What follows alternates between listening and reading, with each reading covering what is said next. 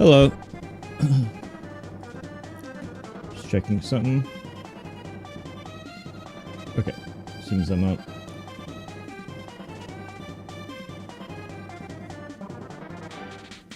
Thanks for watching, everyone.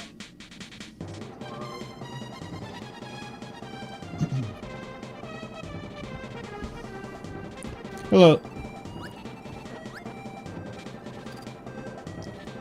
Thank you, Armada. What's up, guys? How you guys gonna do? I'm gonna do Kirby SuperStar, and I'm gonna try to get 100%. Let's see how long it takes to beat the game. Oh, I beat the game!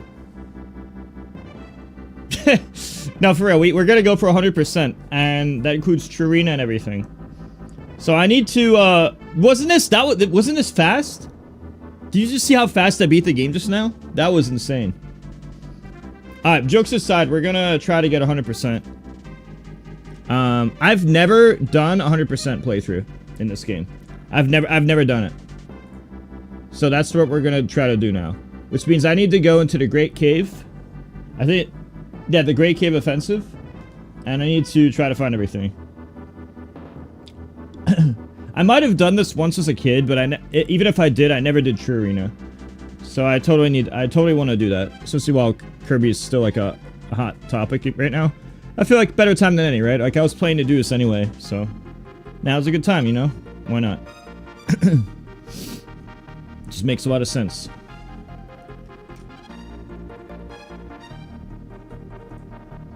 Oops. Yeah, if you guys can't afford a sub, the best thing you can do to help out is just keep the stream on. It helps a lot. I get about $1 every 10 hours to keep the stream on per viewer. If I have ads on max, which I don't right now. But you can also do this 24/7 channel, which I literally have just for that purpose, if you read the paragraph. Hello, Mike Hager, how you doing?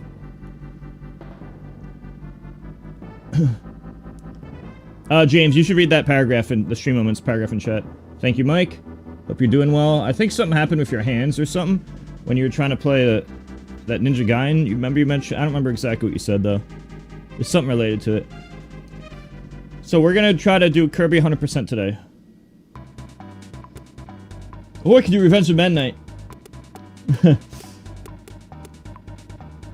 Alright, let's see what we can do. I have 42 treasures.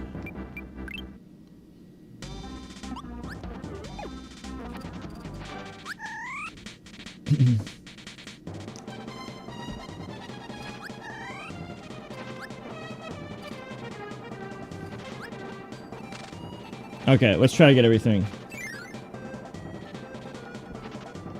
Ow! Okay, we need to find everything.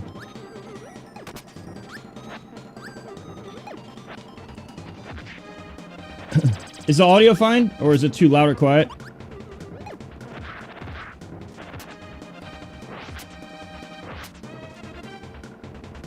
Sounds good. Okay. Ow.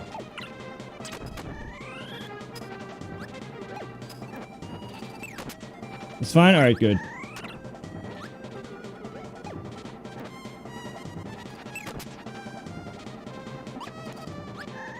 I need to get that chest. We need to figure out how to get this chest. Oh! Oh, I see what to do. You just don't hit that block. It's so obvious. Okay, hold up. I didn't notice that yesterday, but now I notice it.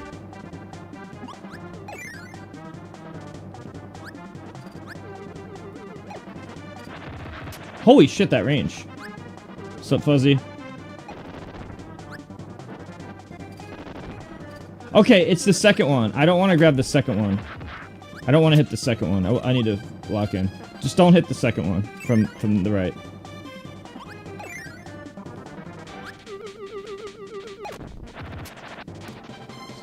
So everyone but that one.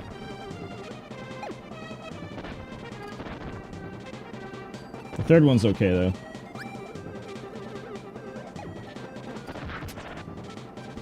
How could I not realize this sooner? We got the whip. Alright. Now I need, I think, 17 more.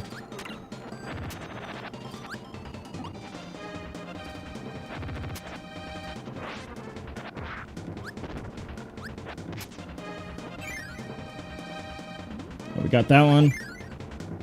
So we got everything at the beginning. Oh, I can throw people?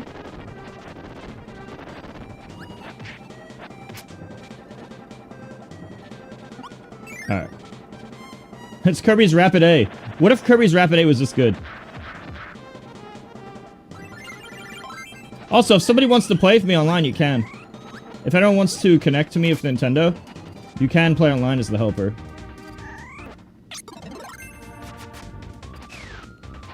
Just saying. Shit.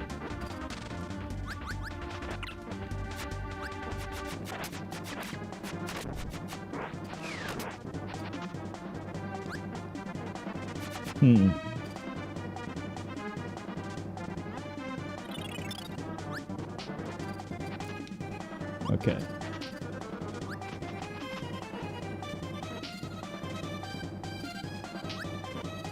I know we got that piece.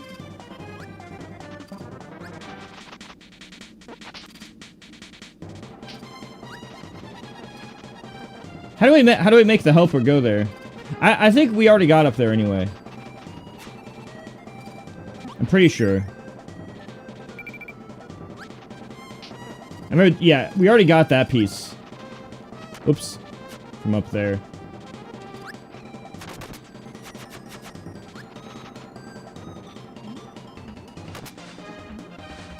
Ah. Bad control.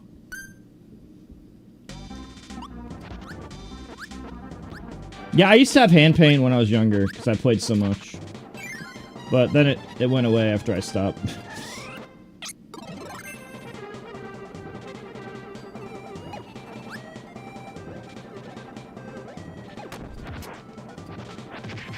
Paper Mario. By the way, Fuzzy, most people are on Twitch. So. I haven't done Paper Mario much, so I don't know about the answer to that.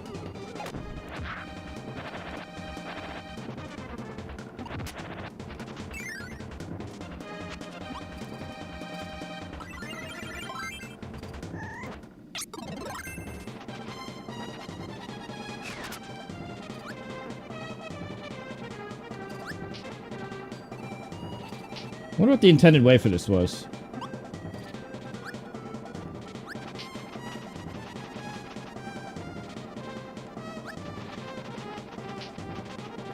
When I did it with Dinnerman, so I had him control the other character. So I didn't notice anything. I was able to have Dinnerman control the piece.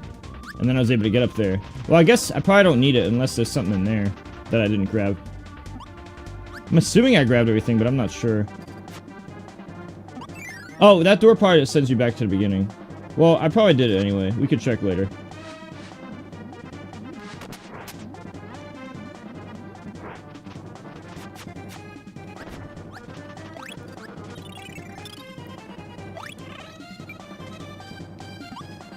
You have to rush it.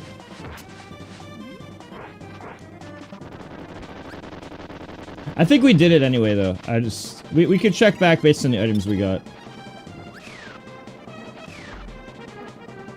I think, one of the buttons, if you see what I have, you can see the button, everything I have here.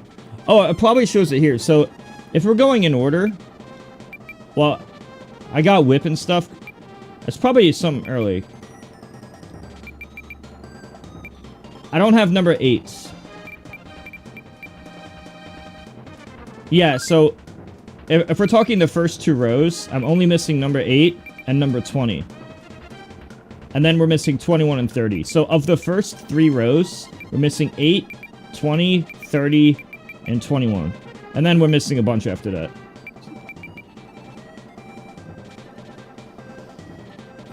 I definitely went through it pretty fast near the end.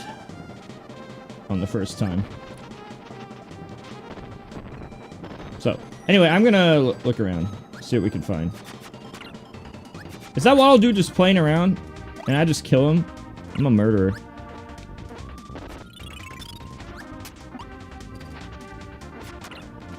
I remember this being like the best or one of the best Kirby games.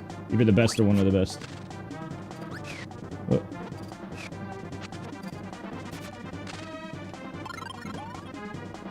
Oops.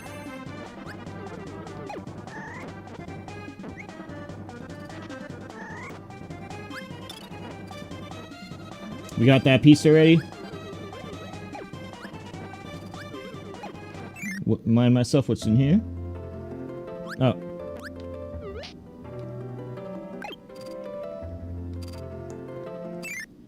That's the Smash Bros. Music. Ow. Okay, wait a minute.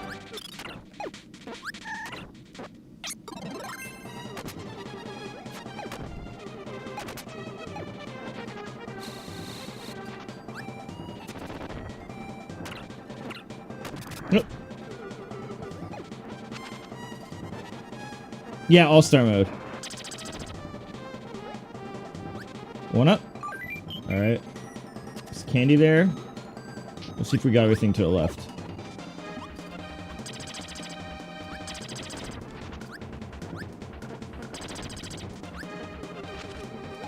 If someone wants to play with me, by the way, you can. You just have to connect the Nintendo Online thing.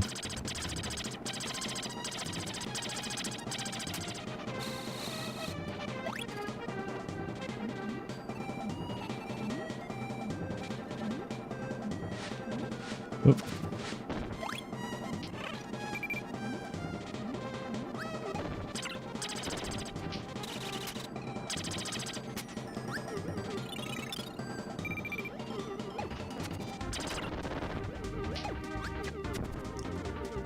Oop.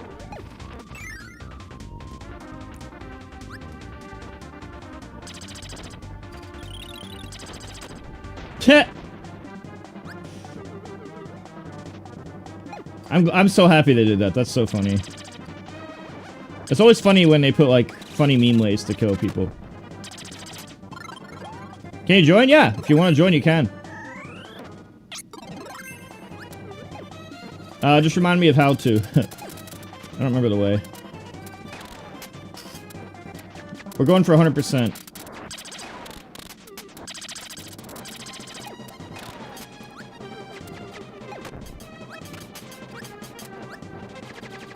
Whoa.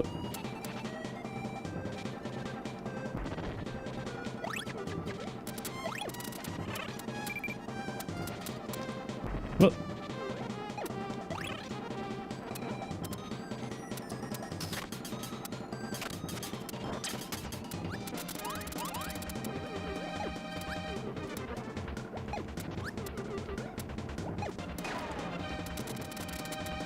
The plasma is so good in this game. Okay, so up and right is the only way. Your Switch is dead? Well, better get on that. Dude, the plaza's broken. Not only do I get fully charged, am I invincible? Wait. What? I can't be hurt?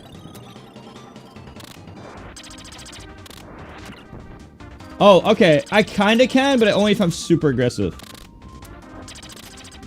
Oh my god, this power is broken. I thought it was good just from having a blast like this.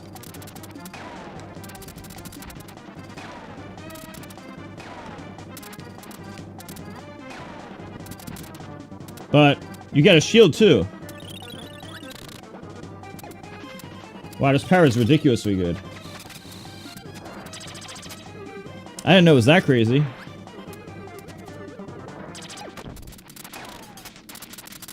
Just a reminder, chat, I'm streaming on Twitch and YouTube. YouTube and Twitch subscribers both get no ads. And for those that are keeping the stream on, that helps me a lot to get paid. But drop those primes as well if possible. Alright, so now we need a cutter.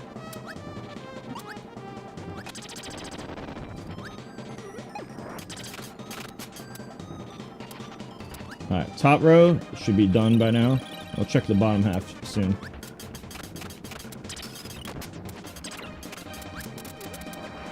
Oh, he took my power! Well, definitely was gonna switch soon anyway.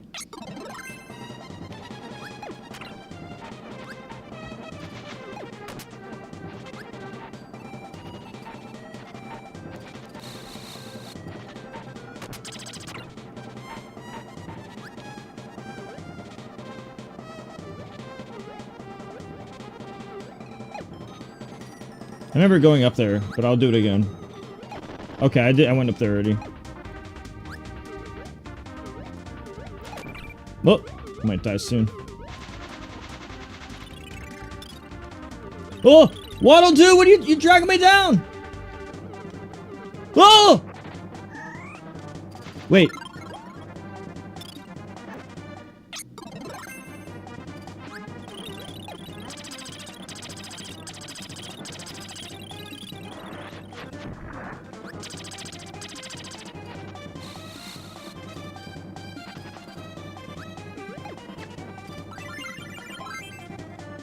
We need the helper to carry.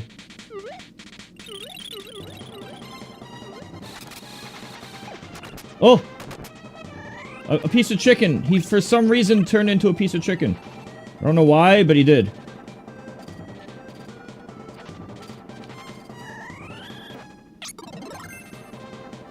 I'm healthy?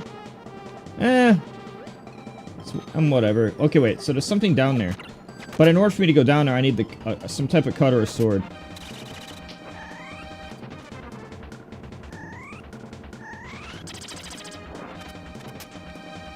Pretty sure I did that already, but I'll do it again just in case. Max and tomato.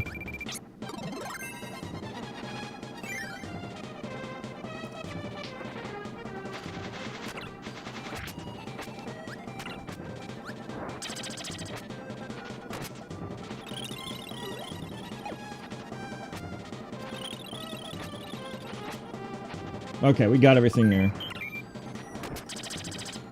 So far everything from this up to this point is done.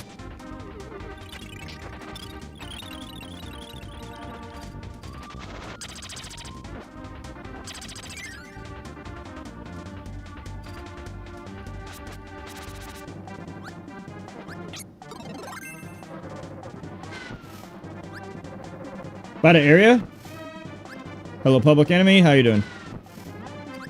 I'm gonna do 100% Kirby SuperStar Ultra, and then True Arena. I've never actually done this.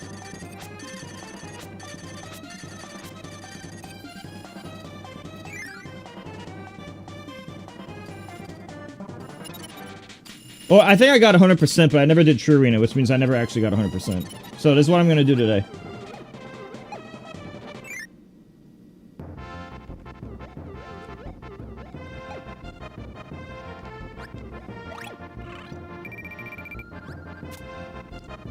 So, it separates it by area, you said, right?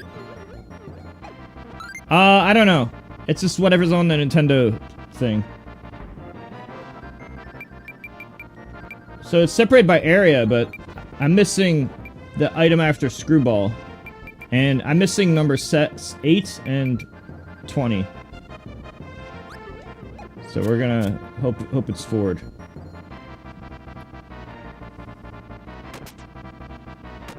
I'm missing like 16 or 17 more. Hello. Oh. What is this? What a weird power. What even is this? Smash Bros. Shield?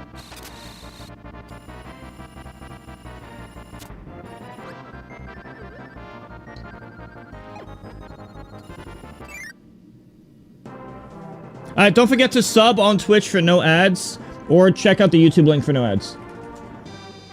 And make sure you can do, if you haven't done puzzle, please do it. Exclamation mark puzzle. It's a new sponsor thing.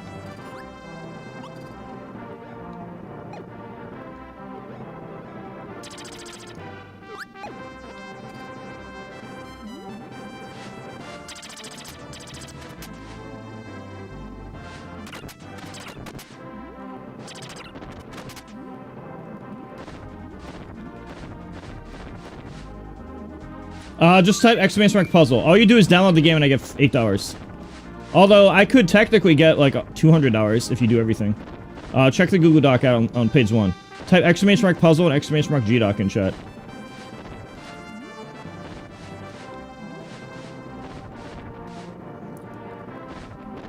There's a bunch of stuff you could do there.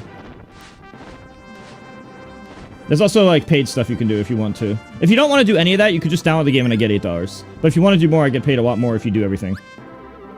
The Google Doc on page 1, exclamation mark GDoc, on page 1 or 1 and 2 explains everything. The breakdown. I have it for about 3 weeks more. Start in the center.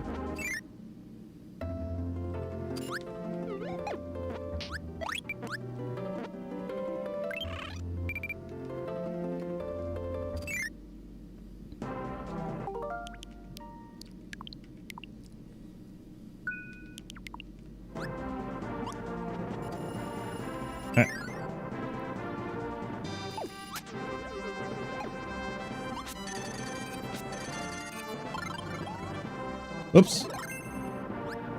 Let's see what these guys do. I remember this. I was here before, and then I had to grab the chest before it came out. There's also something in the upper left corner.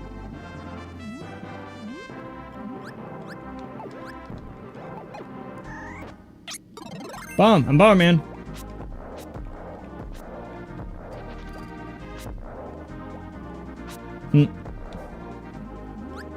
Bomberman 64 is so fun. I got competitive in a bunch of random games. Like, a lot of Nintendo 64 games, like like Mario Kart 64 in battle mode, Double Dash. Like, I was competitive in a whole bunch of random games when I was younger. Alright, we need a way to get that. Oh, I know what to do.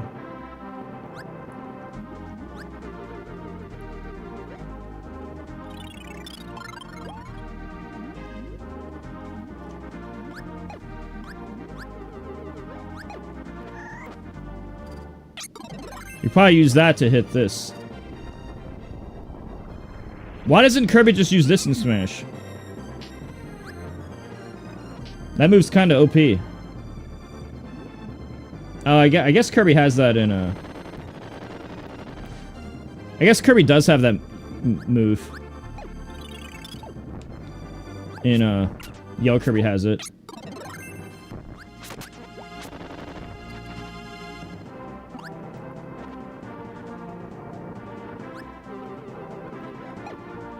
What's in here? Well, let's see what's above first.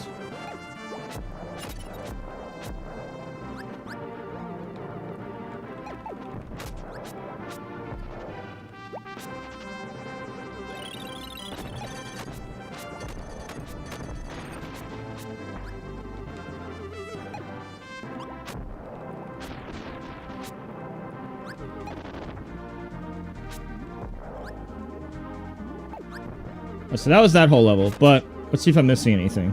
Because there was chests that I did in my first run through. For example, obviously that's one. Let's see if there's anything I could be missing. This is what I did in yesterday's stream. Oh.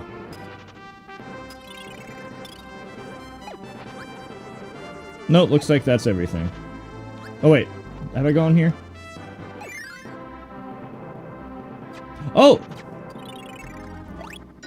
How could I not go in here? I knew it was something obvious. Alright, now we got everything except we're missing number 8. On the higher rows, we're missing number 8 and 30. We gotta try to get 8 and 30. And then everything under it.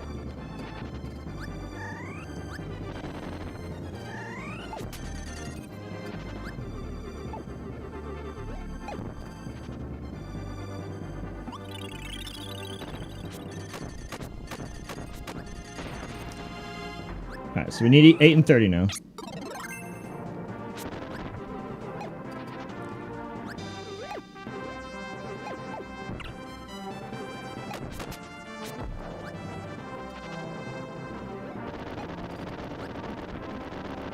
Huh. The first door is now done.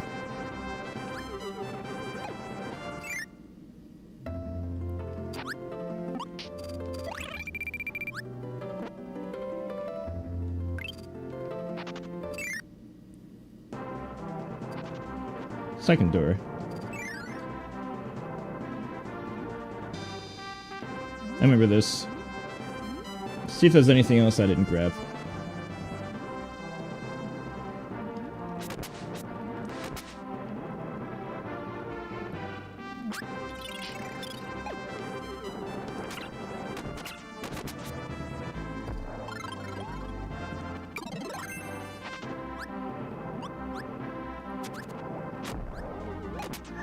Oh.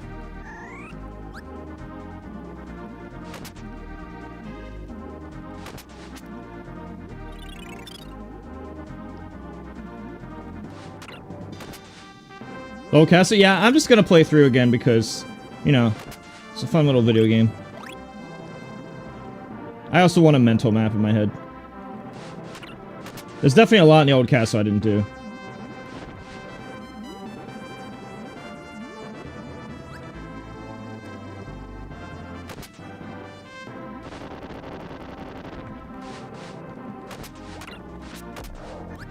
Is Cashbox today or tomorrow? What character? I mean, honest, if you just care about winning and not fun, then Steve. He's not banned and they're 8 in the top 64. But I mean, that's just like assuming that you don't hate him. If you hate him, then fuck it. I don't play him because I think he's... I used to main Steve and I just got bored. Because online just has too much lag. It's just like, jump back minecart is just broken. Of course, that was before modded switches. The thing about Steve is he's the best at low level, but he's also the best at top level. So if you're not good, he's the best, but if you're good, he's also the best. Which is a really big problem. That the best character is not only the best at low level, but also top level. Low-key, I hate Min Min more than Steve, though. There was a Japanese tier list that put Min Min first. I was like, based.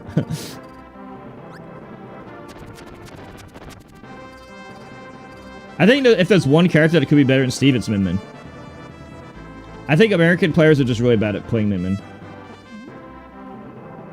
Remember that there's that Min Min player, not even Dormiggy, a different Min Min player, who beat MK Leo and Spargo. He used Min Min Lucina.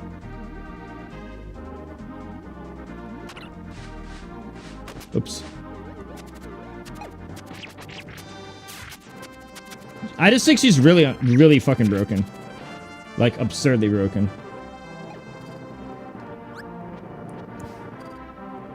People like Hungrybox underrate Min Min because Americans are bad at her, and also because Puff is good against Min Min, coincidentally.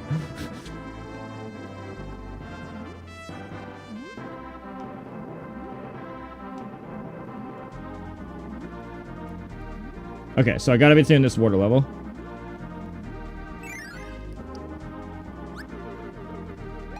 Next, some tomato.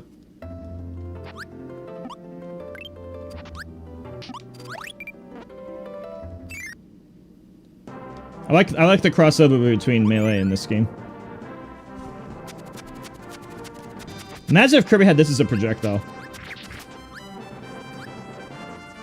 This time I'll start using the lower end.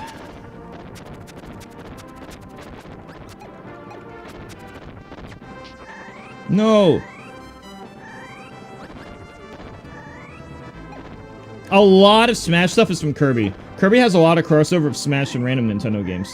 Like, right here, like, it literally has Metroids and Screwball and the Triforce and shit. Yeah, I know. Superstar... I think this is... I personally think this is the best Kirby game. But I haven't played... I've only played like half of them. Some people are saying the robot game was the best. Ow. Ow! I just created spikes in front of me.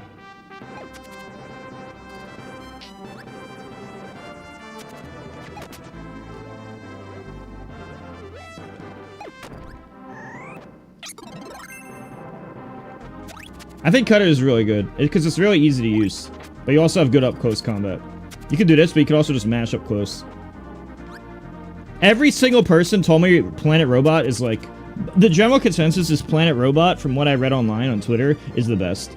I haven't played that one. And Kirby SuperStar Ultra I heard is like second. And people say Crystal's good too. So I heard high things. I heard those are like all top tiers.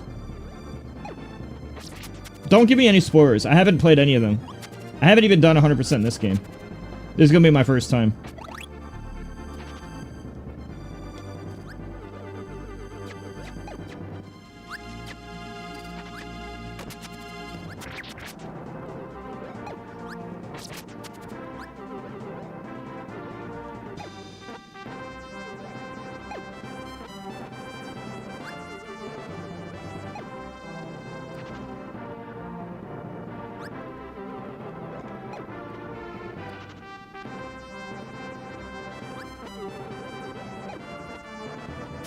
First try.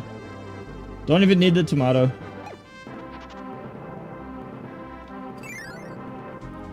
Your friend code? Sure.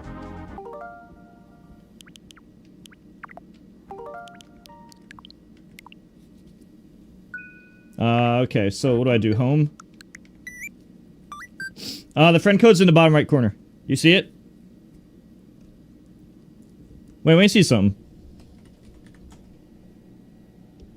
Oh, it's still the same friend code. Yeah, you could just, actually, you could just do the friend code you see right there. And the exclamation mark FC.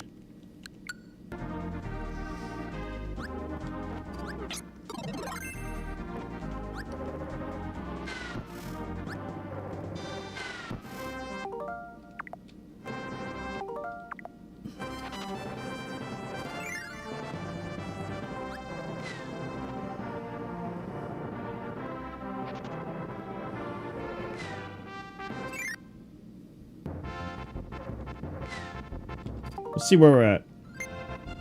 So far, at the on the top 2 rows, we're only missing the one after Screw Attack. And the one after Truth Mirror. So we're missing number 8 and 30. And after that, we're missing a whole bunch of stuff. It's mostly 8, 30, and everything under it.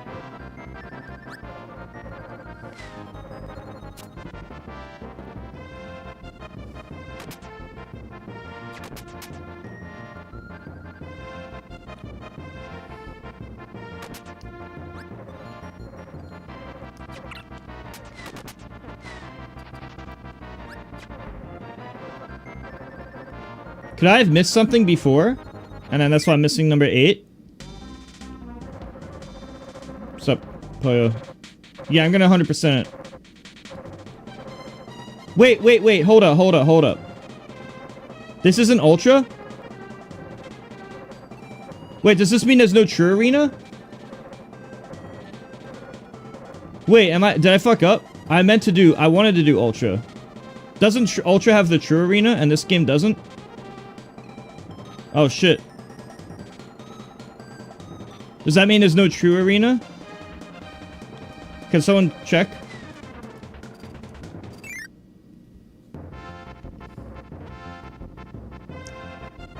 Oh, fuck. Well.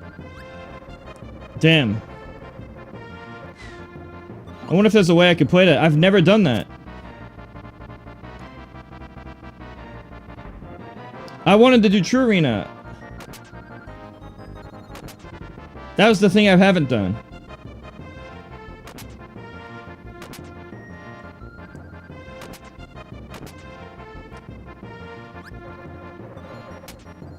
And I'm kind of salty now.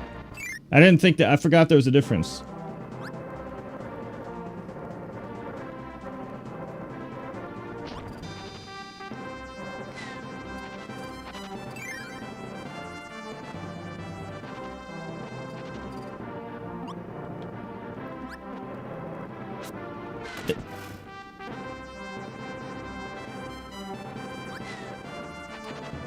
Low key, is there just a? I kind of just want to see that version. I already did this part.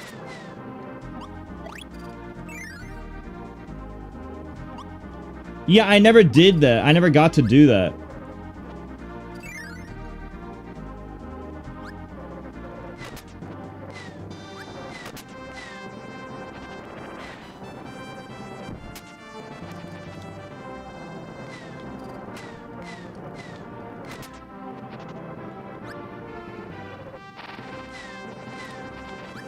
Oh, I have the Midnight mode. I have the Midnight mode. That's in this. It's called Midnight's Revenge. That's in this. Oh, shit! I did reset game by accident. Oh, whatever. I made a suspend point earlier.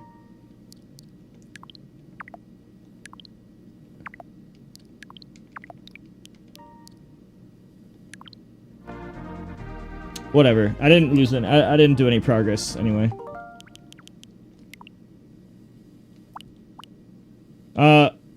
Yeah, that's in this. First off, let me do one thing at a time. I need to add this guy real quick.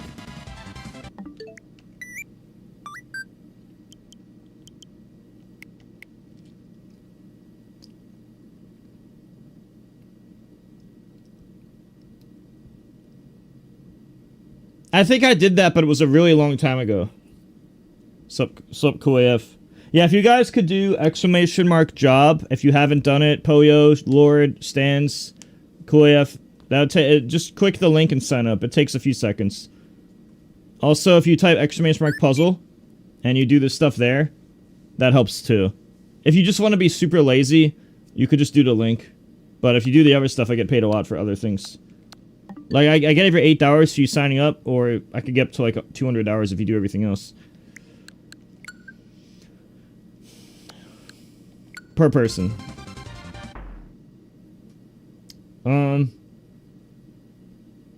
Okay, so, load point.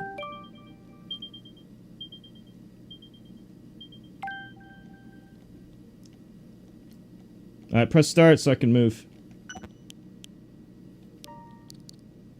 It says the connection's unstable.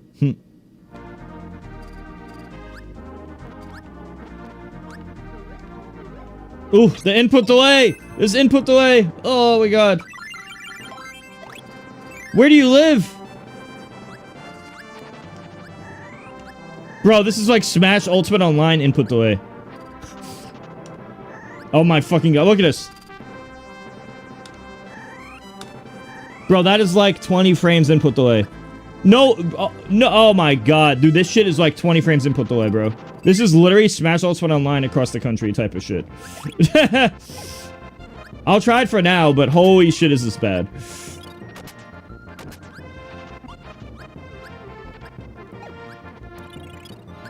It's so bad I'm desensitized to this, though. I've become more of a just suck it up type of guy. Australia explains everything. I'm in Ohio. Okay, okay, chat. Alright, chat. If you guys know, I'm missing number 8. I'm missing number 8 and 30. So I'm missing 8, 30, and everything after 31. If we know what doors they're in, we could save a lot of time. Because I already did this once, I just don't have a mental map in my head. So if we know where to go from here for 8, 30, and 31 plus, that'll save us a lot of time here.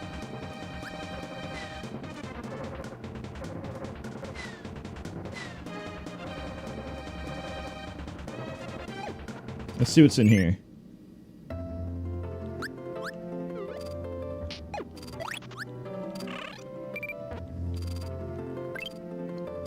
I like how there's a little window of a forest. That's cool.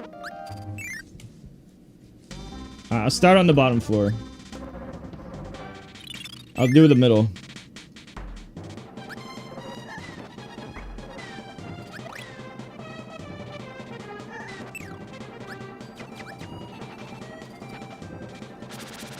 I'm making a mental note of what I'm putting, like a map in my head.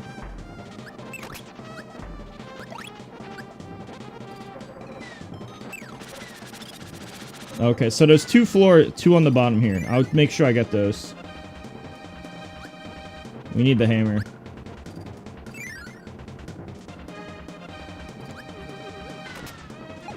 Let's find a hammer. And what about the other side?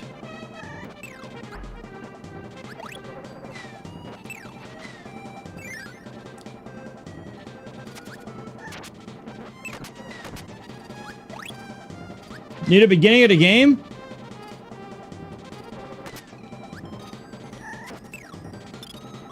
So I have to backtrack a lot. I have to do a lot of backtracking. There's no other way, right? Is there a way that I can just teleport back there? Oh, there are chests here too.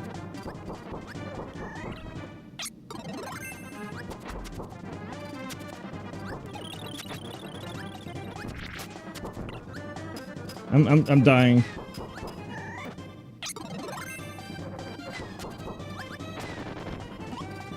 Oh.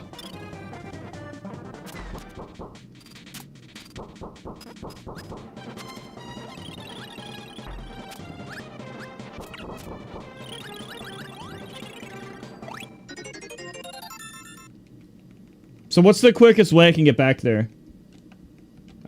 Huh? The input delay is crazy.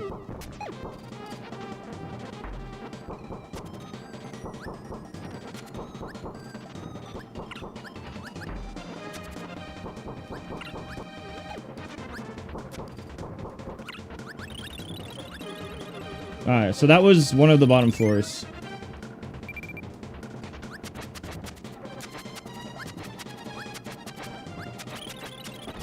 Oh! We need this.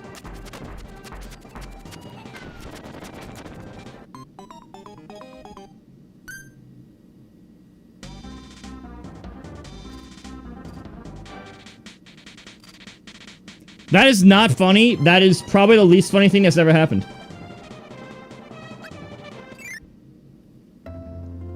Easily one of the least funny things.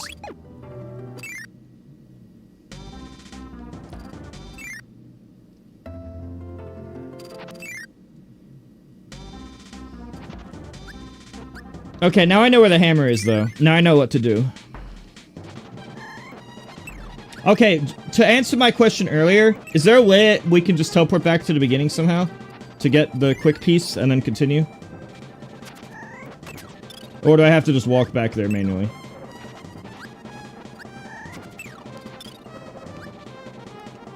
Because I did it twice, I never saw what you're talking about, but I need to go back, apparently.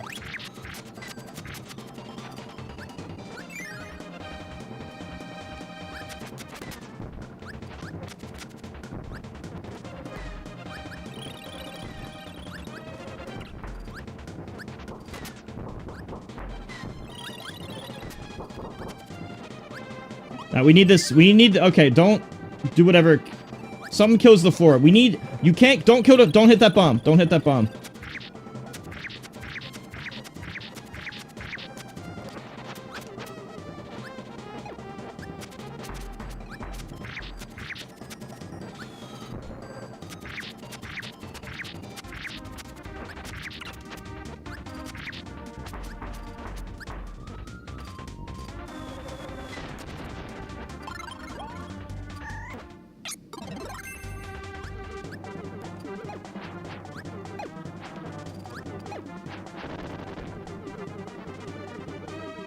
How do we get that? I need to throw a projectile up there somehow.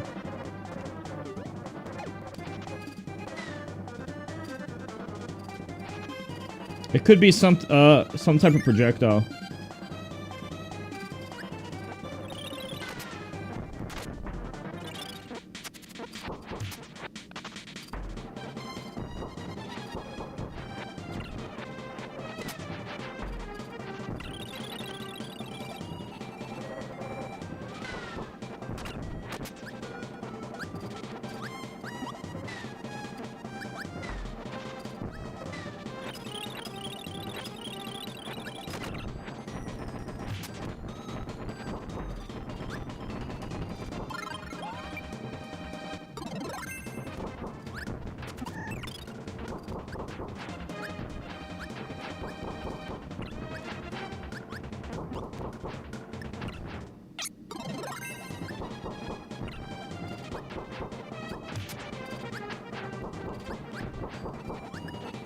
This input delay makes it very difficult.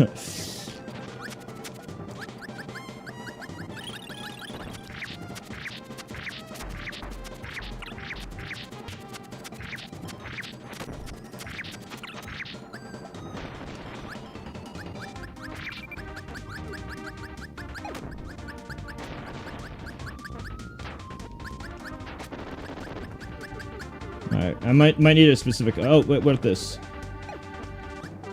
Oh! So that's the trap. I need a way to get over there quickly. After killing him.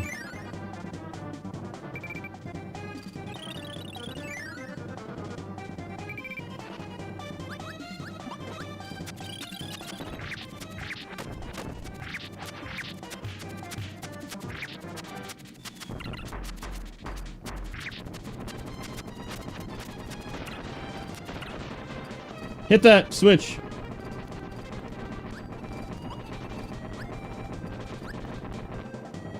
Ah, fuck.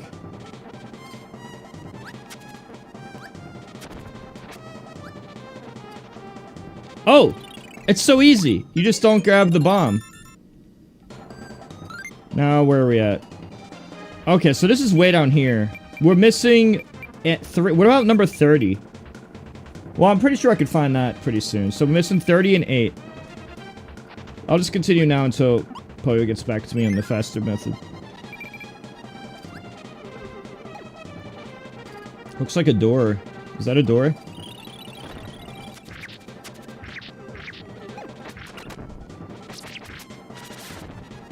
I die.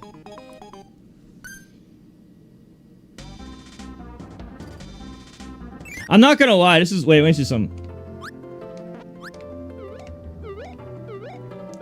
I could keep doing this, but like... The Australia-Ohio lag is pretty severe. Not gonna lie. I could do it a bit longer. I guess.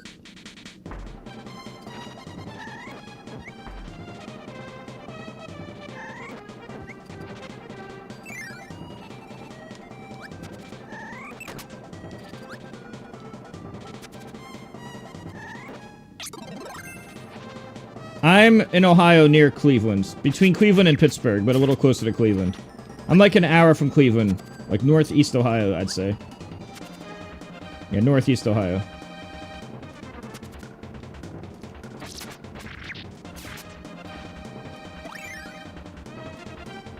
But the helper guy, he's in Ohio. He's in Australia. So naturally there's a lot of input delay.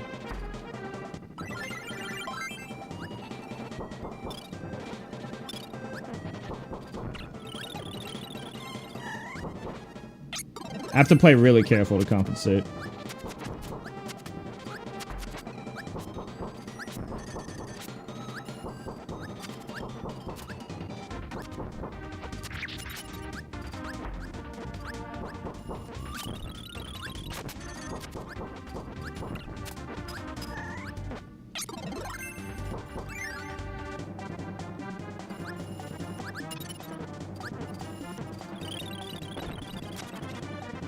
If you use downer, you kill him in one hit.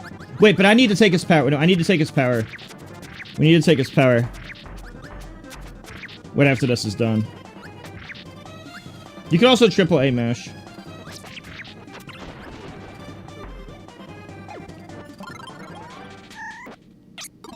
I need that power. For the next area.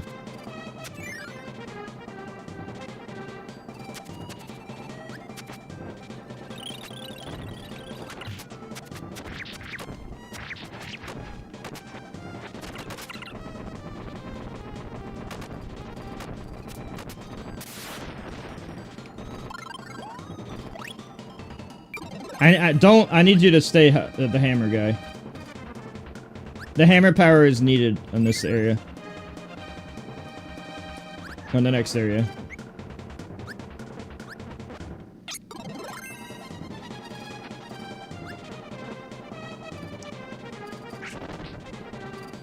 I had a feeling.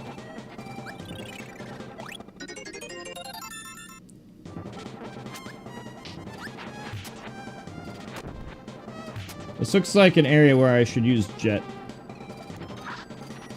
If I can find jet. They'll probably put him up here somewhere. Can you stand back? I need to take jet. Wait, I need you to stand back because I don't want you to take my power. I'm gonna try to absorb a different power. Do not grab that. Wait, actually.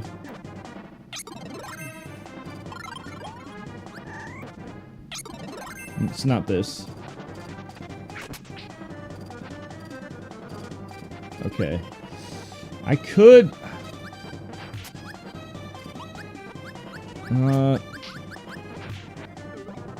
I could try to jump through.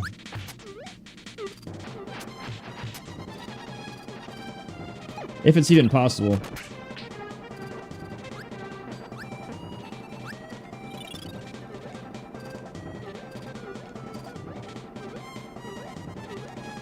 Oh.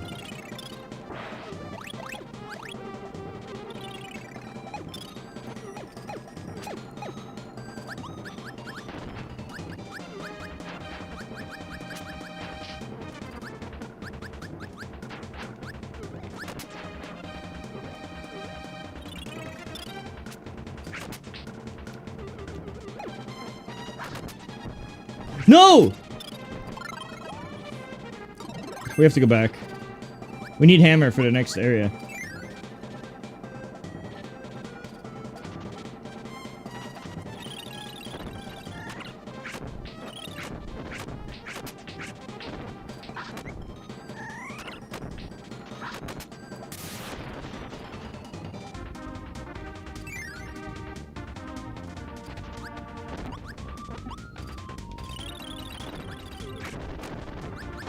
Well.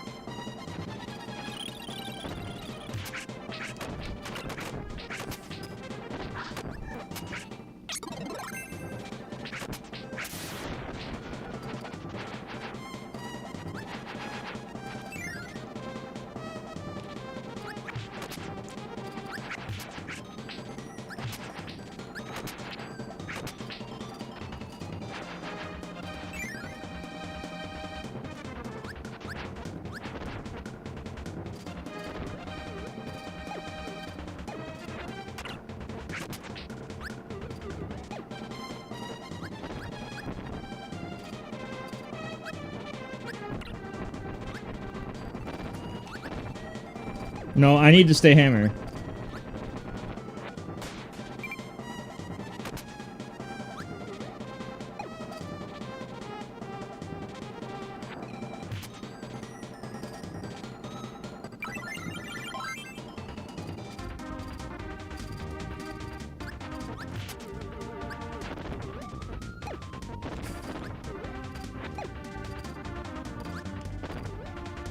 Can you take the chest?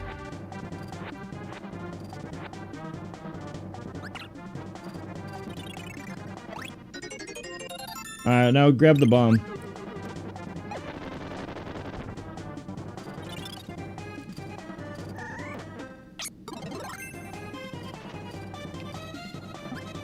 Oh! Motherfucker.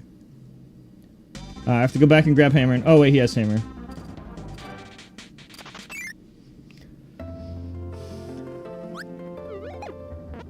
Well, now that we have hammer, I'm going left. To do what hammer is needed. Wait. It's one of these lefts.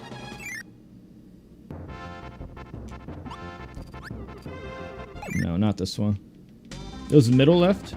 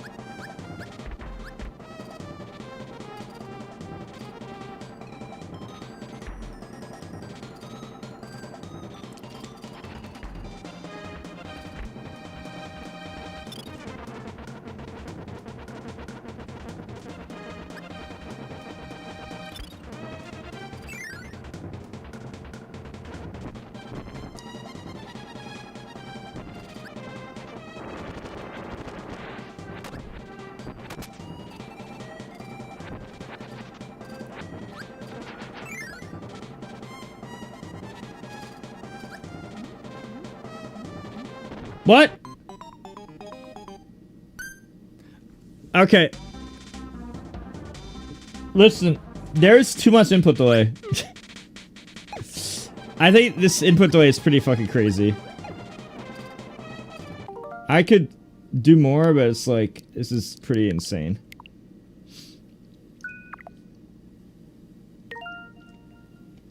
Oops, what is that? Wait, what's going on? Yeah, I know, but because of the input delay... So, see now how I press the button, it comes out right away? It was making like 20 frame input delay. So it was like really hard to do anything. It's unfortunate, but Australia, Ohio is just a really bad connection. I mean, that's to be expected. But yeah, it's pretty laggy. So if something like that happens, there's no chance of reacting. I don't know what you're doing, Newbert. Yeah.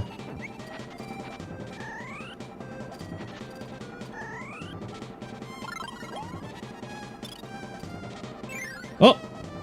What the fuck? Okay.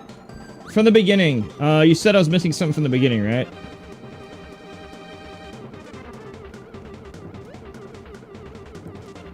Above the starting area?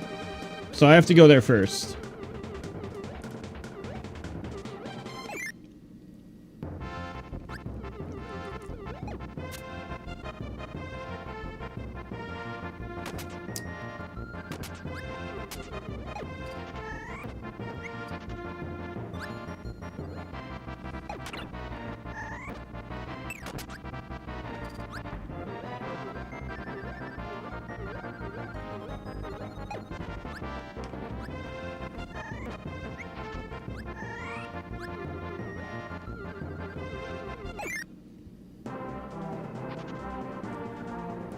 Said it's above one of the starting areas, right?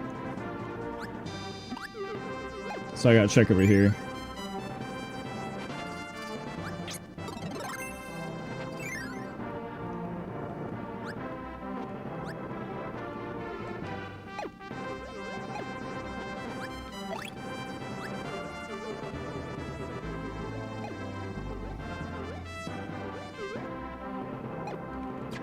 Oh!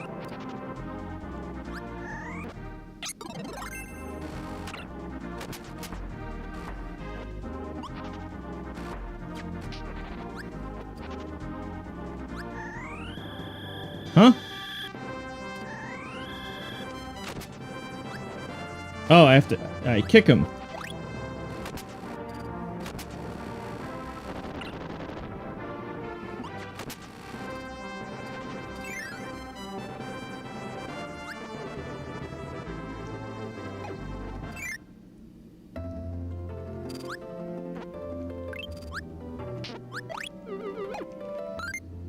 Yeah, I'm still missing number 30, so after that we have to get 30, 31.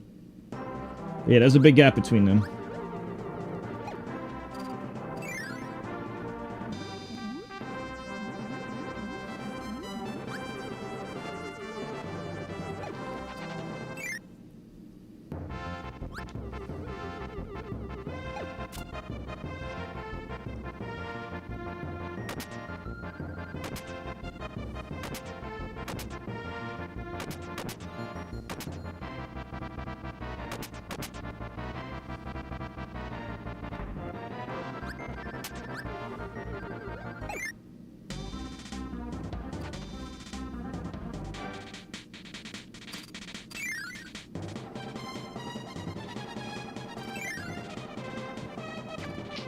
Oh, no reaction to that.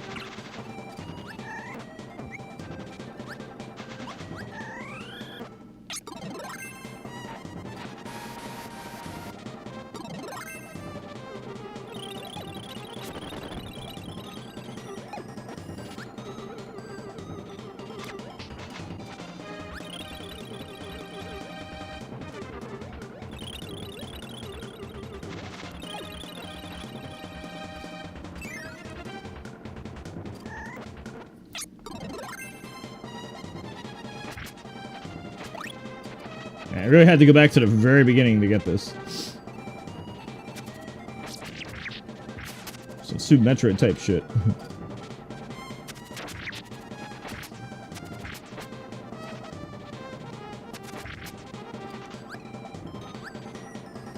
That's fine.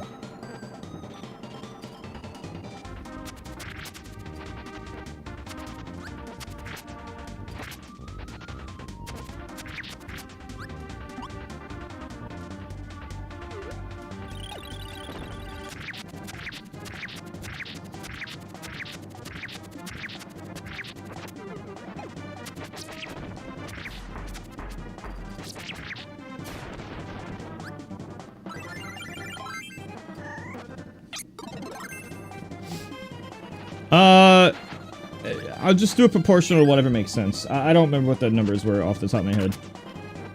Oh, I'd have to check online or whatever. Whatever it was before, dude. I think I had it written somewhere. It's harder to remember because it was a while ago. Oh, that could have been it. Oh, that was it. It was right above me. I just didn't see it somehow.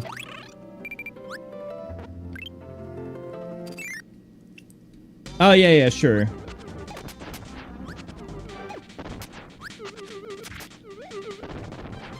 Ah, there we go.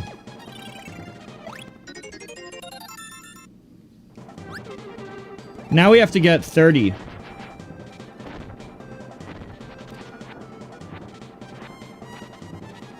Wait a minute, they look the same! I wonder if I can hit this with a hammer. I can. So it's probably candy over here.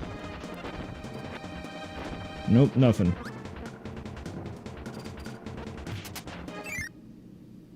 Okay, so the next one we have to grab is 30, right here next to the mirror. And then 30 through 32. So we gotta do 30 through 32. All in a row. It's probably the same area. Somewhere in the castle.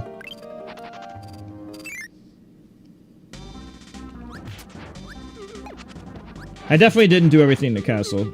So, 4 in a row over there.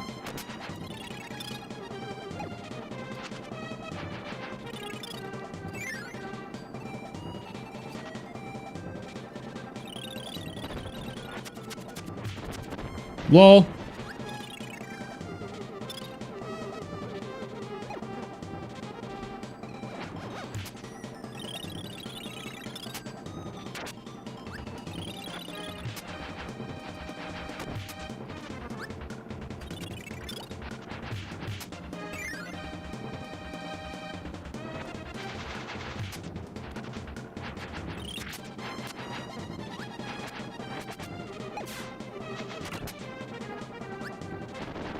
Whoa.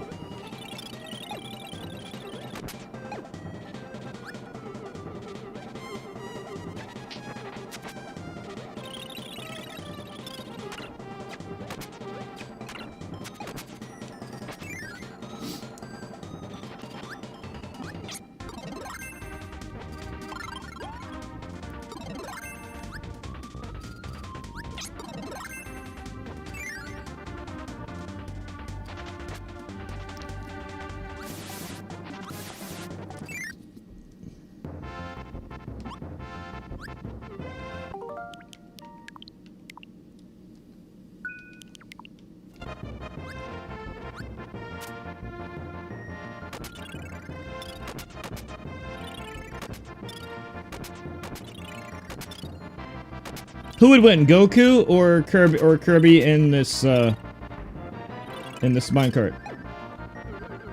I think Kirby in the minecart wins. Have you seen how good Steve in the minecart is?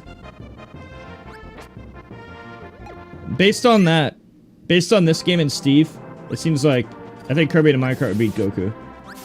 Goku would be like, I want to see you at your full power, and then he would just get one shot.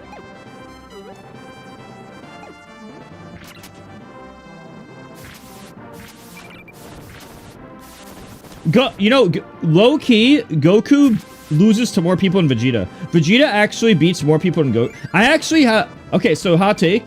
Trunks beats more people than Goku. Like, if Goku had to fight all the universes, and Trunks had to fight all the universes, Trunks would beat more people than Goku. You know why? Trunks would try to take care of business right away. Goku would be like, I want to see you at your full power. So Trunks will just kill Thanos right away, before he can react. And Goku would be like, I want to see you at your full power, and he would give him all the Infinity Stones. Vegeta might do the same. So Trunks would be better. Since he doesn't give a shit about you being your full power. I think Trunks would literally be the best on those modes, despite being the weakest. The not fooling around factor. is so good. It's like, oh, okay, well this character's really good, unless you speed blitz them. And then he'll just speed blitz you. With no shame. I thought about this. Like death battles between different anime characters. And Goku literally just being... Like, if you have them in character... A lot of characters are just only really good if you let them not speed blitz you. Like Namek Frieza at 50% could just speed blitz you.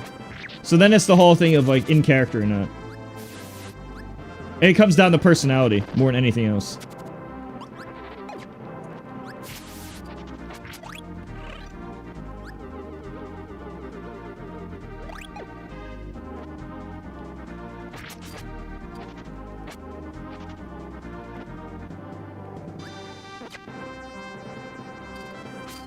That's what you call a bad matchup.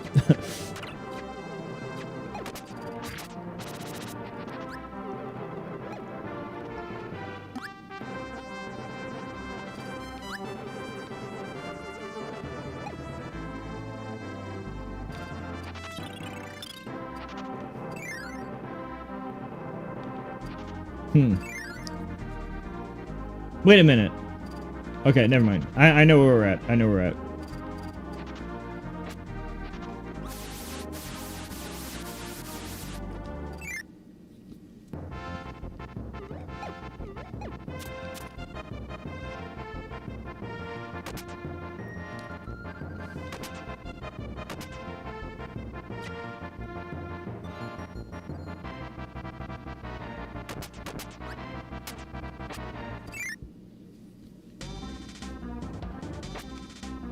Okay, so now we're at the castle. What do we have left? We need number 30 and 31.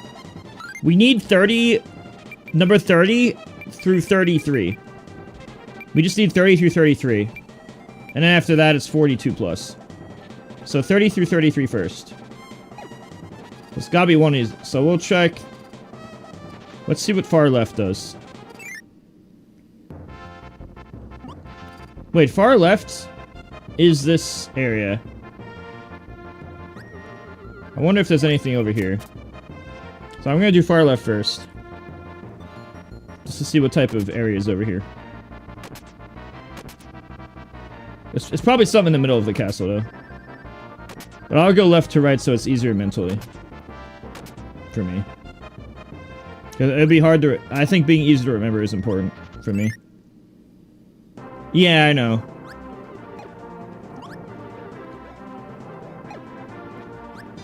I'm pretty sure I did this area. But I don't mind playing it again. Well, I don't want to skip the castle.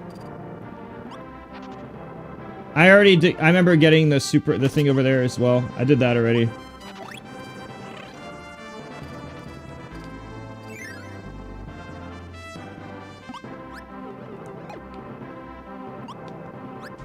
Any of these three?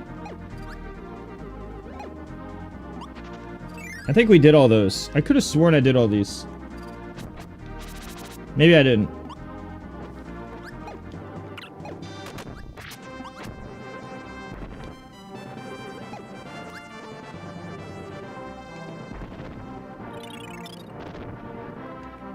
I don't know if this is my second time playing Sonic. I did it yesterday too.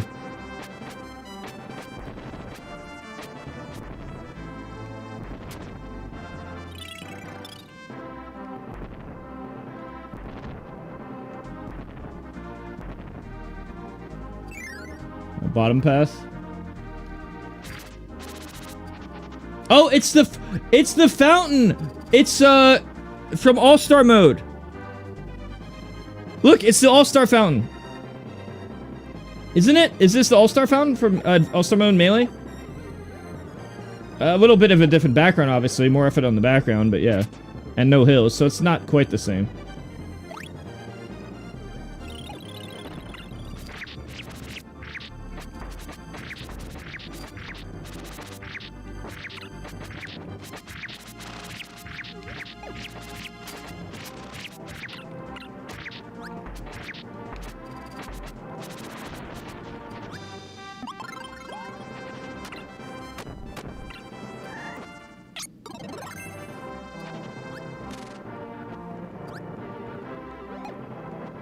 Not the Fountain of Dreams. I'm talking the fountain at the background of, I'm talking about the fountain in the background of, All-star mode. With a different, not Fountain of Dreams. That's different. Hi, Positive. Thanks for the gifted subs yesterday. I think it was yesterday. It's like 5 or 10 or 20. Oh shit, I'm almost dead. I'm gonna have to throw in a helper.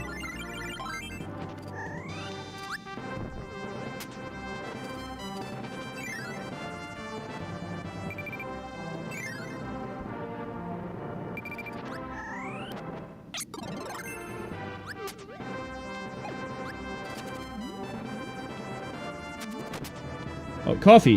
Why is coffee underwater? Why was there a coffee underwater?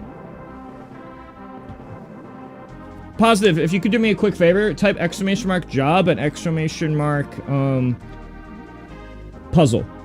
And just click those 2 links and sign up. I get paid for those. It takes a few seconds and it's free.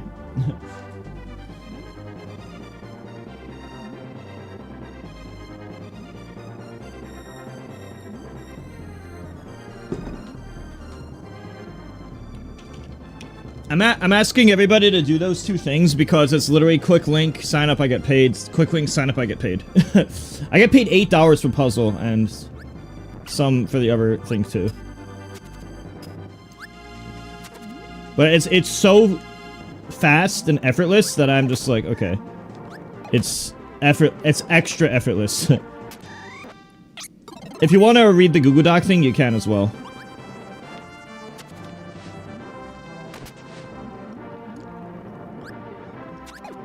Because there's more written there.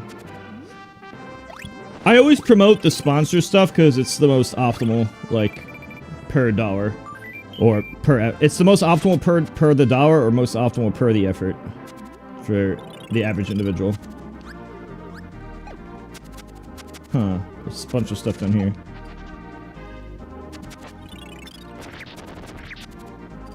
That's why I always promote that shit. I like the background in Kirby games.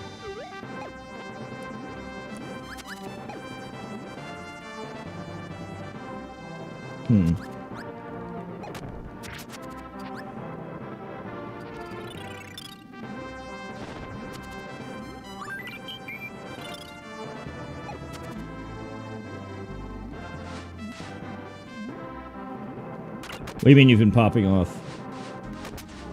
Well, the Kirby, yeah, I main Kirby in 64. Kirby's one of those things where he's really good in 64, but then he's pretty useless until every game until Ultimate where he's good again. I don't know why there's a cup of coffee sitting down in under the water.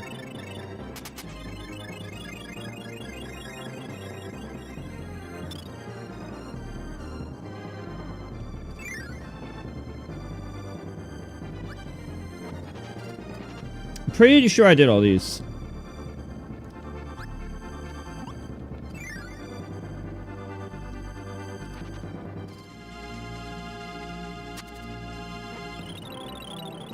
Yeah, I'm pretty confident I did all these. I'm gonna go in the other area of the castle. Well, I didn't feel like I completed everything.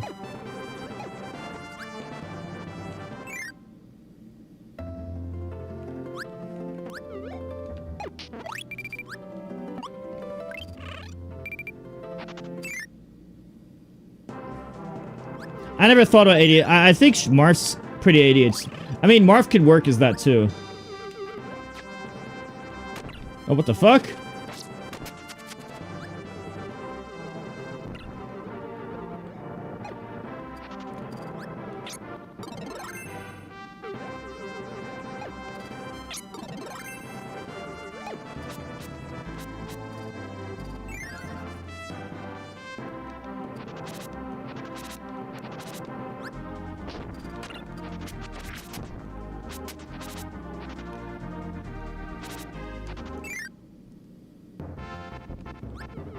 That's Kirby's up throw? I've actually never played Super Smash Brothers, so I didn't know that.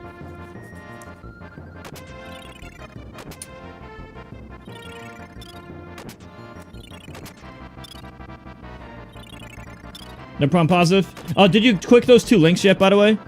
I'm only mentioning because it literally takes 10 seconds for each of them. One for puzzle, one for job. Quick link, sign up, quick link, sign up. Or quick link, sign up, quick link, install. 60 seconds total.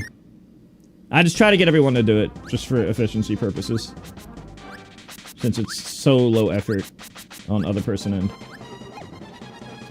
Also, thanks for yesterday as well. I forget if it was 5, 10, or 20, but either way, thanks. By the way, moving forward, just for... Because I'm very about optimal. Moving forward, the donate link's better because I get all of the money and I get it right away. With gift subs, first off, I appreciate it. Second off, Twitch does take 30% cut. So unless there's like a Twitch sale, which is like, you know, giving discounts on the gifted subs, in any other scenario, the donate is better. I'm only telling you this just for the sake of efficiency for long term. Just in the case. I just do it, I think in terms of efficiency.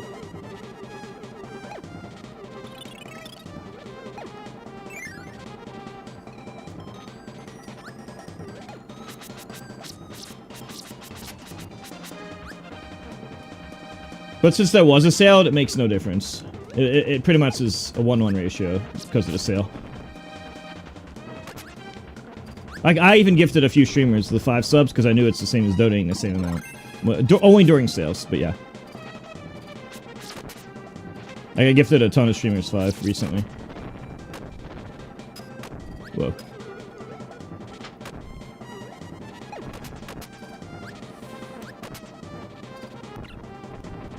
Oh, positive. If you're lurking, put the volume at 1%. If you have it muted, if you have Twitch muted, it doesn't count as a... you don't count as a viewer and I don't get ad money. But if you have 1% volume, then it still counts. It's pretty dumb, but yeah. That's a thing Twitch does. And thank you, and see you later. Well, actually, since you're subbed, it doesn't do anything. If you're a sub, you don't get ad money, which means I don't get paid for it, but I get paid for this channel. I'm just mentioning so you know how it works, because Twitch has these weird rules and stuff that aren't obvious. But important for me to know. So, at the very least, I try to make sure everyone knows. For efficiency's sake.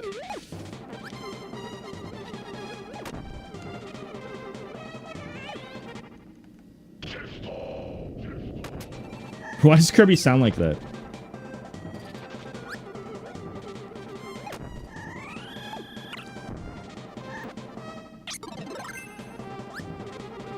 What's this over here?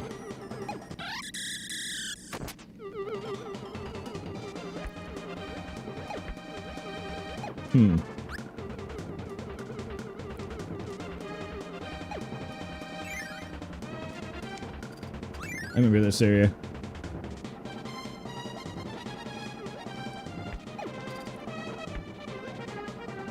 I'll probably do Kirby Riders, yeah. I'm just getting 100%.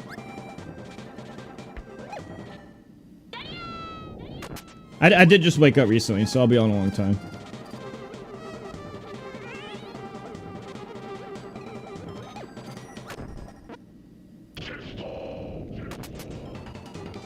Is the middle one too?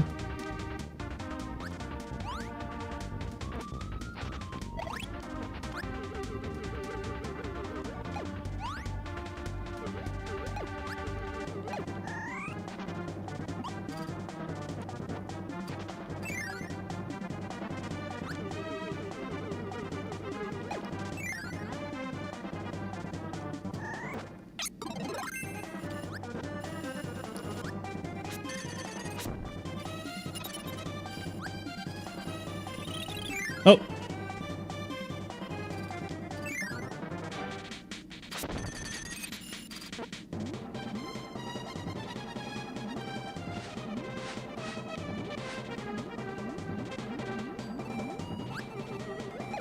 Is there a Waddle Do Beam?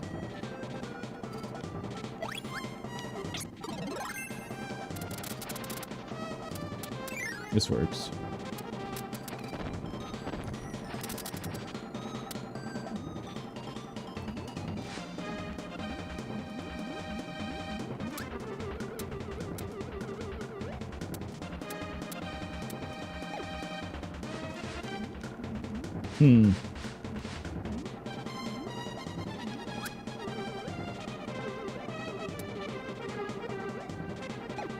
I need to get that cracked box somehow. What if I went from this side?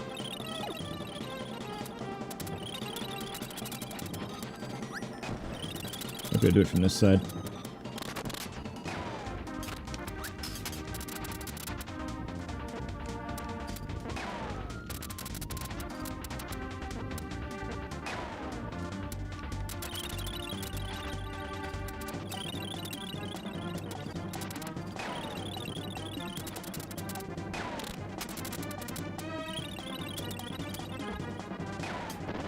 There we go.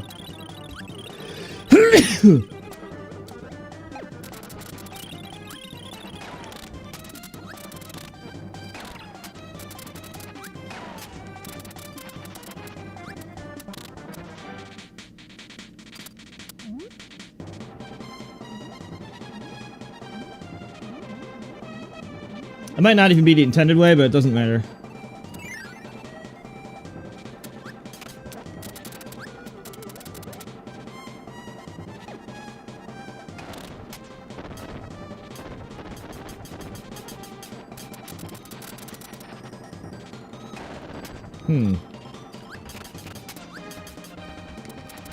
I could go underneath the level.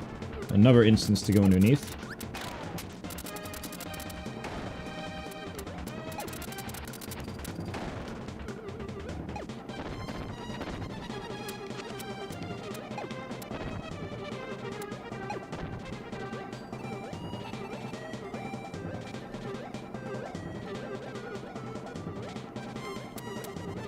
That's extremely death. I always do games the not intended way. Not on purpose, it's just how I think.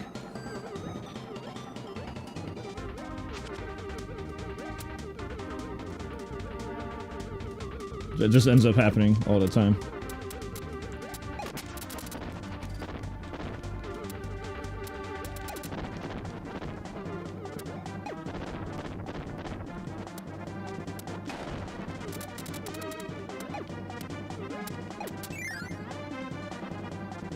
Oh, there we go. Here's an area.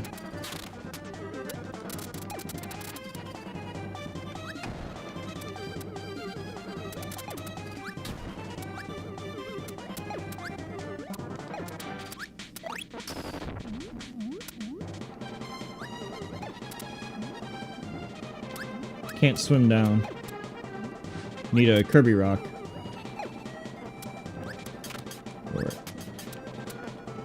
Oh.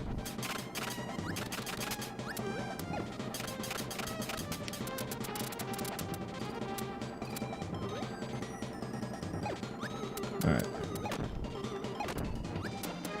So there's a higher path and a lower path.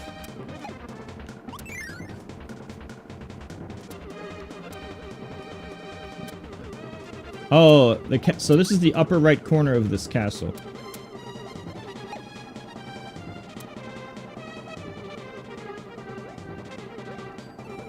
What else is around? Is there a left side? No.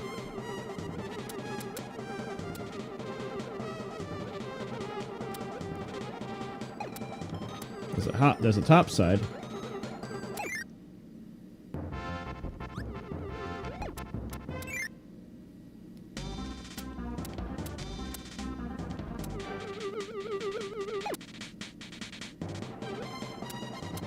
Same area as up there. So the upper right corner has one chest I need.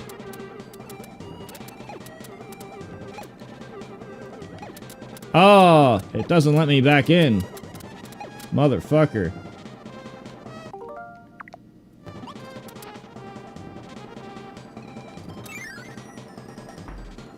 We have to get back there. No, you can't get back in. It didn't let me go through. I have to remember my steps. This is quite the maze if you don't know the level.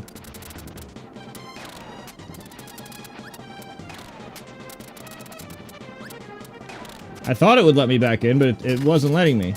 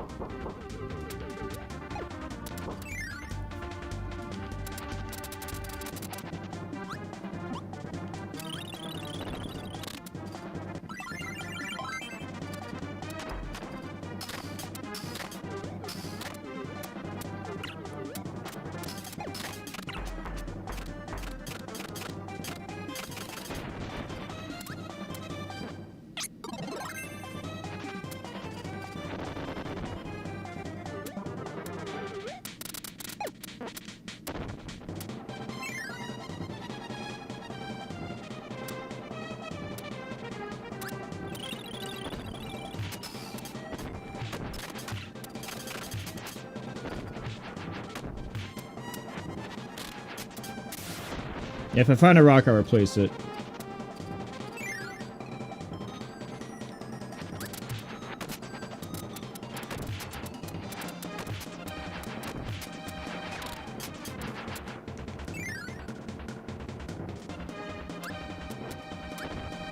Remember, this area had a lot of a lot of traps.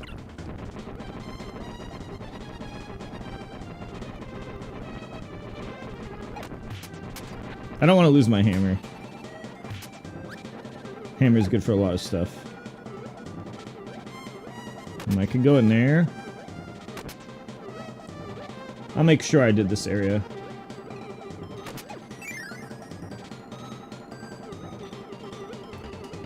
Okay, so this puts me on top. So that means whatever I did before this, it puts me in this area. Interesting.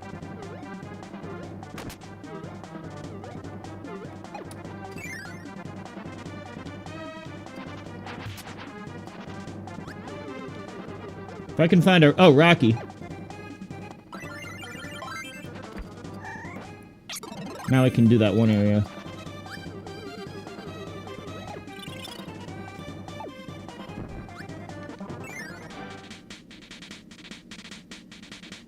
Another Rocky. Oh, I did this already. I remember going over there. But I'll do it twice, just for the fun.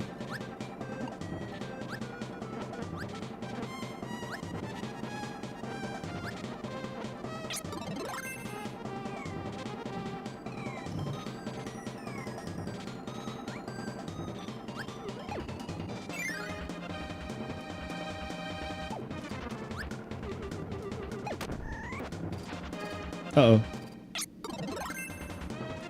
Wait, do we want a rocky or a bomb? I suppose I could give him the bomb. I know rocky would be good for the water. No, I'm making progress. I'm not stuck. I wouldn't say I'm stuck. I know where... I know how to get at least one more chest. This is the big game. Helper, can you do something? Thank you.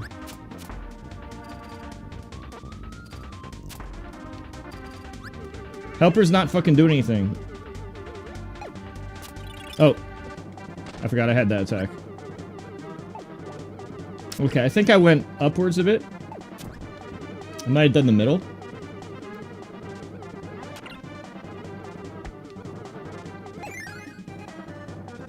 No, I did this one, but there's a maximum tomato up here.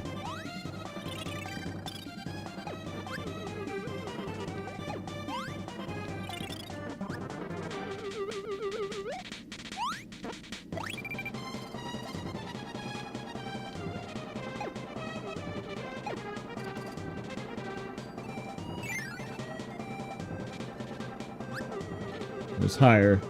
I'm pretty sure it's on the right, but I just want to remember what's on the left. Oh! That bullshit area. I remember that. I did that already. So the upper right corner is the only thing this area I haven't done.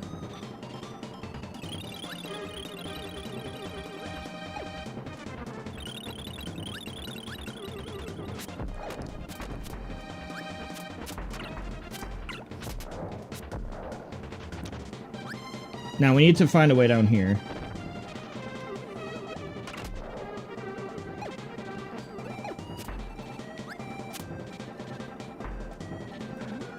Okay, last time I used the plasma. I'm gonna make a save state. In case I make a mistake. We could either hit that.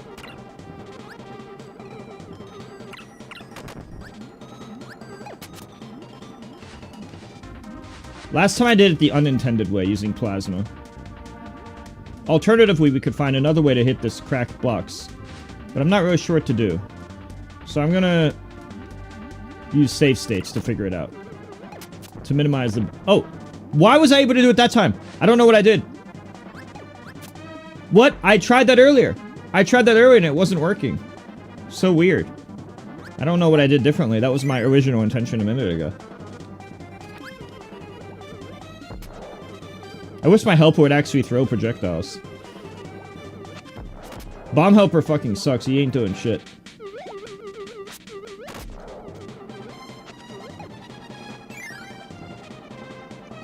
Okay, now we go up here.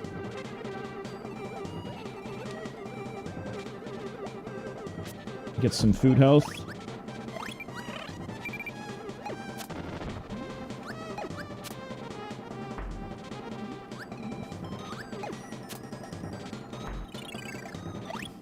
Crown, gold crown. Wait, I'm already down to 42. I'm still missing the 30 through 33 range. This is the 42 range, which I still need 4 of them. So I'm still missing a lot. But I do wonder if I missed something up here. This seems to be more in progression than intended. Oh well, there's still areas over here I haven't done.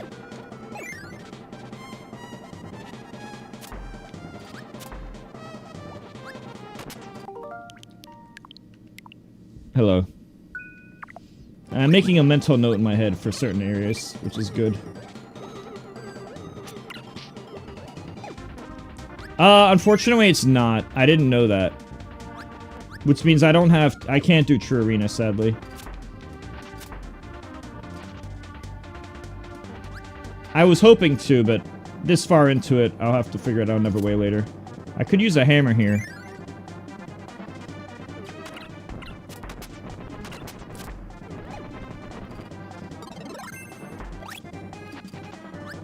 Let's look for a cutter, a hammer type move.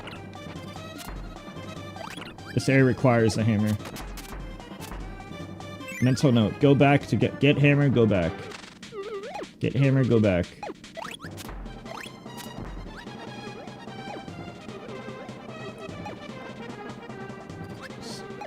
I'm gonna keep making mental notes.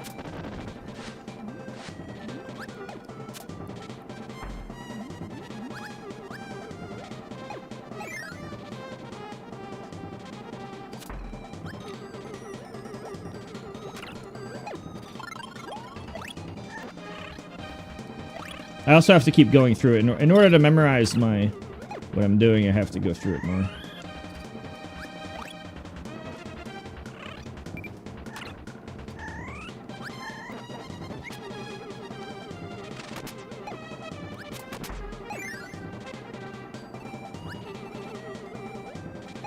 Okay. Making a note. And that's...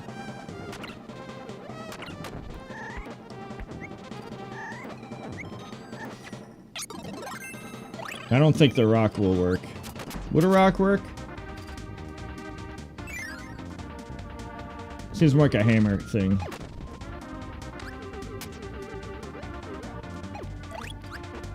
What about in here? No, that was what I did. But if I go to the bottom, it won't let me back.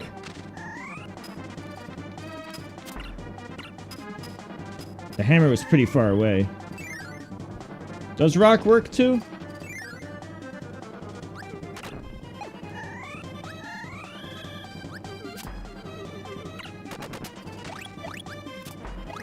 It doesn't seem like it would, but I mean, maybe it does. I mean, it could. I mean, they do have a Rocky there, so I mean, it would work. I've always thought of that as a hammer area, but I mean, maybe multiple things. I mean, I guess it would make sense if multiple things work. It's not hitting it. Oh, wait. We can't get through here. We need a cutter. We need a cutter into the rock. We need both.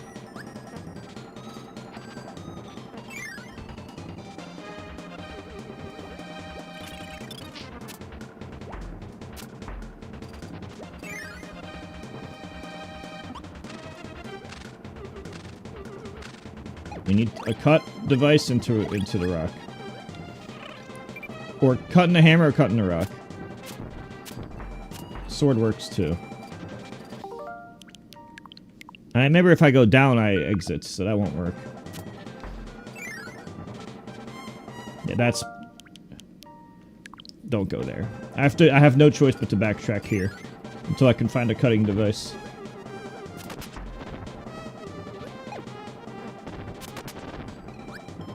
Oh.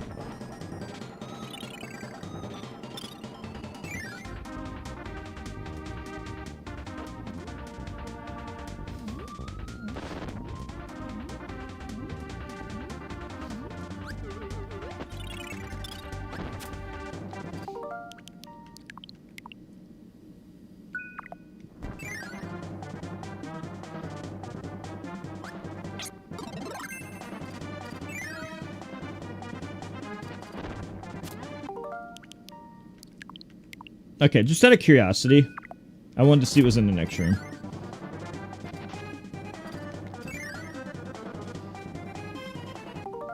But I'm gonna go back anyway.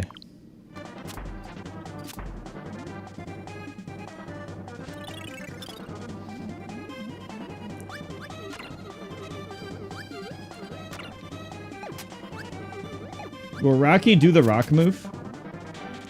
I need to somehow swap with Rocky.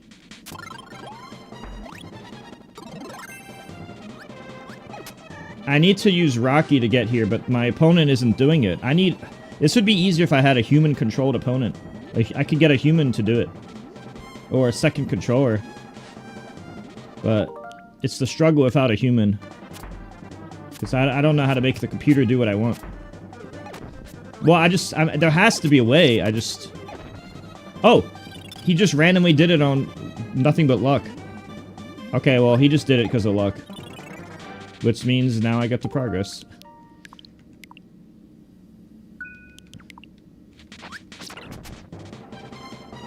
What the fuck was that?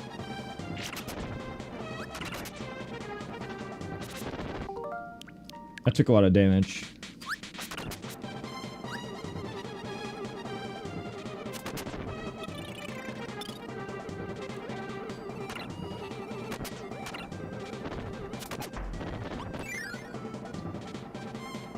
Okay, now that we're here, I'll do what I know worked. Get the heals.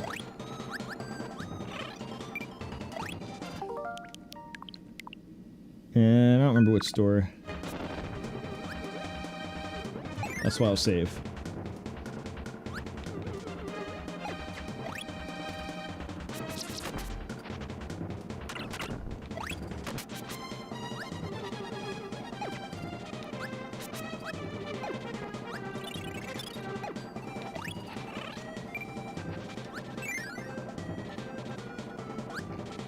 Now I just need...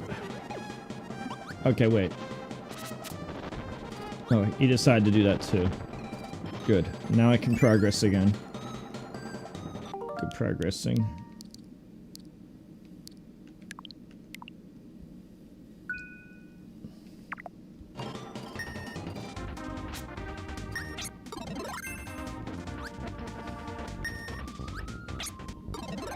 Alright, let's figure out this.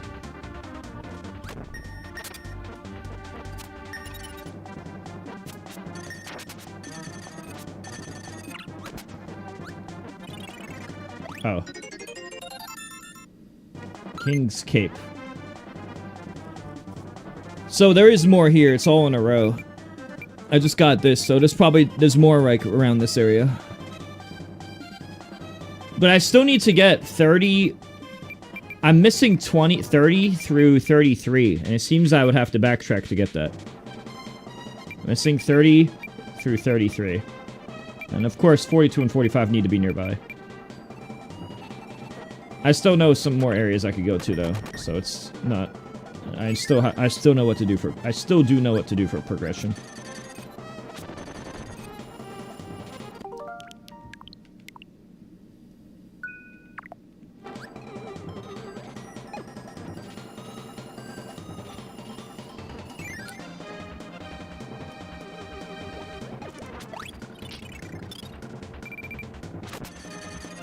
I don't know what second area means. I don't play this game like that. Anyway, I'm just gonna continue where I know I can go. I have a mental map in my head already for certain areas. So, I'm gonna go where I like to not lose my train of thought, so I'm gonna go back to the door I know there's progress potential.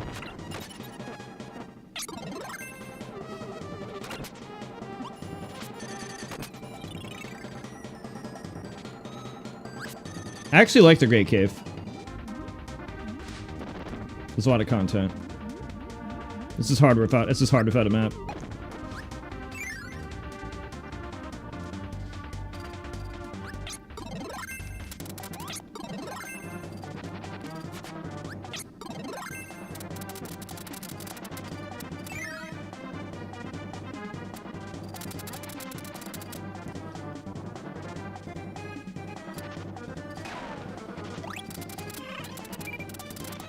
Alright.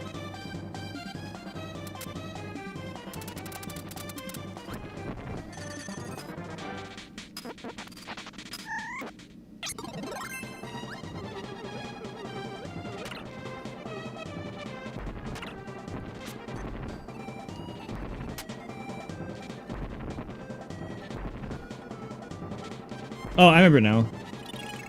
There's each direction to go.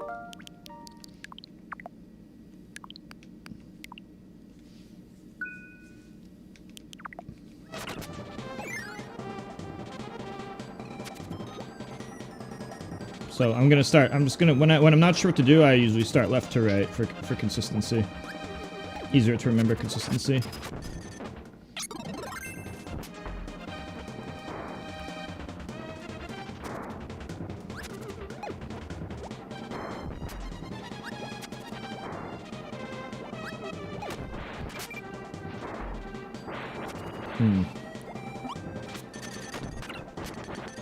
I'm dying quickly.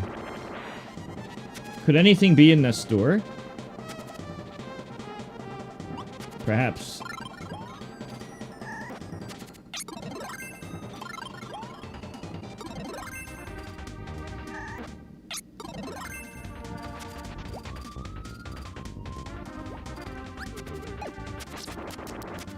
Okay, we need something that can break that. This looks suspicious. So this is in all the Donkey Kong. I would call this the DKC2 room, where is all the directions.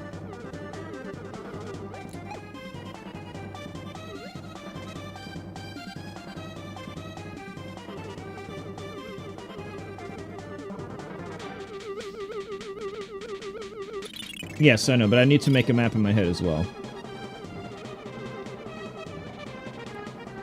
I remember I die here if I don't fly.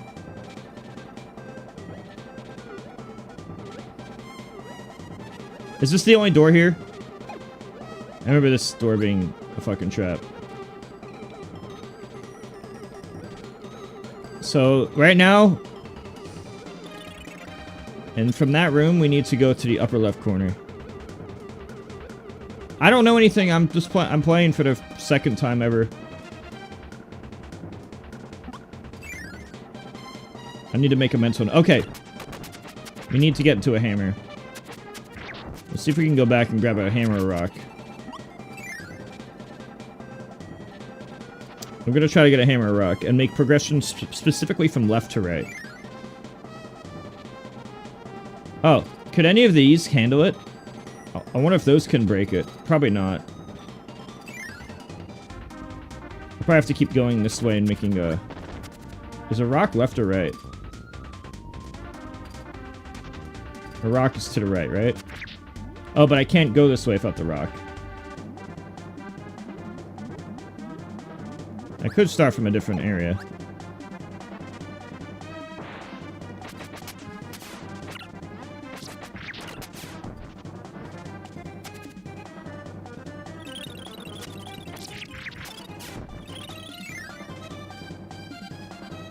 Okay, rock. Rock is in this room. And then we go to the top door. And then upper left in the DKC2 level. So top door, then upper left of the cannons level.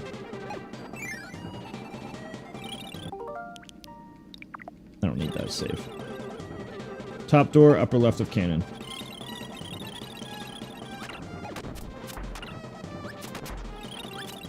Oop. I wish the helper would actually fucking do anything. Oh.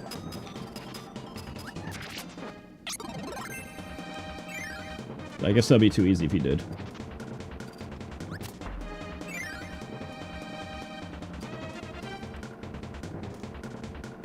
Okay, upper left corner of the cannons.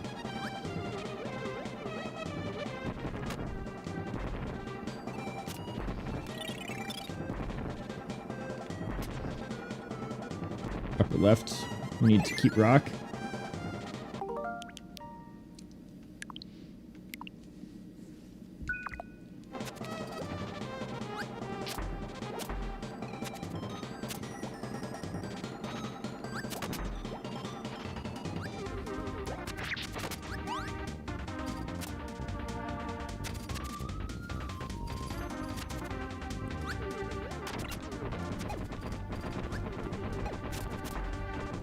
Does that not go through?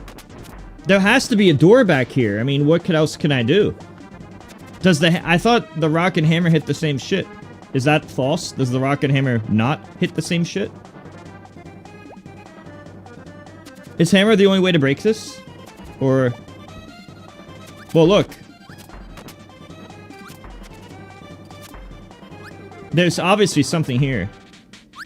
That there's probably a door or something. Cut all the wicks. There's a wick? Is there something in the background I don't notice?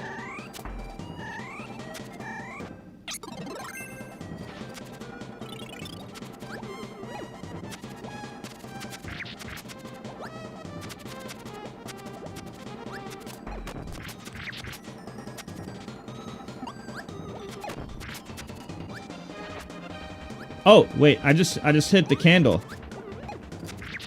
Oh. Okay, well that made it dark. Let's see if there's anything down here now. Maybe there's something that changed.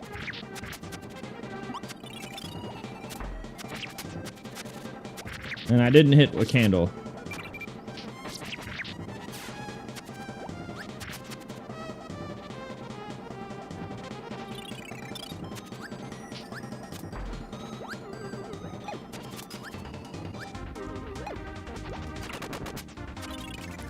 Was that a timed area?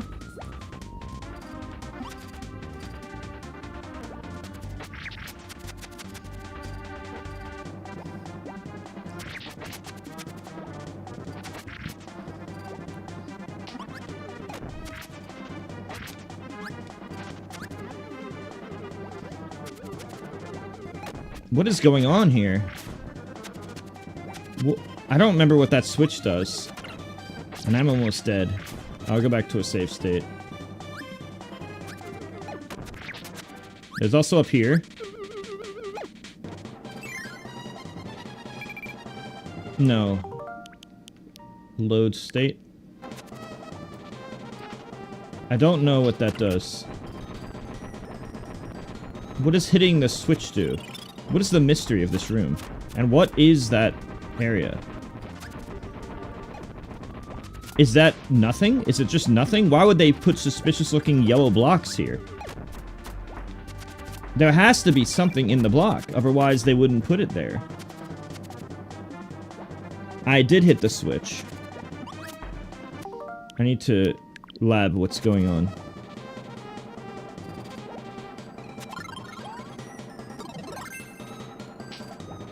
Okay, let's try without the switch. No switch. Let's see what no switch does.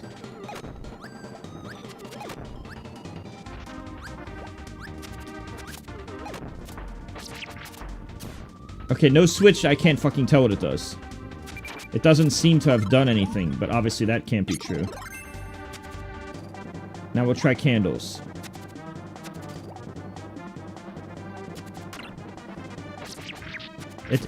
Having these small cameras, not being able to see what's in front of you is really difficult, especially if they're respawning enemies. And they're very confusing. Like, the candle comes back, and it's kind of weird. Like, the lights come back for some fucking reason, and I don't know. I wish Helper would do something.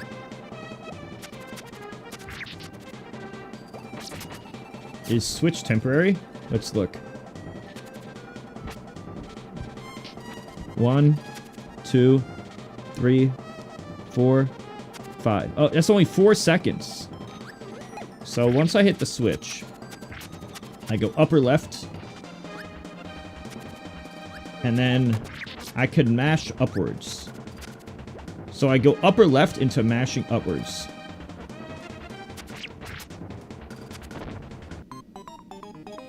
Now we get new information. Upper left into mashing upwards. I have to think about that over and over. Upper left into mashing upwards. Rocky's not good here. I'll clear some enemies out. Even though they will respawn anyway. I'll just do it anyway. just in case they don't all come back.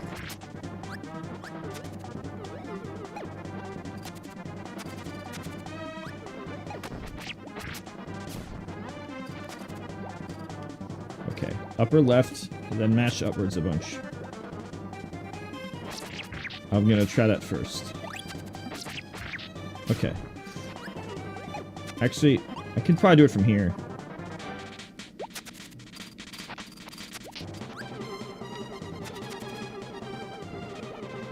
Oh! That was it. It's just very difficult. My window of time is very small. But I was correct.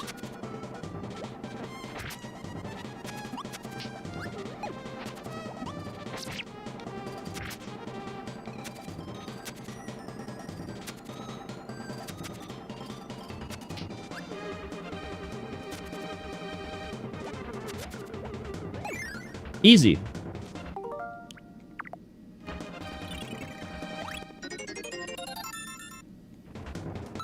Okay. That was 44, which means 45 will be next, and then a small area over here. But we still need to find the 30 into 33 range. It's a part of the castle I don't know about.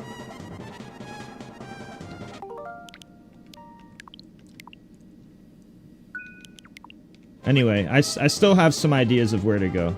So I'm gonna do what I know first. Oh. Well, that's obviously death. I'll just die and see what happens. Okay.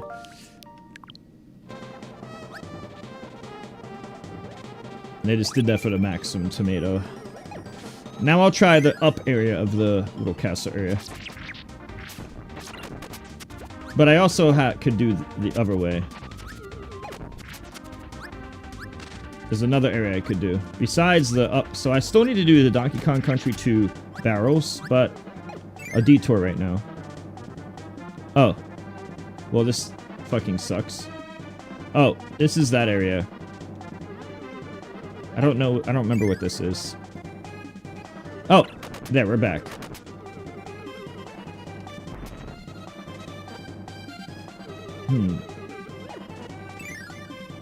This is the middle. Is this to the main area? That's some bullshit.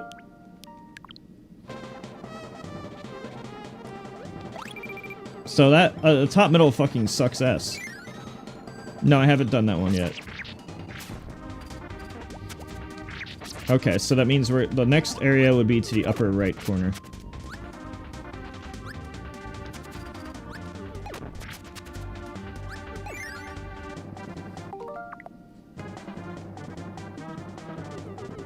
Could there be any secrets in this room? Or is this room a waste of time? Is there any secrets in this room? Or is it a waste of my time to check every area? Or should I just go in the store and fuck it? Yeah, now I know the upper right corner is next.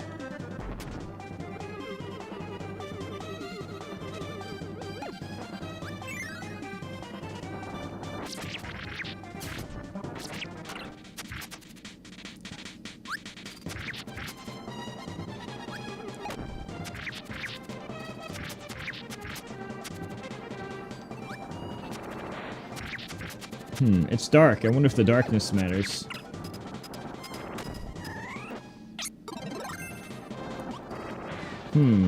Since there's darkness.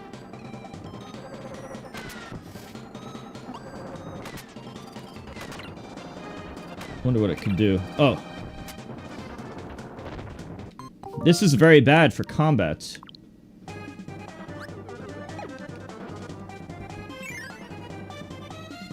Okay, let's see what else is here. But don't spoil. I'm kind of just talking out loud here. So first I will observe the room. I mainly just talk out loud most of the time.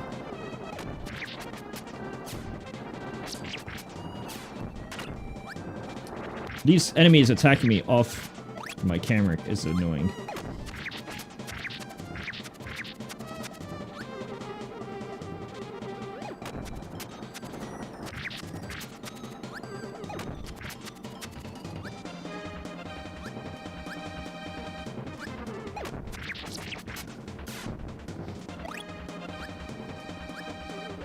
Okay.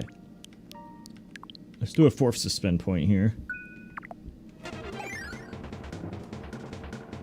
Okay, so the 4th suspend point didn't do shit, which means there must be a secret in that room.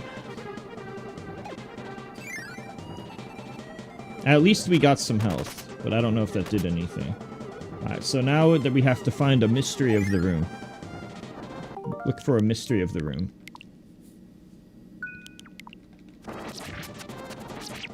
I have to do this while also fighting. Obviously, I have to light the candles. Figure out how to do combat with it. How long will it stay open? It doesn't seem like it's very long. I wonder if I need to get all of the candles in a time limit. That is very difficult if so. Extremely hard. Oh! No, I just need to go into this door. Okay. And that is probably 45 or 6. What? Yep. And now, after this, all we need to do is find 48, 53, and then the 30 through 33 range. So we only need 48, 53, and this whole 30 to 33 range, which I have no idea where that is. Okay, now I think there's still more progression to be had. But I'm worried that I have to backtrack more. How far exactly would I even have to backtrack, I wonder?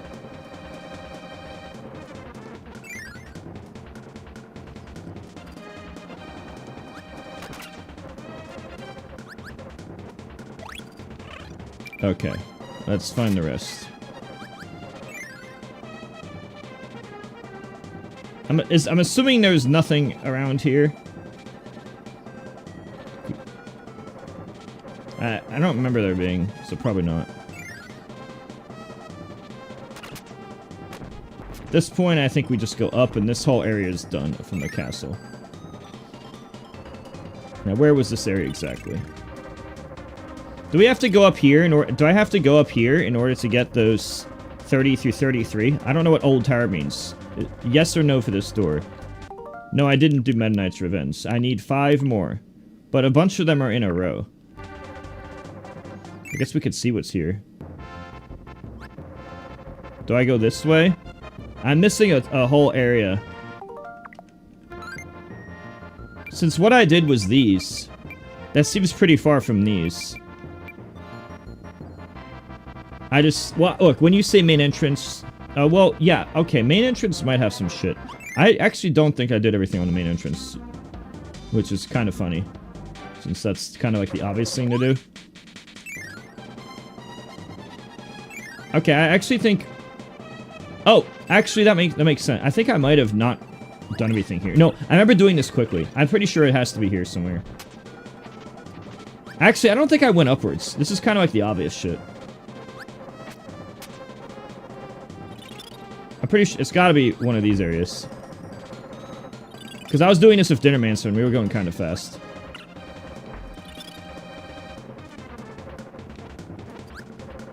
Oh, this isn't as big of a room as I thought. There's only one door up here. Maybe there's 2? No, there's not. The door's in the middle. It's a pretty big room of fucking the same shit.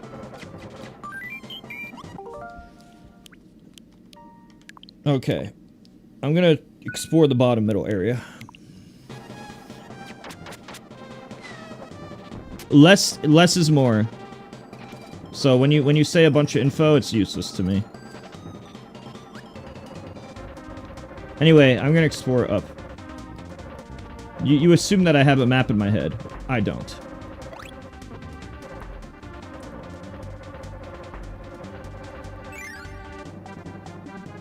Ah, here's one area.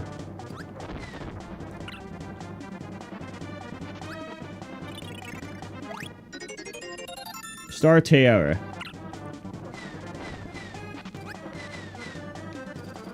Is that all there is in this room? I don't want to risk dying. You have to look, which one was Star Tiara?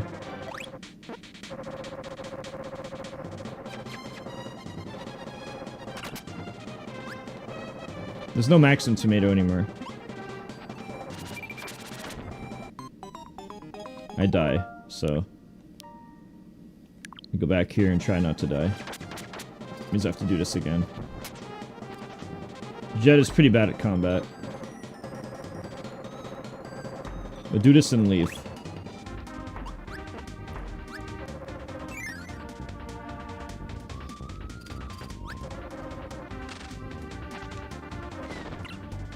I'll probably just have to eat one hit. Use my hit points to win.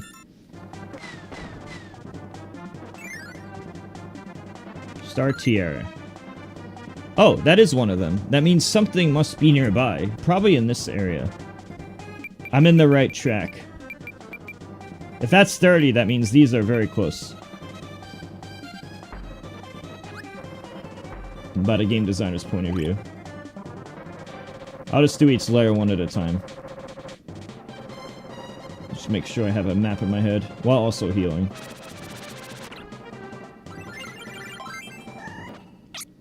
Now we'll go one layer down. We did... I don't remember if I did left or right more. I did do the right, right? I don't know if which one I didn't finish. But it's definitely one of the two. I'll just go left first. One of them are incomplete.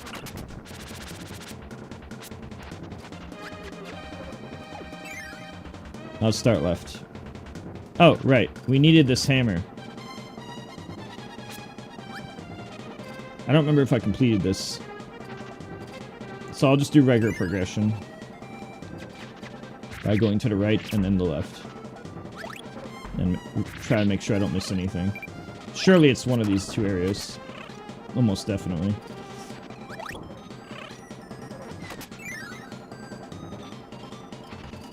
Oh.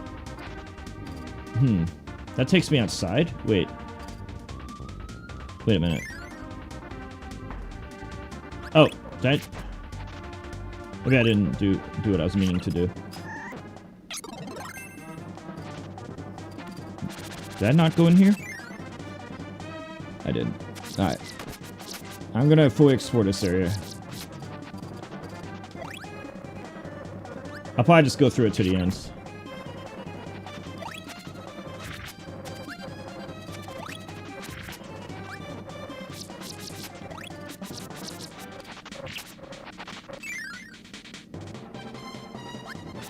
Even though I did this.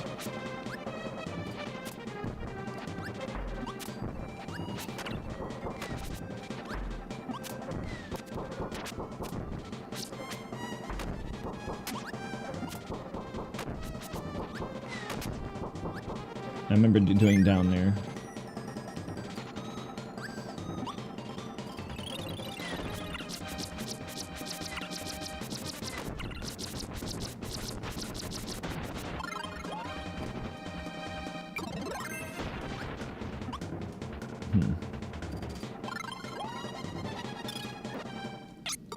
Okay.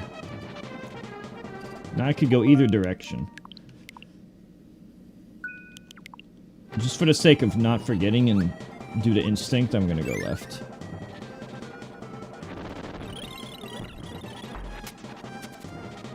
I don't remember if I finished it, but this is what I think.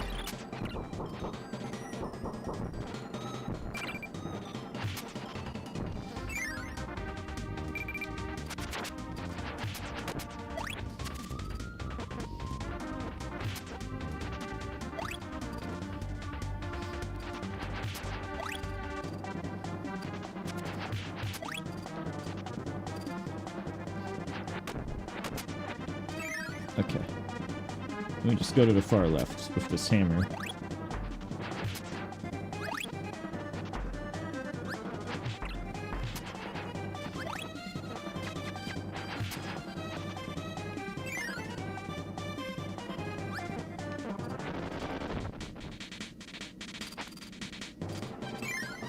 So this is the left from the main area.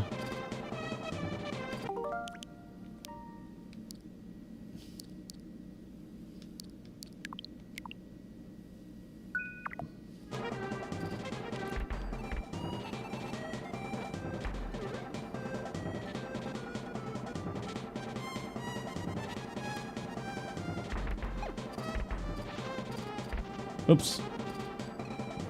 There's no invisible walls. I was checking for invisible wall. Wow, that's a big gap.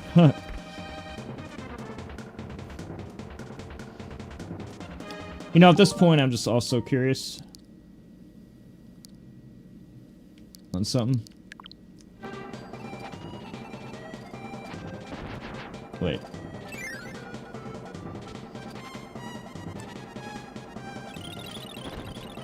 I'm just gonna finish up this area, because I wanna... This seems like it's going pretty far down. It's like a whole new world. Just wanna make sure I know what's over here. Before I commit to that.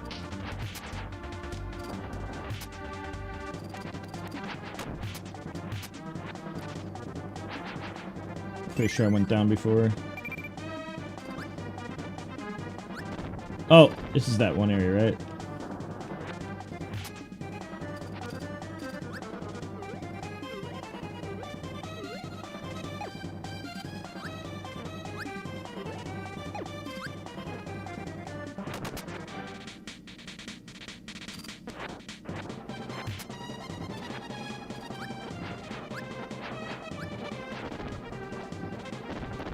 Oh! I panic jumped because I didn't want to die. But that caused me to die. So now I go back.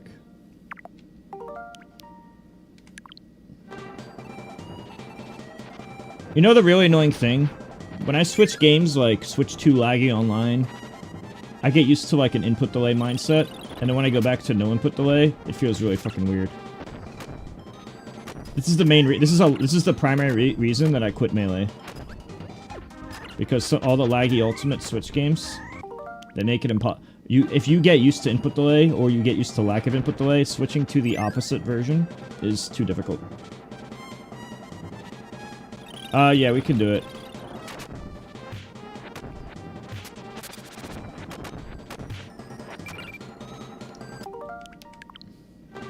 I'm gonna focus on this area so that I'm confident on the area.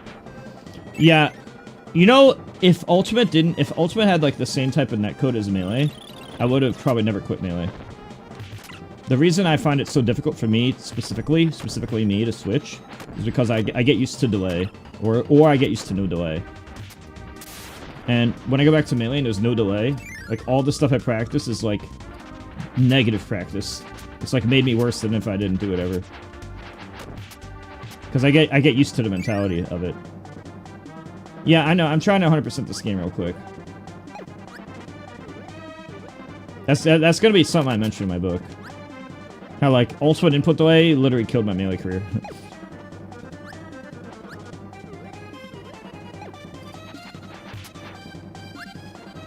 I practice and get used to the differences. Okay, so here, we'll run across.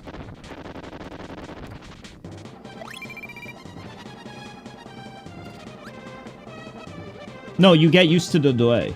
If I play Ultimate a lot, I get used to input delay, and the strategies that are good for the delay. Same thing for DI. Like, all the habits, all the little tiny habits, you get used to them. So switching becomes very hard for me. Because of spending, like, thousands of hours doing something else recently. My recency habits have changed.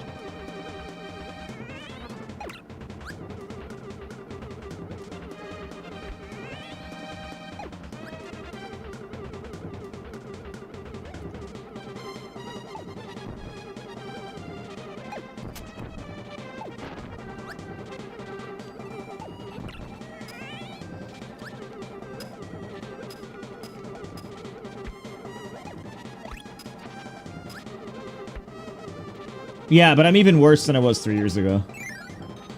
It fucks me up.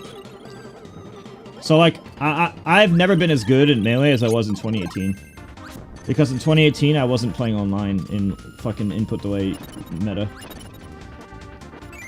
But when Ultimate came out and I had to do all the coaching and other stuff for a living, like streaming and coaching for a living, which forced me to play Ultimate a lot, I had to get used to like super delay. And when I switched back to Melee, it's like, well, I'm already used to the delay now. So the lack of delay and lack of buffer is no longer what my recent habits are. And that shit fucks me up more than anything else. Even more than the game differences being different. I think I'm the only player who's spent this much time on both games to really understand how much it fucks you up. At least me. The only character I can... When I play Ultimate and Melee, and I go back to Melee, there's only one character I can play without being fucked up tremendously. That character is Jigglypuff. If I play any character that's not Jigglypuff, all the tech skill and shit is terrible. This is a large reason I originally quit Melee in the first place. I regress too much in skill when switching between input delay. It's not just input delay, it's input delay and buffering. Melee has 2 frame input delay, which is basically 0, and 0 buffering in most scenarios. So it's 2 and 0 respectively, compared to 9 and 9+. So basically double 9s compared to double 0s. Pretty bad. Yeah, Puff's the only one that doesn't fuck me up. So like, if I ever take a break from Melee and I come back to Melee after taking a long break, Puff is the only unaffected character. And when I say unaffected, it still does affect me, but not nearly as much. Okay, I found where I need to go. It's this room. Oh shit.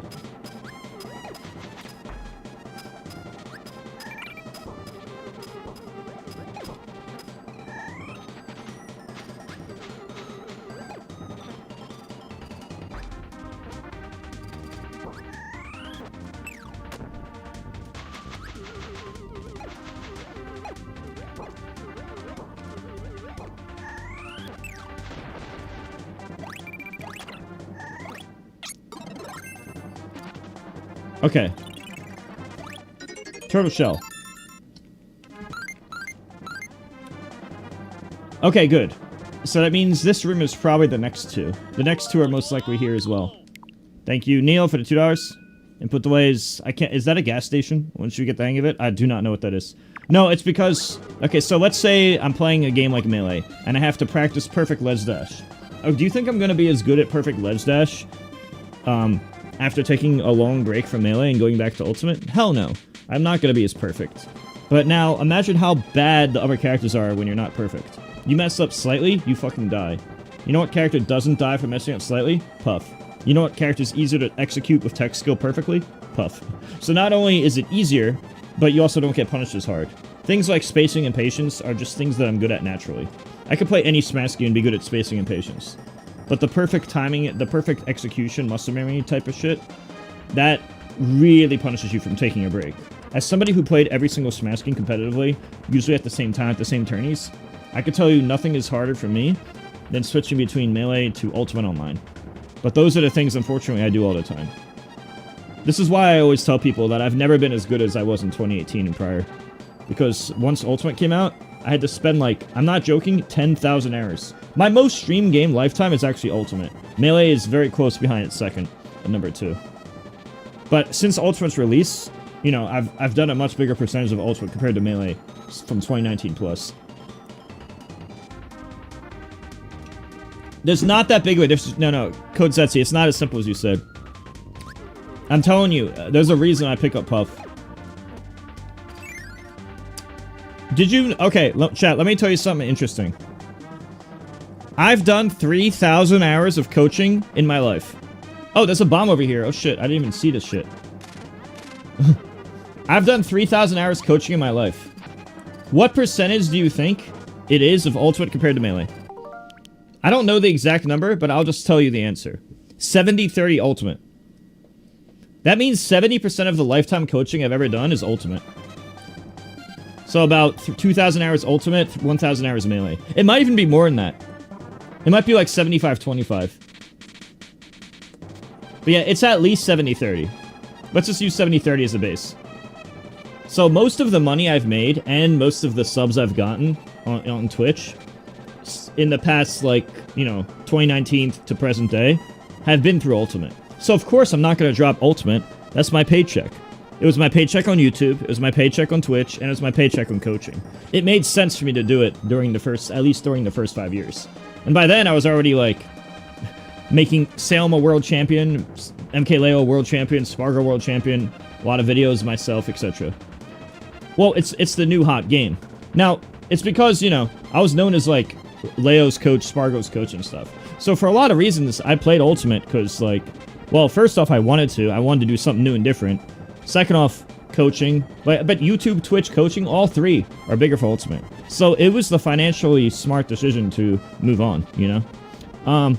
Unfortunately, as a result of that, my execution in Melee has obviously taken a huge hit. A lot of the habits and perfect timings I used to have, everything's taken a little bit of a hit. No. I don't lose money with Melee coaching. I'm just explaining why I don't drop... No, you're not understanding. I'm explaining why I don't drop the other game. Ultimate has been the moneymaker for me in the past 5 years. And in a game... you gotta remember, Echo Fox disbanded about 5 years ago, which had nothing to do with me. I just unlucky. And then because I was an inactive player, I've had a bunch of chances to get responsored, but they always pulled back at that end. So I had no choice but to, like, adapt for my financial future. If I had only done Melee the past 6 years, I'll be broke as fuck. I did do the correct thing. Unfortunately, I don't have Mango's 4,000 subs to play Melee, so I had to move on. My knowledge, however, is still ridiculously big. I actually had a sponsor cooking this year that was probably going to sponsor me around now. But 6 months ago, they decided to drop that because of the Mango Ludwig drama. The Mango Ludwig drama actually ruined... They went from being interested or highly interested, I'm not sure which, but they were either interested or highly interested in sponsoring me. They just wanted to wait, you know, for the year to go through and see how things went. So as they were seeing how things went, the Mango Ludwig drama went viral. When that happened, they went from wanting to sponsor me to not wanting to touch Smash. They completely flipped. It might have also been partially because of the Hacks Money stuff too, but the reason they gave was the Mango Ludwig thing. Like, I specifically know that was addressed as a reason. And I told people this months ago. I literally mentioned this on stream months ago. And, of course, Reddit and Twitter is like, oh, Mewtwo King might be lying because he's biased against Mango. Well, guess what? I'm not lying. It's the actual truth. It just sucks that I can't prove it. So, from your guys' point of view, it's just going to be if you like me or don't like me, you're going to believe me or not. But from my point of view, I wouldn't make up something that serious. I would not make something up if it was like... In something this serious, I would not fucking lie. I mean, I don't like lying in general, but I definitely wouldn't for something this serious. So, that's unfortunately what happened. If that shit went through, I would have been playing Melee again. No, well, the thing is, they were gonna sponsor me. Like, they wanted me for, like, streaming and playing. Like playing the next, maybe whatever game I wanted to play, maybe it was Melee Ultimate, but it was more so for Melee, and it was going to be for the next Smash game as well, and also streaming, because I streamed so many hours. It was going to be like a little everything. But, you know, like the normals team, like the stuff in the past, where you have to stream a lot of hours, but I do that anyway. So it doesn't matter. I just have their, like, logo and promote, but that fell through, because they didn't want to touch Smash after the Mango. I don't think you guys know how badly Mango fucked up my life. Not only did he talk so much shit about me and Armada and PP and HBox for so long, but him doing that indirectly affected me as well. Yeah. It just sucks because from my point of view, I didn't even do anything. Like, I'm not even involved in any of it. But I'm feeling the effects of other people doing things. Like Echo Fox disbanded, which had nothing to do with me. And all the shit Mango says and does, that has nothing to do with me, but it massively affects me. I'll be way more rich if Mango didn't exist, or Mango didn't do what he did. Way more rich.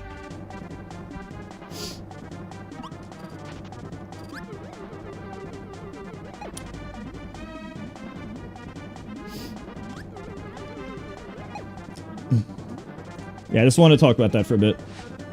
Because I'm quite salty about it.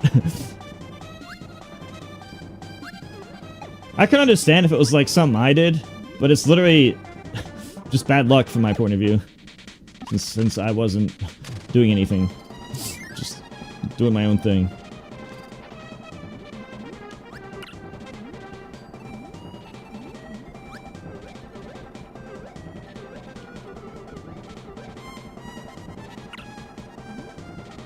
Alright, we need to see if we can get up here.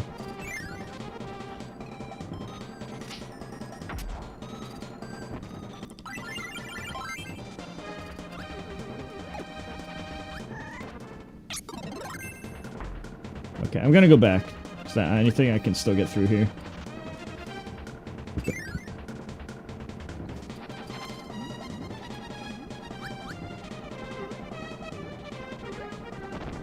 Shit. Might have to go through in a circle. I'm gonna just go to a load state to save time. I need to get back to this room.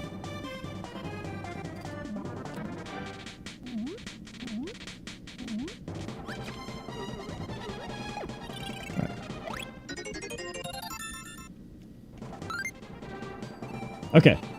I know exactly what to do.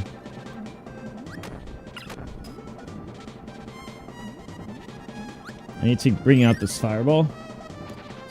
I probably have to circle around.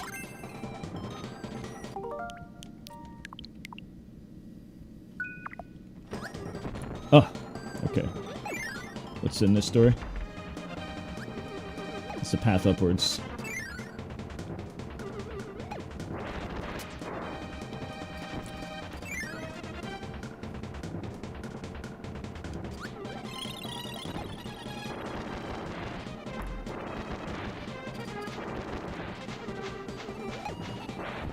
Oh.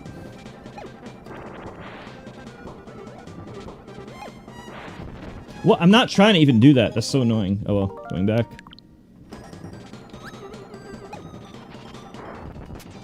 I was trying to move forward slightly, but this game fucks you for double tapping.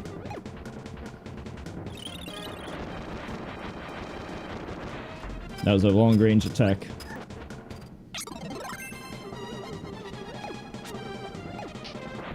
Oh, again, it's forcing the double tap charge move. Fucking weird ass controls. Again! Well, why? God, it's so annoying. I'm literally just trying to walk forward, stop, and shoot. And it's like not letting me do something so simple. It's like, oh, are you trying to dash attack? No, I'm not trying to dash attack. Stupid game.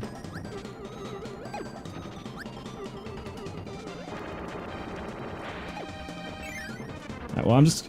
but I need to keep this, because I need a fire for something else. I'm just gonna let him do laggy moves and miss.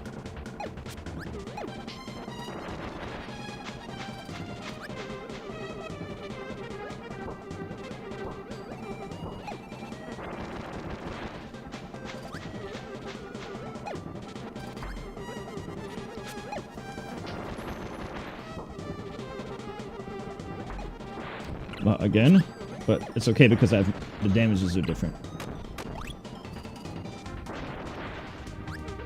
I just want to make sure I keep fire. Okay, good. Now that I've kept fire...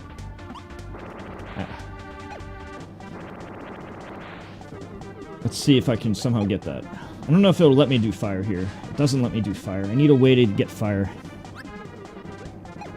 Yeah, you would think that, but Ultimate is just that much more popular as a game.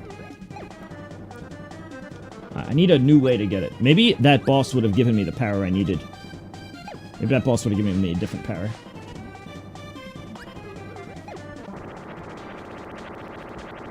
No, I only get a few coaching sessions per month now. But when I started, I used to get like 100 a month. I need a way to hit that. There's a few things over here I need to find out. I mean, maybe I'm going the wrong direction. Maybe I need to come from below. Maybe I can't progress this way. But then why can't I go in water?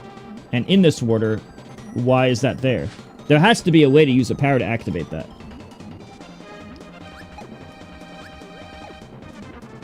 Alternatively, maybe I can't, and maybe I just have to find a way from the lower path. I could just go from lower path and somehow find a way down there. That is the other possible option. Anyway, gonna go back to a load state.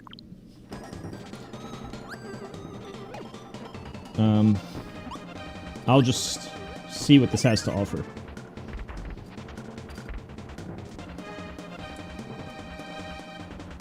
Because I don't know. This seems like it's wrong, but I need to be sure. No, Nick, all that stuff is very rare. Let me tell you, I did 3,000 hours coaching lifetime.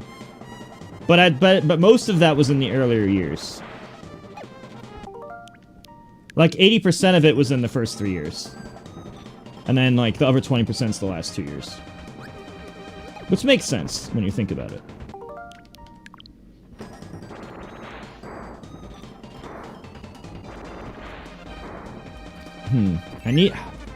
I know there's something over there, but how do I get to it? What happened? Oh, I mean, Smash is just not as popular. It's very simple. Less popular video game. Still popular, just not as much.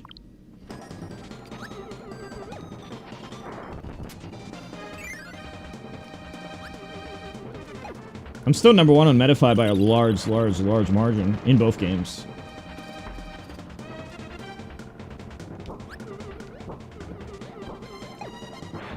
Again.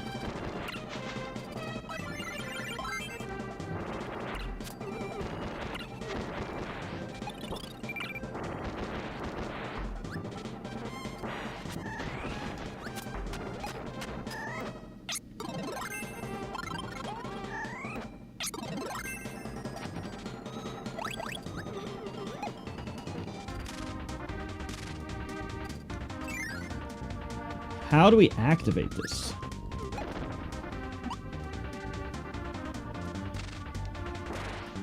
How can I light that on fire? I need to light that on fire for the cannon. Or I need to get down there to use the bomb. I need to find a way down there. Otherwise I can't use this cannon.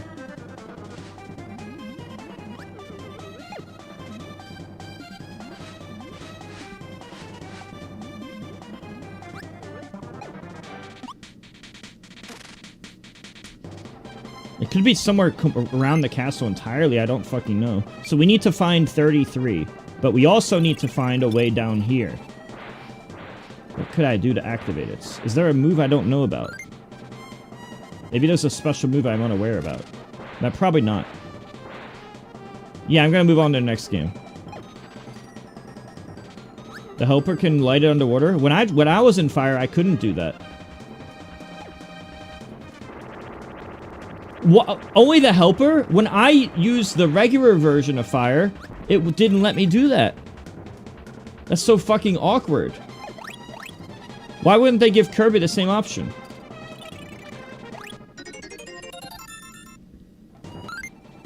Alright, so now we got sword. Now all we need to do is go all the way to number 48.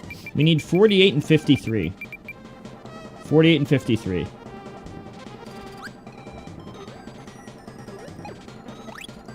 Alright, 2 more.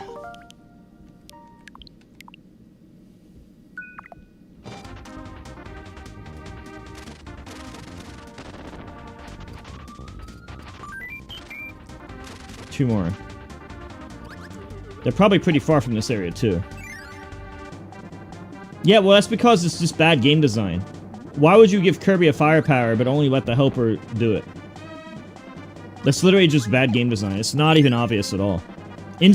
Obvious instinct would be, oh, fire does or does not work there. Not, fire only works there for helper, Kirby's programmed differently. To me, that's fucking weird. On one hand, you could blame me for not figuring it out. On the other hand, I just think that that's not obvious game design, therefore bad game design. Personally. The game is amazing overall. Just that one part, I think, is... It should be all or nothing. Not helper only.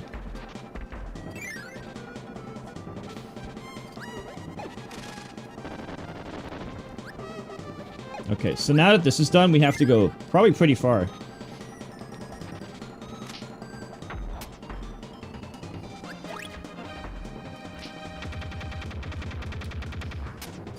Alright.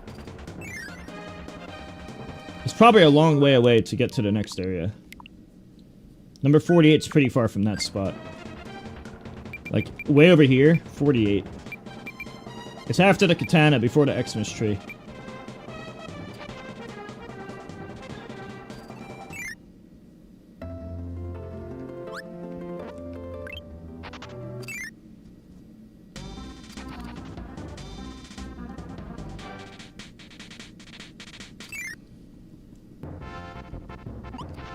I'm assuming this might be...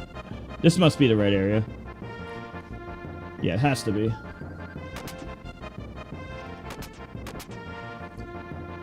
I need 48 and like 50, low 50s. I think there's a new secret boss, like a second master hand. I was hoping that I was playing True Arena, because I wanted to fight the True Arena boss, but I didn't realize that Superstar Ultra didn't have it. But at this point, I'm too far to go back now. Like, I'm already almost done at this point. I just need 2 more.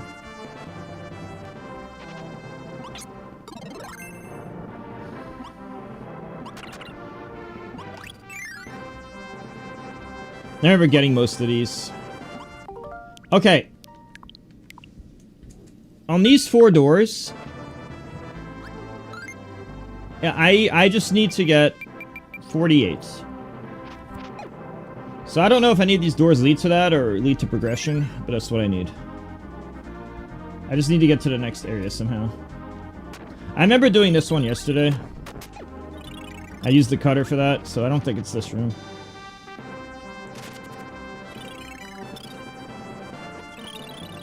I definitely remember doing that. I did that for sure.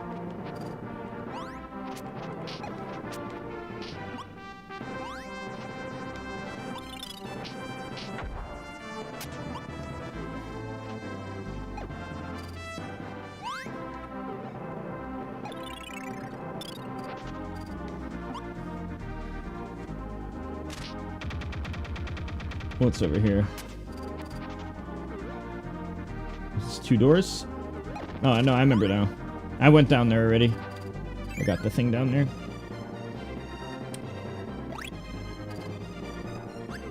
I don't know what this does.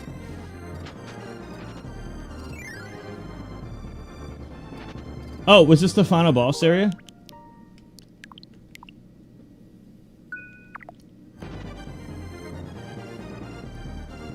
Oh, no, it's not? It's probably over here somewhere. I probably need to go over here. I only have 2 more until I get 100%, so let me just, finish this up. I mean, I could do it now, technically, but I'm already so far. I'm gonna be up all night, by the way. I only woke up a few hours ago.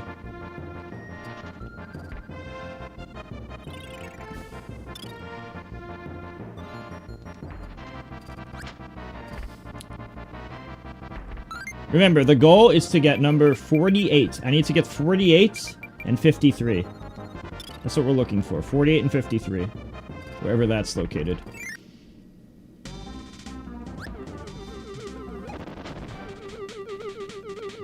Oh, this is... okay.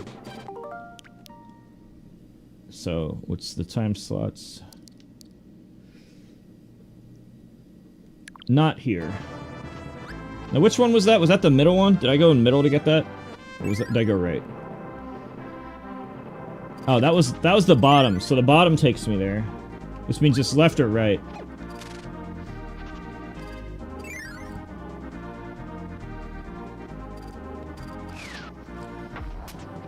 Okay, let me make a mental note of something. So from this area, the bottom goes to final boss.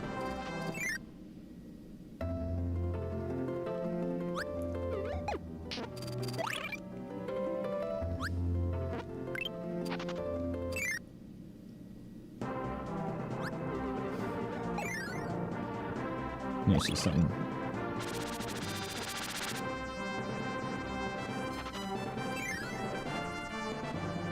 One of them has got to be to the left or right. I'll just start left first, just for the sake of left to right consistency.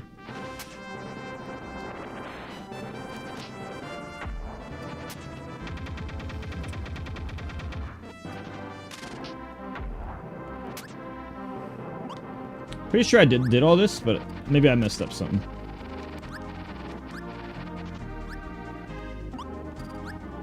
Maybe I forgot something.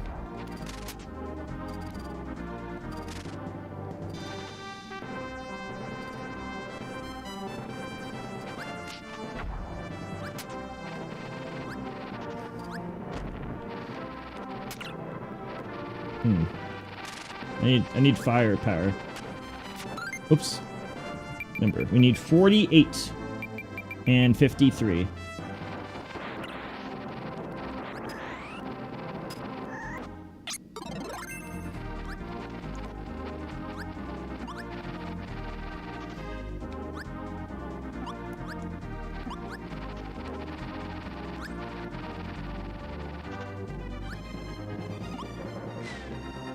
I think I did this before.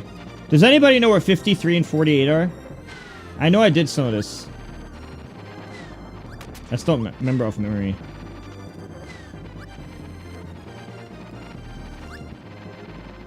Why is it not loading this? I'm trying to light it. It's not lighting. Also, I don't have the power to go down here. I don't have a way, one of the powers to go down.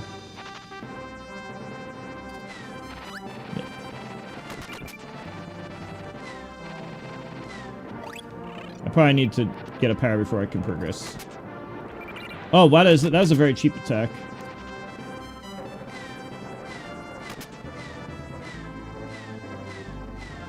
Does anybody know if one of these leads to one of these moves? I just need to know if it's okay. So 48 and 53. I did this yesterday, but do any of them does these doors lead to one of these progression items, or did I, or not? 48 and 53. Because I did this yesterday, but I don't know what the two I'm missing are. It could also be this direction. I did the fuse thing yesterday. I just don't know if I did every possible path. I think I did, but I might not have. Oh. Okay, so I did that one. I mean, it's possible. We got some items out of it.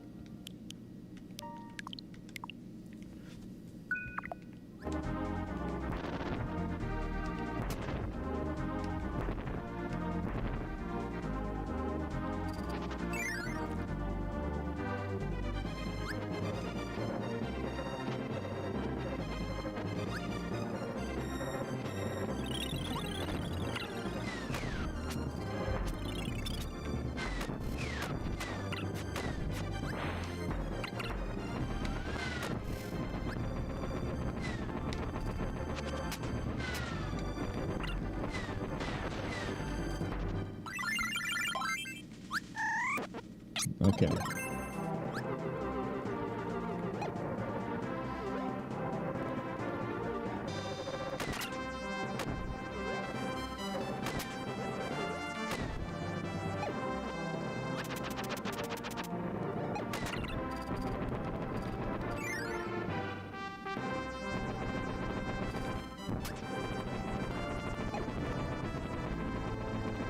I'm gonna check this path. So it is one of the left paths for one of them.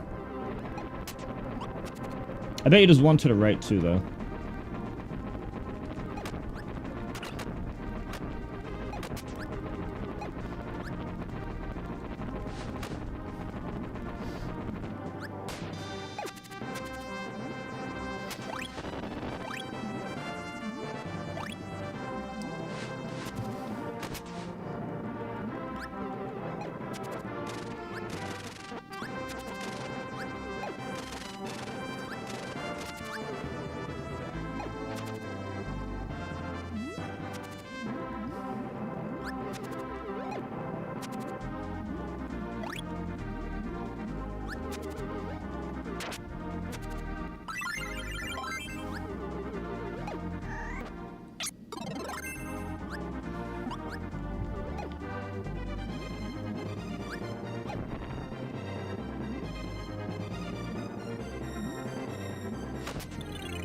Nice. So I got it. It seems I got everything here.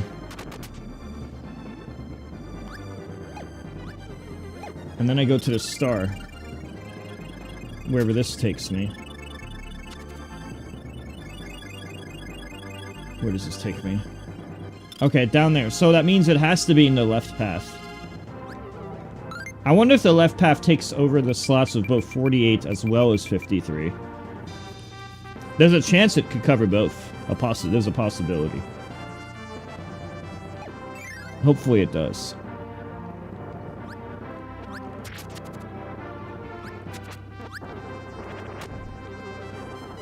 Oh, it's a higher path up here. Morning. Yeah, it probably does.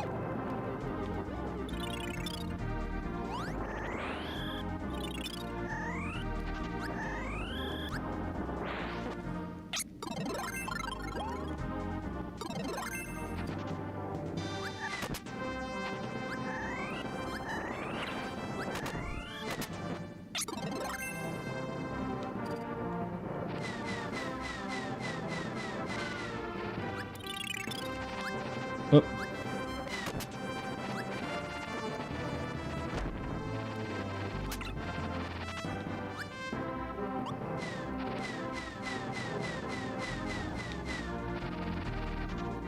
Middle path. I don't know why it was so hard. Okay, I already seem to get that chest, though. What if there's something else? We got that chest already. Yes, but we got that one already.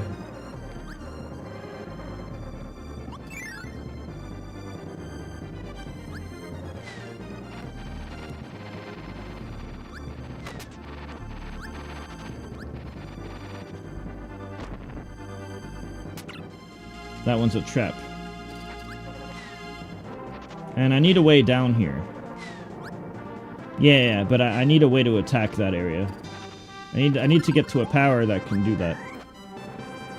Something with like a down air, so to speak.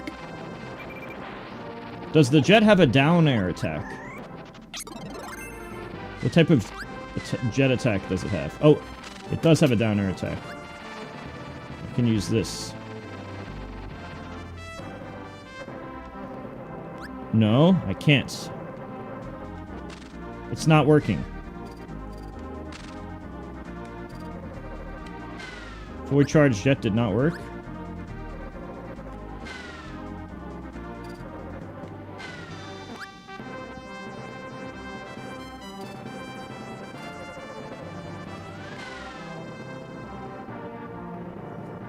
I mean, maybe it's wrong. It was a Fountain of Dreams match where I stopped to talk about the thing. Just check the Fountain of Dreams matches or something where it's somewhere near the end of one of the matches. I thought maybe it's wrong. I don't know. Press again during the jet. Is there a second move? I didn't even know that move existed. Oh, but now I can't get the block below me. We still can't progress. See, we can't progress. No progression. I need a new power. We need a new power. Pause and check its moves.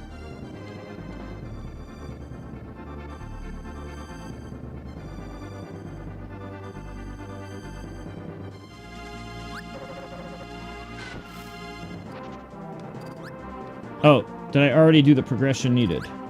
Maybe we did. Hopefully something good result happens. It does.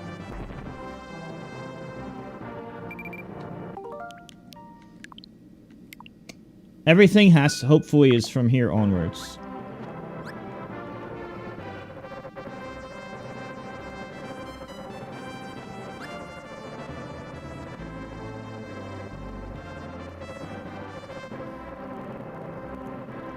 I'll go from right to left. Since I'm already on the rights. I will die soon, so we need to not die. I think we did this area. I remember doing that. Yes, we did it.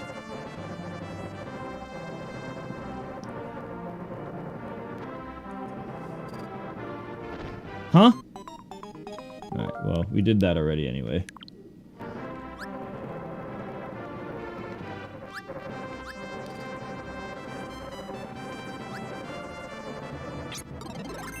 Alright, now we'll do the left door.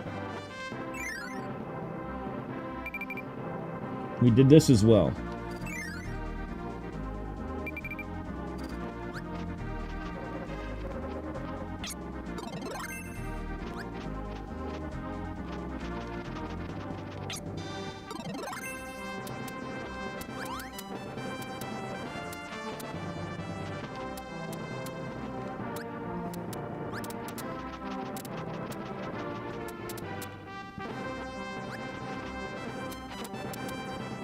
It's gotta be one of these doors.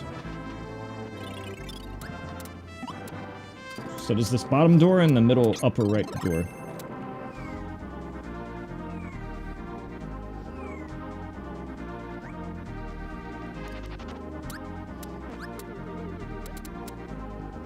So this door and then a door to the upper right corner of this.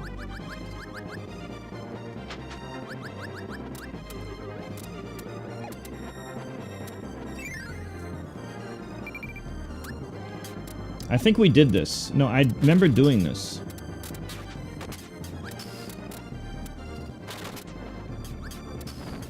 Oh, I'm taking damage. There was only one chest in this room, correct? One chest in this room? I did grab the chest in this room before. So if there's only one total in this room, and no other way of leaving the room, and this is the only door for progression, then I already did get the chest yesterday. I need to know the answer to this. Oh, a Maxim tomato. If that is the case, then I can progress. And we go to the door upper right of it now.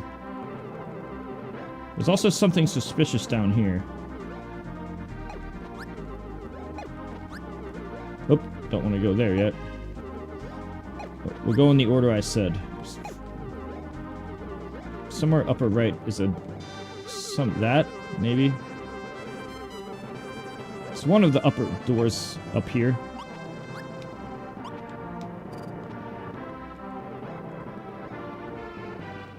It's hard to tell which path to go in.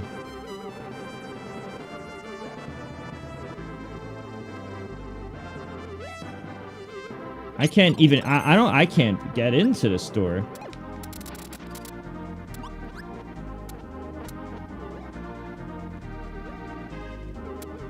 Oh, so, my god, the invisible walls. Must be here. No, it's not. I'm still missing two. I need to swap swap.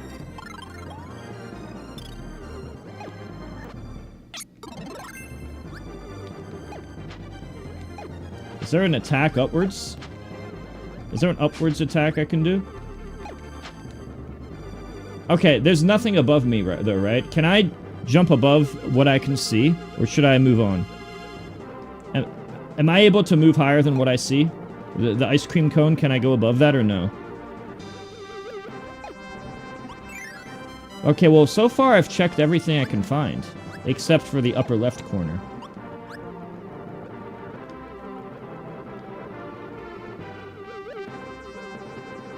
Did I get that door? I think I did.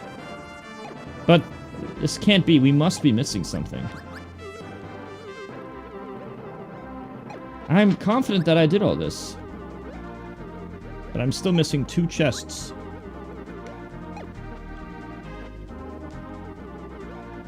I know about the warp star. I did this before, but maybe I didn't complete it. Either way, there's still two chests missing. 48. 53.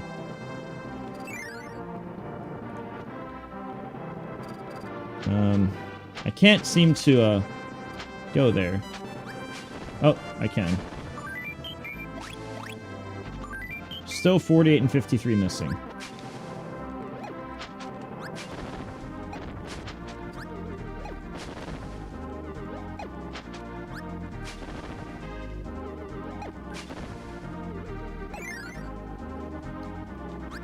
We'll have to hope the warp star gives me progression.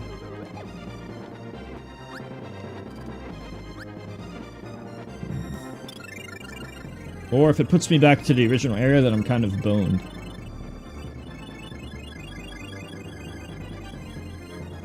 Alright, so right now I learned nothing, and we are still at the mystery of 48 and 53. I cannot find it. Do we just go back and try again? Did we somehow fail to find both chests? Despite my best efforts?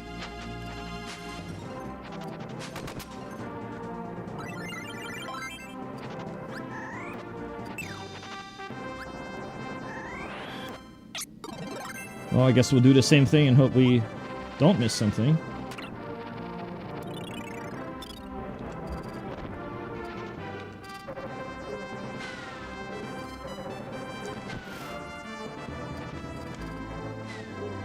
This helper guy's in my way.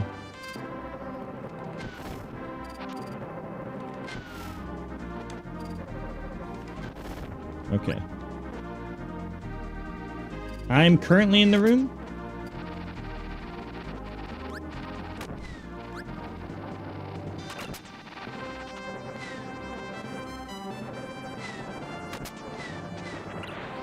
Then I have to look harder.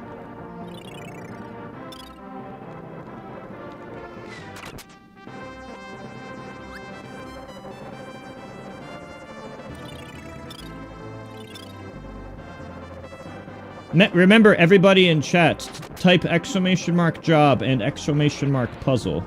I get paid if you use my link, and it costs you nothing.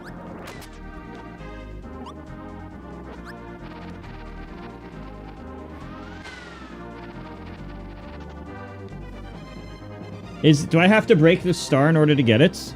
If I break this star, do I make progression? Yes or no? Yes or no? Should I spend time trying to break the star or no? Yes, no. In the water? I don't see water. Oh, there's water.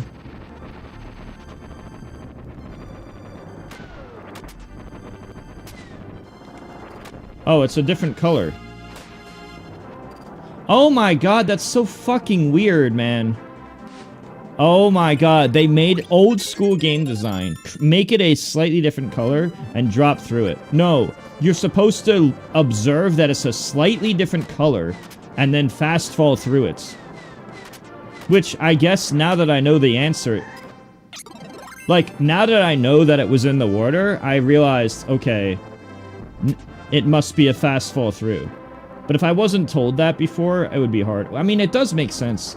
I guess they did color it differently and make water, so I guess the signs are there. But I didn't, for some reason, I don't know why I didn't think to fall through until you said water. Like, now that I know that's there, of course that's the only thing it could be. But I could not come up with that on my own beforehand. And now I guess we need one more in the clouds.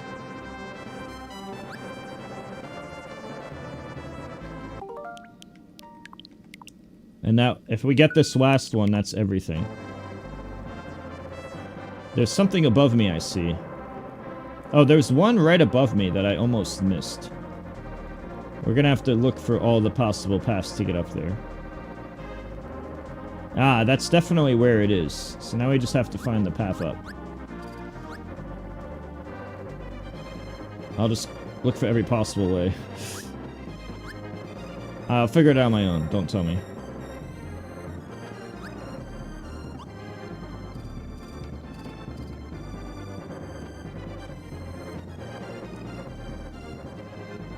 Hugging the wall seems the most consistent.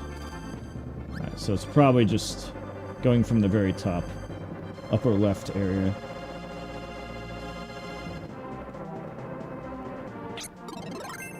I wonder if that wall is breakable. Yes or no? Can I break this wall? Yes or no? I need a yes or no. Is this wall significant or not? That'll just save time. No. Okay, just want to do that to save time. Ah. Okay, so, I mean, I know there was a door to the upper right. Oh, and there's also this. Okay, whatever. I'll figure it out. There's something below me. And there's also... I thought there was a door to the upper right. And maybe there is, but it's quicker to check this way first. So I'll check this way first, and then if it doesn't work, I'll just try to find a way up. Oh, well, this is it. That's the last one. I could have sworn there was a door in another area. Okay, so now I need a way to break this. Does this only get broken from a hammer?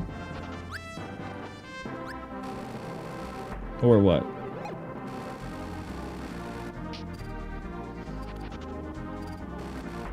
What are the possible ways to break the thing below me and the thing here? It's linked to that switch. Oh, then it's a timed thing. Oh. Then I just do this and just win for free? Oh, no, I see. Now it's a speed run. I'll just have to figure out the speed run trick. Oop.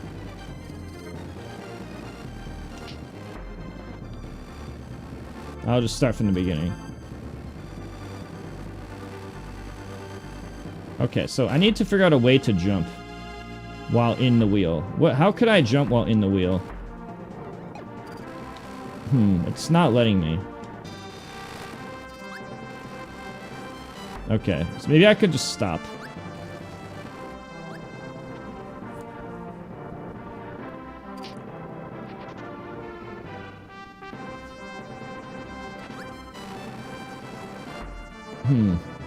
Wasn't that either. I wonder if it was the ally? Oh, that's so random. Wheel allies faster? I thought Kirby's supposed to have faster powers. Okay. Well, it's just the helper being better.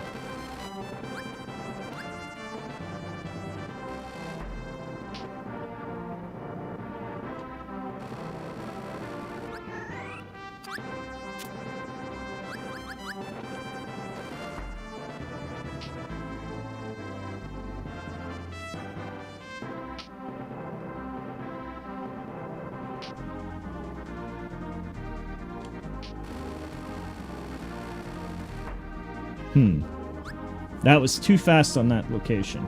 Let me do a practice run then. That area is messing me up. So I'll just lab this area off the speedrun. Okay, wait, no. I'm just gonna lab this area alone. Okay, so that's the trick. I need to do it that way. One more time. Alright. That would be the only way that makes sense.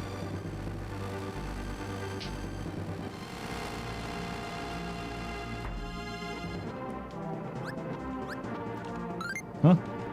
Get off the vehicle.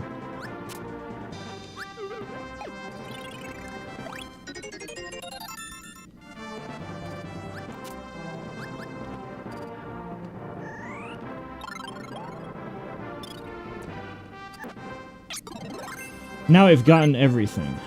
And now we just beat the secret hand final boss that I totally saw years ago.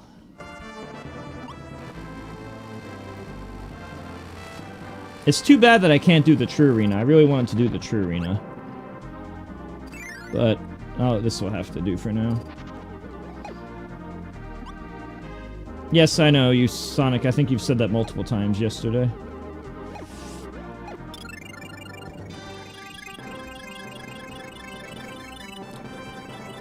Alright, no powers.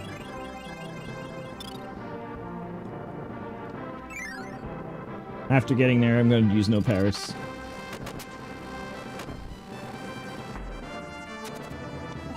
Oh, there's a Maxim tomato.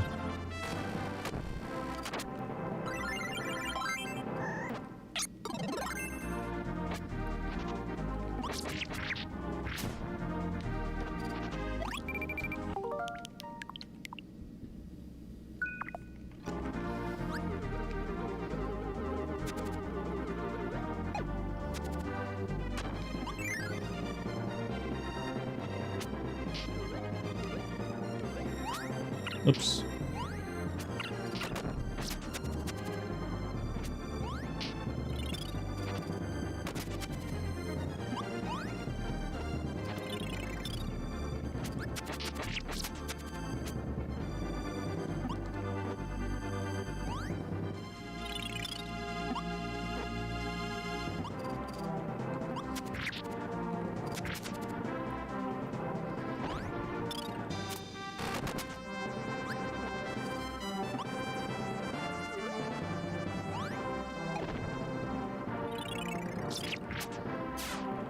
I still took some damage. I'll have to fight the final boss with damage. I probably will not first try it though. Oh, never mind, I do not.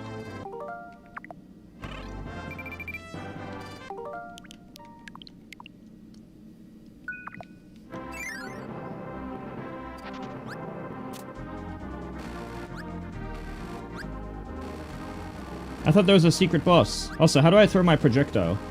Isn't there a projectile? I need to see what the wheelie bike's special moves are. How do I pause? Why can't I pause?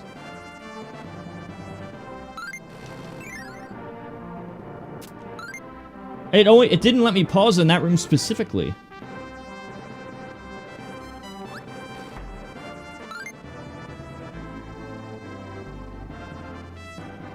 OE Ultra? Oh, that's so fucking lame. Man, I wish I was playing Ultra. I wish is there like a 100% save file I can do to get the True Arena? But I guess I can't do that on the Nintendo system. That's unfortunate. I thought that I had a projectile here, but I guess I don't. Is it just tackling them with the wheelie? I thought I had like a weird-ass projectile, but I can't seem to use it. Like a bike projectile. Only on 2-player. Oh. There's so many weird specific rules that are not gonna be known. Yeah, I remember doing that yesterday, but I can't seem to do it now. Anyway, that would be like cheating, and I don't want to cheat.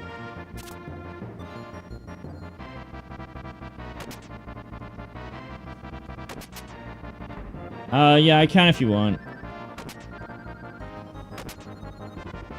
Do you need me to do it now? I mean, let me just do the ending real quick.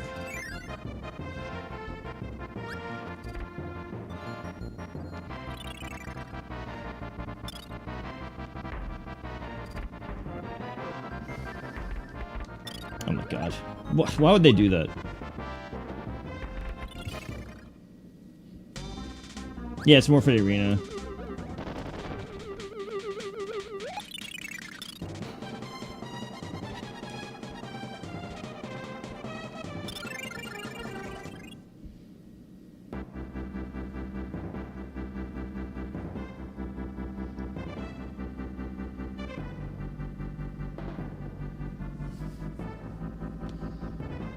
I was really hoping we got like the bosses or something.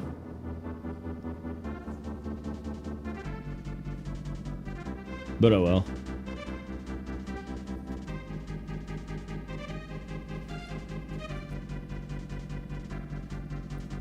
When I played the game younger, I did this, plus the master hand that's like ice powered. I did that one. And I also, but I never finished True Arena because I didn't like how in the True Arena, you had to keep fighting all the shitty bad enemies to get to the good one. I just didn't feel like doing it.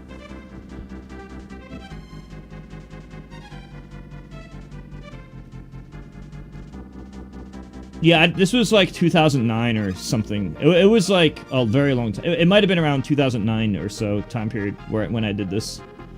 It was whatever it was a long time ago. I was playing on one of my handheld devices.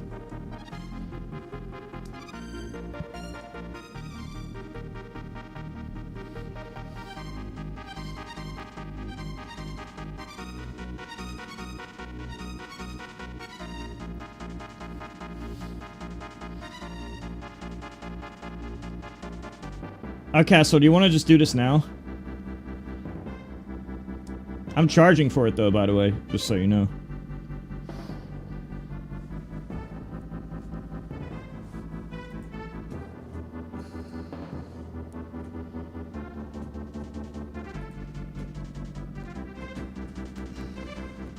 How much? I mean, I usually charge 70 for an hour, or the VOD rate.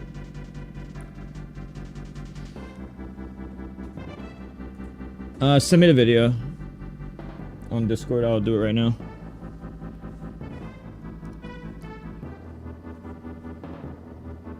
Could use the money anyway.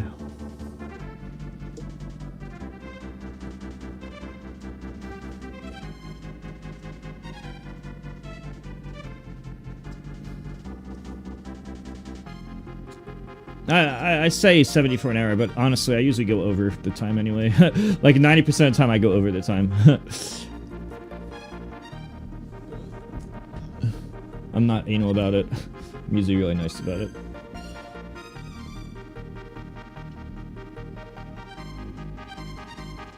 Kirby's rich. Congratulations, Kirby. You have 1%. You have 0.1% of Elon Musk's net worth. Or however much it was. I don't know.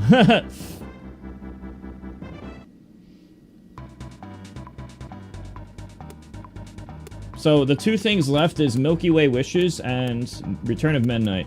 But, Castle, give me the VOD real quick.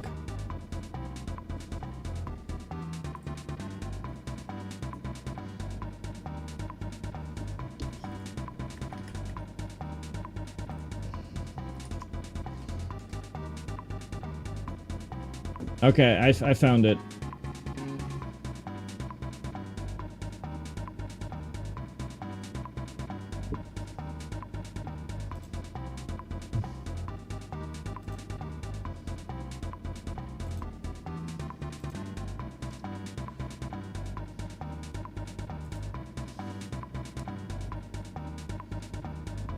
I could do a little cheaper. I'll just do it now.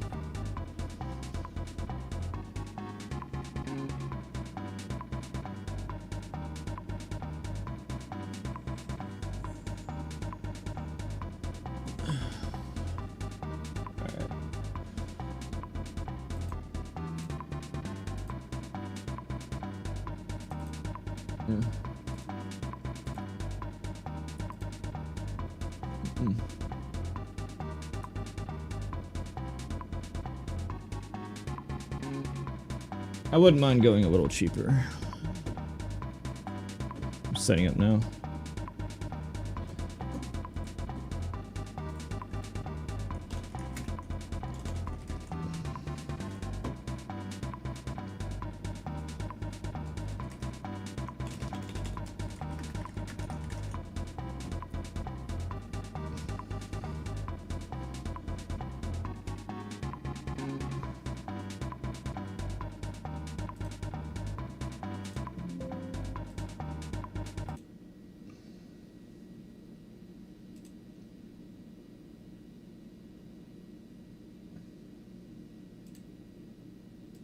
Como é que tá se sentindo com essa relação, essa matchup aí, cara? A gente viu que você já ganhou de uma vez, mas e agora? Como é que está nessa GF aí? Alright, what character? Well, I'll just figure it out. You're probably Pyroman through. O jogador aqui na GF, o It takes that long to start? Jesus. Plataforma. O Castle já tá preparado. Alright, about review time. E já vamos direto lá, ó. Já foi o salve aí dos jogadores um com o outro. O handshake. E vamos começar essa Grand Finals que vai ser disputadíssima entre Luquito versus Castle. E em Clay Team, Small. Alright, so something about Palutena. Versus Castle. Okay, so something you should know about Palutena first off. In this scenario, she's trying to... This covers every option. Palutena's low-key broken. She has a very easy autopilot. Kind of like how Marth in Melee will just up-air the whole platform. Imagine the old days of Melee where Marth would up-throw, up-air the platform, except you can't slide off under 58%. Basically, this is similar, where you just up-air the whole platform, except there's nothing you can do once you're on the platform. So this literally just flowcharts you. And unless you get the frame 2 air dodge here, this will all hit you. And since you're probably buffering the air dodge anyway, if Foresight didn't happen on buffered air dodge, that would mean that this 40 damage is guaranteed. Which means either A, the two options that are best are get grabbed DI to the right. You either DI to the right and hope you don't go on the platform, or B, just don't get grabbed there. The only two possible outcomes is A, don't get grabbed there, or B, don't land there. But like, I don't even know if you could do anything from this spot. I think she probably tried to grab you there on purpose. This might be one of those... A lot of characters have what I call secret 0% setups. Like, it's really obvious with certain characters like Kaze, who just won Electric, or Luigi, who just won Scrab. Those are, like, the obvious characters. And then there's some, like, Palutena and Game Watch who want the low percent nair, like the 0% nair. But there's other secret 0% setups like this one. Like Sonic's does this a lot with Sonic, where he either goes for a short hop up air if you're under a side plat, or a grab if you're under the side plat. Sonic's does those two setups at 0. Palutena probably is intentionally looking for the grab at this position here. Like, she's less likely to grab you if it was like if she was here and you were here, her down throw wouldn't put the platform. So this is one of those things where the Palutena player knows what she's looking for, but you might not. Because that whole sequence is guaranteed. A lot of the cast has stuff like this. It's just a lot more obvious with characters like Luigi. Like, everybody knows to just camp Luigi at 0 so he doesn't grab you, right? That's common knowledge. But to a lesser degree, the same concept applies to probably half the cast, maybe most of the cast. It's just that it's more obvious with Luigi. This is something I noticed after watching and playing the game for a long time. So this player looked for tech roll in, and the guess was correct. So right here, the player was just put this player right here. This player was just looking for impatience. Right here, he's looking for impatience. So you go in with if you did a roll in right away, if you did roll in right away, or in this case nair in right away, you get hit. So you either be patient and let her give up stage, or you would have to do like a running up tilt. You could run under her and do a double up tilt into like double up tilt, up air, up B, double up tilt, back air, up B, double up tilt, up B. Like double up tilt into like any high damage combo, basically. Spargo and Leo do this thing where they just run under people and double up tilt. It's like really good at 0, the double up tilt. And if it's not 0, then it's single up tilt into combo. So that's like the counter. Like if you want to be aggressive and you have the read, like look right here.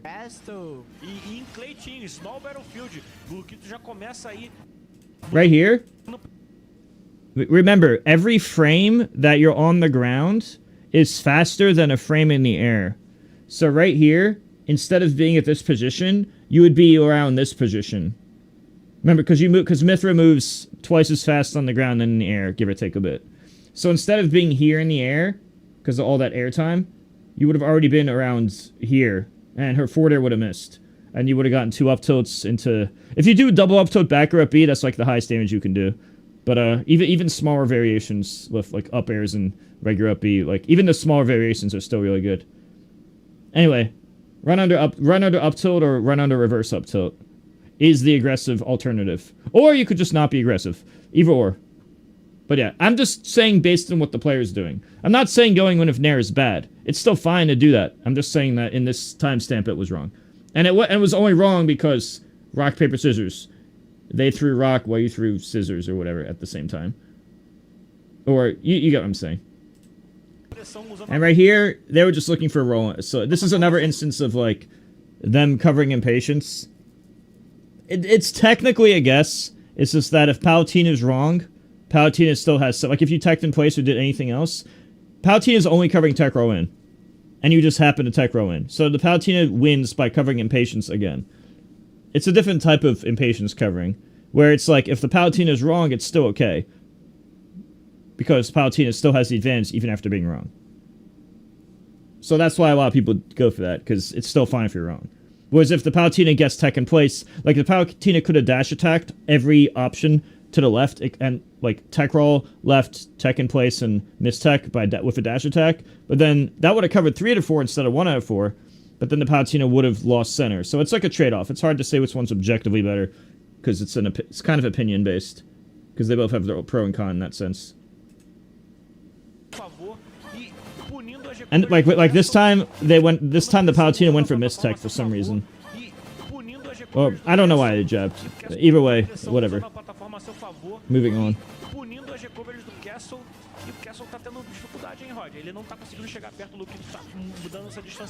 That F smash was laggy.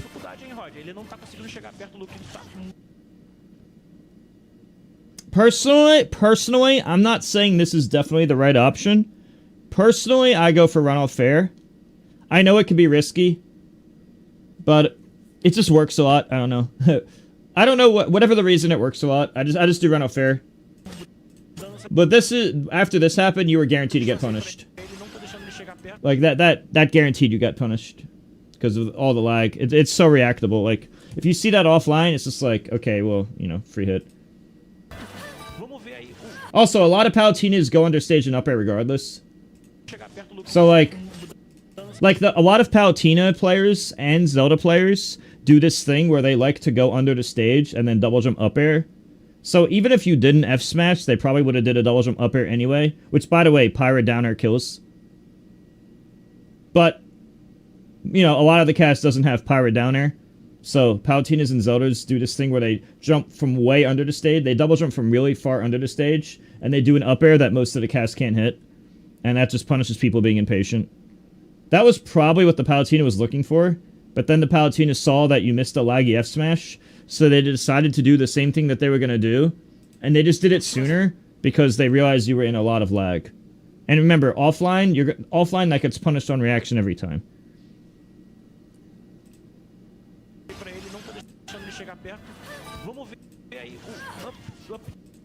Alright, that's fine. I was going to say the same thing. Yeah, you can do that fair. That's the thing about Palutena, though. Palutena is so annoyingly broken, because, like, every time you want to have, like, fun and edgeguard her, if she teleports at the same time as you do that, now she takes center. I think she's so broken because of this. Because, like, now you're the one... By the way, she's going to run an F-smash you. You should have got F-smashed. You should have got punished here. She just messed up. The annoying thing about this is, like, yeah, that works against all the really bad people. Like, people who are really bad, they get hit by that. And I guess it's not the end of the world if they're not, like, really bad or whatever. It's just that it's kind of annoying because, like, as you can see here, if she does that teleport, which, by the way, some Palutenas go above the stage and then do this, they do this jump, and then they teleport here, and then they cancel anyway. Every Palutena aims right here on this platform. If you're, like, making sure that they can't... If you're, like, putting a higher priority on, like, okay, don't let Palutena teleport here, and then... Because she's going to try to teleport here and back air, or she's going to teleport here and then double jump. She's either going to teleport here back air, or teleport here double jump.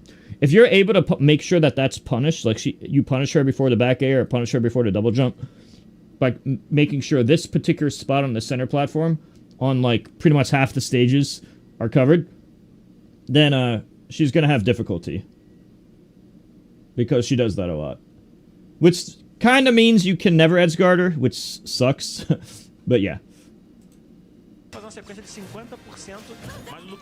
You should have got punished for this, just letting you know. Okay, F-Smash is not bad. But if you knew you had the time... Let's say that you knew you had the time. If you knew for certainty that you had the time to punish, your side B does like 20 damage. I think it's like 20 or 23 damage if you get all the hits. So if you know, hey, I have a lot of time to punish this, and also that they're not at kill percent, like a Palutena at center stage at 50, for example, side B would be optimal if you knew you had the time. So on this timestamp, side B would have been optimal at this percent. Like, if it was like 0, well, in this scenario, Palutena center stage 50... Palutena center stage 50, obviously side B is the most damage.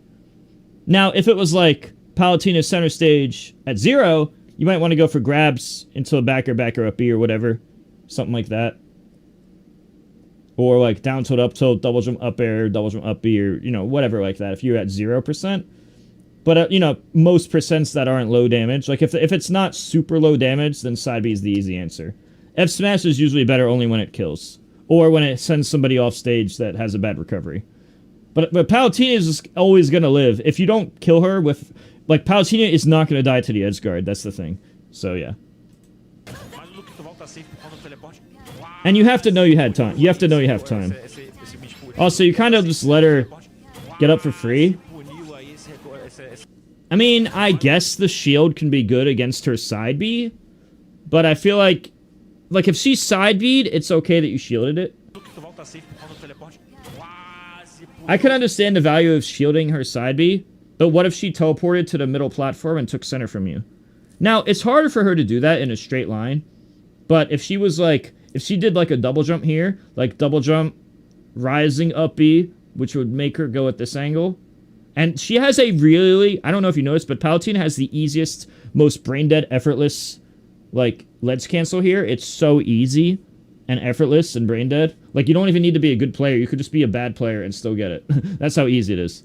Like, here and here. She hasn't done that yet, but a lot of Palutenas at top level do it a lot, so... I do see the value of shielding the potential Cyber here, but there's also value to making sure this is covered too. You don't have to cover it every time, but just be aware that it's meta to cover it sometimes at top level. You don't want to give her that as a free escape card 100% of the time. You could, like, give it up sometimes, just to cover other things, or to condition her for later. I guess that's fine also. Also, usually when I do the dash dance here, I usually make sure that I can shield grab here. Like, running shield grab here. But you're kind of, like, not even in position to do that. I guess you're too far away. So, if you're not threatening shield grab here, I'm not really sure the value of the dash dance. Because, like, the whole point of the dash dance is, like, I don't know, like, moving away from a ledge trap area or something, but also covering, like... Like, if you were to do the same dash dance into shield grab, that would have been okay. Because, like, that dash away would have covered her... It's not often that people do ledge drop aerial, but if they did ledge drop double jump rising aerial, it does cover that, and you punish it on reaction. And if she does a neutral get up within a small period of time, it also covers that. But yours didn't cover that, because you were too far away. Like, even if I went back a few frames, you would have still been out of shield grab range. And being out of shield grab range is like, you know... I mean, you would have to quickly... Usually what I do when I know that I'm out of the shield grab range, or even if I just want to play it safer, I do like a short hop nair moving backwards. Because that way, if I hit her, it's like damage. I might get a follow-up with a fair. And if I drift back, if I do the fun thing about the fair, the nair, if I'm like shielding here, whether I am or am not in shield grab range, both scenarios I do this, I might short hop nair fade back. If I hit, cool. If I miss, no biggie. And if she decides to ledge roll, instead of, like, whatever. If she does any type of ground roll or ledge roll, the final hit, it has, like, a hitbox here, and then it can get, like, reverse up B or bear up B. Yeah, that's why I like Mithra's Nair here. I do Mithra's Nair fade back a lot. I do it with Pyra, too, for different reasons. Pyra's is just big, and just sometimes covers Roland with the weak hit anyway. Whereas Mithra's, it's, like, it's safe at first, but it also, like, has the landing hitbox for Roland. That's why I do that sometimes on purpose. I see a Cola do this the same type of nair as me, except I invented it. I did it before Cola. See what I mean? This you want to punish. Now it's fine to be out of range and stuff. Like, you see what I mean about every Palutena does this. You need to be ready to punish that. You could also shield and buffer up B. Just so you know, your shield grab and your up B are both frame 10. If you do a buffered shield grab compared to a buffered up B, both of them buffered will be frame 10 out of shield. The difference being that grab has less range, but grab also beats shield. So I guess you could choose either or here. I guess here technically you could grab, but you know, if she crosses you up or spaces you out, then grab misses. Grab only works if it hits that tiny window in front of you. Nair is safer if you're not sure what to do, and up B is good for the frame data or the 17 damage, or if you know there's spacing a move in front of you. I like to block moves and use Pyra's up. I like to do up B a lot because I'm an up B spammer, but all three of them have value depending on the scenario. If you're not sure what to do, Nair is safe. If you know there's spacing, then up B is good at spacing and the same speed as grab. I don't know about that. I don't know what you're doing right now. I don't know what this is supposed to be. I don't know what everything you're doing is. Oh, if you ever block Palutena's Nair, I'm not 100% sure if this always works, but I know you could block and then do up B. I don't know if she can buffer shield or not because I didn't lab it. But just based on fighting experience against other people, I get that a lot. Like, you could block her Nair. You could even do the up B super aerial. You don't even have to, like, block. You don't even have to block, like, all the hits. You could even, like, block part of it. And then, like, just up B at any point ever. And then that either trades or wins. So what happens usually is you usually just get her for the 17 damage, or you get her and you trade on the same frame. That happens sometimes too. And if you ever trade on the same frame, that means you can do uppy again. So you get uppy single hit, which trades like 1 damage. You take like 2 damage. And then you could do a second uppy. So you get uppy single hit into uppy both hits. And that's like mid 20 something damage, which is a really good trade for you. That doesn't always happen, but it's something that happens sometimes. Sometimes I do that when I uppy a shield. I just get like single hit plus double hit, and that's a 3-hit uppy.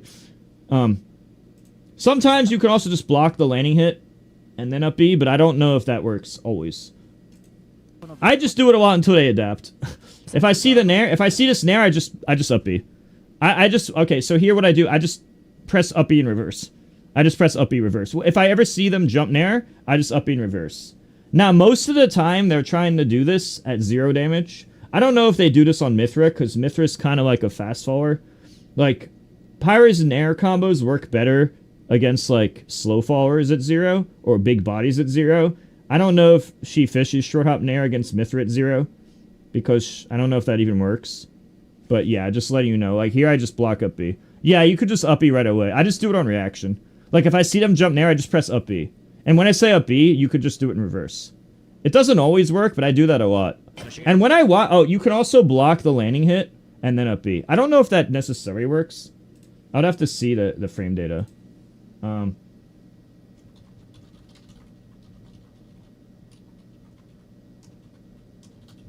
me see something. Let me look at this. 12 frames landing lag. I think you can do it if you buffer it. No, no, it does work. It does work. I don't think you have to worry about that. Yeah, no, this definitely works. This will definitely work on 12. She doesn't even have a landing hitbox. You see, you could even do this in Mithra Dittos, but it's pretty... Like, Mithra also, I think, has 10 or 12 landing. I think it's 12, it might be 10. I don't know. I know in Mithra, who has 13 frames landing lag, I know you could block the landing hit and then up B. You just don't have a... Your window's pretty small. So it's not that free. But Palutena doesn't even have a landing hit. So, like... Yeah, I don't know. I feel like you'll get it most of the time. I haven't really labbed it, but, like, I just go off experience. Just, like, from experience, it seems to work a lot. Also, the Palutenas don't even shield that often when they land. So, everything I'm saying is only assuming they're shielding. If they decide, hey, I'm not even going to hold shield, then uppy will just work every time. I mean, like even if you're slow, it'll work because they're not holding shield. I don't recommend relying on something bad like that. I recommend learning the actual good methods, like doing it while they're airborne, or blocking the landing, blocking the final hit and then timing it right. You know, one of the actual good, reliable methods, but yeah, just saying. Like, if you do it over and over and over, she's probably going to get used to holding shield, but I don't know if that even works. I don't know if the shield even comes out. Like, this F smash is okay there because it almost killed. It would have been optimal if it did kill. Like, technically it wasn't good because it didn't kill, but if she was at, like, 3 damage higher, it would have killed. So, like, she was at 73 and it didn't kill, even though you had 100 rage. Oh, no, she was at 80, and you were at 109. And she probably need, like, 3 more damage to die, maybe, or something. So, I guess if she's above 80, it could be good. Otherwise, maybe down smash, I don't know. But she's gonna recover. By the way, if Palutena does this right, just so you know, well, F smash is also good if their recovery sucks. Like, if it's Pyra Ditto or Little Mac or something, it has value because you can lead to an edge guard. But Palutena, if she doesn't die, she's gonna live. So, it's more risky on Palutena. Like, there's almost no reward to it if it doesn't kill. If they're gonna not die to Edgeguard, which Palutena is never ever gonna die if it's not the Edgeguard, then it doesn't matter. It only matters if it leads to Edgeguard, really. That's the only time. Like a 50 damage F smash could be good against bad recovery character, for example. By the way, if Palutena does this uppy correctly and she aims in a straight line, if she executes this properly, then your window to hit her is 0 frames. If she comes from under the stage at an angle, then you have like a 2-frame window. But if she goes in a straight line from this position, it's impossible. It's a mechanic where if she's above the stage and goes down, it's a 0 frame window. This is for all teleporters. But most Palutinas just do a straight line, and if it depends on her timing. If she does it bad, it's a 2 frame window. If she does it good, it's a 0 frame window. But she has to be right here to do it. Which means you could read that with a Pyra side B or a Pyra fair. You could do a Pyra fair or Pyra side B. I don't know if you have time to do a Pyra fair. I'm just letting you know that top level Palutena does this a lot. So you could... No. It's only if she comes from under the stage that it's a 2 frame. If she comes from above stage, like up here and goes down, it's a 0 frame window. Now, as for horizontal side, as for this, if she does this badly, then it's a 2 frame window. If she does this perfectly, it's a 0 frame window. So you could hope for the mistake and just go for this, just hoping for the mistake with a down toe to down air. Alternatively, you could dash off stage and throw a fast side B to try to hit her. Although, I would only do that if she's above, like, 130 or something. It might be good on Town City, since Town City is near the side blast zone.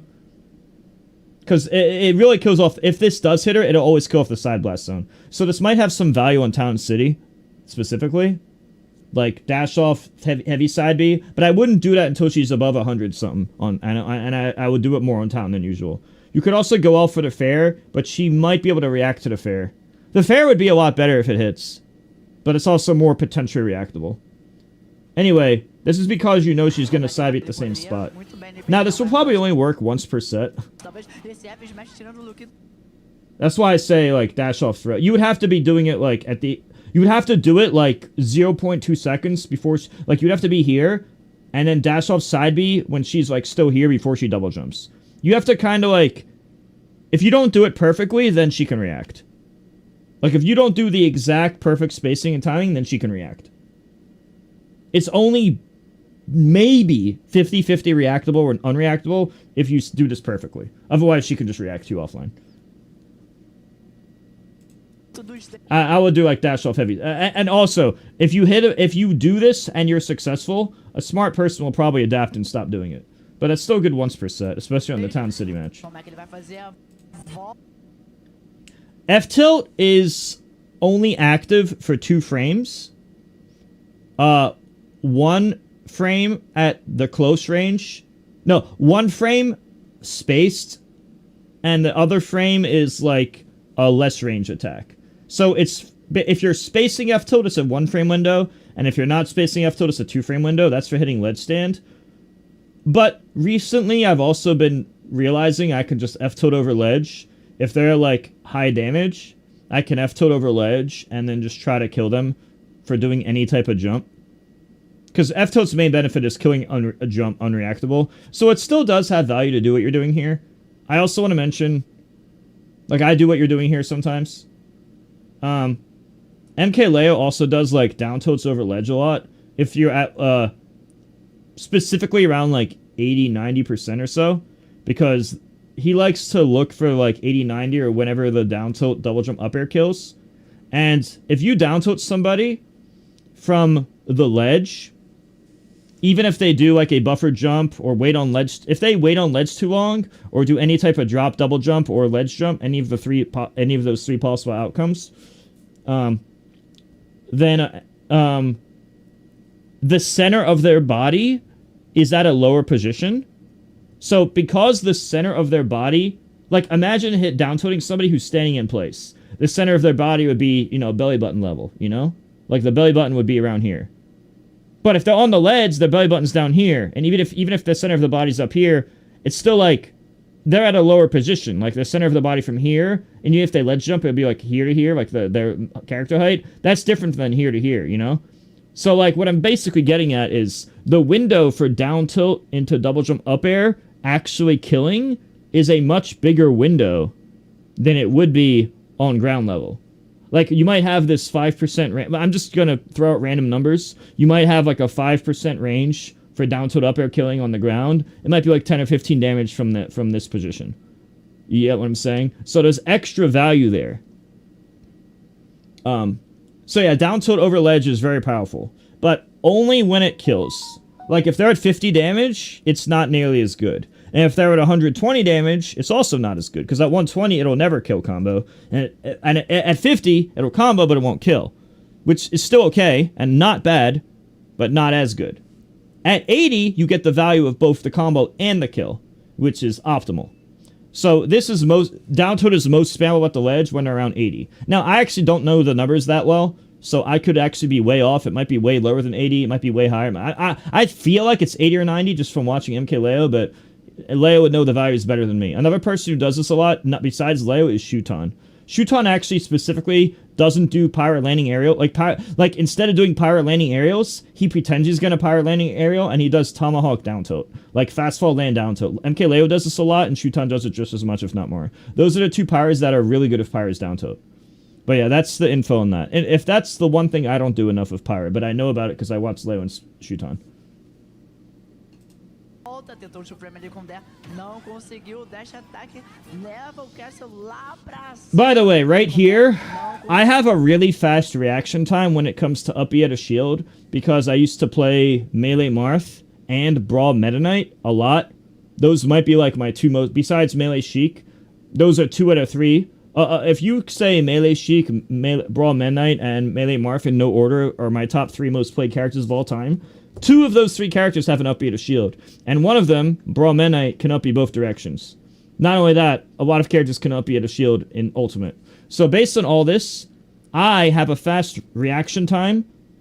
Mutaking specifically has a fast... Even though my natural genetic reaction time is like average or above average, my reaction time to this specifically is really good because I'm trained for it from a long time ago. So even in situations where Leo and Spargo rarely go for it, I see this, I just reverse up B and she dies. And even if she doesn't die, it's still a lot of damage. If you don't reverse up B, then you can't hit her. Unless you drop shield grab, which still sucks, because there's no chance for it killing. There's no reason not to reverse up B every time here.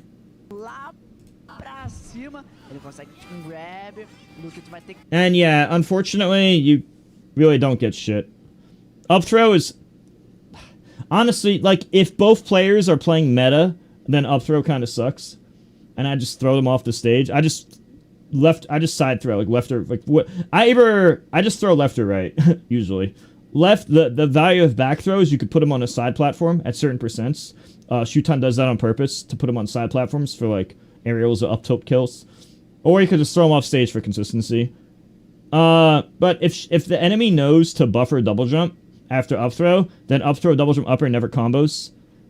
Up throw is kind of like a gimmick where you're just hoping that they don't know to buffer jump.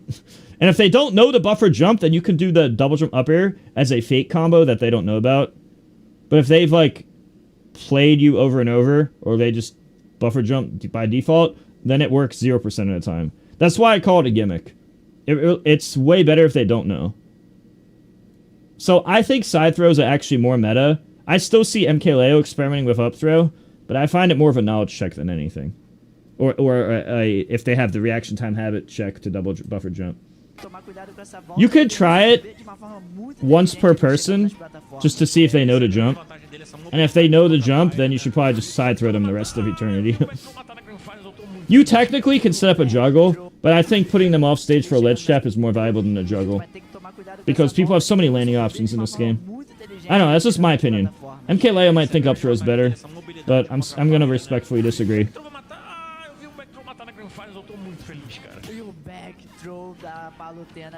By the way, does this stock look familiar? Her whole goal is to up air the whole platform. And now she's probably gonna get a 3-hit combo. Same autopilot. Do you think she's using brain power here? No. I knew she'd do that exact combo, because that's what she did the first time. She did the exact same combo. Short hop up air, full hop up air, double jump nair. She specifically practices that same combo over and over. She's fishing for the grab at 0. You just don't know she's fishing for the grab at 0. But from her point of view, she already has a game plan in mind.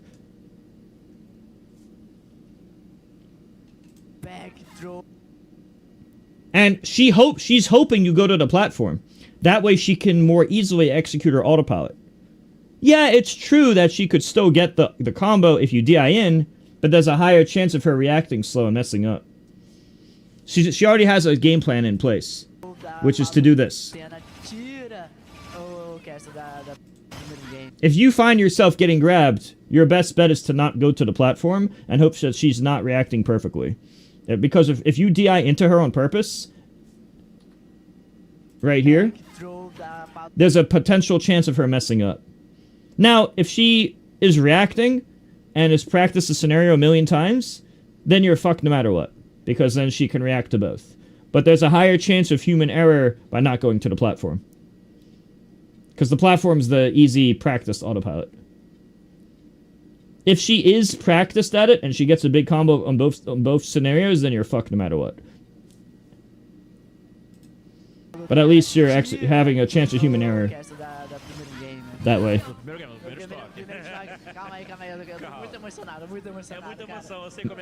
You gotta... I mean, there's not much you could do. She's gonna recover, but she could have got the cancel here. She didn't, and actually you would have got a free kill there if you just did fucking any attack. But Palutina's always going to go to that spot on the platform.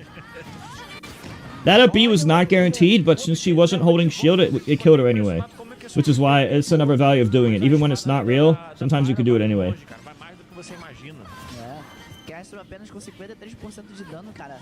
This combo's not good. This was bad.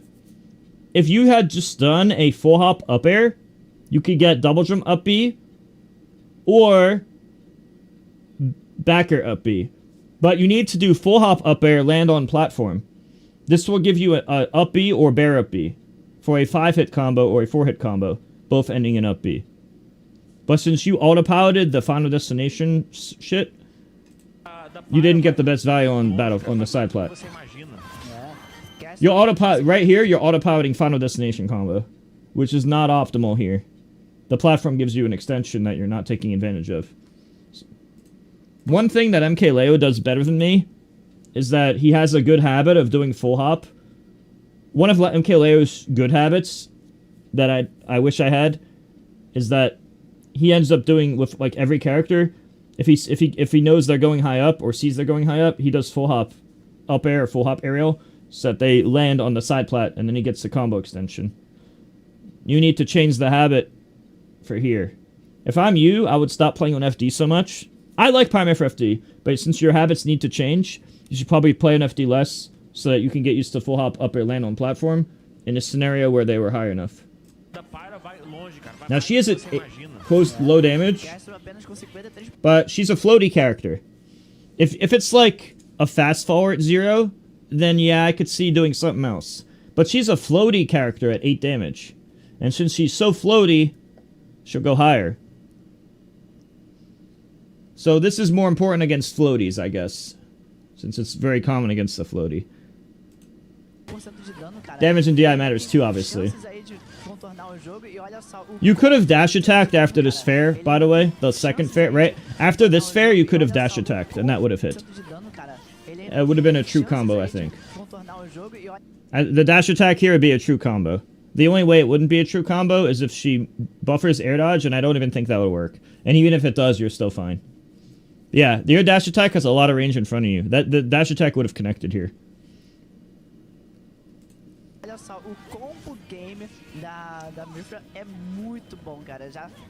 I would have done either uppy or nair, or grab.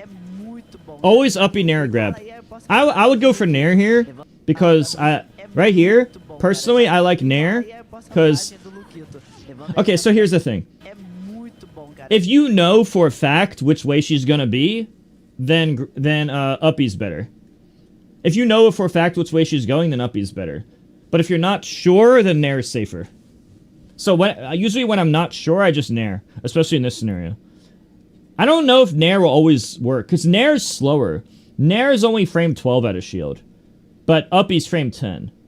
And uppy does more damage. The only problem is if you guess the 50-50 wrong, you're fucked.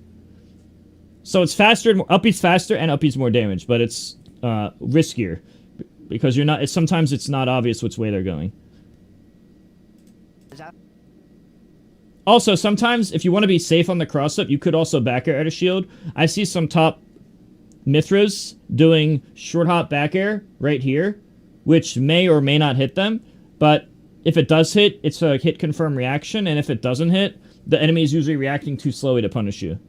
I still favor doing up Bs mixed with nairs, personally. Those are my two preferences, but I have seen other top Pyromithras do short hop back air at a shield. I don't know why you're doing up air. None of this, I don't recommend that, and I haven't seen pros do that, so I don't think that's good. How you doing, Jandro? If you could do exclamation mark puzzle and just sign up for these links, it's free and I get paid $8 just for you signing up. Very fast, very easy. If you guys could all do that real quick. Exclamation mark puzzle. I have this until the end of January. And exclamation mark job. Alright, moving on. Just click the link, sign up, easy. Yeah, no. All you do is click the link, sign up. It takes like 20 seconds, and I get paid $8. If you could do those two, it'd be helpful. Quick $8. Alright. Iguala aí a porcentagem do Luquito, levando ele pra situação de off-stage. Consegue mais uma vez causar pressão. Thank you, Jandro. Yeah, no, it'll take like 20 seconds and I get $8, Jandro. Both links are basically the same shit. Free link, sign up, free link, sign up. No catch. I just get paid based on the signups. That's all. And thank you, Jandro. I already went over this scenario in the game. Okay, so another thing you could have done is after this, you could have done running up tilt. I see people like Spargo and MKLeo do this sometimes, and Cosmos, where they hit him in the air, and if they don't think they can get the combo, they do running up tilt. Castle, honestly, my reaction time habits on Foresight are really bad, so it's hard for me to give concrete advices. Like, in theory, yes, but like, my habits are so bad that I'm more favoring up B because of prior Smash games. So I don't know the answer for Foresight. That's probably my weakness as Mithra, is that I don't use that move at all. Not that it's bad. It's frame 2 at a shield, 2 through 6. I'm just not used to it as a habit. Anyway, continue here. So in this scenario, after you hit him with the fair, there is two things that I like to do. One of them is running up tilt. This is what I see players like Cosmos, MKLeo, and Spargo do. In this scenario, they do a running up tilt. This will run under their falling aerial, and it runs under their back air, forward air, and you get to punish with up tilt or reverse up tilt. Usually they run under reverse up tilt. They do like the thing where they turn around if they're running up tilt, you know? So it starts from the right to left. So that's what they do. They run under the aerial, then up tilt. Another thing you can do is like, think of it like a horizontal wall, like a Hungry Box puff type of wall where you're horizontally spacing. And like after the first fair, I set up a second fair just to like cover left and right. And then like, even if they air dodge in, I can still get 15 damage on rapid jab. I usually tend to favor the horizontal thing, but all of the other pros tend to favor running up tilt. I see both options as being valid.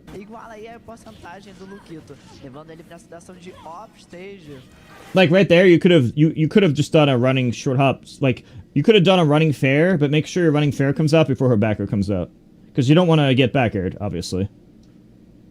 Running shield, I would say, is worse than both. Now, you could do what Akola does and running Foresight it, and then get like a down smash or something, but then you're still taking damage. I think one of the two, running up tilt or run short hop fair, one of those two are best. As long as you're doing it in a way where the whole point is to do it in a way where her aerial doesn't hit you. Shield, I would say, is third best. Shield or Foresight is like third and fourth best. I wouldn't put either of those as top two, personally. Consegue mais uma vez causar pressão. Luquito aí escapa com o Nair. Well, a lot of things are just habits. Like Akola has a Foresight habit. I have an uppy habit. And part of the reason for my habit is because of the prior Smash games. By the way, notice how often Palutena does that air dodge recovery? Ele teve a leitura do roll aí do parte do cast.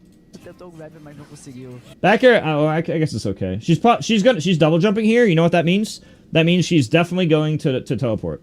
If she ever jumps here, she's teleporting. Okay, she didn't teleport to the same spot, But let's say that you assumed she would. Let's say that you were guessing she would. If you just had an error out here, even if she goes here, guess what? You still have center. You still have center, so it's still fine. Aí o Luquito com a pressão aí mas ele tentou aterrissar e o cara já tava pronto pra punir com o up smash. Foi o que o próprio Carson falou, né? Ele vai tentar punir o máximo que ele puder das opções do Luquito. E é o que ele precisa fazer, ser paciente. Okay, let me guess. You probably tried to back air and you accidentally fared. Is that what you did? Because I do that all the time. I hate that shit. Now, I'm not really sure what's best at 0. Because when I do this, I think that just going for back air is good. I think you could just do back air or double jump back air and then up B, right?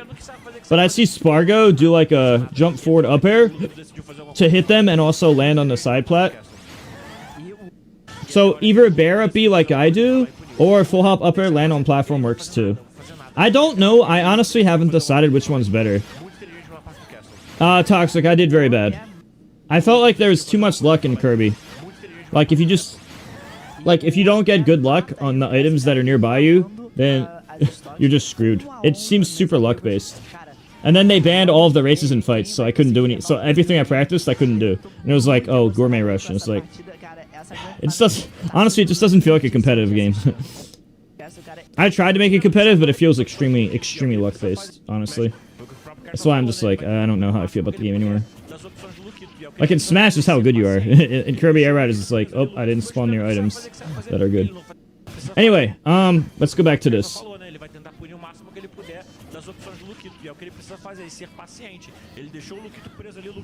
Anyway, I already explained what's do off down. Oh, here's another thing, but this isn't real. If you block her back, if you do this, okay, in this scenario, I don't think it would reach, but most of the time, like from this times, I don't think I've ever seen I've never seen a backer hit a shield and Palutena be pushed this far. In most scenarios, if she spaces a fair or bear, you could just up B it. Like, up B at a shield after blocking. Especially on the back air, because back air has more landing lag from Palutena. But in this particular timestamp, she's so far it wouldn't have worked anyway. In my experience, this is a very rare scenario. She's almost never going to be this far, though.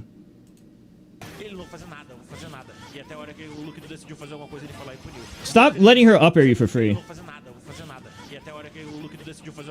You're getting up aired for free just by doing that. Also, you auto-powered your impatient landing, so she just...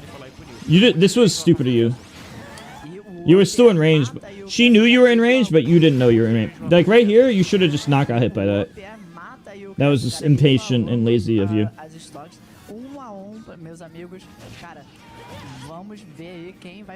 You could have RAR bear up bead. Like, dash bear up B. What? SDK, I don't really care what you say, because the top pros all go to me. Hungrybox, Spargo, MKLeo, like year after year. Wizzy, Salem. But if you want to be mean consistently, I'll just ban you. It's fine. Okay, so RAR bear up B. Reverse area rush bear up B. Dash left, double jump, RAR bear up B. Yeah, coaching is based on knowledge. The reason I don't travel is because there's no sponsor. So well, here's the thing. If you want the honest truth, the reason I don't go to tournaments offline is because money. If you're not like top 5 in the world, like if you're not top 8ing, like getting top 8 out of 1,000 people, then you're not even breaking even on the flight. Even someone like MKLeo doesn't travel if he doesn't have his flight paid for nowadays. It's just like really bad. I've played Smash for like 20,000 hours in my life, and most of it is just studying the game a lot. But Smash, unfortunately, doesn't have the ecosystem financially for it to be worth it. Compared to someone like me who already has like a following on Twitch, and I have friends who raid me. I have like a lot of followers from just being around for 20 years. So for me, it makes more sense financially to coach and do that other stuff instead of playing for no pot bonus with fucking 30 people at a tournament. It really just comes down to finances and ecosystem. But if you want my honest, like, unfiltered opinion, then I think I'm the best coach in Smash by a large margin. And literally anybody, Armada, Wizrobe, Salem, Zero if he wasn't canceled, Spargo, MKLeo, pretty much everyone will back me up. I actually had a bunch of my students, like, I think one of my Cloud students named Galaxy, he just beat Siskui Samus, who was like top 2 in Europe, like second best in Europe after like Gluttony. He just beat him like a few weeks ago or a few months ago, and he literally texted me about it. That's like the Cloud player, just as an example. At coaching, I do like I'm not even trying to lie or be conceited. I really think I'm the best at both Ultimate and Melee. And even if you don't think I'm number 1, I'm certainly top tier at both, and that's without question. And my results back that up with like literally everybody. But if you want to ask Spargo or Leo when they're streaming what they think at any random time, you can just ask them. Anyway, so whenever you're at this type of damage, you either want to do what the top players do is they react to the DI. And then they do bear up B. I find it kind of hard to react to both left and right DI. So here's what you would do in theory. Let's say that you have super fast reaction time if you've practiced it, and they're at 30. If you have very fast reaction, and you're used to the muscle memory for it, and it's offline, so all 3 of those, then what you would do ideally is if they DI away from you like this, you would dash left, run a small amount of time, or dash a small amount of time, then double jump rising bear to up B. Obviously at 0 you could get double bear up B, but like anything that's like 30 damage or whatever, obviously you can only get one bear. So you would dash left for a bit, then double jump bear up B. Okay? But if they DI straight up, which, you know, 99% of the time they're either committing full left or full right, realistically. Then you still do the jump you still do the same jump, like the jump to the left on autopilot. Or you don't even have to. I've seen top players do both versions. It doesn't matter which way you jump, actually. If they go straight up, you could just double jump bear up B more easily. Like, it doesn't matter if you jump up left from this timestamp or jump up right. But when I see the top players like Spargo, Shuton, MKLeo, they find a way, especially Shuton and Spargo and Cosmos, because they're used to the combos. They always find a way to get the bear up B most of the time. I find it kind of hard because it's really hard to practice that online. Because I play online a lot, so it's hard to practice that online. But ideally, you always want to get the bear up B. Now, what I do, because I find it hard to practice, I just jump forward every time and I up B for 17 damage.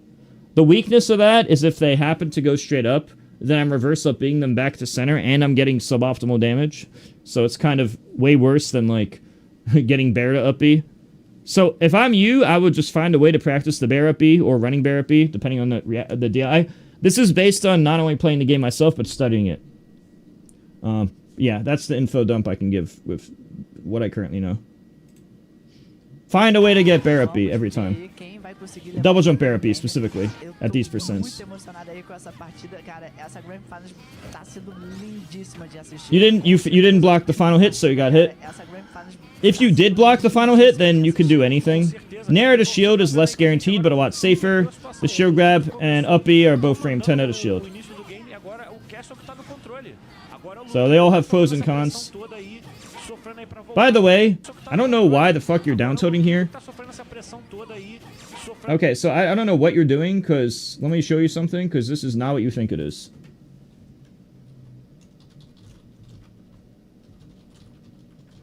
Mithra has... Okay, so Pyra has this weird... Not only does Pyra have a longer sword, but Pyra has this weird thing where, like, it's kind of even across the board.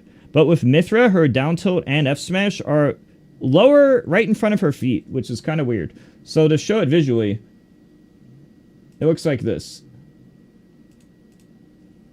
See how the purple is lower than the red, and how the furthest of the red is lower than all of them? Like, there's this layer, and then there's these 2 layers. It's further. The first half of the sword is bigger than the next, and it's quite a big difference too. A lot of people don't seem to know that because they don't study the game like that. If you actually look at the sword, it looks like the sword is going from upper left to bottom right, but here it goes the opposite, kind of like an X. It's the exact opposite of the way it appears because the game programmers decided to do whatever the fuck they wanted. If they actually followed the sword, it would make sense to space it. But they didn't program it that way for some weird reason. Now, to show how Mithra's F smash is similar, Mithra's F smash is also kind of weird like that, too. See how Mithra's F smash is furthest, right in front of her? Just like her down tilt. But then it gets smaller, which is the opposite of the way the sword looks. It's the opposite. Like, the sword seems like it's the tip down here. You would imagine it to be the opposite, but it's not like that at all. Now, Pyra is different. By the way, I'd never recommend trying to F-smash with Pyra. Her 2-frame with F-smash is very hard to land and very laggy. So I don't recommend that one. But if you look at the down tilt, you could see how this point is pretty much the same lowness as this point. Like, there's pretty much no difference. So the tip of the down tilt is also the same lowness as this part of the down tilt. To be honest with you, Mythra's F-smash goes lower than Mythra's down tilt, and Mythra's down tilt goes lower than Pyra's down tilt, and Pyra's F-smash is the worst. So Mythra's F-smash greater than Mythra down tilt, greater than Pyra down tilt, greater than Pyra F-smash in terms of how low they go. But I recommend all three of them, except the only one I don't recommend is Pyra F-smash. That's the only one I find to be bad risk reward. Not only is it the least going low, it's also the least likely to land even if you do time it right, which is difficult in the first place. Both other down tilts and, you know, anyway, the reason everything else is good. But you could see what I mean here. So that's why I wanted to point this out, because you were spacing Mythra's down tilt from a distance. You were, like, doing it from this distance with her down tilt, and you were literally covering nothing. You accomplished nothing that way. Maybe there's a chance if you did Pyra's down tilt from that distance. But even if you were Pyra, I'd still recommend being a little closer. Even Pyra would stand closer than this. But Mythra, you're not going to down tilt. You're way too far to consider down tilting. So, I was mentioning that because you did it. And I've seen a lot of players do this mistake. Like, look, what are you doing? This doesn't cover anything. It doesn't even come close. Not only does it not cover anything, you weren't even slightly close. You were like 1,000 miles away. Just to point out how bad it is. Anyway, that was a bad air dodge. She just covered that. I don't know why you didn't hit confirm. This should have been a hit confirm. Like, you should have confirmed the hit into double jump up air or double jump up B. Up B if you're feeling like you know it's going to work. Up air if you're not sure you want to play safe. So, either way, you should have got a follow-up after the bear. Now, I can see how, like, that it wasn't obvious. Like, she wasn't in lag of a move. So I can see an excuse that you can't react. I still think I would have, but it's debatable. Also, notice how she ran under you. Bear is good, but I think up B at a shield's even better. But I think it doesn't matter there. She dies both Bear to shield and up B to shield kill there. Cancelam seu CPF em mim agora, né? Vamos ver. Eu duvido muito, mas... Eu também duvido aí. Eu acho que eu nunca vi o Luquito jogar de outro personagem. É, e nem tem. Foca no que você consegue. Ainda mais numa Grand Final, num torneio como esse. Foca no que você é bom. Foca no seu melhor. A gente tem outra dica também aqui dele pegar Meta Knight. Oh yeah, all her shield moves are gonna cover that. Dica também aqui dele pegar Meta Knight. Olha, eu não vou mentir que eu ia gostar. Any type of shield move she does, aka her dash attack and back air, are gonna, like... It's hard to explain how it works, but basically it's gonna beat your movement and then she wins every time. So that's one of the benefits of this. By the way, you also can't air dodge, unless you get Foresight. If you don't activate Foresight on frame 2 through 6, then you can't Foresight either. Foresight only works if you get the actual activation. So that's why Palutinas can just kind of turn their brain off and dash attack. Because not only is she gonna beat your move, she beats your move here. Even if you chose air dodge to try to avoid the shield, her shield, when she's like putting away the shield, it lasts for an extremely long time. So not only does it cover your landing aerial, but unless you get the 2 through 4 air dodge Foresight activation, which is only the early frames of the air dodge, unless you're getting that, which can save you and get you a combo, she's covering the 10-frame landing lag of air dodge as well, because her shield lasts for a really, really long time for some reason, even when she's putting it away. Which means it covers neutral air dodge as well. Unless, as I said, unless you get Foresight. So that's pretty important. Because it's not only, like, important, it's also very easy and brain dead for the Palutena to do this. Like, all the Palutinas are just gonna do that every time. So your landing aerial, I would say, is just a bad option there. She's a low-key, very broken character that people don't talk about being broken enough. Eu não vou mentir que eu ia gostar de jogar com Meta Knight, mas o Luke tá aí dominando com a Palutena não à toa, né? Então ele vai seguir. Right here, uppy. I tell Leo and Spargo this all the time, and they never listen to me. This is the easiest up B 17 damage of all time. The final hit is over. Even if you... Sometimes you could do it early. Sometimes I do it before the final hit. But, like, just up B, it's so fucking easy. You can even see if it's left or right. If she's to the right, you up B in reverse. But since she's left... I don't know. No, I've literally never seen Pirates do this. I watch Spargo, MK Leo, and all the other pros, and they never do the up Bs when I do it. And I mean all of you. I don't care if you're in America, Mexico, Europe, Japan. All of you suck at this, except me. It's so easy. You're doing that, and it's like, you could just up B. And you could just see if they go left or right. I just see if they're going left or right, and then I know if I should go up B left or right.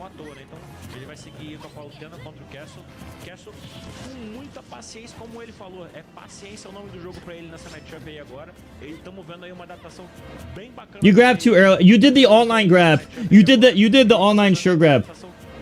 You know what? That's so funny. Because online, you know, in a perfect connection online, it's still like 3 or 4 frames. Like, let's say that there's no modded switch. Let's say you have no modded switch. In a perfect connection, playing your neighbor when you both have FiOS online, it's like 3 or 4 frames more. And that's the best you can get ever. Now, if you're playing on a modded switch, you could just set the frame number so you know what it is. Like, if you set the 3, then it's 3 more than offline, obviously. Unless you're using the other mod, which also reduces a frame. But anyway, the math is obvious. What I'm saying is you actually did the online grab here. You reacted to her, but you did it too early. You know, you can actually be like a extra slow for the grab offline. Because you gotta remember, you don't have to be frame perfect on the grab. Even if you were like even if you're really slow, like what, most characters don't have a frame 1 jab, right? And even if they do, you still trade on that same frame.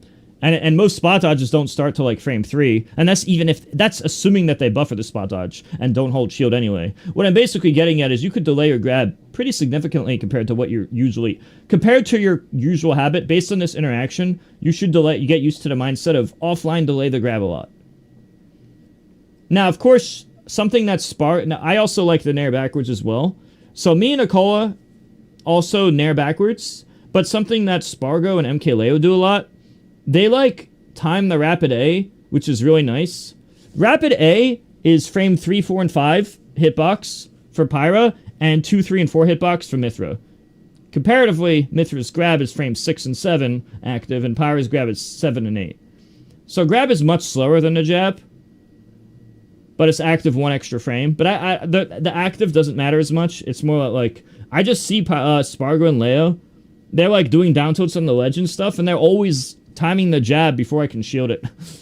Like, they just hit that 3 frame window on the jab that beats my ledge stand shield. But yeah, if you learn both the jab and the grab, and then mix that in with the nair backwards, like, they're all good. I see Spargo and Leo do the down tilts over ledge a lot and just convert to jab on the get up. They're very consistent at it. Better than me at that specifically. Bem bacana dele aí com relação ao jogo que ele jogou anteriormente com o Luquito. Vamos ver como é que o Luquito vai responder, hein? There, I would have gone for up B or double jump bear up B or double jump up air. I would have did like a higher launcher.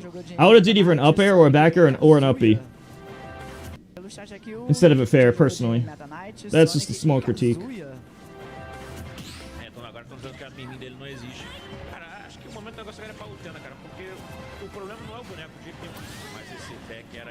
Yeah, they go there. That's a common place to set up a jump because they want to teleport. She's going for the... She specifically covered roll-in, but you buffered your option, so you weren't able to capitalize on foresight. Actually... You might, and this is a big might because I don't feel like counting the frames, you may or may not have been able to do a instant dash attack to the left. But I don't feel like sitting here counting frames to see if it was guaranteed dash attack before she can shield. It's just from looking, it seems 50-50-ish, but yeah, you definitely buffered down tilt when you shouldn't have.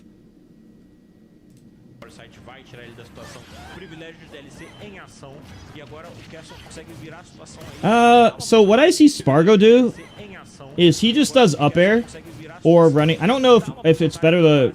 I know you jump to the left and up air. I don't know if you're reacting first or not.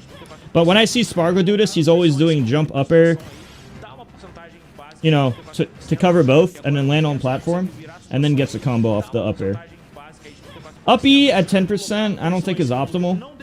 At like 30, I like 40%. It's like better and stuff. But I feel like it's easier to get better. Like I don't. I'm just going off watching Spargo. I see Spargo get this grab. He's gonna up air and land on the center platform, and combo off the up air somehow. Right there, I would have hit confirm that. That was a good juggle. By the way, you can't always do this, but if they DI in, you could either do neutral B for 15 damage or up B for 17 damage. The benefit of neutral B is it sets up an edge guard better. The benefit of up B is it does very slightly more damage, although it might be stale. So in this scenario, you would either fair up B because they're too high for the neutral B. But if they were a little bit lower damage, then you could choose any between. You could do anything. You could bear up B. You could just do the easy fair. But the easy fair is not more damage than like neutral B, which is neutral B is 15 damage, which is almost as good as 2 aerials. It's almost 2 aerials. And then obviously we know up B does 17. But there I'd probably fair anyway because the damage is high. But if they were like very slightly lower damage, I'd probably try to land a neutral B or something. It's hard to say the scenarios that are which are better than which, because there's so many tiny little detail scenarios. But yeah, just remember that levers do more damage.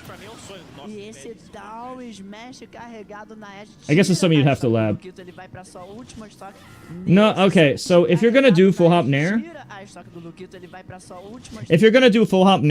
then your only chance of a follow-up, or at least the better follow-up, is to reverse aerial rush back air.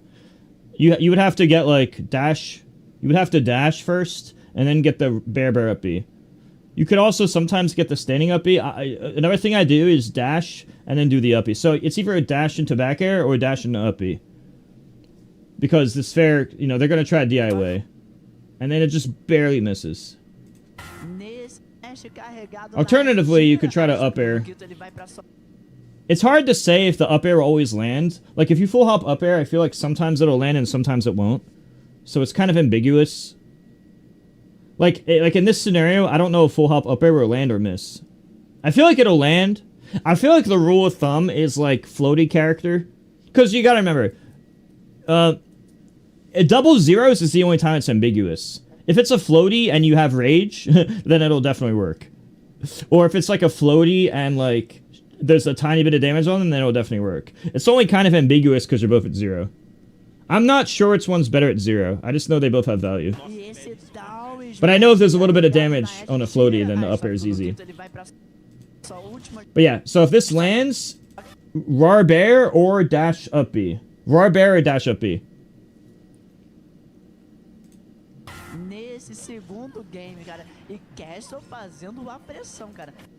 You should have reacted with this. Like right there, that should have been the easiest dash grab ever. Or dash attack if you suck. Also, right here, I would have spaced the nair out of shield grab range. Like if you were intending to do landing aerial, I would have done it outside shield grab range. Otherwise, I would have went for a tomahawk. So I either would have nair to fade back out of shield grab range, which is the safe autopilot, or riskier, you just fast fall land grab before she grabs. If you want to play it riskier for a mix-up. Yeah, sometimes Rapid A is just safe. It does 15 damage. By the way, Mithra's Rapid A has more range than Pyra's on the final hit. Like, when you do the Rapid A for like a bunch of Rapid A damage for like 3 seconds, when you do that, it actually goes more distance for Mithra than Pyra on the Rapid. I don't know why they programmed that. It's like a weird thing that I don't think everybody knows about. It's a very minor detail, but I might as well explain it, just for the sake of getting 1 extra damage. See how far Pyra's goes? But Mithra's, for some reason, goes slightly further on this particular hit. It's not a big difference, but it is a difference. It's a very small difference, though. I don't know why they did that, but whatever.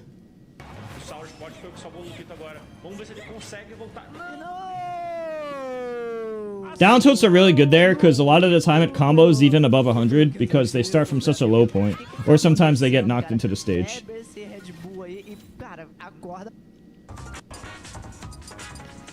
Cara, infelizmente o Luquito fez Yeah, it's just kind of weird. Totalmente aí esse game. É, mas vamos lá. Ele ainda tem mais o Cash tem que ganhar mais um pra resetar a Grand Finals, então ainda tem tempo, ele ainda tem como se recuperar.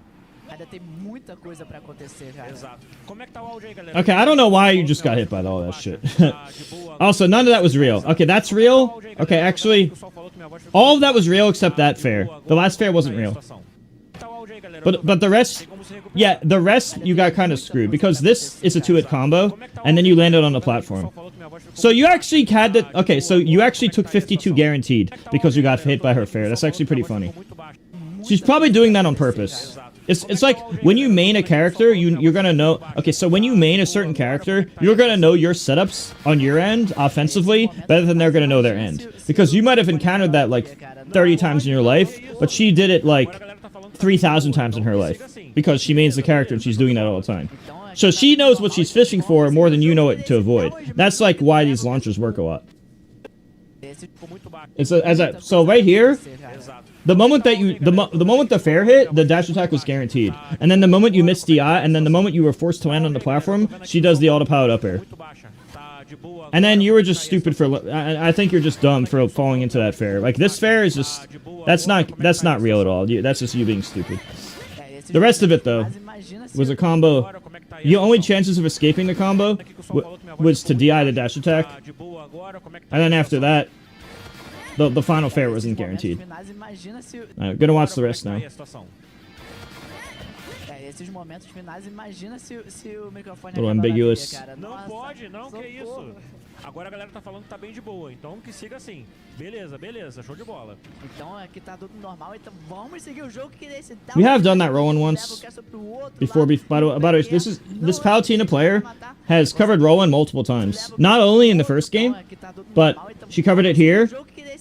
She's gonna cover it here, and she did cover it a few times in either game 1 or some of the first 2 games. So this Palutena likes to cover Rowans when you're cornered.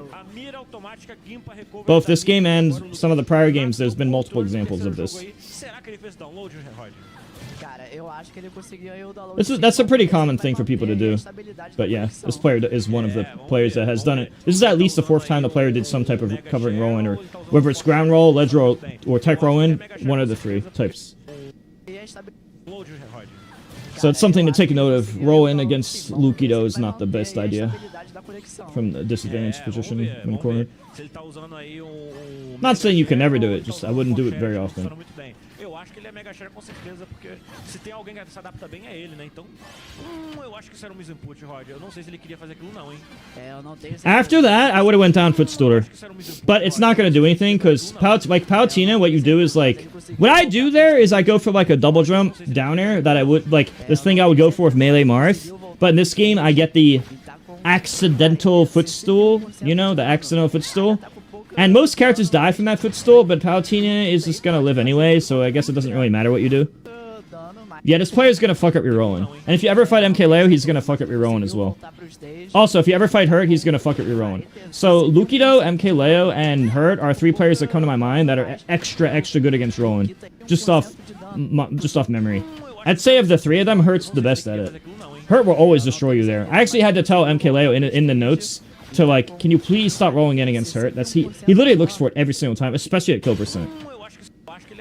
Some players cover it more than others. Yeah, down footstool, rising dare. I don't know why you're facing that way. That was just the bad down air. Like, the downer has to be done early, otherwise it's useless. I think she was hoping you did a dumb roll-in or something. By the way, this player is going for the... Okay, there's something that Shuton does. Now, I don't know the exact percents for killing. I think it's somewhere around like 80% or 90%, but I don't know exactly, and it's probably different per character and rage and DI and all that stuff, right? But I do know around like 80 or 90%, people like Shuton and MK Leo, they fish for the down tilt. So one thing Shuton does in particular is he does like a jump with Pyra, and he pretends that he's gonna do the landing back air, but he doesn't go for the back air. He does a tomahawk down tilt. Now, I don't know if it actually combos at 105. I'm leaning toward no. So I guess at these percents, you're kind of just fucked. And I don't think you could even go for down tilt here unless it's from a ledge. I think you could like down tilt them on the ledge at 105, and if you get it, then it'll probably combo because the center of their body is at a lower position than the center of their body if they're standing. So which means it'll combo a lot better from a ledge position than center stage. But I think it has to be more like around 90 or so. Or against Game Watch, maybe like even lower than that, like probably like 80, 70 on Game Watch, maybe. I don't know the numbers. But I know that like above 100 on the average character center stage, the down tilt won't combo. So I guess here you kind of just have to be doing other things than down tilt. But you can even tomahawk up B if you're feeling real risky. Or just other stuff. You can just do aerial and hope they don't parry. But if you see them at the like 80, 90, that percents that you know it's going to kill or whatever, especially on the lower ceiling stages, the ceiling sides matters a lot. You really want to do this on the 180 ceiling side, just because Smashville 190, Battlefield 192, Callus 192, and Town 195. Those ceilings are too high. The window's probably too small, or it might not even be a window. Anyway, as I was saying, if this number said like an 85 or so, I would recommend Tomahawk. So Tomahawk means fast fall land, and then buffer the down tilt. That's what Shuton does. Now, I haven't seen other players do it as much as Shuton. MKLA would probably be second for that. But that's something Shuton does a lot, and he only fishes it at that percent. Now you might be thinking, oh, it's so obvious if they know you're at 80 all the time. But here, like, that is obvious to fish for it. But here's the thing. Your opponent is not thinking, oh, I'm at this exact percent, I'm fishing for it, as often as you're thinking, oh, they're at that percent, I'm fishing for it. Now, if you do the same thing every stock, it's different. Like, it's really obvious to avoid Luigi's grab at 0, just like it's obvious to avoid Snake's up tilt at 100. At least in Brawl, that was the case, right? So, for like, those things are kind of, like, obvious. Like, avoid the obvious 0% launcher, avoid the obvious kill move fishing. But I feel like if you're doing landing aerial all the fucking time, their instinct is to shield or parry. And then, if they shield or parry, the Tomahawk down tilt is good against that. It's one of those things that is really good if you save it for that exact moment. This does not mean do it every time. It means save it for the one particular moment. You could even do it once per set and then put it away and never use it again. De novo, a paciência do Castle pagando dividendos aí. O cara tá lucrando na paciência em cima do Luquito e tá conseguindo igualar em estoque, mas a porcentagem ainda tem uma diferença considerável. Well, I feel like you could actually up B here. I feel like at this low damage, you could just up B. You could probably just up B here for more damage. Also, just so you know, landing there is... Okay, so if you are between, I think, 1 to 7 or 1 to 8 frames before landing, then Nair is better. Like right here, I don't know if up air or Nair is better, but I could tell you that if it's like, I think it's between like 4 or 7 or 8 frames, something like that, then the Nair is better, because it auto-cancels. Like, basically, if you do the Nair, but the hitbox doesn't come out, then that whole thing auto-cancels.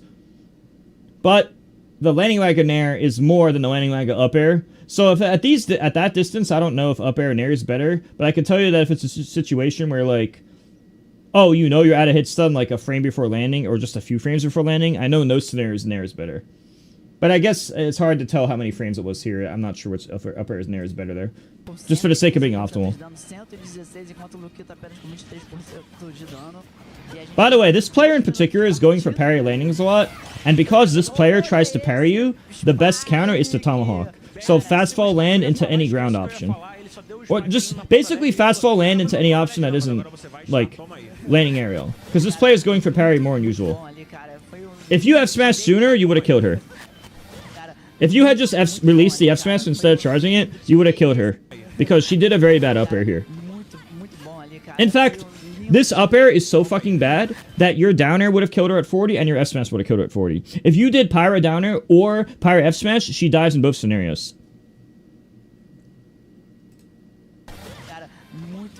Short hop down air kills her right now, and forward smash also kills her.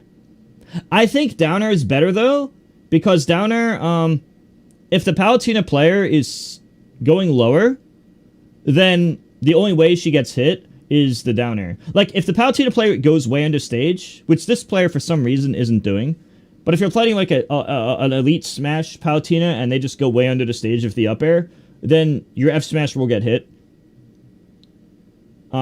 So against that type of player, the down air is pretty much a requirement. Because, you know, your down air is bigger than her up air, and she instant dies anyway. But in this scenario, both down air and F smash would have worked, because of how high she's going. But yeah, this is a very risky up air, and your F smash and down air would have both destroyed her very badly. Like, instant kill.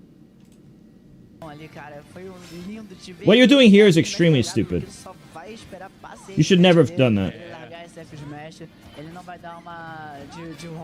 Okay, just keep in mind, Mythra's up B is frame 10, but Pyra's is 13. It's a 3-frame difference, which is a very big, that's a very big difference.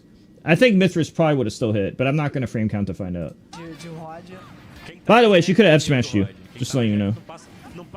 But I don't know if that's better than at down throw bear. Down throw bear is probably more damage than 0.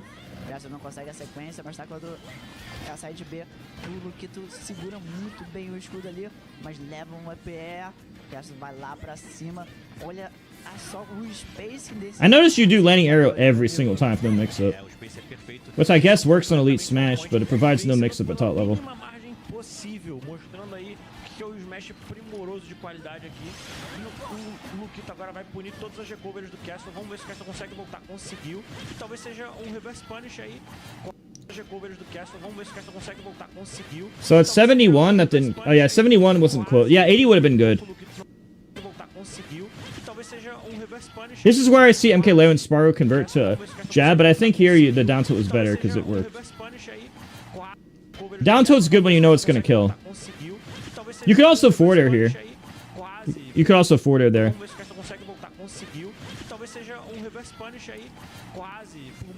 Vamos ver se o Castle consegue voltar. Conseguiu. E talvez seja um reverse punish aí. Quase. Por muito pouco o Luquito não vai de arrasta pra cima. Mas ele tava 90%. Né? Se ele morresse a 90% seria um crime. Aí você pode ligar pro Sakurai e mandar ele consertar. That's quite risky. E aí agora o grab do Luquito leva o Castle numa situação absurda, mas ele consegue voltar. Porque não foi muito longe. E agora qualquer interação é kill pros dois, hein? Mas o Luquito ainda tem uma estoque. Então ele tem essa vantagem. O Castle tá com 150. I don't know why you're buffering the tilt. Like, why are you buffering tilt here? You could have just done dash attack. Like, if you rolled in... See, here's what you're doing. You're rolling in and then buffering an option, like it's Elite Smash. I would never recommend rolling in and buffering an option. You could roll in and react. But you're, for some reason, doing the Elite Smash thing where you think you have to buffer an option after the roll. Offline, that's bad. Because look, you're having opportunities with both Pyra and Mythra where your buffering is fucking you over. I would roll in and just react and see that, oh, I have a fucking free hit. My dash attack will kill them. Look, roll in, wait, react. Elite Smash is different. Elite Smash is turn brain off buffer shit because that shit is not real. That's not real Smash. That shit is awful. Offline, aka real Smash, involves reactions, which unfortunately Elite Smash teaches you not to do. Elite Smash low-key makes you worse unless you have the mod switch. Roll in, wait, react. I would have gotten Pyra's dash attack as a kill right here.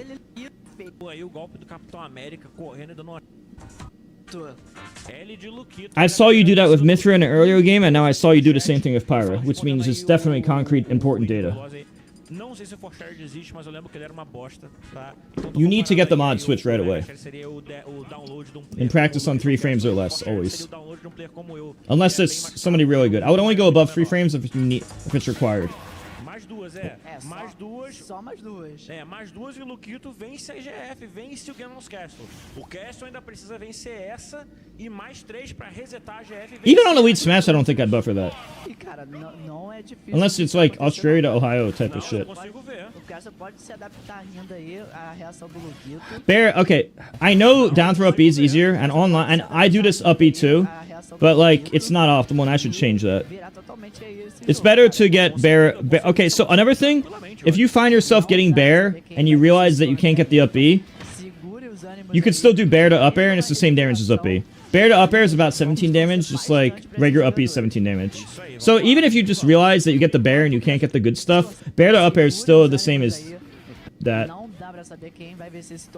like you would do a bear and then double jump and then wait a few frames and then do the up air. So jump air, wait a few frames, jump air, double jump, then wait a few frames, then up air.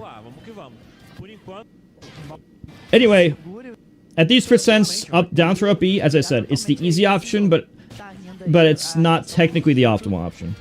Online, you kind of have no choice but to do the easy option because you can't react to both DIs. At least not normal online. But yeah, just letting you know. That's not what Spargo does anyway. He tries to get bear up Bs. Also, I would have full up air here. So, like, right here, I would full hop up air, and then you can get a double jump, whatever, follow up. Full up air, then double jump, whatever move, follow up. Nair, if you're not sure, if you're not confident, you can nair to show backwards. Since she can mix up left or right, and you have to make your decision earlier than that, I think the risk of doing up is too high. Since if you get the 50-50 wrong, you're gonna get fucked up. Personally, I would go for nair backwards there, just for the sake of being safe. Because I don't want to guess a 50-50 unreactable on left or right. Now, I would... At this percent, this just barely doesn't work. So, around, like, this percent, like, 80-90, I would go for up throw, double jump up air, or up throw, double jump fair. Fair, usually, if possible, because you want to hit him off stage, but double jump up air if you can't get double jump fair. So, like, 80-90 is good, like, double up throw, double jump fair, up throw, double jump up air. Because it's still, like, combo frame traps them. Like, if they air dodge, it's still fine. If they double jump, you still hit them after the double jump ring. Yeah, that move's fucking garbage. Okay, so if you are doing this move, you kind of have to hit them with it. Doing this just fucking sucks ass. I mean, it can work, but it's more of a, like, I hope my opponent is bad. Or I hope I'm on... Okay, this is more of like a, I hope my opponent sucks. Or, it's more of like a noob check, or an online lag check. What's up, J Honey? If you're new to but I'm doing coaching right now, chat. If you want to help me out in the meantime, keep the stream on so I can get ad money, or drop a prime, or do exclamation mark job, or exclamation mark, into puzzle. Both of those give a hyperlink. You sign up for the hyperlink, you just sign up, or download and/or sign up, and I get paid for like $8 just for you taking 30 seconds. Not even 30 seconds, like 20 seconds. If you want to help me out, it's the easy way. Everyone in chat, YouTube chat, Twitch chat. Alright, I'm gonna continue now the match. I already explained up throws better here. That's kind of like a newbie spot dodge. Not a guaranteed F tilt. This is a bad recovery. I would have went really low with Pyra. Going really low with Pyra is safer more often than not. Not saying every time, but like more often than not. Remember when I said they look for certain things at 0? That's another example of them looking for certain things at 0. Like, Palutine is always nair at 0. No, you can't do that. Mithra cannot directional air dodge and land. When she does the foresight, it doesn't let you grab the ledge. That's like a mechanic you have to know about Mithra. That air dodge sucks extra hard with Mithra because of that mechanic. Like, if that wasn't a mechanic, you'd grab ledge, yes, but that's impossible in this game. It's just an objectively bad option, because if you activate foresight by mistake, you just die. And I already explained how she's looking for certain things at 0. I don't think you should be falling directly on Palutina's up air so much. You could have reacted there, but you didn't. You could have literally did roll into a smash attack. You could have rolled into a smash attack. And if they try to... Okay, fun fact. If they try to shield grab ledge stand, but oh no, they reacted wrong and they thought it was ledge stand, but it's actually roll, did you know you get a buffered Mithra F smash? Not Pyra, only Mithra. So you either have to buffer it or react fast. I don't know if you can react on this one. You might have to buffer it. I know buffered works. So let's say you're in this scenario, and let's say they tried to see how if you go back here, this is something Mithra can do to a lot of people. So right here, if they ever are in a scenario where, because the truth is, unless you have super fast reaction time like Wizrobe, everyone makes this mistake sometimes. Like, every average person, even people like Cosmos, will make this mistake a lot. Where, like, they're on the ledge, right? And you're trying to cover neutral get up, so you time the shield grab. let's say that Palutena did time the shield grab perfectly.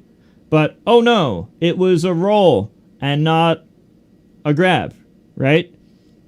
Well, as a result of that, they're going to be in a certain amount of frames of lag. I tested Pyra and Mithra because I main them, and I can tell you that Mithra's buffered F smash always hits the lag at a grab. So if they time the grab perfectly to hit neutral get up, that means they're also in enough lag for your buffered F smash to hit them. Now, I don't know for certain if this is reactable or not. I'm assuming that it is. I'm just letting you know frame data wise, buffered F smash does hit. Do not try this with Pyra though, it will not work with Pyra. Yeah, you can buffer it. Now, I don't want to encourage you to buffer, because I feel like you do the buffer too much. At least when you do ground rolls, I already critiqued you a few minutes ago about buffering too much on ground rolls. I'm just letting you know a very specific ledge scenario. A lot of the casts can do that. It's just that Mithra's F smash will always hit, because she has a lot of speed and range.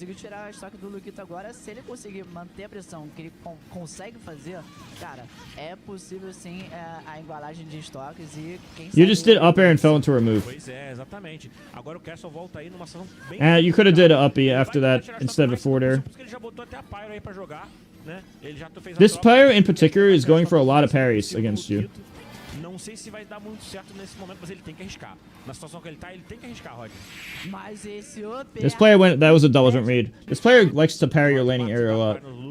More often if you're Pyra. Olha, será que agora esse é o último game?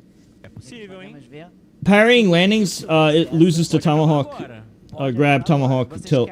Vocês querem que acabe agora ou vocês querem ver mais? Tomahawk means fast fall lands. Vamos lá, galera. Vamos ver aí. O Luquita. Partida de Smash. Vamos lá, galera. Vamos ver. Okay, so I feel like you play online too much. Do you play online a lot with no modded switch by chance? When you play online, do you play online a lot? And when you play online, are you doing no modded switch? Do you have a modded switch? Because I feel like you don't. That's the only explanation I can think of. Yes or no to modded switch? I need to know if it's a yes or no for your modded switch. Which one is it? You don't have a mod switch, do you? You know, I know somebody who sells them if you want. But it's going to cost you $200. Okay, what the fuck are you doing? The whole point of a modded switch is to add the delay mod. You need to add that shit right away. You know why? You know why I could tell you didn't have one? I didn't even know you didn't have one. I'm just telling you based on your habits. There's no reason for you to have buffered the up tilt here. This buffered up tilt shit is something you only do online. Offline, that's a hit confirm. You do the bear and see if you're hitting them or not. You don't even have to up tilt right away. You have plenty of time to see if you hit or not. You don't even need to do it. You don't need to do a frame perfect up tilt. You just have to be like decent enough. So like right here, you could totally just see if you hit them or not. And then based on your reaction, you could just take your time being slow as fuck and still make a decision to do up tilt or not. You could even do like back air, wait a long time, up tilt, see if you could do double up tilt or not or whatever, or just no based on damage. But you're just doing buffered up tilt as if you're playing from Australia to Ohio type of lag. And it's just, that's not what offline meta is. But yeah, so this up tilt is literally an online only up tilt. And by the way, you got punished for that. If you had just reacted, you would have realized that you shouldn't be up tilting. You took a 2-hit combo for that. I don't know if this true combo there, because it was rising, but you took that damage from that. By the way, here, you get double up tilt. You get double F tilt here. You can F tilt dash grab, but I usually go for double dash. I usually go for double F tilt there. Like double F tilt dash attack, maybe? I don't know if you could double F tilt dash grab, I don't remember. I know you could double F tilt dash attack, though. But I guess you could also single F tilt into a dash grab. Yeah, I guess, I don't know if double F tilt dash attack or single... I don't know which one's better. I just know that they're all possible. I guess single F tilt here is fine too if you're reading it to grab. But this is just not optimal. a torcida em peso aqui no auditório também tá em peso no I feel like you should just bear up B. If they DI away the whole time, you could bear up B. And this player, by the way, has a habit of DIing away. Whenever they get grabbed, they're kind of just turning their brain off and holding away. You know that actually makes your bear up B easier, right? Like, you can do it easier and for a longer period of time. So you could be like, knowing this player has that bad habit of DIing away every time, this makes your... So at 0, or... Okay, so at 0, or numbers that are close to 0, you could just turn around and then do jump bear up B. But if their damage is like, let's say 20, 30% or so, then you have to do a dash. Dash first, and then do bear up B. And if you realize that, like, you're reacting slow, well, you could just do something else. You could change to, like, double jump. Like, if you see that the way too high straight above you, then after the bear hits, you could double jump, wait a few frames, and then up air, which is still around 17 damage. So it's not necessarily worse than the up B. But yeah. Just all that info is useful. Not just overall, but against this player in particular. Remember, once the percent increases, you have to dash. At this percent, I think it's fine to do that. Like, that was a percent, I think it was... That exact percent scenario, I think it's fine to do that. Okay, you didn't do that here, but right here, Leo, Spargo, and Cosmos do running up tilt to cover the landing lag of air dodge. Like, if they air dodge to the platform, just in case, they do the up tilt. I mean, this Palutena double jump anyway, so it didn't matter. But yeah. I guess it doesn't matter because it didn't happen. Okay, you dash danced around the move and then didn't shield grab. You could have just dash danced and shielded into any punish. Again! Well, I guess this one's a little weirder because... Okay, that one was a little fine. Okay, that one was fine. That was different. That was different. Because you were trying to hit the back hit up tilt. This is not the same as before. I think the up tilt was okay, even though it didn't work. I think you could have punished that with dash attack or dash grab, but I'm not 100% sure. I don't know if you would have gone. It's like 50-50 if dash attack would have hit or not.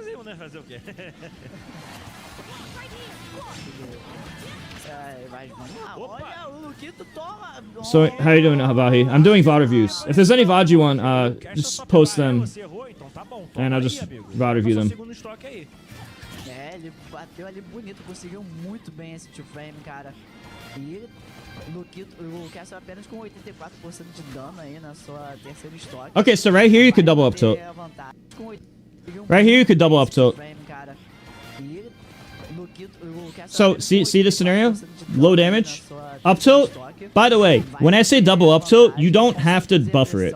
You could up tilt, wait a bit, and then up tilt, or up tilt, wait a bit, walk forward, and up tilt again. This doesn't mean you have to do it right away. You could, like, take your time between the hits, and it'll still combo slash frame trap. Usually just combo. Com 84% de dano aí na sua terceira estoque, vai manter a vantagem, consegue fazer a pressão.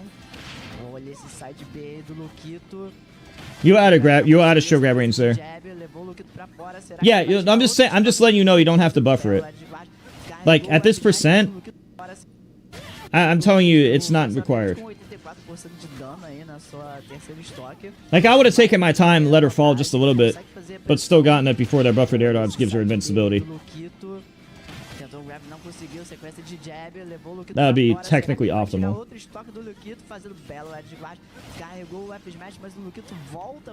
I don't know if she... I feel like... Okay, so she knew you were going to land like that. I'm pretty sure she expected that type of landing, but I don't know if you could have shielded, and I'm not going to frame count on Twitch to find out. Tava achando aí que poderia acabar agora, mas acho que o Castle falou que não, hein?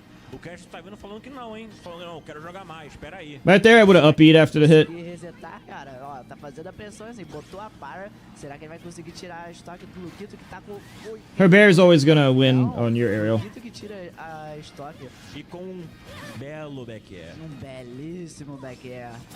É isso aí. E agora aí o Luquito vai ter que correr atrás do prejuízo em termos de estoque, mas ele tá numa posição que ele pode fazer isso agora. Eles estão aí no neutro, uma trocação franca no neutro aí. Ninguém tá conseguindo converter muito, porque... She likes to dash away from your short hop nair and then punish. But there it's like whatever. Tomahawk grab, look at the value of Tomahawk. Value of Tomahawk. I don't like that air dodge. I would go Pyro here for sure. No, what are you doing? I would just go Pyro here. The threat of instant killing is just so good at that once I get her, I use Mithra to put her in disadvantage. I'll go Mithra to get a single hit, and now I just run at her and go Pyra, but in a way that she can't punish my. I do it in a way where she can't punish the end of the transform state. Sorry, I would probably just like be approaching her with Pyra, but in a way that she can't get a guaranteed punish.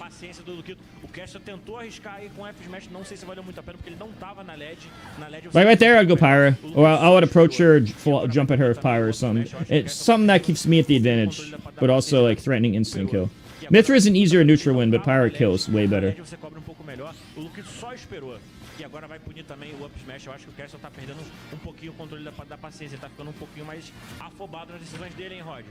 É, isso que você disse é verdade. Os dois agora estão com duas stocks, ambos com porcentagens parecidas. Esse dash attack, nossa, eles... I think she's used to you doing that air dodge now.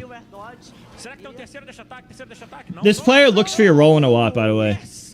You do the newbie roll in a lot, and this player specifically looks for that as a habit. Not only that, this player might have noticed that you do it a lot too.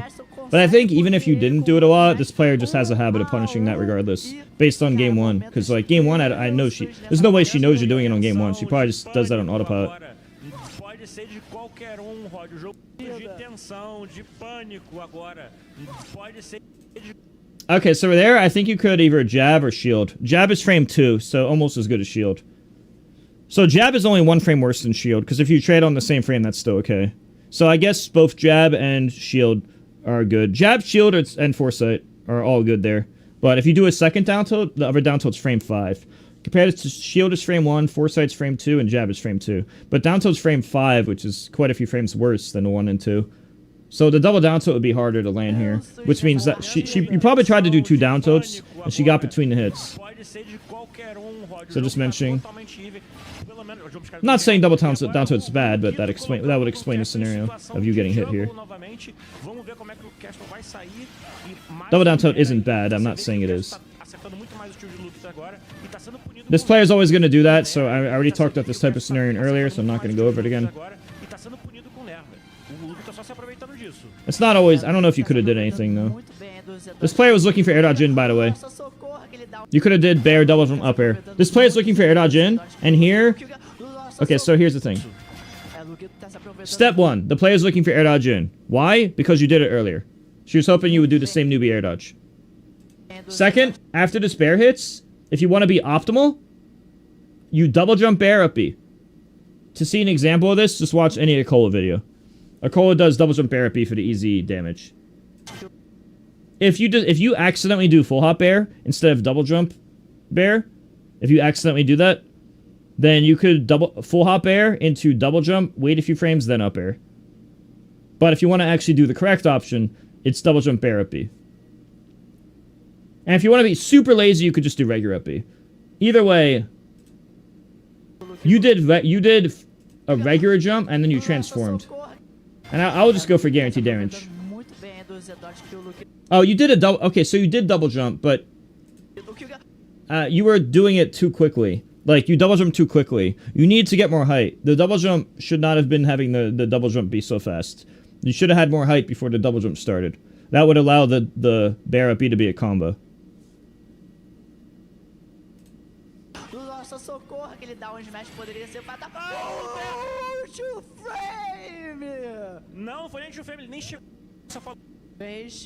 Oh, well, I just told you that the correct option was to double jump bear up B. However, I just saw that you actually did double jump. You just did it right after leaving the ground. I'm telling you that you shouldn't have done it right away. You should have waited a few frames before the double jump on the up B.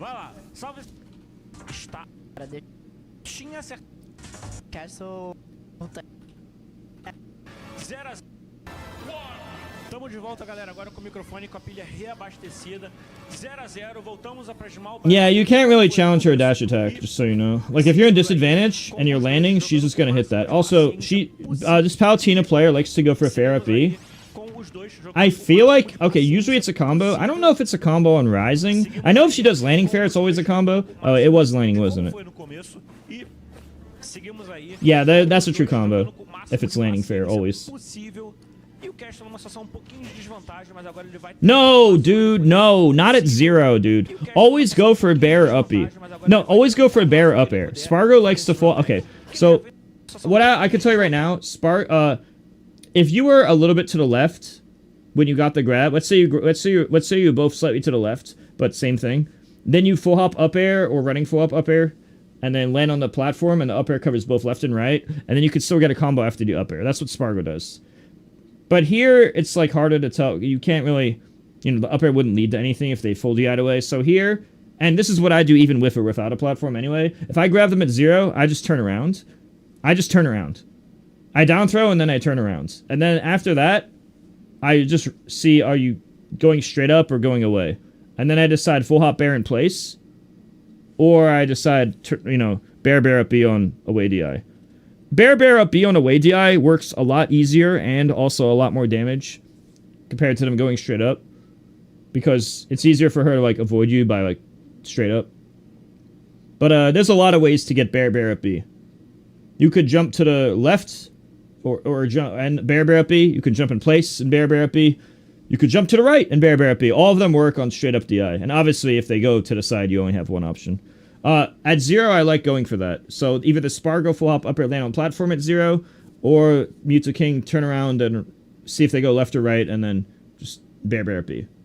You have plenty of time to react. Offline. I don't think it's ever optimal to do down throw up B at 0. I can understand if you want to be lazy at like 30 damage, because you don't want to risk the dash. Because it's a harder reaction at 30. Because at 0, it's easy, because it's literally just turn around or no turn around. You don't need the dash. There's no dash required. Around 30, the dash is required if you're trying to hit away DI. So at 30, it's kind of like a skill check, reaction check. Whereas at 0, it's just bad to down throw up B. In my opinion.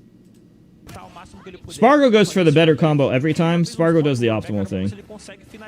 I do the optimal thing at 0, and I'm lazy at 30. Spargo's optimal always.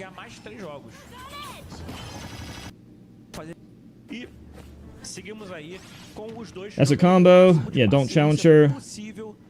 Oh, we already went here. I already explained this how this is bad. You're doing an autopilot up.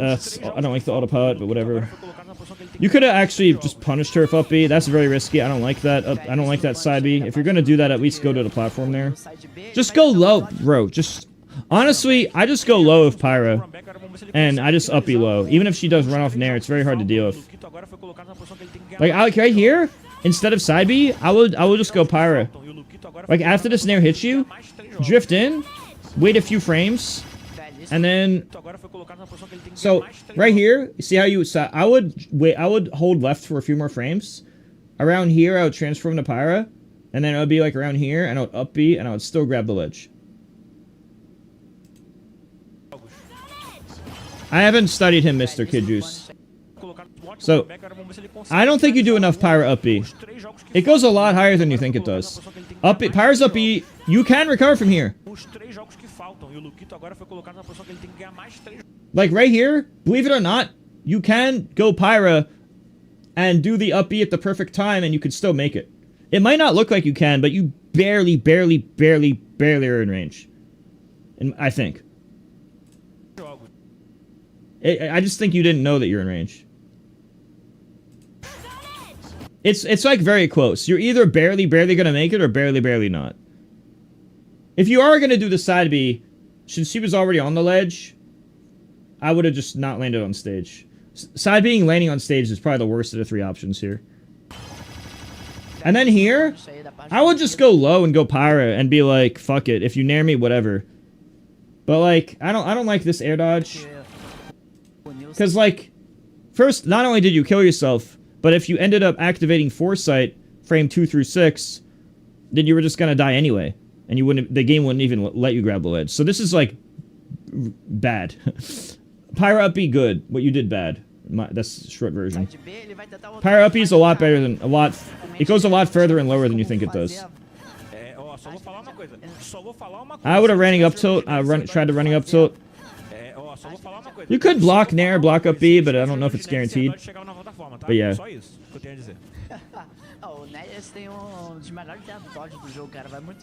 She went to the platform uncontested. O Luquito tá esperto. O Tech tá em dia. Ele tá muito You're esperto, just cara. holding in at O disadvantage. Castle tentou This player loves to parry. If you happen to okay, so not saying you should or should not, but in the event that you did tomahawk down to it, it would have hit her here. Anytime she parries you successfully, that means she would have. If there's ever you're watching a video and in that video the opponent does a parry, that means that in a second universe, a second parallel universe, the version of you in Universe B did fast fall, land, grab her down tilt. That would have worked in the second universe. Is what I'm saying. Like that in that universe, tomahawk down tilt would have worked in that timestamp specifically.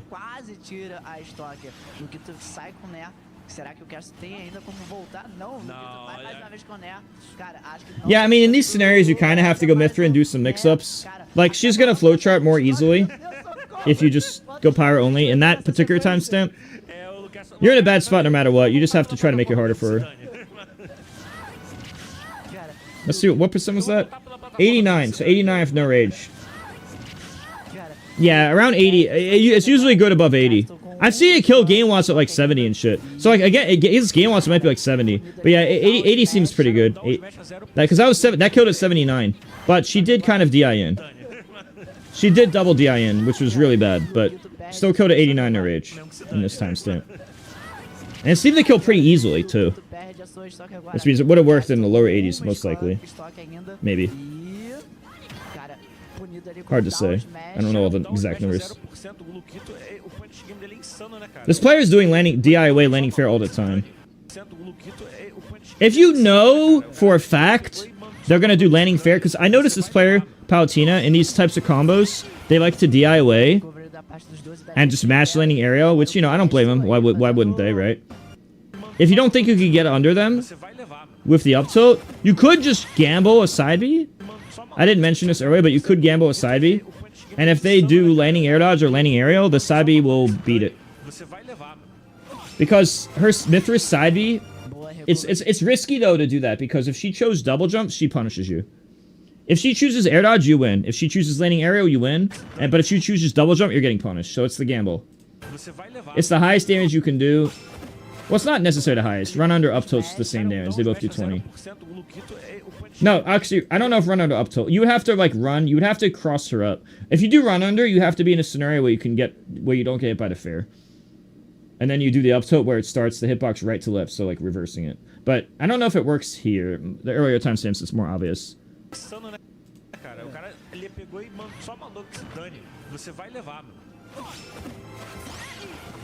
Boa recovery da parte dos dois, belíssimo parry. E agora o Castle aí fazendo sequência de up air, mas yeah, this player is just doing DIY fair all the time. Whenever you're doing like a Mithra combo, they're just mashing DIY fair all the time. Which means you could just expect it and then punish the landing leg. Like you could time a dash grab or something, or you could just YOLO the side B and hope to God they didn't press double jump. But like, this is what I was talking about earlier. They seem to have a habit currently of like, they're just gonna turn their brain off, hold away, and mash aerial. Because why wouldn't they? It's working. It's working against you. It's hitting you a lot. Why should they stop? Answer, they shouldn't. Until you change. It's very easy and effortless and low skill to just hold away and mash aerial and hope it works. It's up to the opponent, you, to adapt to it. I already explained earlier, like 30 minutes ago, whatever, about other solutions. Like if they have enough height, you can run under them up tilt. If they're close enough, you can also go for fair frame traps. But sometimes you do the fair, but you miss the fair because you didn't dash far enough, and then she hits you with her move. It depends on the details of the scenario. It's not always the exact same thing. It's slightly different based on the timestamp. Even if it seems similar, it's not always identical.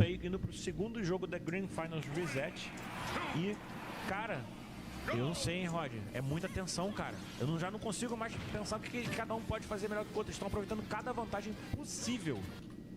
Vamos ver. Castle aí, o Luquito aí, indo pro segundo jogo da Green Finals Reset. E, cara, eu não sei, hein, Rod. É muita tensão, cara. Eu já não consigo mais pensar o que cada By the way, this player knows you're going to DIY, and is purposely going for the reverse area rush into back air. Now, I'm not... Now, I just letting you know.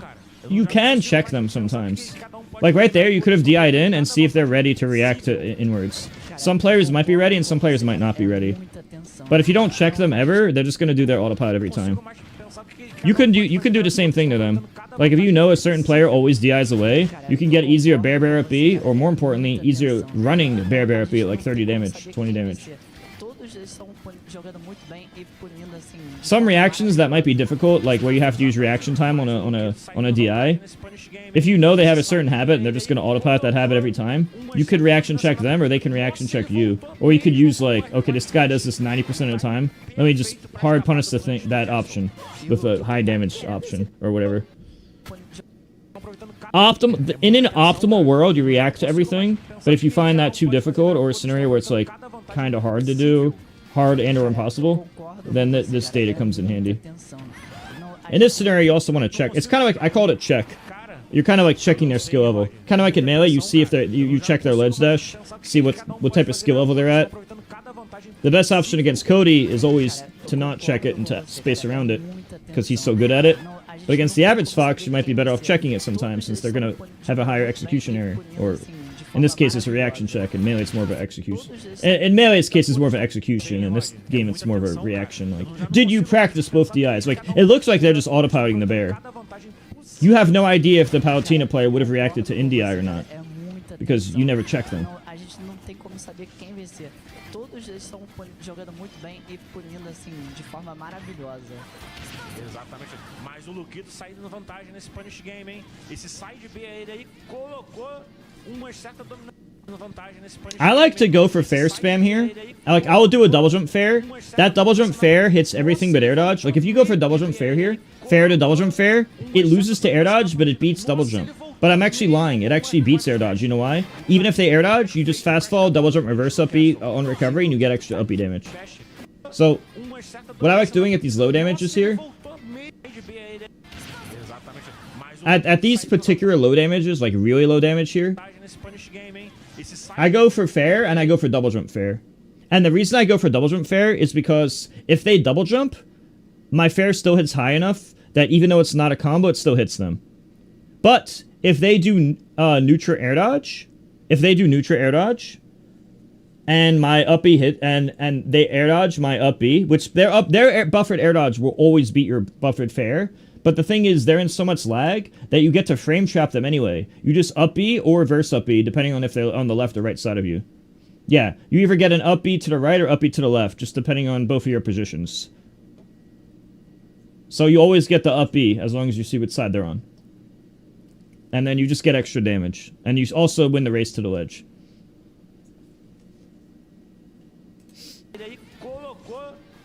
That's why I do that in that type of scenario. That timestamp was a good example of where I would do it. I don't like that you're doing this. By the way, this player keeps looking for air dodge. This player keeps looking for your roll. This player really hopes that you're a fucking dumbass with the rolls. Like a lot. This player is also dashing away from their current position a lot. See, it's going to move away from current position, and then you get punished. If you do sure hop nair to the current position, or dash grab the current position, they punish current position. Not saying you can't do it, just observing what they're doing.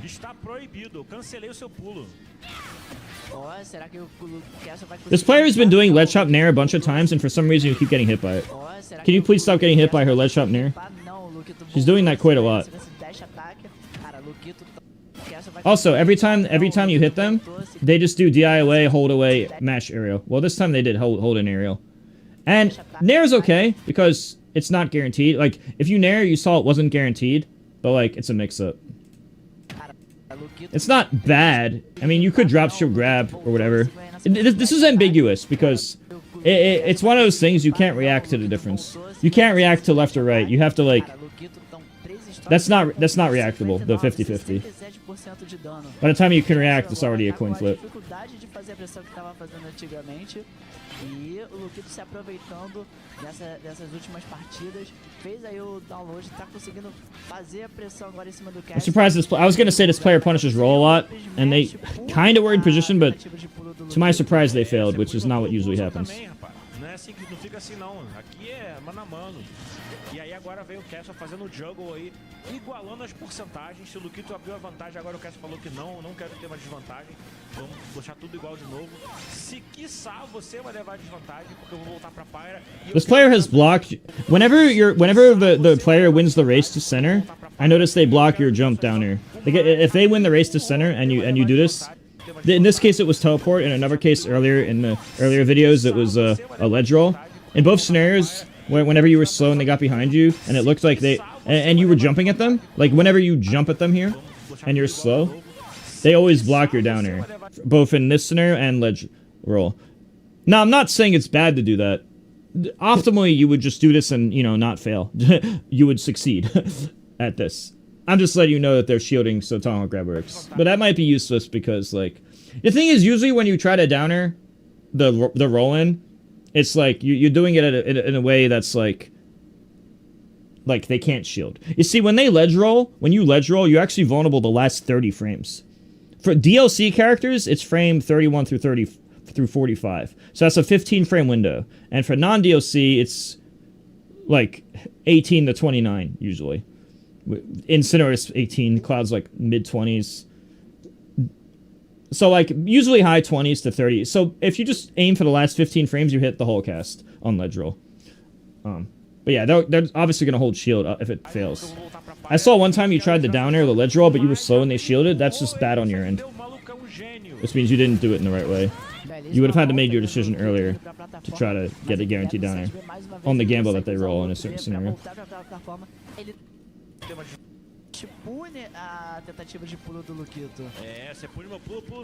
I would have down tilted there, but it was kind of a weird situation. I would have up tilted. I would have tried to hit the tech in place there, but that was also weird. Back to this. This is all fine. Yeah, you could also drop shield and go for the grab, dash grab or whatever. That would have been okay. They did a Tomahawk Nair there. It was good by Palo, but yeah. Mas ele leva o side B mais uma vez, ele consegue usar o up B pra voltar pra plataforma. Ele tá conseguindo fazer o land no stage de uma forma segura, se aproximando. Oh, another thing you can do when you're up being to the ledge, you can autopilot hold away. Because right here, just so you know, if this was Nairo, Nairo killed you. Nairo hit confirms that and backers you and you die every time. This player was just bad and didn't do it. But a better Palutena player, a higher level Palutena player would have reacted to this and buried you every time. So you should have died already. But you can avoid this by up being to the ledge, but then hold away. If you hold away from the down tilt hitting you, then there's no true combo. And then it's just a mix-up from disadvantage instead of a true combo. Keep in mind that you should have gotten true combo and you should have died. This is an easy hit confirm. The player is just bad. Not bad, but the player was bad here by not doing that. Olha só, estoque cada meus amigos. Momentos finais dessa partida. Não dá pra saber quem vai ganhar. I think you could have full hop to the platform this time. Let me see something. Since the player already started from a high position, see the player started from a really high position. You could, I think, I'm not 100% sure, but I'm like higher than 50% sure that full hop up air would have hit.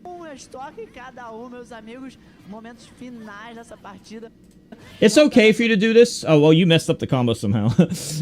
Anyway, that's kind of weird that you messed up the combo. But it's not always obvious, but if they're really high up, then full hop up air into combo extension is one extra hit. See, this player really wanted you to go to the platform. They didn't know what to do when you didn't go to the platform.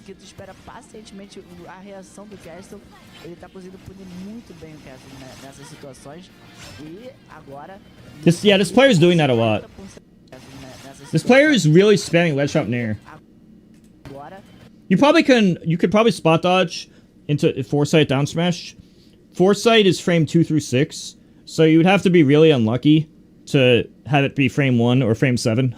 Frame 1 or frame 7 would be super unlucky.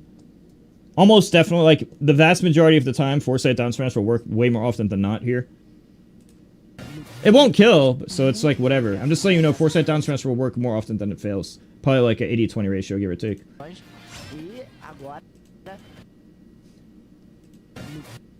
Yeah, and as you can see, the frame data did work. You see how uppy hitbox already came out? But that's why I'm saying you can't react to left or right. Palutena decides left or right, and you have to take the 50-50 guess. That's why in this scenario, I don't like doing it from that spot. Because when you're wrong, you're gonna get fucked. You're fucked because you guessed the 50-50 wrong.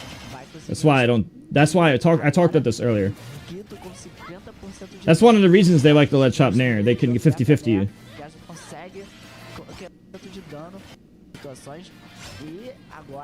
Now, a lot of players hold shield there, so what you could do is call the bluff. Like, you could know, oh, a lot of players hold shield here, and you could just drop shield and see if it's left or right, and then standing grab. That relies on him having like a shield, hold shield habit, but it is pretty common for people to have a hold shield habit there to avoid, you know, uppies and nairs. Because a lot of people will nair there, you know, even though it's not bad to do that. Yeah, this Palutena has done that a lot. I mean, honestly, you could just foresight. You could just block a few hits and foresight at any time. Literally any time you could foresight. You could do it early, you could do it in the middle, you could do it late. Like, literally any time. Any time ever, it'll work. Yeah, I would just say foresight. Foresight neutral B or foresight down smash. Quebrar o combo, mas o Luquito, olha só, volta pro neutro e faz uma sequência de fairs. É, fair pra fair, pra fair, pra fair. E agora a gente vai aí pra uma situação complicada pro Luquito. E agora, é a hora da Pyro. Eu imaginei que ele fosse trocar pra Pyro pra tentar punir o Luquito da melhor forma possível. Ia tentar mais um up smash. Ele é o terceiro up smash da partida, mas não conseguiu o Luquito. Consegue muito bem o Castle nessas situações. Ele por um air dodge, mas cara, olha só, um estoque cada um, meus amigos. Momentos finais dessa partida, não dá pra saber quem vai ganhar, não dá pra saber qual vai ser o resultado da partida. Mais uma vez o Luquito espera pacientemente a reação do Castle. Ele tá conseguindo punir muito bem o Castle nessas situações. E agora Luquito com 50% de dano vai conseguir um swing aí de OPR pra Nea. O Castle consegue quebrar o combo, mas o Luquito, olha só, volta pro neutro e faz uma sequência de fairs. É, fair pra fair, pra fair, pra fair. E agora a gente vai aí pra uma situação complicada pro Luquito. E agora, é a hora da Pyro. Eu imaginei que ele fosse trocar pra Pyro pra tentar punir o Luquito da melhor forma possível. Ia tentar mais um up smash. Ele é o terceiro up smash da partida, mas não conseguiu. O Luquito agora aparentemente tá esperto, tá ligado. E não conseguiu. Belíssimo roll aí do Castle. Eu tinha certeza que ele ia tomar aquele grab, mas não tomou. Vai tomar o down air pra... I'm surprised the Palutena landed on stage. Like, I don't see why Palutena would land on stage here, but they did. E agora a gente vai aí pra uma situação complicada pro Luquito.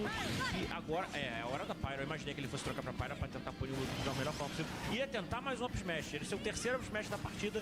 By the way, the player was looking for Rowan here. Palutena was looking for Rowan here. It's look, see, look.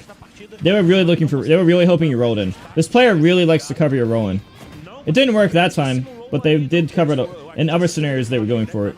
And this is, I don't know why Palutena made that mistake. Então, cara, não dá pra saber, não dá pra ter mínima ideia de quem vai ganhar sobre quem aqui vai. É um jogo muito even, cara. É bem isso, não pode afobar. O próprio Castle falou aqui que o segredo pra ele ganhar essa partida é paciência. E é mesmo, ele tá mostrando muito mais paciente do que foi contra o primeiro jogo do top 16. Tá mostrando um controle muito melhor de offstage, um controle muito melhor de juggling e de punish game também, só esperando o Luquito cometer um erro. Vamos na sequência aí, indo pro terceiro game. Castle indo pra cima do Luquito, conseguindo um combo de 40%. That was so fucking weird. Look what happened. You did that. You could have followed up. You could have did that fair, landed, and then did another dash attack right here. Fair dash attack. But that I rarely ever see that shit. If there's a way to do that on purpose, I would love to know. But whenever I try to do that on purpose, it never works out. Just saying, if you can ever replicate that, that was a guaranteed dash attack. Right here. That'd be fun. That'd be really fucking cool. Yeah, I know. It's like because of your hurtbox shifting and stuff. I've had it happen a bunch of times. I just can't do it on command. But if you, I'm just letting you know, if you're ever in a scenario where that happens, you could dash attack as a never follow. Dude, why are you landing on her dash attack? Look, she's gonna just... Dude, you can't challenge it. Look at Palutena. I want you to watch Palutena right now. Watch Palutena. Okay, first off, What did I say Palutino always do? Luquito conseguindo um combo Turn brain off, DI away, mash fair. de 40%, Every time. 56%. Oh, you're above her in this spot? Dash attack. This beats aerial and air dodge, by the way. Even if you air dodge, she would have put away her shield. The only chance you have of air dodge working is if you get the 2 through 6 frames of foresight. Which I guess could work, but yeah. Também aí tá mostrando, cara, uma sequência de dashes ataques aí que tirou bastante porcentagem. It's hard to say. There's not always an easy answer, but yeah. Querendo de novo o up tilt lá em cima. Also, this player a few times has blocked your fair cross up and then done an air. I've seen this player. I'm not the nair cross up isn't bad, but this Palutena has like blocked your fair cross up a few times and naired you. Just pointing that out because I saw it a few times. E o Luquito tá querendo de novo o up tilt lá em cima. Not saying it's bad, but Fazer aquele maybe bad level, against this o player in Cast pra cima, particular. dá um up tilt novamente. Já matou algumas, só que assim. E o up smash vem, não mata ainda, porque se matar. Damn, I've always known you're literally the best Smash coach ever, but your level of understanding simply provides that saying you're amazing. Thank you very much, Sogna. You know, I do coaching if you're interested. I'm actually not doing that good financially, so I could always use more coaching sessions if you want to book. The link's right there. Also, if you want to help me out more, type ! puzzle in chat. Foi muito paciente ali. And ! job. If you sign up for those things, I get paid. I get paid $8 for you spending like 8 seconds. Forma segura. So if you want to spend like 8 seconds to help out, that's always nice. Voltas pro stage. E tem que ser assim, cara. Olha só esse parry. Será que vai conseguir punir? Cara, Castle tentando de qualquer jeito tirar a estoque do Luquito. Ele consegue com o up tilt. Consegue. O up tilt da Pyra é forte pra caramba, Roger. Não dá espaço nenhum.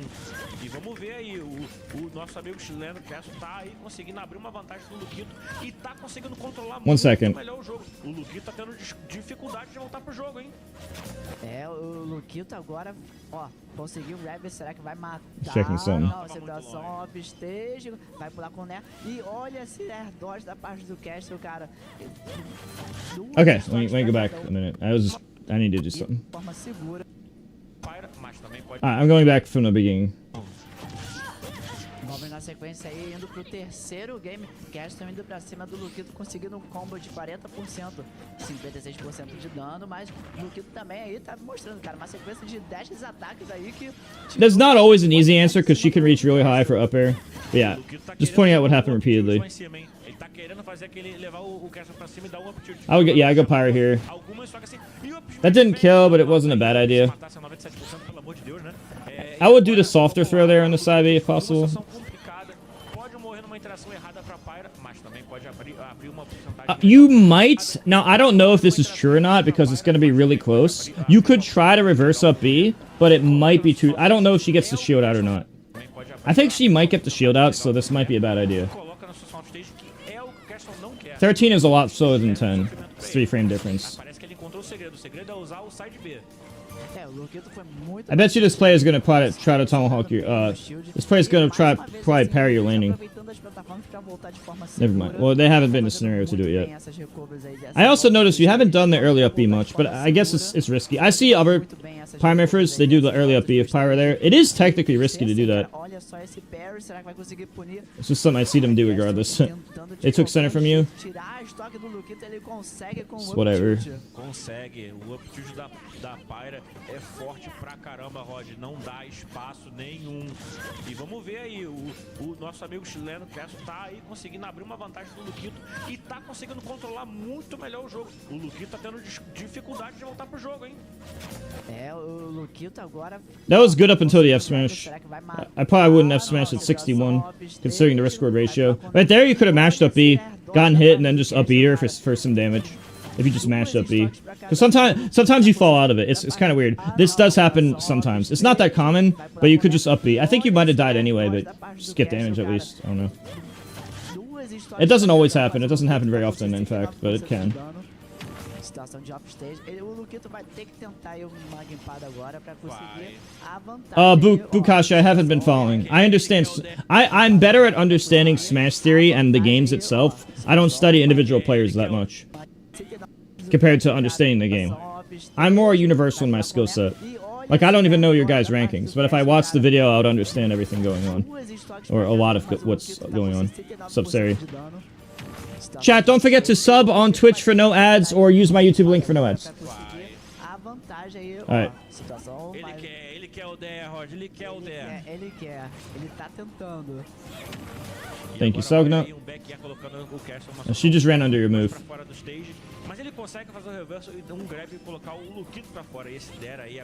Sometimes I F-tilt over ledge there just to cover a jump, because F-tilt does kill like 100. E olha esse OPR, cara.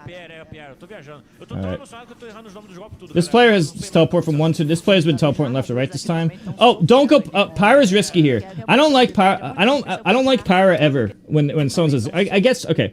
I should change that. Normally, I wouldn't like Pyra here, but I think it's okay because she's at 100. But be aware of her Nair. I think if you're a Palutena player in 2026, you already know you're gonna short hop Nair, the floaty. So Pyra's a floaty, unlike Mithra. So it's easier to link the 0% Nairs on a floaty, like Pyra, than it is to link 0% Nairs on Mithra. This means if you're Pyra, you have to be really aware of the Nairs. So what you could do is you could just block and up B. Because you could just... You see, when you do the up B, I don't know if it's true. You might be, like, ducking. It won't always work, but you could try blocking up B. It's easier with Mithra, but, like, it might kill at 100 with Pyra. I don't know if it kills at 100 or not. Probably depends where you're positioned, both positioned. I'm just saying it's something you could do. Easier with Mithra, but kills with Pyra. Like, be ready for the Nair, shield up B. Again, I don't know if the shield up B is guaranteed or not. I know if you hit her out of the air, it's obviously different. But if you're, like, blocking the final hit and she lands shields, I don't know if that works. I know it works with Mithra, but I don't know about Pyra. You could try it once. Just see. And then even if you do up B and she shields it, she's gonna shield the rest of the time later in the matches because she's gonna know that, like, oh, well, I guess I should shield there all the time. By the way, she knew you were gonna do that recovery. This is one of those things where, like, I think this player just hard read that you do it.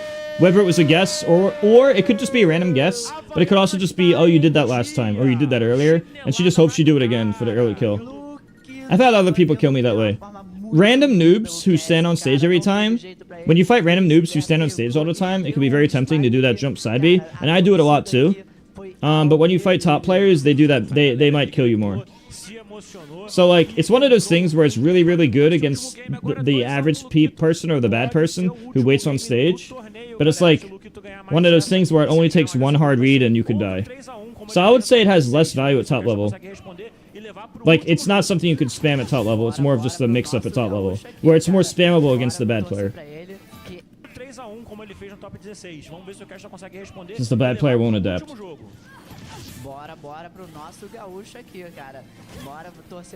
You technically could dash grab here as a better punish.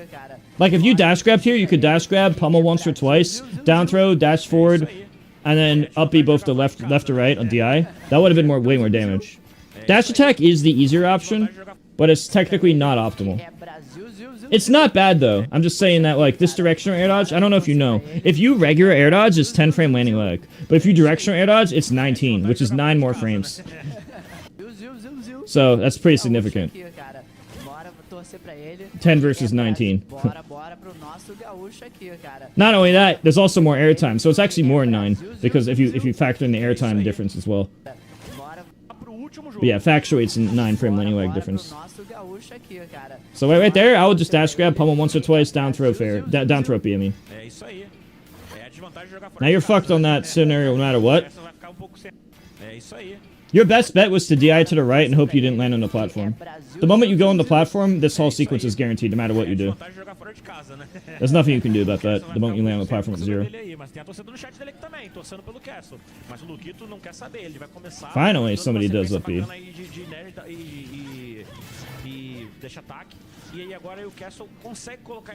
I personally like switching to Pyra at these scenarios.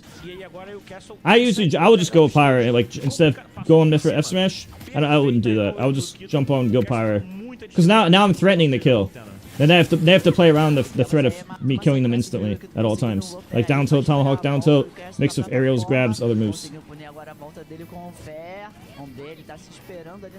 This player looked for rolling, by the way.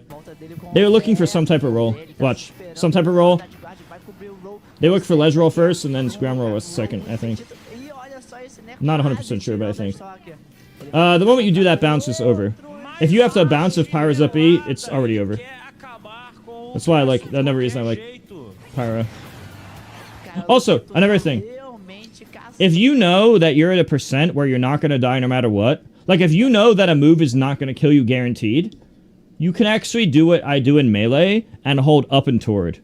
If you hold up and toward, which is the survival DI in melee, but not the same as survival DI in ultimate. You see, survival DI in ultimate is holding straight left or straight right. Survival DI in melee, from a side move, is up and toward at like a 45-degree notch, or something very close to it. Everyone just does that. So, normally you would think, oh, well, survival DI sideways, always hold sideways. That's what you might be conditioned to think. But in these scenarios where Palatino like hits you with Nair over and over for infinite edgeguard or whatever, in those types of scenarios, it might be better just to DI up and toward. Like if you're not at like 150, then you're probably not going to die, right? Like if you're at 100 damage, you're not going to die regardless, right?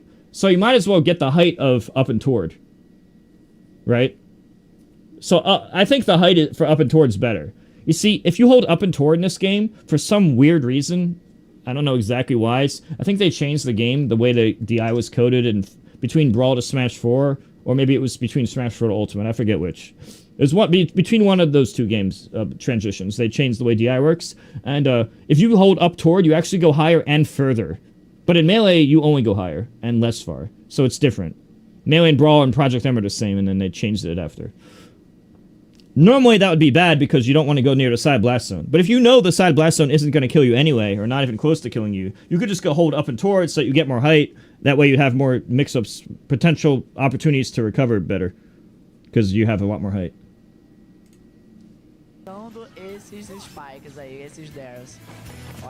That's too risky. I wouldn't do that. This player was looking for a high recovery. That's why they double jump.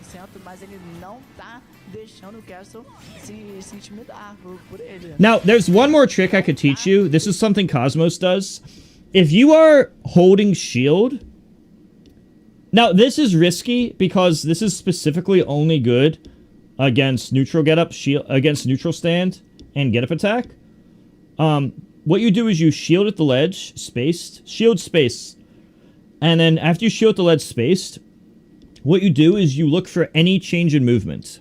And when you see any change in movement, you release R and hold A. Releasing R is an 11 frame window, and then holding A gives you a jab on frame 3 for Pyra. So that's 11, then 12, 13, 14. So basically frame 14 if you buffer it. So, and since it's active 14, 15, and 16, that means it's basically a frame 14 through 16 hit on reaction. Basically what I'm getting at is, if you space at the ledge shielding here, and she's on the ledge, and you look for any change in movement, and your reflex on any change in movement is to release R, and then hold A. You actually have to wait a few frames before holding A, because there's only a 9 frame buffer system in Ultimate, so you technically release R and wait a few frames and then hold A, instead of doing it as fast as possible sometimes. Or you can do it as fast as possible, but it may not work 100% of the time. Release R, hold A, and that should hit on reaction the neutral stand before the shield comes out. This is something I came up with, but I also see Cosmos do a lot. So me and Cosmos coincidentally came up with the same idea. This kills around 130%, like 120 plus. So if they're at like 120 or higher, the triple jab is a good hit to confirm to kill them. This does lose to like a lot of other stuff. Like it won't beat ledge jump, but at least you're only jabbing, so you're not in too much lag. It won't beat roll, but at least you're safe. They can do ledge chop nair. This player does... I don't know if it'll be good against this player, because this player does ledge chop nair a lot, so I don't know if you're going to release your shield into the attack or not. I don't know how that's going to work out. I never... this is mostly something you lab against neutral stand shield. You could practice this in, like, training mode and stuff. If you try this online, it's not going to work, though. Even if you have a modded switch, the tiny bit of lag of online is just going to be... Even in a perfect online connection, it's just going to be too much. This is something that only works offline. It is completely impossible to do this on reaction online. You could still do other stuff online, like MKLeo and Spargo online do like down tilts, and then they just do jab as a backup plan. They do jab or grab as a backup plan. So they basically down tilt over ledge once or twice, and then do jab or grab as backup plan. Somebody like me or Cole would just nair backwards, though. But yeah. I'm just letting you know something me and Cosmos do for killing. It only works if they're like above like 120 or so. And obviously it kills early on town. You could also be spaced at the ledge, like spaced here with Pyra. You could actually be pretty far away with Pyra, and it still works even pretty far away. You could trick them into doing neutral stand. If they're at 70% or higher, which is like 90-something after hit, so basically 70 before hit, 90 after hit, the down smash will kill like half the cast at 70. That's another thing you can save. So this also means, like, if they're at 120, you never want to down smash, because that's a waste. You want to play to the numbers. You only want to do the thing that barely kills them. Now, you might be thinking, but Mewtwo King, if I do the thing that barely kills them every time, my opponent will know. I promise you, your opponent won't know unless you do it every fucking time. They're not thinking about your kit as much as you're thinking. You're thinking about your specific kit more than they're thinking about your kit. They're not thinking of, oh, this very specific thing at this very specific percent as often as you're thinking about it. The only time they're going to realize it is if you do it over and over and over and over every single time in a very obvious manner. If you just did it like once a set, like save this as you're like, oh, they're at 70, do this down smash once a set. Oh, they're at 120, do that trick once a set. If you have the timing down and you've practiced it, then it's good once a set. This is not something I would do like 3 times. I would not try this 3 times a set. I would do this like once or twice a set. And then I would put it away. Now, down smash is active frame 12 through 14, which is a little bit faster than sheer release jab, if you're doing it the way I said. So, what I like to do is, but it takes more time for your hand to do the input for down smash, so it kind of evens out to almost the same. So what I'm getting at is you can kind of treat them as similar. You know what I'm saying? So, like, you can just do both in a similar way. Basically, I do both to kill. I do one around 70 and the other around, like, 120, 130. And I do this, like, once a set, usually. This is really good against people who spam neutral get up. But it also blocks get up attack. Or, well, down smash doesn't. The down smash does hit ledge roll, though, if the weak hit, at least, for damage on ledge roll. It's just, these are only bad against, like, jumps and stuff. Like, if you know your opponent jumps a lot, then this stuff kind of sucks. But if you've conditioned them not to, or know they don't like to, then it's good. If you save it for the right numbers. So this is all important stuff. This doesn't mean do it every time. This is why I say, like, once a set to be safe. And this only works if you've mastered the timing. So once a set, but you have to have labbed the timing a lot as well. Which means you need to do solo practice a lot. Now this player look for ledge roll in again. This player really likes to look for rolls in. I say that, and then they don't punish it. I compliment them on that, and then they just whatever. Don't do nair. Up the best option is bear up E. The second okay, you either want to do back airs into up E, up airs in a combo, or we want to do regular up E. The regular nair and ending the combo is just fucking stupid. I've seen MKLeo do that, and I think it's fucking dumb. Because the moment you do that, the combo's over. If you're gonna end the combo right away, then just do up B. But if you're not gonna end the combo right away, then get bear up B. From this position, you could always get bear up B. You could jump to the right, and then double jump bear up B. You could jump to the left, and then double jump bear up B. Or you could jump in place, full hop bear, or double jump bear, and then... If you do full hop in place, and they DI up, I think it only works at either 0 or close to 0. But you grab them at 9, so DI up might not be good enough. So yeah, you have to be ambiguous, but yeah. If they DI away, bear up B works a lot better. But yeah, try to get extensions with bears and up airs. And if you can't do that, then up B. But doing this is a no-no. You never do that. Never, if you are going to do that nair, you have to land on the platform right away. Like, the only time this nair is acceptable is if you're doing full hop nair and landing on the platform right away. That way you have follow-up potential. If you do a double jump rising nair, there's no follow-up potential, so that's just stupid. Code Zetsi, I'm almost done this, so I probably need, like, one more hour, maybe. Maybe less than an hour. Probably less than an hour. A porcentagem está ligeiramente favorável para o Luquito e a situação do jogo meio que também tá. Vamos ver como é que o Castro vai responder. Okay, this is all fine. Com uma situação off-speed do Luquito. It's melee, right? Já voltou e o smash vai levar. Você não pode falar que Yeah, we could probably do it in less than an hour. So just be here in less than an hour. O jogo vira, cara. É fazer erro que o outro consegue. Maybe even 30, I don't know. Between 30 to 60 most likely. Pode falar que, cara, não tá na vantagem não, porque logo na sequência o jogo vira, cara. É um fazer um erro que o outro consegue punir. E você vê, cara, o Castle aproveitou a oportunidade, carregou o F Smash, tirou a estoque do Luquito. O Luquito tá com sua última estoque nesse game. Indo pra offstage mais uma vez. This player is really spamming a lot of ledge up nair. I think you really should just get used to foresight down smashing it. You could just do it. You could do it early, or you could do it on reaction. Like if you shield, you could just shield spot dodge. Okay, so you could either do down smash, or you could do neutral B. Both of them hit behind. Okay, so neutral B is more damage. Neutral B does 15 damage, and it hits on both sides. So if you're just racking up damage only, then you could do neutral B. But in more matchups, the down smash would be better, because down smash it might be a little less damage than 15. It's like a little less than 15 damage. But against characters with bad recovery, it'll set up an edge guard. So a universal habit would be down smash. But the better habit against Palutena is neutral B. Either way, it's not a huge difference, just letting you know the information. So foresight neutral B or foresight down smash. After blocking. So right here, you could just shield spot. You could just shield foresight. It'll work more often than it doesn't, because of all the multi hits. Surprised she didn't cover that. You roll in a lot. She covers it like half the time. You could have up B'd. It was very ambiguous though. That didn't work out. She looked for that air dodge there, by the way. That was specifically an obvious air. She hard read that particular direction air dodge. You could have up B'd there to the right. I would have did running up tilt there, running reverse up tilt there. She's probably gonna try to grab her near you. That's what everyone does. Never mind, not that time. I don't like going Mythra here. Also, if you're gonna do the fair here, double jump fair fade back. See how you committed? I would have did it in a way where I keep center stage. Anyway, I usually go Pyra if they're above 100. Or 1-star kill percent, I go Pyra. Or never Rowan. They were looking for Rowan again. Wow, you really like to Rowan, and this player knows it. Even though she didn't punish it much that time, I feel like the Rowans are still kind of obvious. And she does end up punishing it like half the time. This means tech roll or ground roll or ledge roll. Any of the three. It's not all the time, but there's a 50-50 chance at any given moment that it'll be punished, it seems like.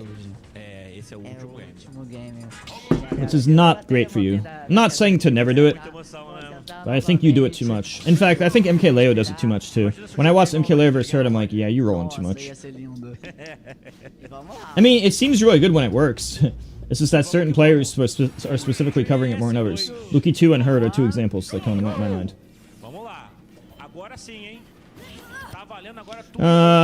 That's okay. I would have went for like... If you're gonna do that small of a combo, then just go for double jump up B. Like, if you're gonna do this... Okay, so, first off, if you're gonna do the up air, then up air, double jump up B. Right here, up air, double jump up B. But really what you should have did is up tilt, running up tilt. You could running up tilt, hit the one hit, then full hop up air, and then get like bear up B. That's fine, I guess. Bear up B is usually the best, but it's not always the easiest to execute. Wow, I'm surprised Miss Tech got you away. Okay, so I'm starting to wonder. Okay, so let me say something. In Melee, yeah, so I'll say something real quick. In Melee, when you tech, it's a... Melee teching is a 26 frame window total time, and mistech is also 26 frames.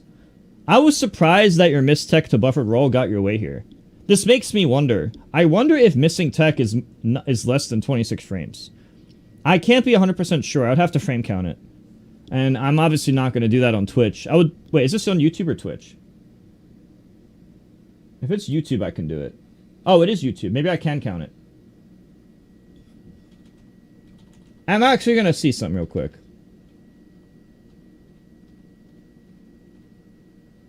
Okay, I can actually frame count it to find out.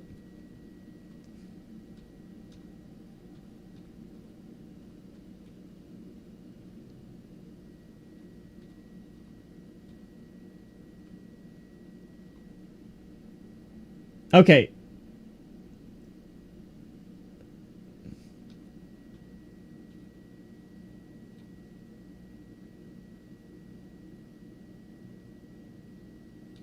Which means you're invincible right now. That was only 0.4 seconds. Oh! Interesting. I wonder if Mistech is better in this game. Sometimes. Okay, so I just come up with an interesting discovery. According to this, your invincibility around like 61 or 60. Let me see something. I think it's less than 12. Okay, so this is an interesting discovery. It seems like Mistech might be less than the 26 frame total time that it is in Melee. Normally, techs are always 26 Mistech, 26 Tech and Plate. Tech and Place and Mistech share 26 total time, and Tech rolls 40. But at some point between Melee to this game, they might have changed it and made Mistech even less. Because you did Mistech and then rolled in. And avoided it. And I'm pretty sure this player was covering Tech and Place. And I'm looking at the numbers, and that was either 0.4 seconds or less. 0.4 seconds is 24 frames. Which means this is either 24 frames or less total time, which is at least a 2-frame difference in Tech and Place. Might even be more. I don't feel like doing frame by frame. I was just wanting to see if it was the same. Interesting to discover. So maybe missing Tech and buffering an option might be better to avoid what this player is doing. That's an interesting discovery. Good thing I checked that. I could just check. It's more easy if you just check frame by frame in training mode. Keep in mind, if you are doing frame tests in training mode, the bubble shield, like the visual bubble, is the second frame. For some reason in Ultimate and only Ultimate, your first shield frame, you don't see the bubble visually. Like, it exists, but you don't visually see it. And the second frame, you see the bubble. So if you ever see the bubble, that means that was the second frame. So if a bubble happens on frame 30, that means the bubble first happened on frame 29, which means the move's total time is 28. So if the bubble's on 30, the total time of the move is 2 less, which is 28. You understand? Yeah, just letting you know for your knowledge if you're ever frame counting in, like, training mode. The Ultimate's the only game that has the bubble appear in frame 2. You're still shielding on the frame that's no bubble. I don't know why they do that. Yeah. Anyway, interesting discovery. So I guess miss tech into a buffered option is better. Even though you probably missed the tech by accident, that ended up being the better option, funny enough. In Melee, it would have been the same, though. I wonder at what game they changed this. Interesting.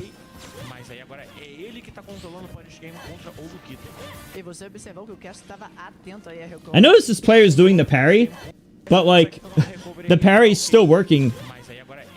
Like the parry's still like they block the multi-hit, but then like look, they parry the multi-hit, and you would think the rest of the hits would hit them, right? But it's not. They're still shielding it, which is funny. I guess parrying's a little... This player is abusing parrying a lot.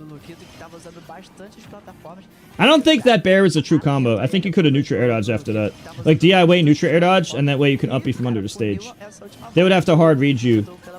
They would have to hard read the air dodge to down air it. Right here, I like to do double jump fair fade back. Like I would double jump fair here, but I'll do it in a way where I still am to the right of the enemy. So that they can't cross jump and get underneath me to punish me. You could have reversed that up B, by the way, if you wanted to. Yeah, no, up and toward. If you held up and toward instead of straight toward, you would have gotten a much more height. You would have been in a more ideal spot to recover again. So if this ever happens, and you know you're fucked, if you know you're fucked, just hold upright instead of right. This is a small tip that I think a lot of people don't know.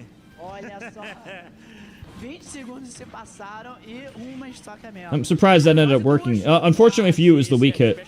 Don't do that. F smash is kind of risky. It doesn't always work out because there's so much lag after it.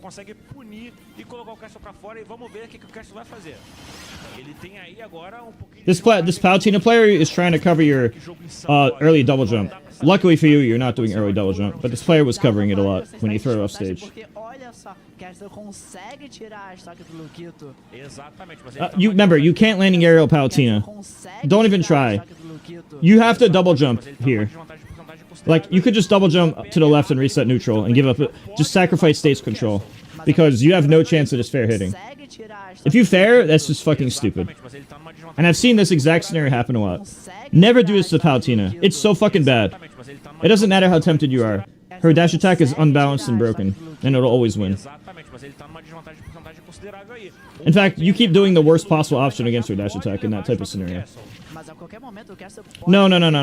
Just bear up B, or if you think the damage is too high, then running bear up B. If you think that's too hard, you can do the lazy up B. But if you're talking about long-term improvement would be to practice the optimal stuff. If you end up getting to a point that you're like, man, I just suck at this too much, then just do the easy option. But when you're playing friendlies, keep practicing the hard option, so you can get long-term better improvement. Exatamente. Olha esse dash attack Castle vira o jogo, meus amigos. A última estoque de Luquito. Ele consegue munir ali. Castle vai conseguir o recovery. Volta com o Ner. Complica um pouco as coisas pro Castle, mas o Air Dodge consegue voltar ele pra fase. O Luquito agora tem que tirar essa estoque o mais rápido possível. Não, esse off-stage aí é complicado pra situação dele aí, hein. Ele tem que tirar essa estoque pra ontem, mas o Castle tá colocando muita pressão com o side B, que é um golpe que ele não tá usando muito, mas na hora que ele usa, ele sempre tá certo. Ah, o side B cancelou o auto, hein. Muito bem pensado na parte do Castle, um belo grab. That's not gonna... it's fine because of what you did here. Que adaptação, não, assim não. Não, ele vai segurar o shield, não quebrou o shield nesse I don't like these F smashes though. Pyro F smashes, I mean, I guess it's okay if you're trying to cheese them, but it's the second time it got punished. I guess it's easy. I guess if it did work, I'd be like, okay, well, it worked. But yeah. Yeah, this is another time where you got hit by fair dash attack, got put on a didn't DI the dash attack, got put on a platform and then comboed. This exact thing happened in earlier games. So if you're gonna get faired, I'd just DI away the dash attack and then jump away. So let's say you ever get hit by a fair. If you get hit by a fair, let me tell you that the dash attack is a true combo. Every Palutena will take this effortless combo. This is a true combo and it's effortless. Based on that information, you should know that if you ever realize, oh shit, I got hit by the move by mistake, try to quickly... I don't know if you can in Ultimate, because Ultimate has so much fucking input delay. I can tell you in a game like Melee you can react, right? But like, I'm just letting you know that if you realize, oh shit, I'm gonna get faired, if you know that it's over and there's nothing you can do about it, or if it's like, oh, I did a move and like I F smashed and oh, it didn't work out, well, just be ready to DI away the dash attack so that it doesn't like put you here, because that once this happens, this is all true. O punish do Pierre existe, o punish do Ner também. E agora o Castle aí fica tudo igual pros dois jogadores. Tá tudo igual mesmo. Não dá pra saber o que pode acontecer. Eles estão capitalizando no punish de qualquer um dos dois. O Castle vai tentar um jab, não vai dar... That's funny. So her rolling didn't work. You know what I like to do? Okay, so this is bad. Here's what I do here. I do this weird type of... Okay, I do what I call a 50-50. It's not really a 50-50, but it covers the most common two 50-50s. I back throw, and then I set up a dash attack, which will beat her landing aerial, or beat her pressing nothing. So I back throw, and then I go I back throw, and then they usually try to get to the ledge, or they try to landing fair, and my dash attack either kills them falling to ledge, or it has more range than they're expecting, because her dash attack goes so fucking far, like even way off stage it goes. And it trades or beats her landing aerial. So I back throw and then slightly delay a dash attack, or maybe I do a dash attack right away, depending on the situation. Alternatively, I back throw and then doing a double jump fair to cover their early double jump. Usually I'm doing back throw dash attack. The double jump read is just more of a rare thing. Now, if they double jump away from me, then I just let them have that, and I just take position. I just purposely don't cover that. But yeah, you did down throw when it doesn't combo. Back throw is infinitely better. What I said is 100 times better. Actually, technically, you could have reversed up E here if you reacted fast. If you saw that they did something stupid here, because a lot of people do really stupid and patient shit, if I would have reacted... Personally, I don't know about you, I would have reacted to this, because I have a super fast up E reflex offline. I'll just react with reverse up E and kill her. Or at least either kill her or almost kill her. But I never see anybody else do this, so I don't know. Forward throw? No, I would do forward throw. I usually just throw them to the side. Like, whatever way between forward and back is better. That's what I do most of the time. This player is just looking for Roland. Look. Roland. They're just looking for Roland. Vai tentar o Ner mais uma vez, não é o suficiente pra matar. Mais um Ner. Como é que será que o Castle vai voltar? Mais um Ner. Yeah, you're dead if that happens, so. Não quer deixar deixar o Luquito à vantagem. Vai tentar unir mais uma vez, não é o suficiente pra matar. Mais uma See, if you had just DI'd up and toward here, like up left, if you DI up left here, you notice how you would have had more opportunities.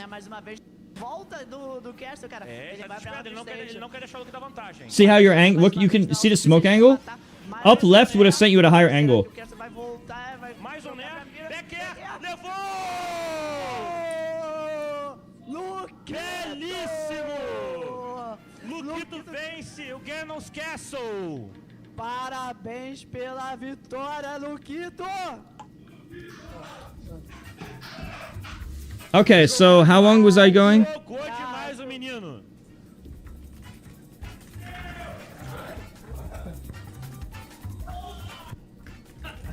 E é Luquito!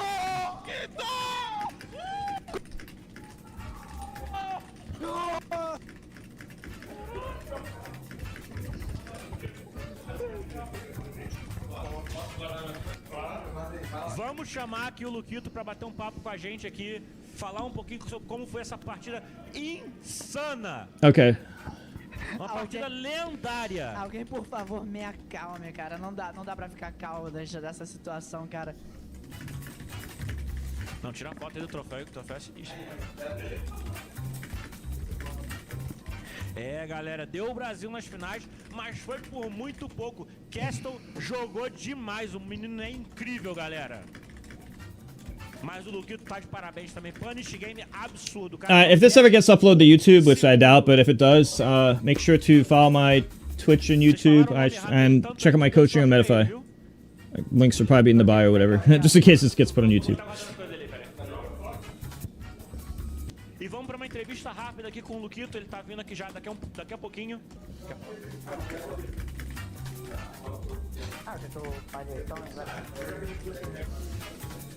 Tá, beleza, então. Não vamos fazer a premiação rapidinho aqui, Polifone, pode ficar tranquila. Só vamos fazer uma entrevista rápida aqui de 2 minutinhos aqui entre o Luquito e o Rod e vamos para a premiação.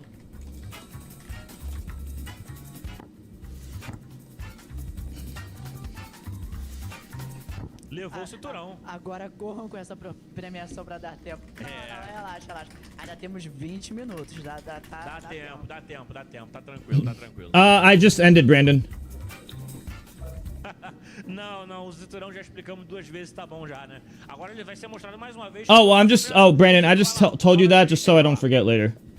I like to do this so I don't forget. But yeah, yeah. Okay, Code Zetsi, are you here? Como é que você se sente agora? Yeah, I mean, there's probably plenty of footages you could use for shorts, maybe, or whatever. Might as well just grab it. You would have to watch the whole thing if you want the true. You'll probably learn a lot if you watch the whole thing, Brandon. You're probably gonna learn a lot about Smash. So I would still recommend I would recommend watching it just for the sake of learning Smash. Honestly.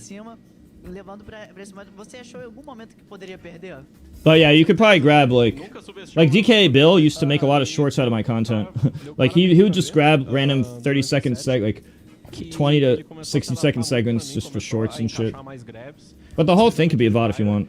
I don't really care. I think it'd be fine. I do like coaching VODs anyway, so it wouldn't hurt to have some more. Yeah, it's just the one take, so you could just be lazy and just one take copy paste without even watching it if you don't want.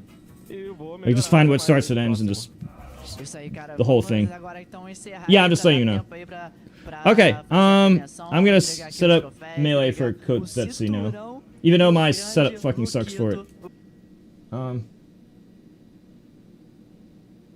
Okay, I'm gonna hope this even works.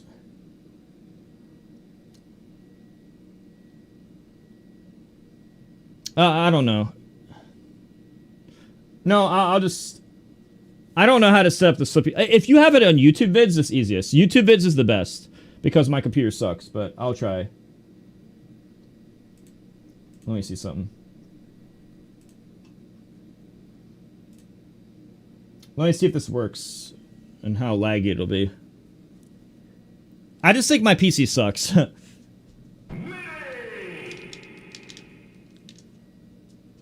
Well, I certainly wouldn't do attorney under this.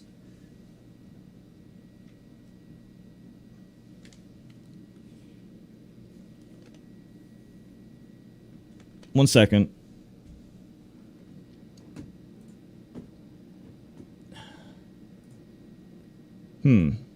Why isn't it showing? Wait, let me see something.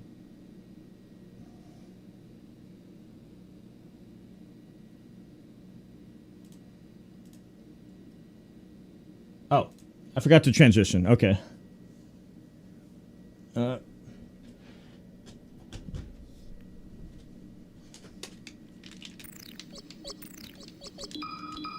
So let me just show you why I'm having issues. I'll just show you.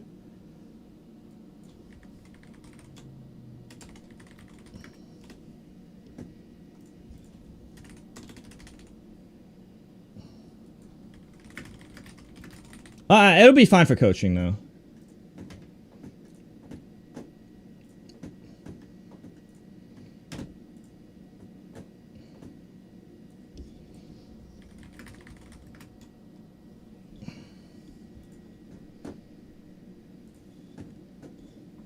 Okay. I might as well put on some music, too. If you want to send me on Discord, we can do that. I'm just going to move around for a second first.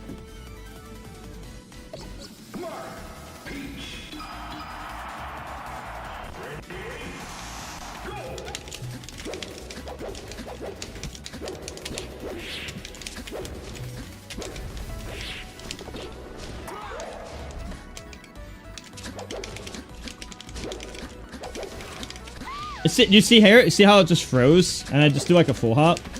I don't know why it does this shit.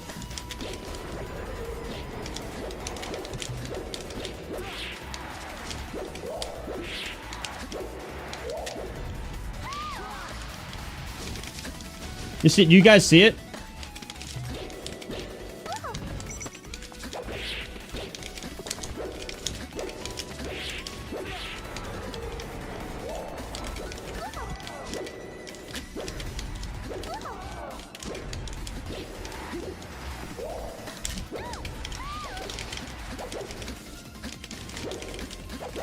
Yeah, like, I don't know why the fuck that happens.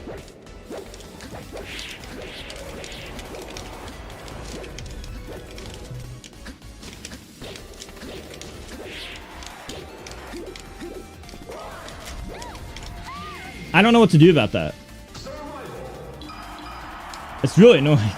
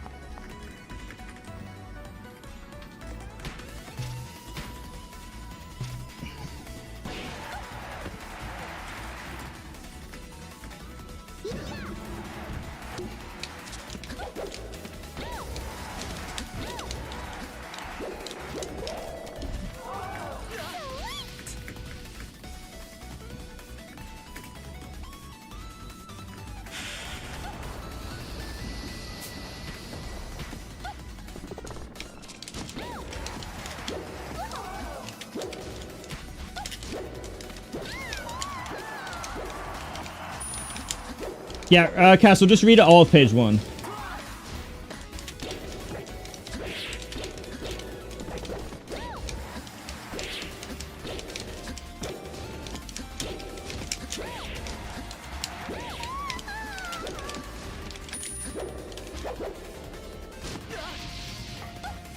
One second.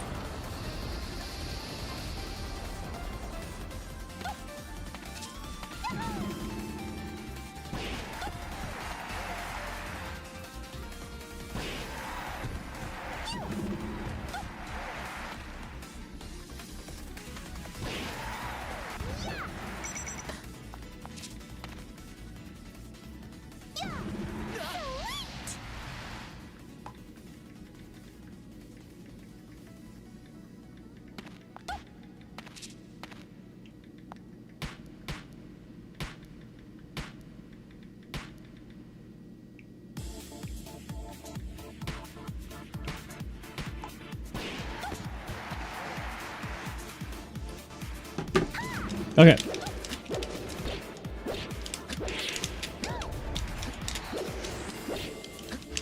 I mean, if chat knows the way, that I could,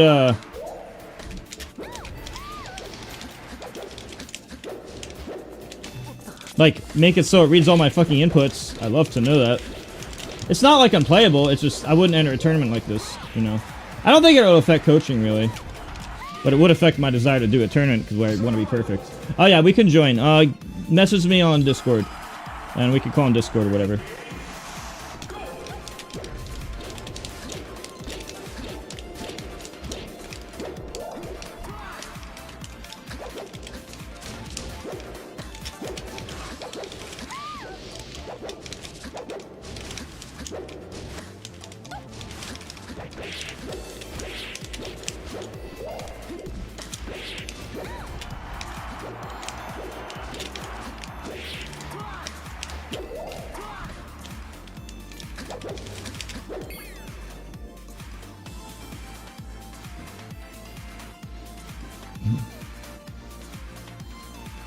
Hello?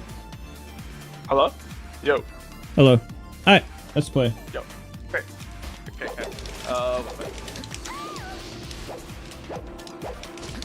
Let me close Steam. We have a problem.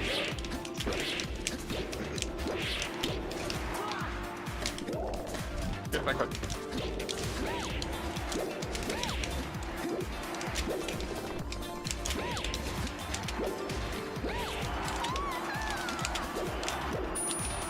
Wait, what's your code?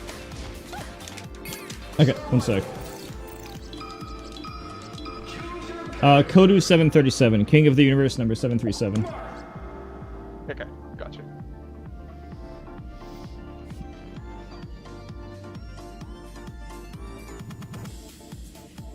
Searching. I hope it's like. What's your code? Bad, since I'm like, I said that it's Just tell me. Just tell me. Hashtag 410. Spell it. No, I didn't. KOT? I didn't fix this, Steven. Say it again. KOT. Caught. Hashtag 410. Okay. Let's play. If you have any questions, I can answer them first, then we can play. So if you have any questions you want to ask, I'll just do those first, and then play. Okay. So in general, I just don't know how to like approach like characters. I guess I'm like mostly used to fighting like foxes and foxes and stuff like fast followers. Yeah. So I'll say that most matchups, real quick, just to answer the first part. Most matchups, you're basically placing a bear, not necessarily at their current position, because like instinctively, I'm not saying it's bad to do that. Instinctively, aiming at current position isn't bad, because you know that's where they are. So of course you aim at them. But you also want to be cognizant of also aiming to where you think they will be in what I call the unreactable future, which is like 0.2 seconds or like 12 frames in the future. So basically, if you put out a bear, like put a bear in place. So like that might not hit me, but wait, so like do a jump bear. Okay, so this might not seem like it'll hit me, but if I moved in at that moment, see, it would have been like close. It's hard to do with pause test, but you're basically fighting to just the tiniest millisecond in the future to compensate for human reaction time being a factor. Human reaction time is really fast. Like, let me show you something. I want you to see how fast I pause and unpause the game. See how fast I unpause and repause? Yeah. That's roughly what human reaction time is. If I do that frame perfectly, it's like 11 frames, which is the fast end, which is like Gmu Quizzy reaction time type stuff. So doing this, however far you can move in that time is roughly human reaction time, which is like 1/5 of a second roughly. So basically, you're fighting to that fraction of a second in the future. Although Puff can actually kind of cheat the system and just be extra lame with bears, and then just do it more defensively and drift away, and it's very hard to deal with if you're not like Fox or somebody who can overshoot her. A lot of the slower characters, you know, like Peach, for example, Peach can't really do overshooting well because she's slow. Whereas someone like Fox, Falco, Marth, Ken, Falcon, or like, especially common with like Fox. Fox has the running speed and stuff to like actually overshoot to catch drift away and stuff as an important read. The slower characters Puff destroys because she can just zone bear and what, you're not going to overshoot her, so you can't. You just focus on playing to not get hit and punishing them for moving forward. You're basically punishing them for trying to play the game most of the time. This isn't to say that that's the only thing you do. Like, Wave Dash has good value as a mix-up at top level, but the lower level your opponent, the more they auto-lose to spacing. And in there's never going to be a situation where spacing is bad. That's universally good. At low level, it's broken. At mid level, it's broken. At top level, it's broken, but you also want to mix up the Wave Dash in once you get to, like, Cody Zane Hbox level. You understand what I'm saying? For your for your level, or like most people's levels, just the backer stuff would be very good. Only when you get to the very highest level does Wave Dash, particularly Wave Dash forward as an approach, become, like, very good too. Even at my level, I usually just... I'm probably like the third best puff. It probably goes Hbox, SCJ, me. For puff, if I'm being honest. I'm just inactive. But I don't do the Wave Dash in much. But I do tell Hbox based on VOD review to do it at certain things based on player habits or just based on his VOD review. But, you know, if I'm fighting a random person online, I'm just zoning most of the time. Okay, so... That should be the quick answer to that. But I can answer details or let you finish your sentence or whatever now. Okay, sorry. I guess, like, what I'm trying to ask now, since you said that, so if I'm gonna fight, like, let's say a Peach or a Mars... Bear. The Peach is easy mode. Bear and timeout. The only reason you wouldn't time him out is because, 1, it's boring, 2, because there's a 1 in 60 chance of death turnip every time. But in theory, you just get the lead and time him out. That's why Hbox was crying against Shift, because he knew having a lead against Peach is over. I promise you, if you're literally any character that isn't Puff, or like a super floaty ditto on G-Man, you're not crying when up 3 stocks to 1 because you know it's still losable. Hbox knew it wasn't losable. That's why that happened. Just as an easy example of this. Okay, I'm only asking because the Puff in my region, not the Puff, the Peach in my region, he usually like engages like very hard and like, gets. Yeah, you just zone him out. You're basically. Most of the time, you're aiming at the space right in front of them and fading back to safety. But when I say right in front of them, I mean like be Peach, just so you can see what I mean. Okay. Or you don't even need to be Peach, you can be whoever, but yeah. So, it's fine. So, just as an example, so this, sometimes I aim at you, like, just as a mix-up, I aim at you. Or like, you know, when you're in disadvantage, like, you only have so many options. But if it's like neutral, and there's a lot of options, sometimes I'll be aggressive like this, and I'll just go in like this. But that's only if I think they're gonna pull a turnip. That's a read. That's a guess. So you do the landing bear or the occasional land tomahawk grab. Occasionally you just land grab. But most of the time you do landing aerial. Like most of the time you do this. But if you do rising aerial and you know they're gonna block the landing aerial, you could like do that. Because they're gonna either be pulling a turnip or shielding that. But like, you could also just be super lame and just be like, hi, you can't hit me. Like, try to hit me. Try to hit me.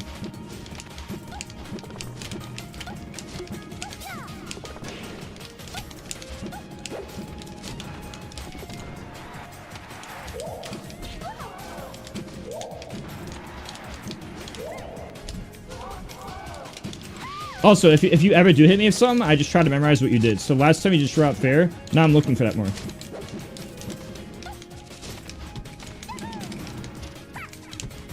Like I could be extra lame, extra running away, and just play super defensive. The problem is that nobody will like you. If you do that. I'm fine with like nobody liking me. Then you could, then if you don't give a shit about people liking you, you could YOLO the timeout. Oh, also another thing, dash attack. Do it again, my shield was small. I'll just do it here, because my shield was small. You have to be closer to compensate for the small shield. You can do that. But that's something I wouldn't, like... I would only... that kills at, like, 20%. I would only do that to cheese them if you know they have the habit and you haven't shown them yet. Okay. It's one of those things you do, like, once a set. Or, you see, you either do this once a set, or you hope that they're bad. And they, like the bad players have that habit. If you fight like a top level Peach, this is going to be a very rare scenario. If you fight like a newbie Peach, they're going to rely on dash attack because it's low effort, high reward. But then, you know, they're going to die instantly. This is really good against all the bad people. But don't expect to do this against like a Triff or a Lod because they're going to know better. Okay. And in this matchup, it's mostly timeout and bears. Because if you try to do the other moves, it doesn't work as well. So like sometimes I bear at this spot because I'm trying to like cover the space in front of you. But I could also just be super lame and just, like, not interact, and it'd be extra safe. That way you either get hit by approaching. Like, the thing is, though, like I know Peach can't cover this distance. So, like, if I do a landing bear here, it has no purpose. Because Peach can't cover that distance within 0.2 seconds. You understand what I'm saying? Like, this bear might have value. This bear might have value. This bear at this spot, this type of bear at this spot might have value against, like, a fox. But Peach can't even get there in 0.2 seconds. You know what I'm saying? Peach can't get to the spot in 0.2 seconds. Fox can get from here to here in 0.2 seconds, but Peach can't. You get what I'm saying? So if you're camping Fox, you have to be a little further away. Fox is the only character that, like, truly definitely beats Puff. Like, Puff has probably, like, 50-50 matchups across the board, and then Fox, like, 60-40, sorry. Because Fox has early kills, but can also overshoot, and also has lasers, and he has all the tools to specifically counter Puff. Most of the cast just loses to her camping, though. This isn't to say it's that easy. I'm just giving you, like, against your average random opponent. Obviously, it's not that simple at, like, Zane's level, being someone like Zane and stuff. It's a lot more goes into that, obviously. But yeah. Okay. You can continue what you were saying. I was just giving you the most general stuff first that applies to most scenarios. It's all good. It's just I have like some scenarios that like get repeated when I play like people in my region. And if I know the exact scenario, I can answer. If I see or know the exact scenario, I can replicate or give you the answer. I can like stream you the VOD real quick. Or you could just do it right now if you want to do it or explain it. I can probably just. I might know the answer immediately. If you just do it. Let me like translate it into English, I guess. One sec. So, I lose a lot to like, fuck. Like they just keep like pulling turnips. Like, yeah, so that's the thing. So here's the thing: if you play super campy, which is a good way to win, that also gives her a free turnip. The weakness to turnip is you can do one of two methods. One, forget about it and YOLO timer out. Like who cares? YOLO timer out, right? Everyone, she's probably going to get a death turnip at some point, which means you have to YOLO commit for that timeout. This is more easy on Dreamland. The other method is to just read when she's going to do it. And like generally, I like Mar first Peach. This is very easy in Mar first Peach, but technically you could do any matchup versus Peach. If you think she's going to pull a turnip, well, do it, put turnip. Throw a turnip in place. See, you're even though I jabbed you so late, because your animation didn't finish, your turnip is now gone. If your animation doesn't completely finish, you lose the turnip. So basically, if I like do Rising Bear, for example, and I decide if I do Rising Bear, I can be campy with it, right? So watch this. From Rising Bear, I could just be campy, right? Well, I don't need to be that far against Peach technically because she can't move that far. I could also do more camping, right? But at any time, I could also have done that, and that's an unreactable guess. So from here to camping, or here to here. Or here to here, like, if you guess I'm going to do the camping stuff, you pull a turnip, you win. But if I guess you're pulling the turnip, then I win. So you could view that as kind of a 50-50 of sorts. Obviously, the game's a lot more complicated than 50-50, but for the ease of learning a concept quickly, let's just pretend it is. Make sense? Okay. So I just have to play, like, extremely lame. Well, basically. No. If you ever read her pulling a turnip, you directly punish it. I'm just giving you an easy example. In Marf's case, he would do like he would basically stay close mid-range enough that you're like able to punish her more often than not. It's okay if you get hit sometimes, but you want to win most of the interactions. You want to be close enough that she's scared. If you stay at this optimal distance, you will win the majority of the interactions and most likely win the set just based on that. If you don't want to go the YOLO timeout route, you just stay close mid-range. And like if you're over here, she's pulling a turn for free. If you're over here though, she has to second guess herself. It's risky for her to pull a turnip, just like it's risky to attack. If she goes for an attack, but you do bears and camping, then she runs into your bears. But if you do the campy stuff with Puff, and she pulls a turnip, now she's a slightly better character than you. Now, as you can see, it's not quite a 50-50. Like, this still favors Jigglypuff. But it's still 50-50. She technically does win the interaction by having a turnip, because now Peach with a turnip in her hand is better than everyone in the game. She's the best character in the game with a turnip. This doesn't mean that that's what she always is. If Puff with a turnip is if Peach with a turnip is like a 10, and Puff is like an 8, Peach without a turnip is like a 4. In this head-to-head. Against Fox, though, it's almost the same. Like, there's almost no value to turnip in neutral against Fox. So it's different. I'm just giving you, like, examples so you can quickly understand the concept. You understand what I'm saying? Okay, so basically, so what I'm understanding is, correct me if I'm wrong. You could go a few routes with this. YOLO timeout, mid-range, and mid-range is technically optimal if you don't want a timeout. Because then you can camp most of the time and occasionally go in rarely. I will just rarely go in when you think they're turniping. But you see how this position threatens all of that? Look, it didn't even look like I could reach you. Look, right here, watch. Look, from here, it looks like I'm camping. Yeah. Don't you feel safe? Pull turnip. Okay. Oh, you weren't safe after all. But it looked like you were, right? It felt like that. It didn't kind of feel like you were? Yeah, I mean, it did. Like, I didn't think you could hit me. But... Exactly, and that's how they feel. But I just wanted to show you that as an easy example. Because I think that's a useful, easy example. Xbox used to do that a lot like 10 years ago. I still think it's just good in general. Does that all make... You followed everything I said so far, yes? No? For now, yeah. Okay. Following for now, yeah. Anything else you want? I could answer anything else.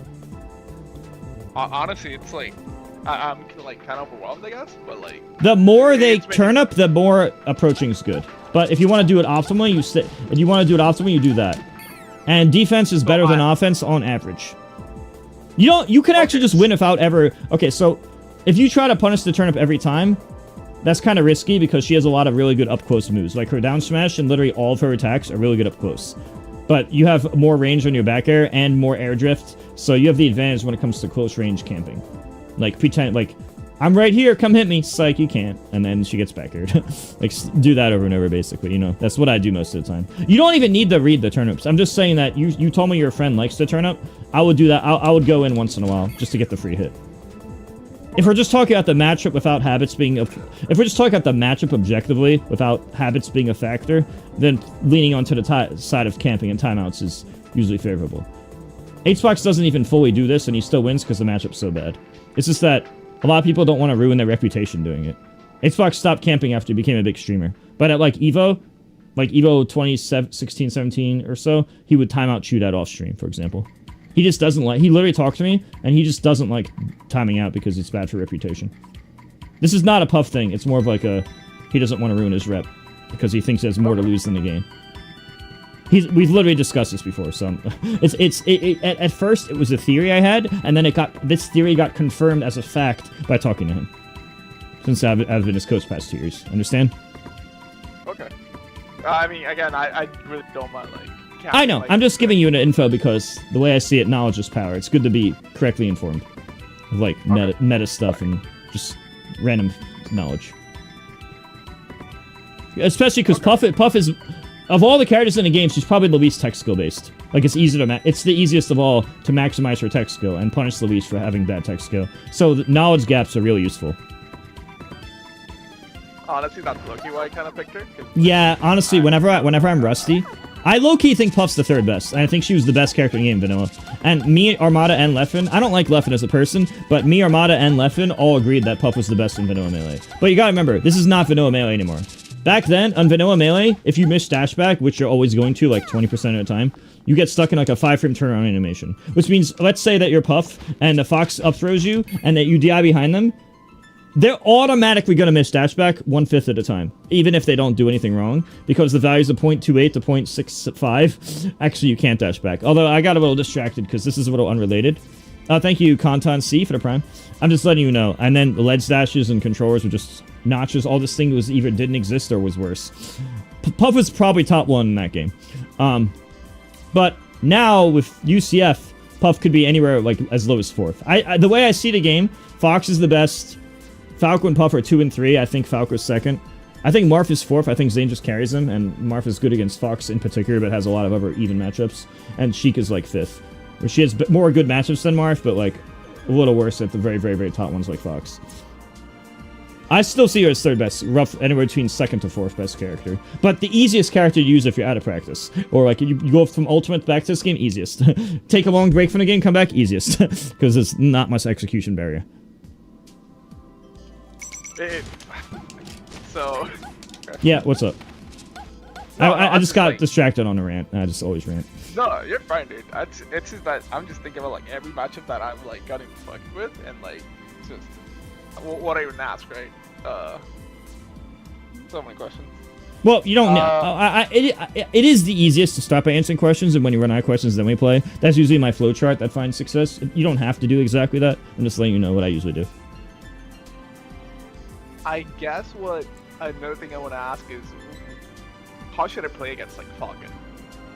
Like, I'm actually pretty good at that. Okay, so most matchups, including Falcon, you can just like space with the back air. But there's another thing that I told HBox, but he forgets a lot, is that against Cat and Falcon and Marth, their up airs are so good that like if you're coming from above, you're just gonna get bodied. So I always try to remind HBox to stop falling on top of Falcon and Marth, and he remembers sometimes, and then sometimes he forgets and gets up aired. So staying horizontal can be pretty good. Because their up air is just so freaking good, it's going to destroy you. If you stay horizontal, you have a good advantage.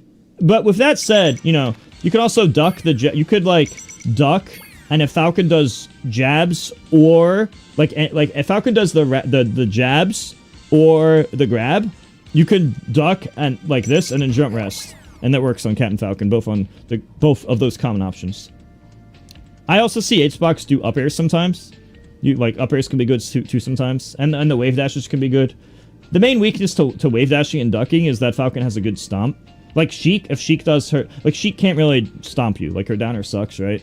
You could shield it, or... You could do anything to Sheik, right? With Falcon, the stomp is a lot more damage and a lot more combo-y to the knee. So it's riskier. Like, Sheik, you can autopod hold down more. Whereas Falcon, you could still do autopod hold down, but he can hard punish it if you're not on point for your reaction. He does short hop. Stomp. Yeah, so. I was gonna say that. Like, I get like absolutely destroyed by Stomp. Like, always. Like, yeah, so that's actually like if Sheik had Cat and Falcon's down air, she would be way better against.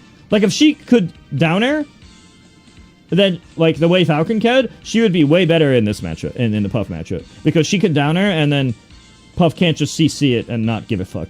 But also, Sheik doesn't have a knee as a punish from that, so Stomp knee being so good actually makes Falcon better in the matchup than Sheik. I'm personally better against Falcon because I played with Wizrib, but matchup ratio-wise, I would say Falcon's like 50-50 or 55 Puff, whereas Sheik is like probably 60-40. Like even HBox, who's like HBox, who's like a Puff down player, HBox is a Puff down player. Even he admits that it's Puff favor. So the Puff down player is admitting it, and is also beating Jmook and Crudo. So the best active Sheiks right now. So yeah. HBox is definitely the best in that matchup. It's back airs are good. Well, I don't know how I got on Sheik topic. I got distracted. But yeah, almost every matchup could be solved with back airs. But I'm just saying that Crouch is good against Falcon and Sheik. It's just extra good against Sheik compared to, like, you could do it way more spamming of Sheik, whereas against Falcon you do it as like a mix-up, and then Peach you do it pretty much never because down smash and her up close combat moves. So that's the big difference between, like, Sheik, Falcon, Peach, where you do it all the time, like, 90% of the time versus, like, 60% versus, like, 0%. You get what I'm saying? Oh, that's important, though. But, yeah. It's just, like, I feel like then I'm not playing it right, because, like, I do try to back air a lot, but, like, I don't want to summarize the... It is funny to, like... I don't want to summarize the game that simple. That really is the crutch of Puff. Like, this is, like, the #1 thing. And doing, like, CCs and wave dashes is, like, at HBox level, oh, this is good, too. Watch this. Try to block my landing back air. You could do that, but you could do this. Hey, try to block it. Oops, I messed up. I'm used to ultimate. I just got off ultimate. Or watching ultimate. Okay, like, you could do that. See, if I fast fall land, I only have, like, a few frames landing lag. Like, if you do landing aerial, it's, like, 7, 8, 10 frames landing lag, right? Like, between 7 to 10 frames landing lag for most aerials. If you just empty land, it's 4. So if I do the empty land, and then I do a grab right away, it's a timing that messes people up. Because watch, try to block my landing bear, and then I want you to block my landing aerial, and then do something. Okay, just block. Maybe try to shield grab or narrow to shield. So just block it and then do it.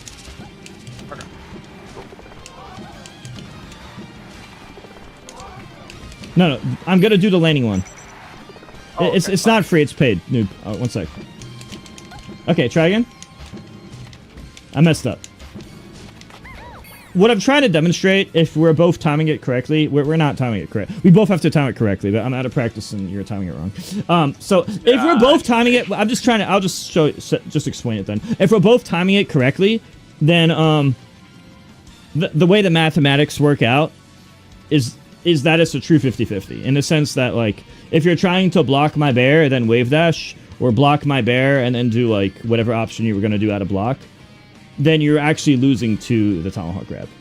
Which is why when you get to H-box level, doing something like this works more than you'd expect, because it kind of 50-50s the landing bear in a way. You get what I'm saying? Okay, so it's like play mind games, basically. It's more of a, like, if they block the landing bear, they're losing to land grab. Now, technically, there is weird solutions you can do. Like, Fox could up smash out a shield at a specific timing that, like, blocks the landing bear, but also is faster than a tomahawk grab. That's, like, a very specific thing me and Armada used to do to H-box back when he would spam that. Like, H-box would spam this, like, option a lot, like, as the 50-50. So me and Armada figured out, like, a thing that beats that 50-50, but H-box doesn't really play like that anymore. Because he does, like, a lot more, like... he does a lot more good other mix-ups, and he does more, like, wave dash grab and other stuff now. Which is... It's like, that type of stuff has less value against, like, the random player, but it has, like, good value at, like, the very highest level. So, like, you get better against, like, a Cody or a Moki, but you're a little less consistent against, like, random noob Fox online. You get what I'm saying? But for, like, you and most people, you would favor, like, the spacing and stuff, because that's fundamentally good and consistent against people of a similar level, right? I'm just letting you know so you understand, like, the game in more full effect across the board. You understand? I'm following. You followed everything I said. I know it's a lot of info. Obviously, it's info overload, but that's also why these are recorded for 60 days on Twitch and YouTube. Yeah, I'm following for now. Like, it's just kind of like a little bit tedious, but yeah, that's why I record. That's why it's recorded so that you can rewatch. I usually info dump that way. There's no way you're gonna remember it all the first time, but if you rewatch, it'll make more sense. Oh, for sure. Especially as you get better at the game and study the game more, it'll make more sense. All right. Anything else? For now, I guess not for now. Okay, we can just play. Oh, actually. What? One more question. What should I do against, like, foxes that, like, laser camp me? Okay, like, it's the same as Peach Turnip. You're basically either doing a approaching bear in a way that, like you could full hop and landing bear. Okay, I'll go Fox.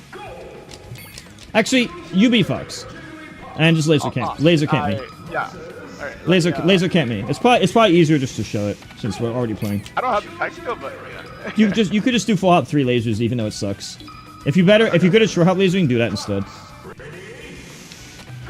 So one thing Xbox used to do is he would jump from this position, and this seems like we're just camping, right? Like, I could do this, right?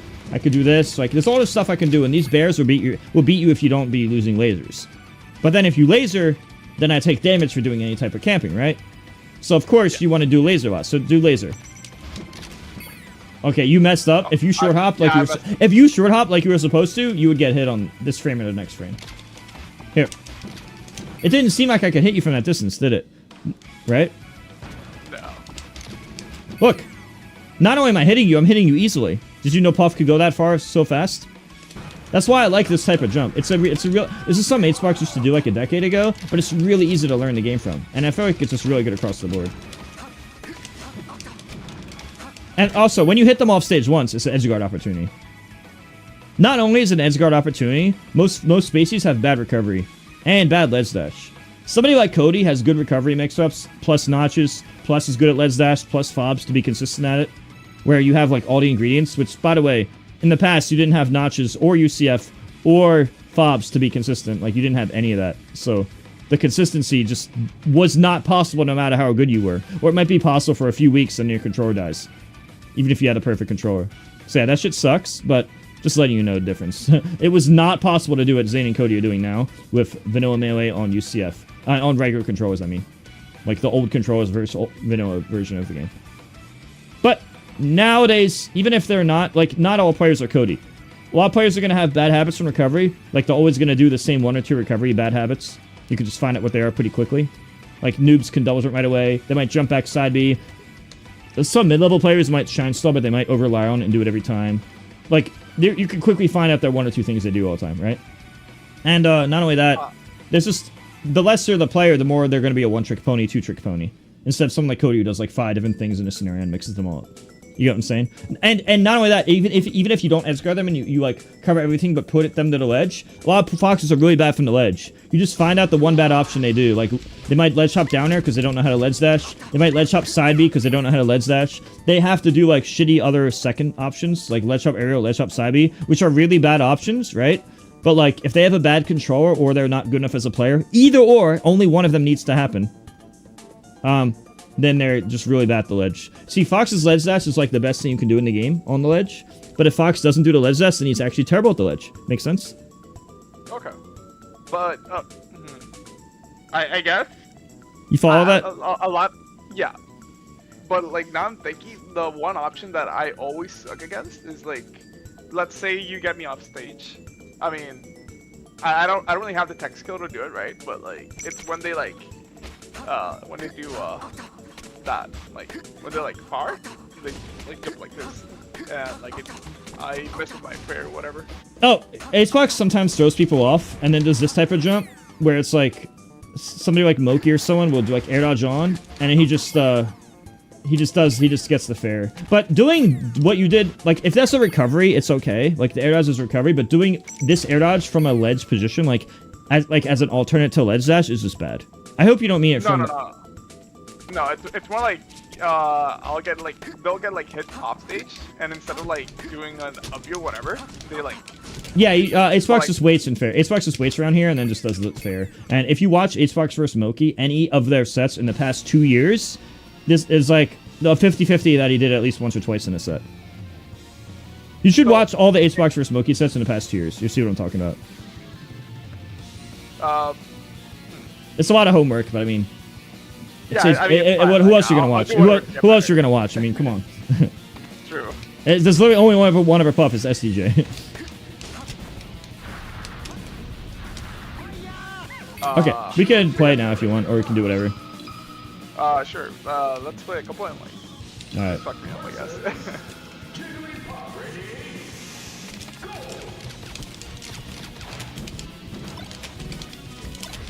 Oh, another thing. This reminds me of something just now. So a lot of time the Fox is going to try to crouch cancel shine you, but if you space the landing bear, they're going to miss. And sometimes you could actually bear, and then they're going to CC shine, and if they're not like inside of you, which by the way, they're only going to be inside of you if you're running to get directly under them. Like if you're trying to do like bears from this spot, and the Fox runs at you at 0, like then they can run and CC, right? But, like, if they're not close enough for it, because your backer is way more range than shine. If you're, like, lasering in place, and they try to crouch, and then crouch shine your bear, they actually the Fox gets fucked up. Because, you can landing bear, and then just turn around grab, and catch Fox after the lag has shine, but before Fox is airborne from the jump. That's something Acebox used to do a long time ago. It's kind of a gimmick. Like, it's not guaranteed. It's kind of gimmicky. Like, you're hoping that they do specifically that. Like, let me show you. Try to CC shine me. I'll try to see if I can demonstrate. This is a trick that Acebox used to do like 10 years ago all the time. I reminded him recently. Here, just don't move in place. Just for the sake of this example being easier, just CC shine me after I bear you. Like, CC shine and then, like, jump out of shine. No. You have to do the shine. No. If you don't do the shine, this doesn't work. The funny thing is this only works against shine, so that's why I called it a gimmick. No, you see, you have to actually shine first. If you this is why I called it a gimmick, because a lot of Foxes are gonna CC shine. Notice how that only worked because of the shine lag. It's not a lot of lag, but it's just enough to make it work. It's pretty funny, huh? Okay, so it's like you spaced it, and like the moment I shine, you just do bear, turn around, grab, and you hope that they shined. Okay. This works. They do that a lot. So this works a lot more often against the standing Fox. Like, if the Fox corners himself with laser, that's a scenario where it's more likely to work. But if the Fox is, like, running under you, like, you're doing bears, and the Fox tries to run and slam his face into you, and then do the shine, it's more difficult for that to happen, because he's more likely to be in range of shine. Even if, like watch, CC? Just hold down. See how you didn't go that far? Like, I might get hit by shine anyway. But this time I didn't. But like, imagine if you were at like closer to 0 and you ran onto me and you were like inside of me already. Like, you know, those scenarios are more likely for the shine to hit. It's less guaranteed that way. You get what I'm saying? Yeah. So that's why I called this a gimmick. See why it's a gimmick. Yeah, yeah. But it's a gimmick where, like it's a gimmick where I get to up throw arrest you at 0 and you die. Up throw arrest goes at 11. So your aerial does 12. So let's say that we're all a fresh stock. Let's say that all my moves are fresh. If all my moves are fresh, you die in 1 hit. Watch. Laser. Just... Even if you held up left, you would barely die off the top. The only thing that would save you is some intermediate rear DI that is like straight up DI, and you would have to go the other way. If I hit you to the left, you die, or like, if you do any of the common DIs, you just die. So it's like good to like catch him off guard. Okay. Yeah, I'm just showing you a gimmick, but it's common enough that I wanted to teach it. It's common enough and easy enough execution that I wanted to show you regardless of it being a gimmick. I'll definitely have to like rewatch this one. I studied Hbox for a really long time because he was somebody I had to beat. So I had to study him a lot to fight him. So because, you know, I would use Marf and Sheik the whole tourney, and then I'd have to use my Pocket Fox on Vanilla Melee for random controllers that aren't fobs and no notches to try to win after not using Fox the whole day. So you can imagine how annoying that was, getting off Brawl and Melee, not using Fox the whole day, but oh no, I have to fight Hbox, so I have no choice.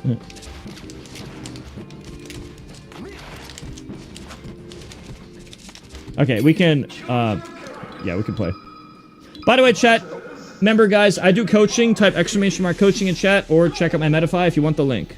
Also, if you type ! puzzle like FSNJ just did, all you have to do is click on the link, and I immediately get $8 for you installing the game. Something that is equally as easy as puzzle is ! job. Both puzzle and job are as easy as click, link, sign up, click, link, install. Puzzle is click, link, install, $8. Job is quick link, sign up. Like, all this shit takes a few seconds, and you're done. You could literally do both of them in under 60 seconds. So if everyone in chat could do that real quick, that would help a lot. If you need me to repeat anything, let me know. Alright, let's fight.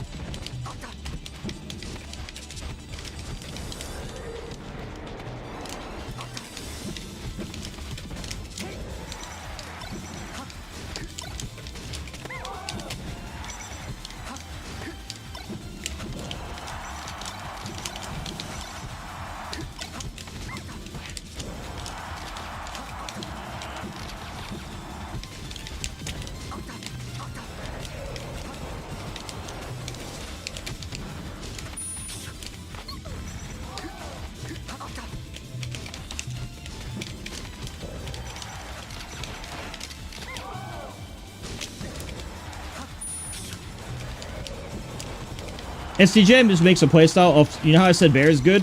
SDJ's playstyle is basically old Hbox, where he just spends Bear. How does it work in the current era, though? Like, It works. Like, he's ranked 6 in the world. He's ranked 6 in the world. Oh, I thought like everyone adapted to that playstyle. That's why. No, Hbox actually beat Anson. Hbox actually does better against a lot of players. Hbox beat Cody once, the first time he played him, and it was like a JB4 stock. On the Cody won the last time, but SDJ won the set 3-1. And it was a JB4 stock on Pokemon. With just Bear camping and early rest. So SDJ is probably easier to copy than Hbox because it's mostly just Bear zoning. Bear zoning and patience, which is how Hbox used to play. But Streamer Hbox doesn't want to play like that. Now there's a lot of value to what Hbox does too. 97 single hit. If you're like under, I don't know exactly, but around 100, like anything under 100, then that can single hit. But there's nothing you can do if I do that. It's up to the Fox to execute.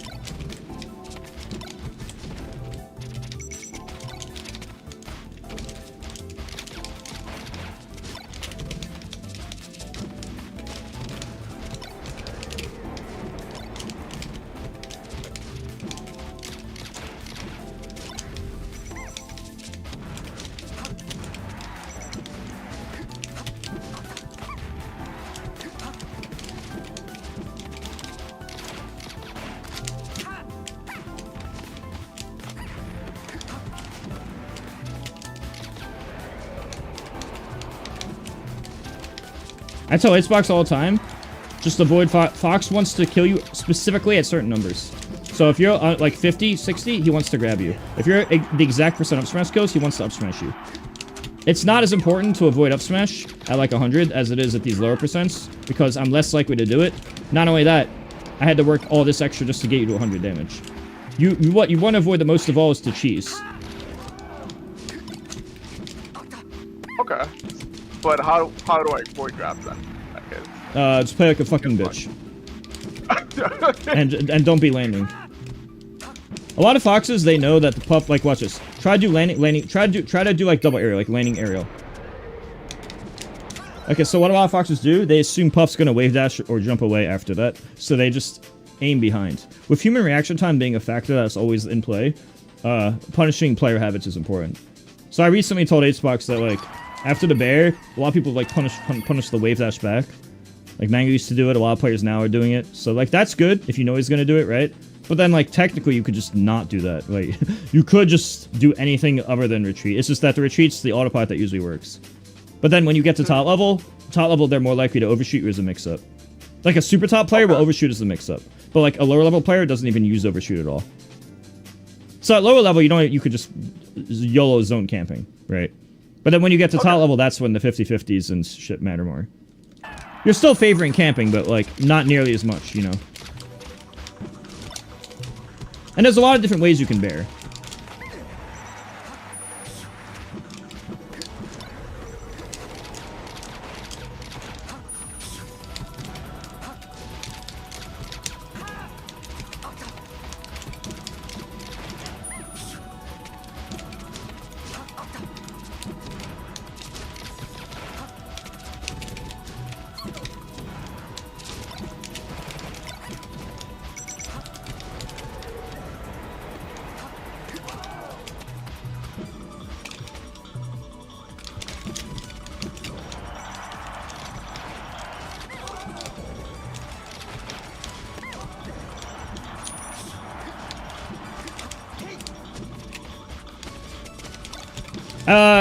The camping is fine and all, but you gave up the entire stage. To the point that even if you hit me, I would have got a free ledge. Okay, so I should, like, camp in the middle? I mean, yes, you were less likely to... You were indeed less likely to get hit by going that far, but I don't think it's worth giving up this much stage. Like, look at the amount you gave up. Like, you gave up this much. I'd say that's overdoing it. Like, I was in a bad spot the ledge. You definitely overdid it. You gotta remember, even if you hit me with the bear, it was gonna be a spot where, like, I was just gonna get to the ledge for free anyway, because you gave me so much stage. Whereas if you did hit me to bear anywhere else, it's an edge guard opportunity, potentially. But over here, I don't even think it's an edge guard opportunity. Like, if you try to bear me. Here, I'm just gonna taunt. Like, see, like right here, see how it didn't even lead to an edge guard? But if you hit me anywhere else, it would have been a potential edge guard, or whatever, right? Okay. You see what I'm saying? I should just, like, stop being a bitch too, and, like, actually. That was being an extra bitch. That's the type of bitchiness you do when you're timing out, which isn't really something you can ever do to Fox. Fox, you kind of have to play the game. A lot of the cast, Puff is broken because she doesn't have to play the game. But you actually have to play the game against Fox. And Fox is good at actually playing the game, which is one of the things he's so good against Fox, right? But if you want to just auto-win half the cast, you could time them out. But then everybody's going to hate you, and it doesn't really take any skill to, like, stall in the air and not interact. So it's not really something you need to practice much. You know what I'm saying? So, for the sake of getting better at the game and friendlies, I'll definitely favor, like, actually playing the game. Since that's, you know, there's a lot of different interactions and, like, even just hitting their shield and getting used to the amount of shield lag and your combos and different interactions. Like, for the sake of getting better at the game, I'll just be interacting almost all the time. I'm just letting you know that certain characters don't deal with, certain slower characters don't deal with it as well. Anyone who Fox deals with it better than anybody. The faster characters deal with it a lot better. Especially the better of the cast. Okay. Okay, I see. I should also, like, probably approach more when I'm behind, right? Like, I wouldn't worry about the timer. The timer really usually only happens when two floaties fight on Dreamland. Okay, that kind of makes sense. It's just like when I'm, like, behind, I just don't know how to like. You do the exact same thing with bears and wave dashes. The wave dash thing is, like, probably harder for you.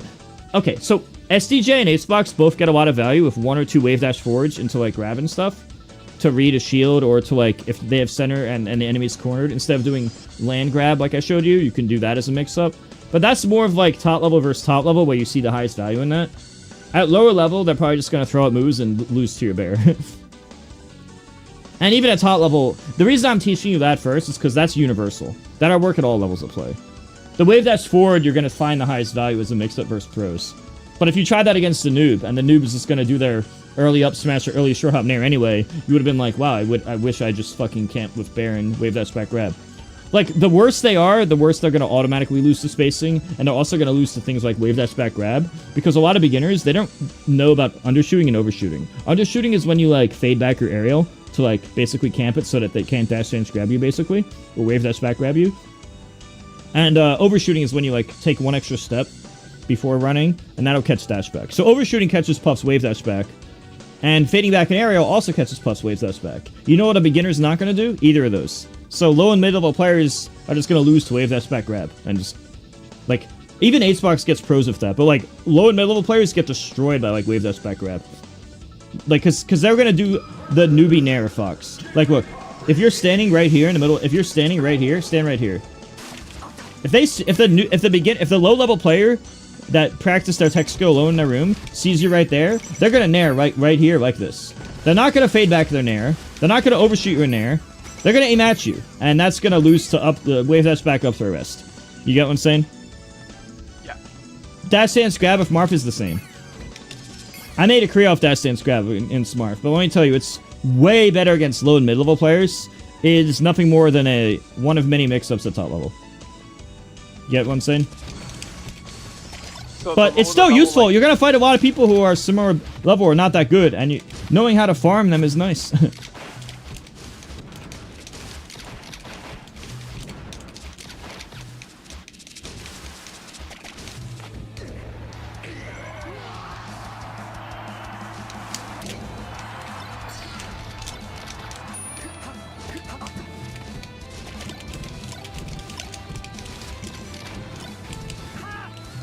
See how the instinct is to, even though I told you, the instinct is still to shine. I don't have to shine, but the Fox instinct is to shine. We're too used to it working. We can't help ourselves. We can, but we probably won't. Oh, if you know that the Fox is going to do stuff like shine full hop, you can either shield the shine and up air. Try that. I'm going to shine full hop. Okay, so that's one thing, and then you can fall into them and rest. If I didn't pause it, you could fall into me and rest. That knocks over at 17 plus, which is or 29 after hit plus, depending on if you value before or after hit. So like 2 bears or like a bear and a pair. Well, bear does 12 damage fresh, so like basically 2 hits. Two hits puts me about at that percent. Another thing you could do is you could block shine, which by the way, on CRT the audio cue comes out a lot faster than online. On CRT, if CRT is 0, let's just say that CRT is 0 frames. If CRT equals 0, then Wasapi equals 2, and QB, which is what we're playing on right now, because otherwise we wouldn't be able to do this Discord call, equals 4. So the stuff I'm teaching you now, where you react to the audio of side B or the audio of shine, that is even much faster, much easier on CRT. Just letting you know. Anyway, okay. So if you could do it online, you'll do it even easier offline. Anyway, so I'm going to shine full hop, and I want you to wave dash out a shield, like block shine. Then when you hear the sound of shine, just wave dash left or right and forward smash me. Get ready? From here, in this position. No, wave dash out a shield. No, left or right and then F smash. Like Wave dash out a shield like this into grab, or this into F smash. You could also go the other direction. I'm gonna be. I didn't get out of shield fast enough. No. I don't know what I'm grabbing. Sorry. Yeah, but you have to do like the F smash or grab like right away. You can also cross me out. Like if you're here, be here. You could go left or right. Shield. But you have to do it right away. And by right away, I mean 10 frames later. Because when you air dodge and lands, no matter what character at what height, you have 10 frames landing lag. So it's always jump squat plus 10 for wave dash. I'll try. Sorry. Yeah. By the way, that audio reaction you had, that'd be 4 frames faster on CRT. Okay, so like, okay. It's if you could do it online, it's extra easy offline on reaction because you're reacting to the sound of shine. Why sound? Audio is faster than visual. Now on with the audio delay on Slippy, it might be almost the same for audio and visual. It would be close to the same. But on CRT, without the audio delay, it's the audio cue is way easier on CRT. I'm actually super nerfed on Slippy because I rely on audio cues on CRT a lot. Shield. Oh shit, sorry. Shield. Yeah, so remember, what you just did, even easier on CRT. So if you could do on, so I just wanted to show you that the full hop up air and that are really good against full hop foxes. And a lot of foxes, when they're like center stage there, they tend to do that a lot in that scenario, center stage. Does that make sense? Yeah, actually, fuck. I actually gotta watch this. I gotta build like this muscle memory. But... Yeah, I have a treasure trove of random information because I've been playing forever. And Puff was a big part of that.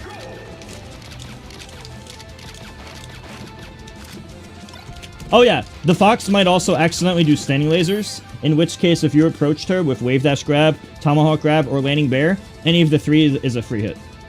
So sometimes that's like a bonus you get where like, not only does that beat the lasers, so this beats, approaching beats this, approaching beats this, approaching beats dash dancing, sometimes it beats shield depending on what I do, but it also beats standing lasers. So it actually, approaching as you can see has a lot of mix-up value against Fox in a lot of the common scenarios. So against somebody like a camper, like a Peach, you're gonna mix it up, but you're gonna favor camping more. Against Fox, it's more like almost like approaching 1/3 at a time, or like the campier the Fox. Fox used to study like how campy they were usually, and if they were more campy, he would approach there more often. And if they're more aggressive, then he'll camp more often because he knows that okay, well I don't have to worry about laser damage against Mango. Mango's gonna approach me, so I'll just focus spacing. But El Muta King likes to laser. Muta King Leffen likes to laser, so they're probably gonna retreat and laser. I have higher value for approaching on average. You get what I'm saying? Yeah. And that's also just the Fox matchup in general. The campier the Fox, the more you approach. Also, SCJ does this weird thing where he does like a wave dash in once or twice. I don't remember, he does like one wave dash in to 2 away, or 2 in and 1 away, something like that. That's like, Acebox doesn't do that, but that's some unique SDJ neutral stuff I just wanted to mention real quick. No, that's fine. You'd have to watch the video to understand what I'm saying.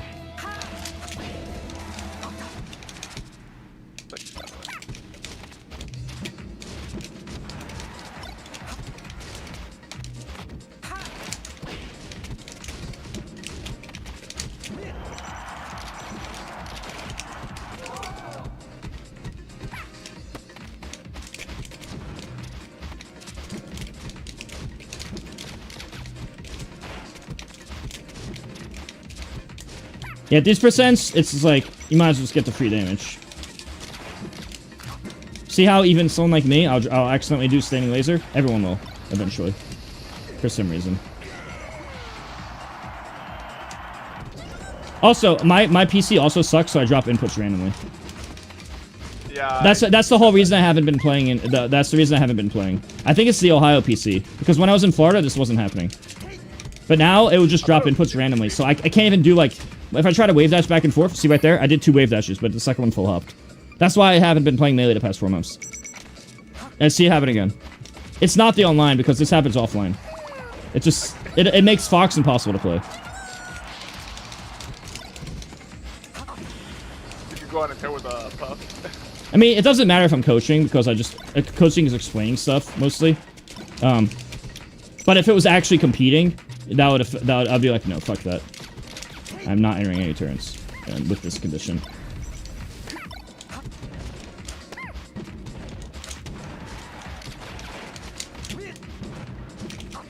By the way, see how you did a landing bear and I blocked it? Yeah. Let's say that there's 2 universes, universe A and B. And you know how that's like how landing bear is an unreactable mix-up? If you do rising bear to landing bear, if I block that in universe B, I got up to arrested in the other universe. You get what I'm saying? It's a 50-50. It's a 50-50 against someone who shields it. Oh, okay. So if you don't shield it, if I shielded the landing bear, I most likely would have got landing grab. Most likely. It's not technically a 50-50, but it's close enough that let's just think of it as such. That's what Xbox used to do in the past. If I shielded the landing bear, I probably lost to a perfect tomahawk grab. Try the tomahawk grab this time. No. Rising bear, always rise. To make this simple, if you're gonna full hop, it should be a rising bear. Full hop always is combining with rising bear. Then you either do a second landing bear or a second landing grab. Unless you're just camping super hard, then you just camp super hard. It's different. I'm talking about, this is mostly for corner pressure against Fox. Yeah, like that. Except you're usually you're usually doing it in a way where you're still having center though, and you just up to rest. Oh, okay. I'm just saying this is something Xbox used to do a lot. He kind of forgot about it because, like, you know, when you learn new stuff, you sometimes forget the old stuff. This is how it works. See, but yeah, Fox with drop inputs is not a real character. I would need to upgrade my PC. It sucks, but that's literally why I haven't been playing that way. Well, at least that's like half the reason. Oh yeah, that's see how I don't know how I have to say this without tooting my own horn. I'm a high enough of a level of a player where that's a good value. That's good value on me. At lower level, they're just thinking in terms of just hold in, do the early attack because early nair. I call it the early noob nair. The Fox player just got done practicing their tech skill. What do? They want to use their tech skill. Where do they aim? At your current position. What do you do to beat that? Wave dash back grab or spacing. Understand? At that level, the spacing just auto wins, right? The higher level it goes, the more things like land grab, mixing up where you place the bears, and wave dash have value. So that wave dash in will work if you think they're better than you. That might work because that beats dash dancing. It beats short hop laser. It beats full hop laser. It beats shield camping. And, you know, there's also a chance I go in for early up smash. Or an early nair. But that's the risk you take. It's basically a lot of unreactable, like, you're YOLO guessing and I'm YOLO guessing. Especially you. You get what I'm saying? Yeah, I definitely, like, did not think too much about it. I just wanted to, like, grab you, like... But if I was like a more, like, newbie level, they just start the attack early every time. Also, this is gonna vary a lot by the individual. Some individuals are just gonna lean more or less toward that. I'm just saying, if we're just talking, like, 100 random people or whatever, or what the matchup is at the highest level, the mix-up of the approach, land grab, wave dash grab, mixed with placing bears at different spots, that all has good value against Fox. You should never fight Fox with the intention of timing out, because it'll never go to time. Okay. You only do that in, like Ice Climbers, Peach on Dreamland, like shit like that, you know? Alright, let's fight. Oh, shit.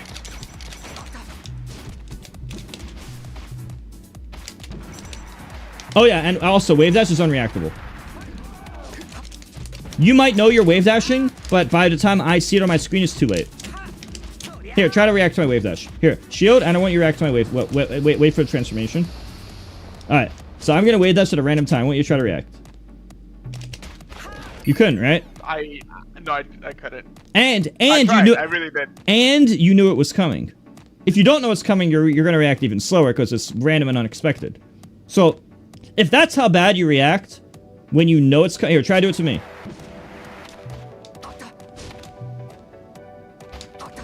By the way, I know it's coming. I'm not even reacting to the wave dash itself. I'm just like, I'm kind of looking for a change in movement, and I know it's coming. And I had to spot dodge. All those stars are not going to align that way in a real match. You're not going to actually react that fast. I was only barely able to do it because I knew that change in movement would be wave dash. That's not actually realistic. I just wanted to show you how that only was barely a thing under the most extreme conditions. In other words, wave dash grab's unreactable in a real match. You get what I'm saying? Yeah, okay.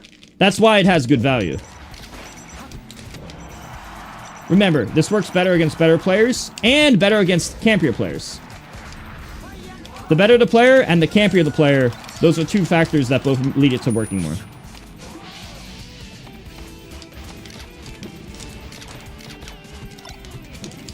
Also, online has a lot more teleporting, which also makes it even more buffed.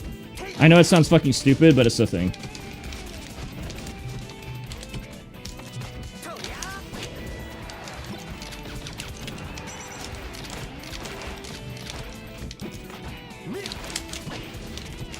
I always tell Acebox, don't worry about the grab around 70, because that up throw up air DI is like so fucking easy. I just like fucking. No, it's effortless. But if you get grabbed between like 50 to 60, that shit is like way harder. But if you get grabbed at like 70, you're just probably getting out for free. When I'm puff, I always get for free. When if I double plus, they always get out for free. If you don't get the second hit, it's GG basically. That's why I told Ace, I keep telling Acebox, don't worry about getting grabbed at 70. But he never listens. He rarely listens. I don't think he's looking at the numbers as much as me. So, yeah. I honestly, a tip I always have for every puff, just avoid grab at 50 to 60, you're good. It's just like... If you just specifically 50 to 60, that's the range they want. Every Fox wants to cheese you. Just like you really want up throw West at like 12, 10, 20%, right? You want up throw West to be at 10, 20, right? Well, Fox wants to grab you at 50 to 60.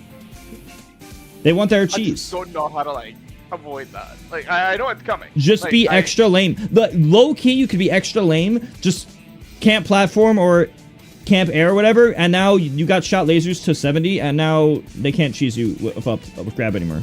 They're probably gonna switch to some Foxes. They change from grab mode to up air up smash mode once you hit 70 plus. Yeah, and I avoid that like how I guess like. Well, if you first off, you could beat it by spacing. Second off, if you ever block the up smash, you get a rest or wave dash grab. Okay, I do gotta use like Uncle Punch for that because like my reaction is like super slow. Like yeah. Also, it doesn't help that Slippy has teleporting plus 4-frame audio delay. If you grew up on CRT, it's a lot easier. I got into melee like maybe like a year or two ago. Yeah, I'm just letting you know there is a difference with CRT, which doesn't matter if you ever fight in real life. Anything reaction-based is easier visually and audio. So if you have a perfect connection, then the visual's the same, because it's technically 2 frames for CRT and 2 frames. It's technically 2-frame visual for CRT and 2-frame visual for Slippy. But when you factor in ping and computers being bad and all that other stuff, you could see that there's obviously teleporting and stuff, right? The perfect conditions won't always happen. So in a perfect condition, the visual's the same, but in an imperfect condition, there's teleporting and stuff. So that means on average, the visuals will be better on CRT. But the audio is even more important, because not only is there no teleporting, which is important, audio is... I guess it doesn't matter for, like... It depends what it is. Like, if it's Fox Side B or Fox Shine, the audio is significant. If it's something like Up Smash, I feel like it's more visual there, most likely. Hard to say. It's just kind of like... Just playing the game. I never really thought about it before Slippy, because it was just playing the game, you know? But yeah. Yeah. Reaction-based stuff overall is easier on Slippy. Notice easier on CRT, but much different with that. Now, when this session ends, you should probably go into your settings, the audio settings on Slippy or Dolphin. Change QB. First off, you want to see if you're on QB or Wasapy. You want to change QB to Wasapy, and also you want to make sure that your audio it could say anywhere between those values of 0 to 30. If it's at 30, that's really bad. But you probably want it at 0 and Wasapy. If you put a 0 and Wasapy, then that should make it only 2-frame different than CRT. Am I crazy? I can't find that option here on Slippy. Well, we don't do it now, because if you change it now, it's going to make it so you can't hear me on Discord.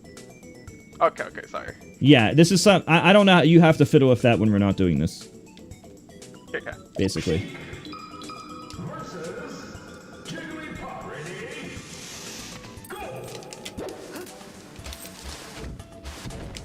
Oh yeah, so you could just kind of autopilot, hold down, and not give a shit. Because even if I... Okay, so if I ever hit you, if the front hit...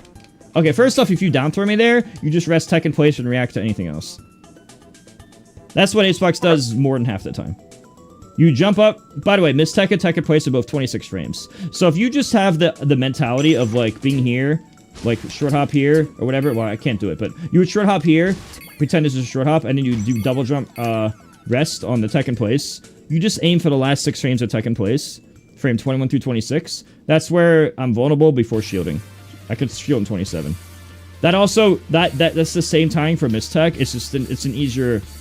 If you have the mentality of hitting the last 6 frames of tech in place and you're only looking for tech in place, the rest should be autopilot easy. Like, even if you can't rest the tech roll, you could still aerial the tech roll. Now, if you're really sure you want to feel a little gambly, like, oh, they're going to tech roll left or right, then you can rest that. I wouldn't do that most of the time. Most of the time, I'd rest tech in place and autopilot the rest. Autopilot the remainder. Optimally, you arrest everything. More easily, you But that's rest. like more reaction, right? Yeah, more. HBox can't react to everything. He's not very good at it. So he just YOLOs. I'm just gonna YOLO read a tech roll, or I'm gonna rest tech in place and aerial the tech roll. Resting tech. Now, the one I recommend doing majority of the time is resting tech in place. And then here, actually, let's reverse the situation. You be Sheik. Alright. This is easy on Yoshi's story. I would say it's very common and easy on Yoshi's. So Yoshi's is a good example for this. So watch. So DI tech in place. Okay, I'm a little out of practice at this, but I see HBox do it all the time. Maybe I'm not sure. I got it after hitting you with a little bit of damage. I was able to get you, but if my memory serves correct, which it might not, or it might, I don't know. I do remember HBox doing that at 0, but in this example, I failed at 0 and I got it at 8%. So take that for what it's worth. Either way, low damage, very good, as you can see. Low damage equals very good. And Sheik is fast forward enough that you could still rest. If you miss DI or DI behind, you could still rest that as a combo. You cannot do that on Marth. Against Marth, you have to up air if he doesn't DI away. But against Sheik, you could true rest, so it's more good on Sheik. Now, if it was FD, Sheik just DIs away and doesn't care. But this platform is really low. The only platform lower than the Yoshi side platform would be the Fountain of Dreams side platform. But yeah, the Yoshi's is a common setup. Like HBox finds a grab right here, like he'll just do that specifically. And he'll do that, but he'll land it and not fail. And what else? Depending on the scenario, sometimes if you see like you could do this and change it to that for a roll. Like you could switch to that for a tech row in. Or you could just like guess which way they're tech rowing. Or you could look for tech in place and see, oh, they didn't tech in place. They rolled left or right and then do like an aerial or whatever. That might be more for like Fox scenarios. It might not be like down throw Sheik type of situation, but I'm just saying in scenarios I've seen HBox a lot in videos over 15 years. Slide off wasn't as much of a thing then though, so the aerial and the tech roll wasn't as good, but now HBox is just doing aerial, let's cancel second aerial anyway, so it's kind of makes up for the slide off. Yeah. You followed all that? I know it's a lot. You're probably gonna need the VOD. You're probably gonna need to watch the VOD. Yeah, You're definitely gonna need to watch the VOD. I most definitely will. Shit. Moss, I don't freaking know, dude. I don't like pain, so nobody. Okay. We can do Puff Ditto. Sure. I'm bad at it, so. I'm really good at it. Everyone says they're bad Dittos because they don't want to lose if they're main. Oh, I don't mind losing, right? You're like a way better player. I know, I just 90% of people I've ever talked to, whether it's coaching or literally 20 years ago in random friendlies, they always say they're bad at their they almost never say they love the Ditto. They're always like, I hate the Ditto. It can't, statistically speaking, 90% of players can't actually hate the Ditto if we're talking about how good or bad you are at it. It's just that they don't want to lose if they're main. Now, I'm not saying this applies here. I'm just saying statistically in my life, just mathematically, that's just what would make sense mathematically. By the way, this match was all bear. And timeout. This match was basically Peach. This match was basically Peach.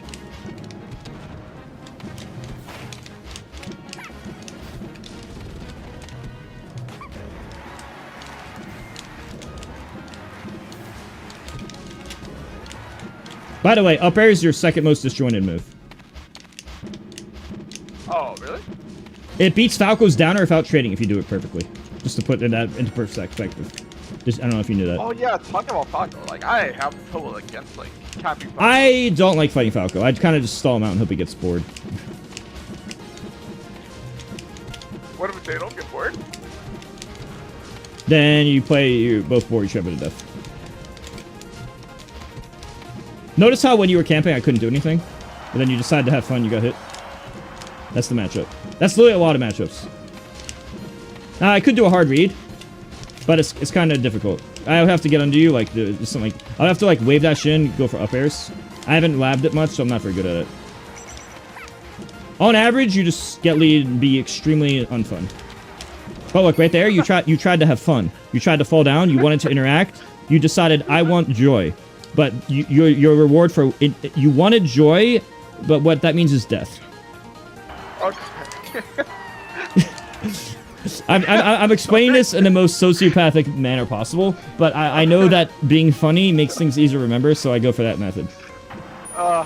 Shit. If I make it funny, you're not gonna forget. Nobody wants to do a boring history lesson in school.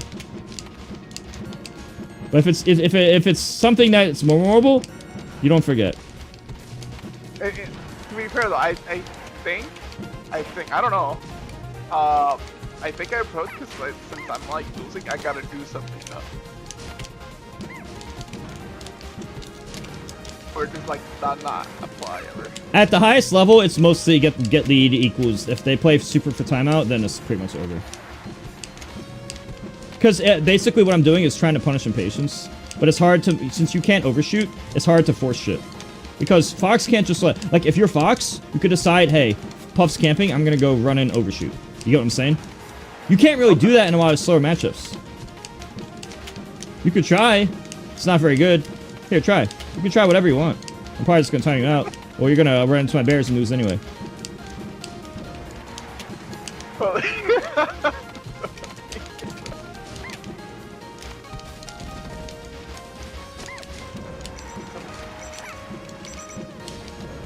I'm also pretty good at this matchup naturally.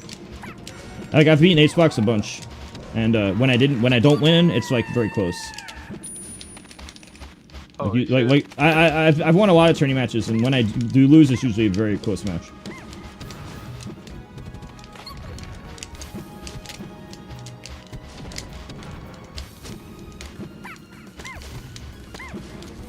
I think STJ is better than me at it, but I'm definitely top 3 at Puff Days. Didn't SPJ beat Acebox? STJ and Acebox have beaten each other. And I've beaten and lost to Acebox before.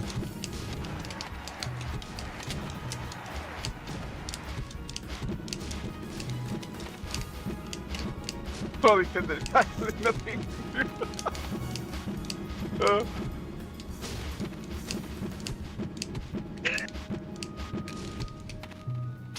Oh, that's so funny. Fuck. I know. This is the character you play, though. I can be an asshole, though. Shit, okay. No way.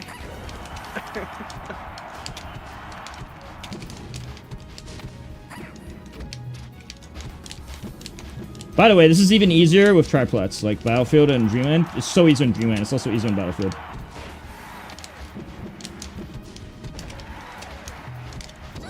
I was expecting it. That's why I shielded there to bait you to go over me.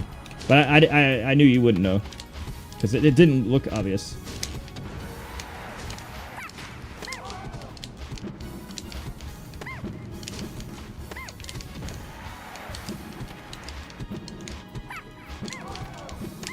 Holy shit.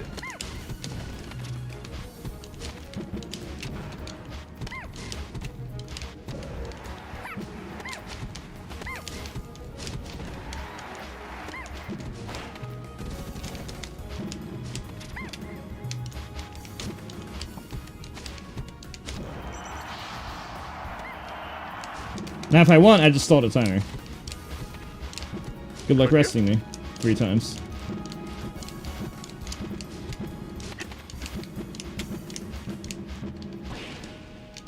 Honestly, I never thought about like actually playing like for the timer. Yeah, I just don't do it because I didn't want everyone to hate me. Acebox doesn't do it because he doesn't want everyone to hate him. I'm also probably better at this than Acebox is. The DJ and stuff.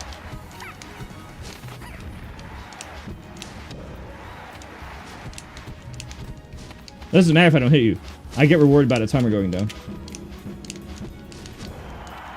Yeah, there's like actually no way I can like. There's nothing you can do.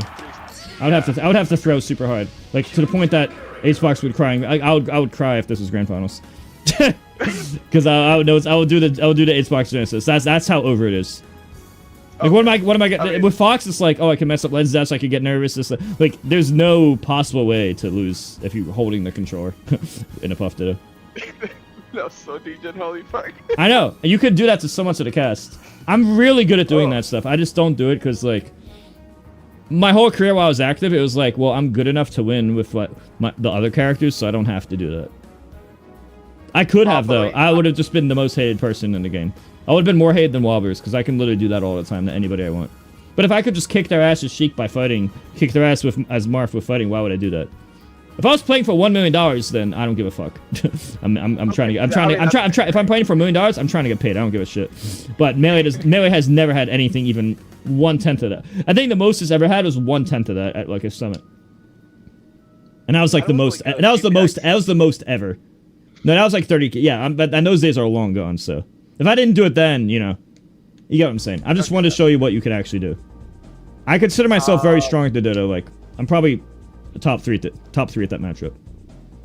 Oh yeah, I wanted to ask. I don't want to like bother too much. How long do I have with you now? Oh, I don't know. Let's just play again.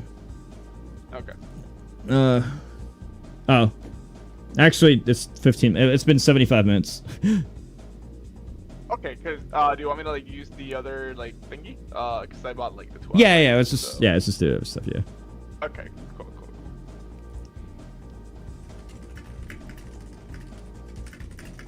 I can just like book and then like you can accept it and like you don't gotta worry about it, right? Just to be sure.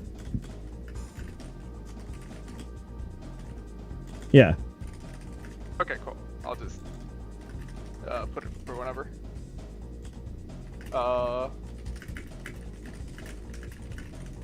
Yeah, I put it for like Tuesday, but like, you know, just accept it whenever.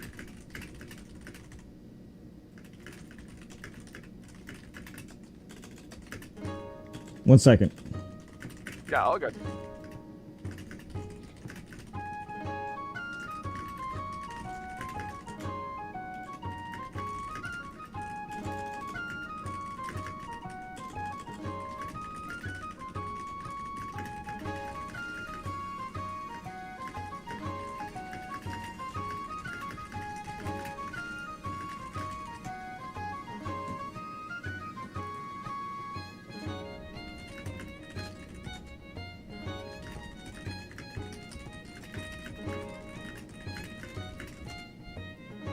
Okay, let me just do that real quick. Oh yeah, no problem, dude. So I don't forget.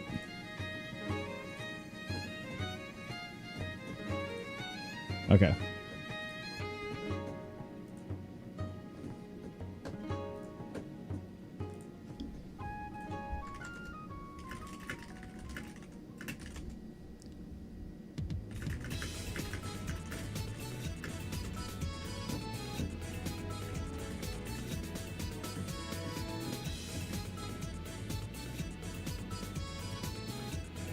Okay.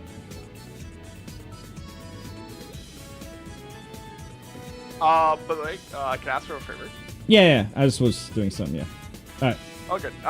In the last, like, when there's, like, 20 minutes left, can, like, we take a look at a bot I have against, like... Okay, so here's the thing. I don't have my computer set up to do Slippy VODs, but if you have it on YouTube, it's easy. Oh, okay. And if you wanted to do that in the future, then you'd have to just put it on YouTube. It's easier. The way I have my computer set up, I can easily do YouTube instantly. But I don't actually know how to set up for Melee. I'd have to ask someone for help for Slippy VODs. I'm not. Okay. I'm too computer newbie for that. It's all good then. I actually am bad at this matchup. I'm good at neutral, but that's it. I know you're supposed to nair at 0. I just have a lot of habits that are not based on fighting puff.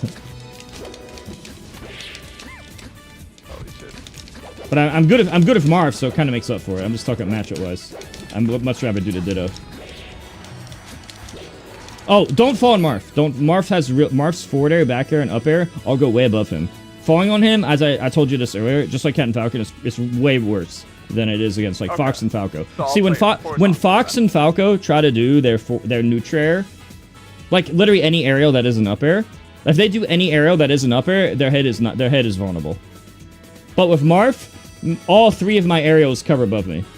So like I'm just naturally covering above me if this move, this move, this move, and this move, you're just fucked in all those scenarios. With Fox and Falco, they like to back air and nair a lot, and when they do those moves, their heads are vulnerable. So the risk reward is totally different. I tried to explain it to Xbox too.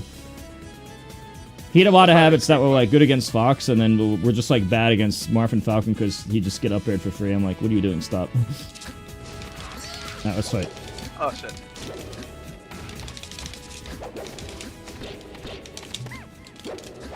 Oops, it's not what I wanted to do.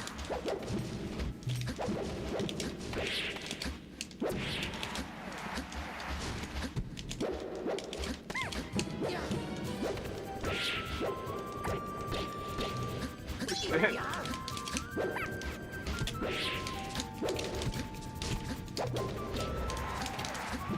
Like, I'm used to having up tilt having more rewards, so I just do things based on like what I'm used to. If I'm fighting Fox all day, you know, or I'm used to the risk reward for up tilt being better, you know, so I instinctively do it. Then Puff, it's like, okay, no combo. Okay, do not try to up tilt there. Either shield grab, space to shield grab for the ledge shot fair. Like if I do early aerial, you get a shield grab. If I do late aerial, it's a mix up. Or you could just like do this and jump and do the bear. You see, just so you know, if Marf does this max range fair, look, I already lost invincibility. Look. If I do this early fair, I'm invincible. But if I try to delay it for max range, see, I'm not invincible if I try to delay for max range. Which means you could have done any hitbox on this frame or earlier than this frame. Or like you could have done any hitbox like just before this moment and hit me just before the hitbox comes out. Also, if we do trade on the same frame, that also favors you. So you could do forward air, back air, or any smash attack, and I just get hit. So you can make kind of like... It's basically Marf has to like guess the 50-50 between early or late, and if Marf guesses the 50-50 wrong, it's really bad for him. You get what I'm saying? Kinda. Marf doesn't want to be there. If I coin flip wrong, I'm dead. Okay. With Puff, okay. with Puff, the worst that happens is you get hit by an aerial.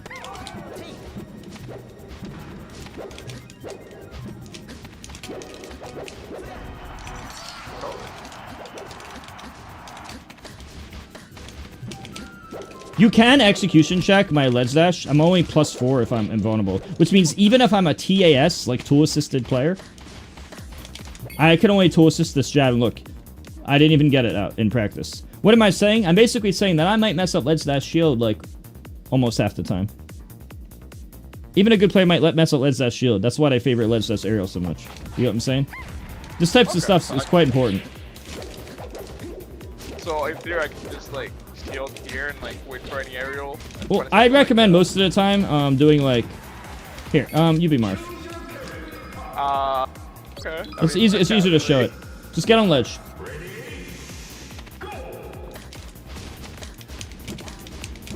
Try to get up.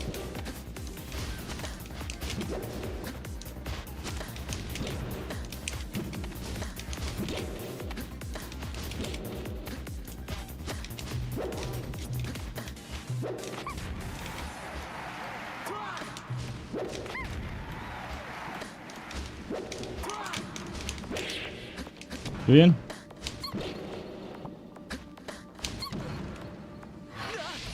You see what? So I could do that down smash, but also I could CC and down smash and still be CCing. Here, try to do it again. Get up. I'm doing it too late. I'm actually doing it too late. I should be swinging sooner slightly. Do it again. Are you sure you're not too hyper? Yeah. We're timing that. Okay. So when you touch ledge, the moment you touch ledge, the first 7 frames you can't move, but the 37 frame countdown timer starts in effect then. Which means you have about 29 frames of freedom. If you drop on 28, double jump on 29s, then do the mix-up. You get what I'm saying? So it's 37 frames of invincibility from the first frame you touch ledge. So I'm trying to time it from that. Oh, okay. Yeah, also you're doing it in like a pretty bad way. Like if I knew I was fighting a Marth that like wasn't good at the ledge, I'll just favor shield grabbing more. Like, I like, super top level, it's, like, more of a mix-up between early aerial or not, but if you know they're not very good, like, I just spam shield grab. Like that. If I know you're, like, lower mid-level at, like, the ledge, I can just do that a lot. Because I know you're not going to execute the other stuff, you know what I'm saying? Now, in order to beat the shield grab, you have to do late aerial, so do late aerial. That way you can spot dodge before I get the grab. You can spot dodge, or if you do super late aerial, you could spot dodge or roll before I get the grab. However... if I YOLO, like, an attack, which HBox almost never does, but if I do YOLO that attack, then, you know, I technically hit you first, but puffs don't usually do that. Usually if they're shielding, they're just going for shield grab.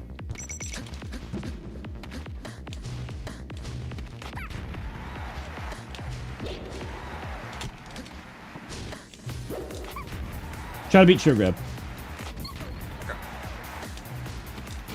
Yeah, you can do that. Of course, I can read it by other stuff. I don't have to commit to shield grab. Technically, Xbox usually does, but it doesn't have to. Go to Lesrian. Sorry.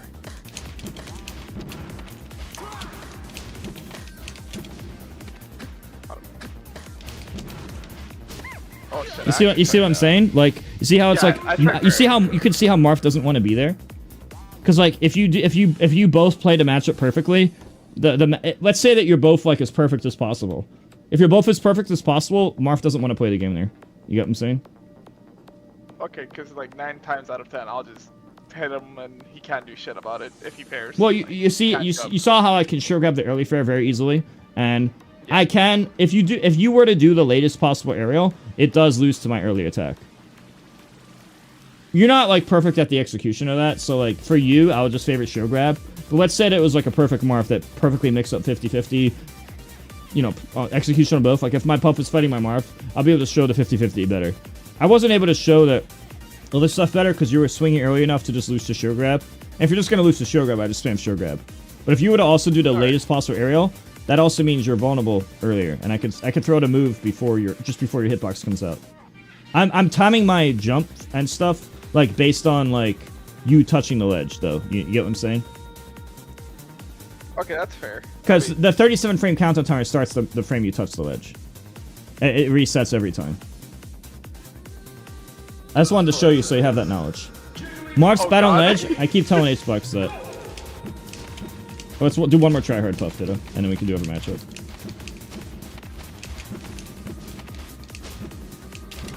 Ah, fuck. I didn't have to do that gamble. I never have to do that if I don't want. I'm just showing you I could. It's more valuable in other matchup.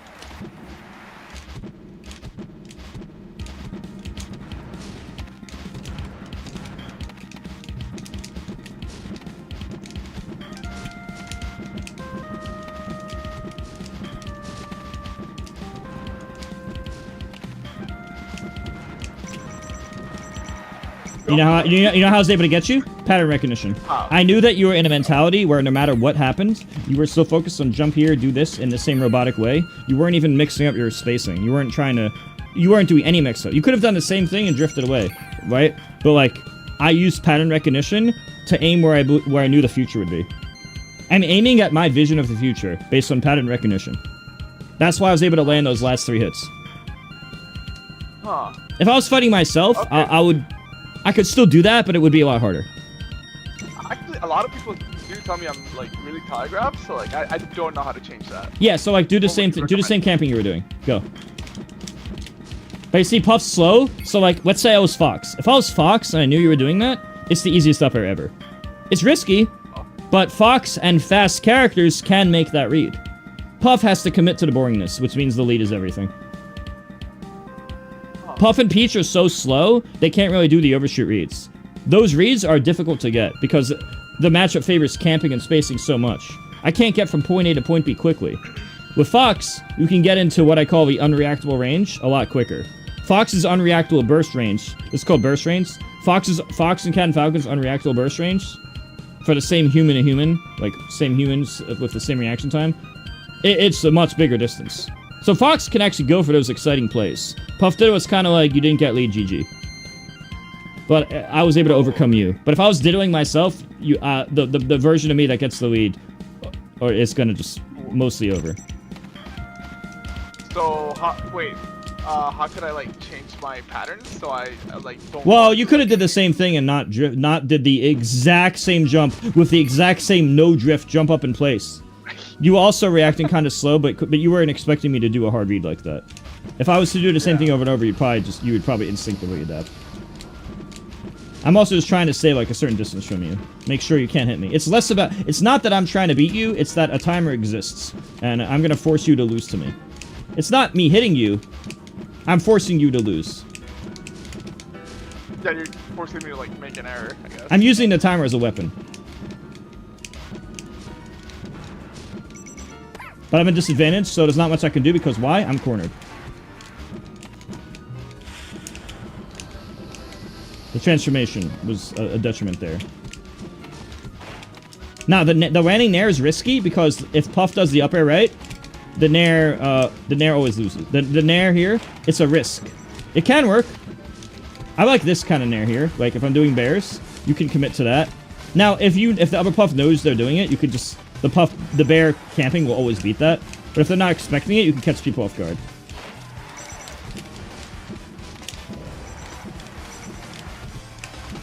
I know I'll die from up air here, maybe, so I try to avoid it. But some Puffs won't think about that. They might be a little less ready. Right there, I had a feeling you'd go into autopilot mode. It's not noticeable, huh? A lot of people do that. That was my mistake. You did the right thing. However, if I was to play... what I do is anti-up smash meta, where I just stay campy in the air to avoid that. I forgot this time because I'm out of practice. But next time I will camp the air once I'm at 80%. Just like Puff should always camp the air against Fox. Puff Ditto is a pretty low skill matchup. It's more about if you want to be more boring than them, then you have the advantage. It's less of a skill check and more of a patience check. I usually pass the patience check, so I have a chance of upsetting like I could upset a Hungry Box even if I'm out of practice, just because I could patience check him. I don't have to skill check him. I just patience check him. And it doesn't help that I'm trying to react and you're teleporting into my space. That's just Slippy being bad. No, it's not. It's no one's fault. It's just Slippy being Slippy. CRT meta. CRT meta doesn't do that, so I'm not. I'm more used to CRT meta from 90% of my playtime in this game is CRT, not Slippy. So old school habits. By the way, if you knew, since you had the option of mixing up a tomahawk grab at any random point, you didn't, but you could have. Because I have to force my way back to the center because of a ledge grab limit, unfortunately. That's a advantage to that. I mean, over here we don't really have a ledge grab limit, so... I would farm. I'll auto win. Easiest first place ever. I mean, you did 3R, like, second top player, right? So. Well, I'm a lot worse now than I ever was pre-ultimate. So that's why I stopped turns. I'm like, ultimate zap all my skill.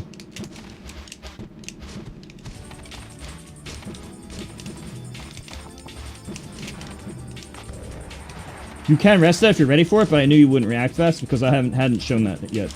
So I thought showing it once would be okay. You showed your hand just now.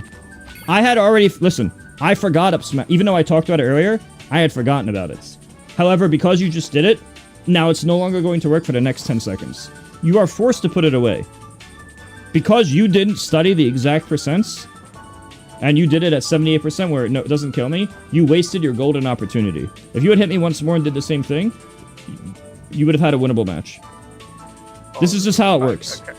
It's like, oh, I forgot about it, but then you just reminded me. So not only did you not get the kill, now I'm going out of my way to avoid it, and I'm thinking about it more. Like, thank you for the reminder, like cheating on a test. You get what I'm saying? Okay. This is something I learned from this is a thing I learned over like 20 years. This is just knowledge I'm imparting from 20 years of combat experience.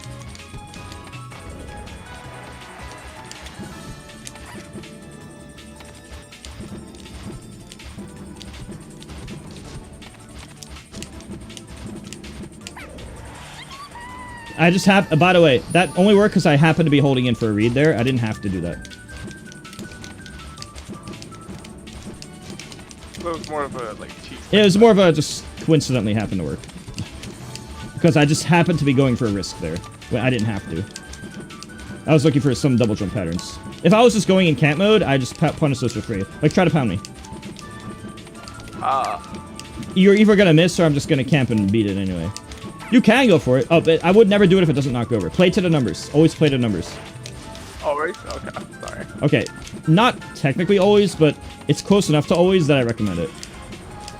By the way, the camping doesn't work as well in Pokemon or like these small stages. My playstyle works best on Dreamland. and FD. When I get to use these side plats, I can really stall that timer from you.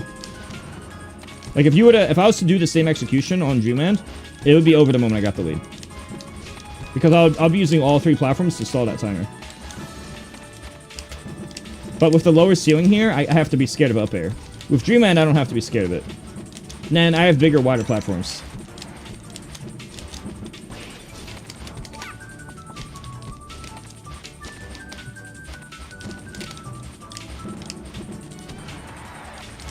That up air will probably kill you. Or you were probably like percents away. You saw how I hit you though. And imagine if you were 2 damage higher, you'd just die. So like this up air, it'll always be your landing aerial. This favors like getting the lead. But also it favors those positions. And now all I have to do is avoid rest. And I just win automatically.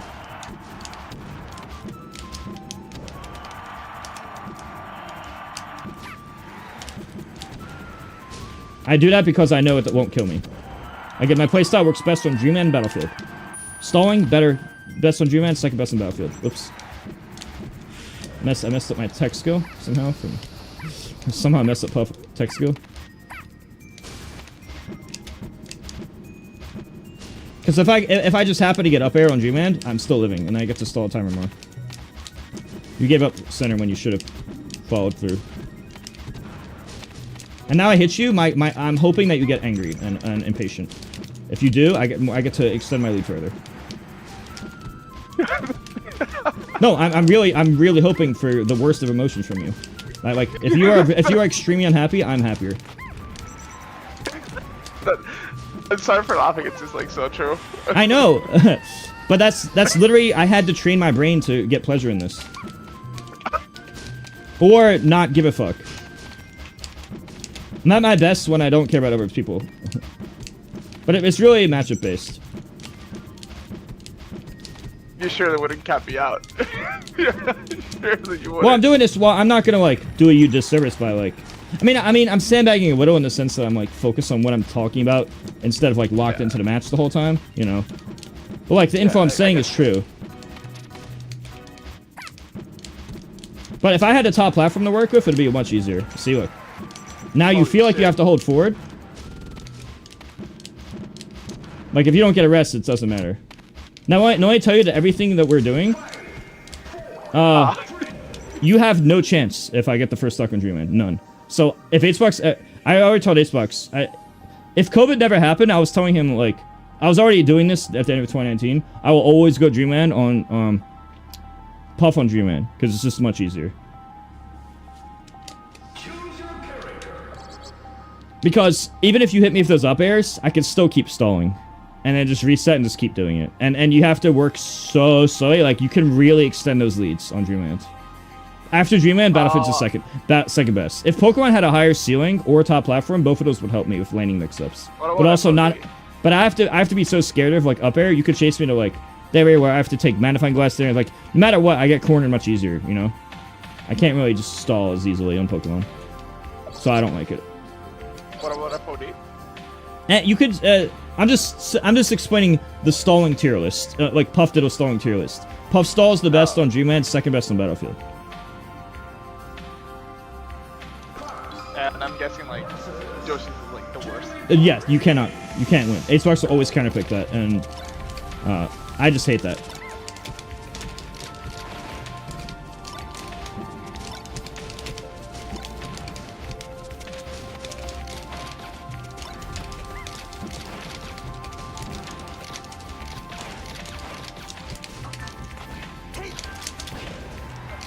Holy shit, I'm dead. Yeah, it's like 53 on Battlefield for a grab. Assuming that DI, full DI but no SDI, which is a very common scenario.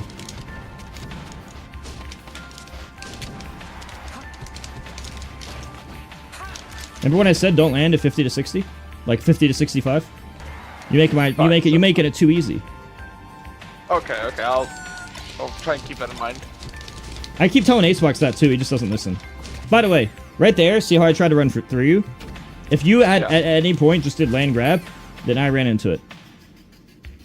Because Foxes try to do this thing where they try to run shine you, or dash dance and run shine you, And that just loses to landing aerial. Because I'm trying to distance around your aerial.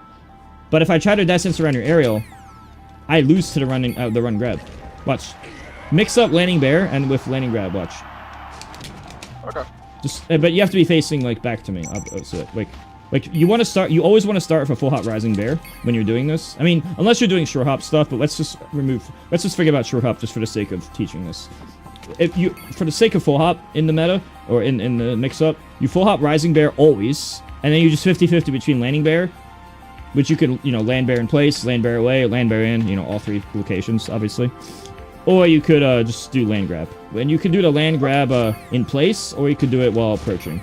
And I'm usually, I might run into that. Like, that could hit. And even when it didn't hit, we crossed each other up sometimes.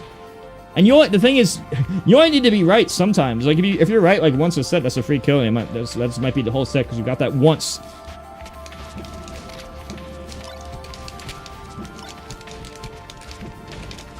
And then I have to start, you know, to beat that, I have to just throw out early moves. But then if I throw out early moves, it, again, your back airs beat all my early moves.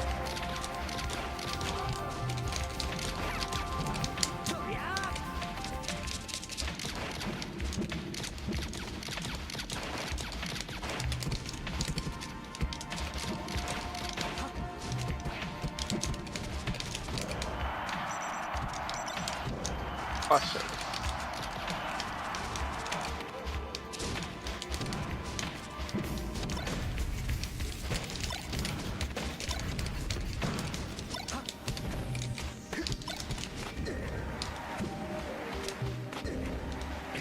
That was stupid. I let you do that. I let you do that to end the game. You don't have that as an option. Okay. You might think, oh, it's an extra stock, but in reality, all I'm doing is guaranteeing the victory. It's just bad objectively. Alright, I'm just dumb. That's just foolish. That's why the lead matters a lot in this matchup. It matters in a different way. Like, the lead doesn't matter as much. Like, the lead matters a lot in any matchup, but it matters against Fox for different reasons. Because, like, the whole up throw rest thing changes. It matters in floaty matchups because you can just stall for free. Alright.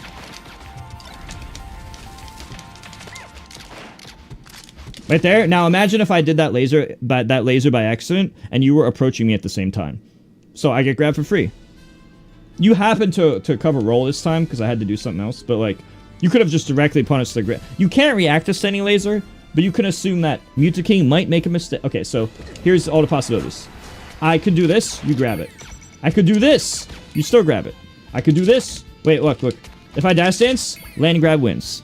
If I short hop laser, land grab wins. If I shield, land grab wins. If I full hop 3 laser, land grab wins. And if I do standing laser, land grab wins. That's 5 scenarios that are possible that Fox might do where land grab wins. Oh, and if I try to run at you for shine, depending on, like, the scenario, or if I dash dance run in or just regular run in, land grab might also win. So that's like 5 or 6 different possible common scenarios where land grab can beat Fox doing things.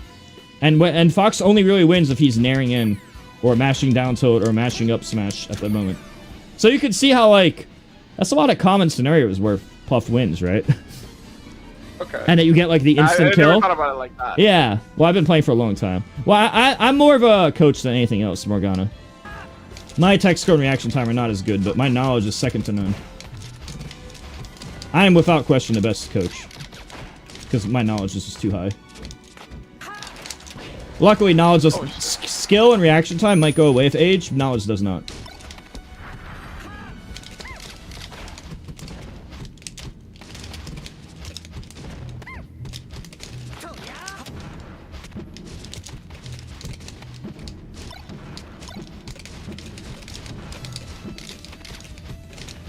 So sometimes you don't always want to react. You could just be like, Mutaking's a campy player. He's probably going to retreat neutral. That's how I destroyed Leffen. I'll force stock Leffen a lot because I'll hit him once, and I know in the next quarter second he's going to run away laser because that's what Leffen does. So I'm meeting him there early with what commentators like to discredit and call random F smash. Except it's not actually random. I know exactly what I'm doing, which is why it lands so often. People just like to call it random because they don't understand what's going on. I think that since you tell me these things, I'm like, okay, so he's gonna cover that. So I just like don't go for it, I guess. Everything, it's good. All valuables a mix-up.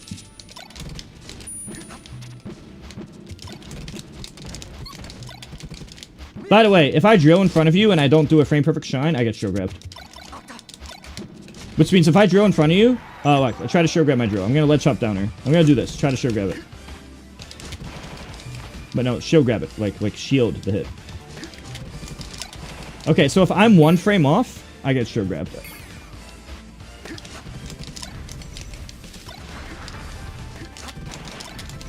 You got shield poked. You didn't Nah, I shield. didn't shield there. You're releasing too early. You have to block. You have to shield grab after all the hits, obviously. Okay, sorry. I don't know why you're not shielding. Just hold shield. Sorry. See that? I only get the shine if I'm frame perfect. And Fox won't. And also this technically scaling matters, and technically your timing matters too. And also there's 3 different timings because you know there's 3 different possible outcomes because it's multi-hit on the dare. So like I think in 1 of the 3 outcomes I get shield grabbed, and in 2 to 3 I don't, or something like that. So, you know, you could argue, oh, if the Fox knows all the different distances, then, you know. But if the Fox is just doing it, basically what I'm getting at is you should just shield grab it always anyway, because most of the time Fox will be 1 frame off. Okay. So, like, but if you get hit, it's just like, what, 4 or 5 damage? But if you don't get hit, then I just might fucking die to up throw. You know what I'm saying? I'll keep it in mind. And even if I'm like holding in halfway, like let's say I'm holding in for like shine dare, like let's say I'm doing it for this, like well I'm doing that. See how I'm like holding in a bit? If you like up to rest me, like up to rest me. Oh. Wow. See how I go like halfway? You could still Xbox still like jumps to the left and doubles don't rest that. So like I'm just showing you some common scenarios where like it's just massively favored because like the reward Fox gets, even if I win 2 out of 3, let's say we're both perfect and I win 2 out of 3 times of shine, you win 1 out of 3 times of grab. That's so much better than like I would have to win 10 times of shine for it to be worth it. You know what I'm saying? Yeah, because I probably get a stock. Yeah. Whereas the damage is like the damage of knockdown is not nearly as good as the puff grab. So if you ever see that dare and it's like right there, you shield grab. You can also, if I'm behind you, shield. Right here, you can up smash out of shield because it starts behind you. And sometimes you might clank with the shrine, which is okay. I see Xbox like block, like if they're in front, he shield grabs. If they're behind, he up smashes. And that's what I see him do a lot of time. Because foxes never shine. Foxes always do shine. They never. So you have up smash out of shield? Yeah. I'm gonna full hop down there. I want you to up smash out of shield. Oh, I got Just do it. Just do it in place. Otherwise, the test is too hard.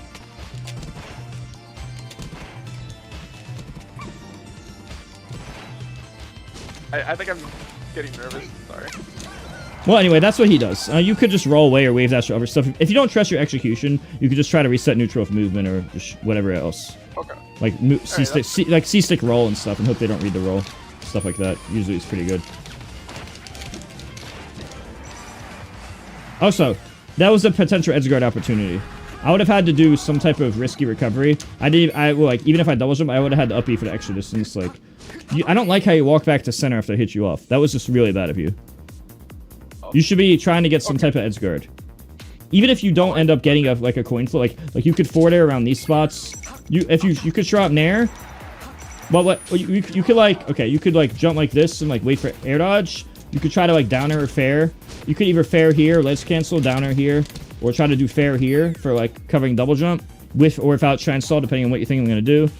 If you know I'm gonna jump back side B, you could try to like short hop nair it. Or if you think I'm gonna do any type of jump back, you go for a fair over here. You see how like you have a lot of stuff you could do, and like if you're wrong, it's like whatever, just use 5 jumps and like recover from above me, right? Like I'm probably not gonna edge guard you. You're fucking Jigglypuff, right? So because you have too many jumps, it's bad risk reward on average, right? Yeah. Bad risk reward on average when you consider all your. I guess I just like get scared a lot. But of what? It's not like you're gonna die for missing. Like I go for it with Marth, and Marth can get reversal easier. With Puff, it's like you're basically broken as fuck. Like, oh no, you missed the edge guard. Who cares? You're probably gonna recover for free and get back to center for free with patience and mix-ups. You know.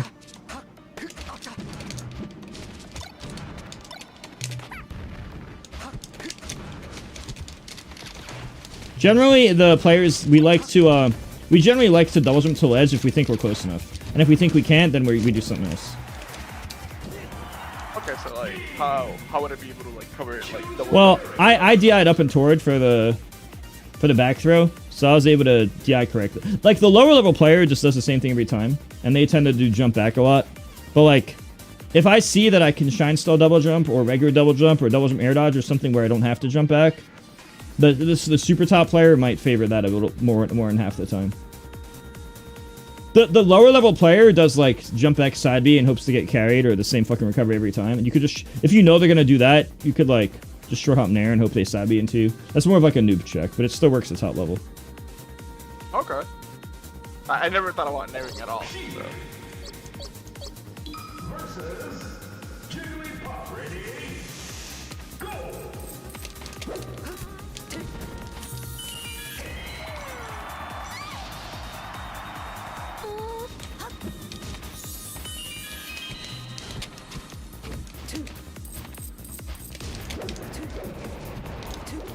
The thing I like about Puff is, if you're out of practice at the game, she's so fucking broken. That's not a combo, by the way. That's not what? Sorry? I don't remember what sometimes my short-term memory is bad, so like I remembered what I meant. But I said that's not a combo, but you would have to watch the VOD to see what I was talking about, because I already had forgotten. Oh yeah, I did some combo, like a tilt to... I did some type of like tilt combo or something.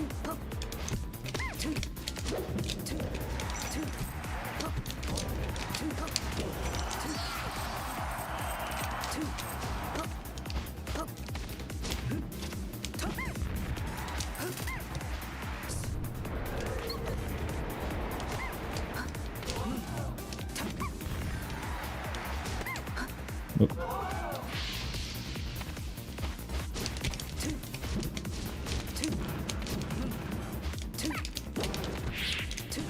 Like, you could jump out of these.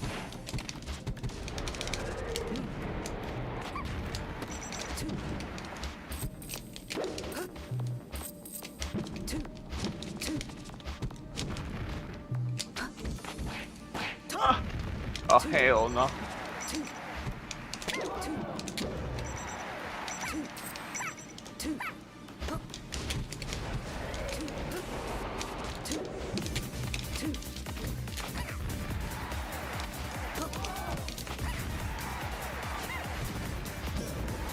But right there, I do the smash ult when buffering, which doesn't work in this game.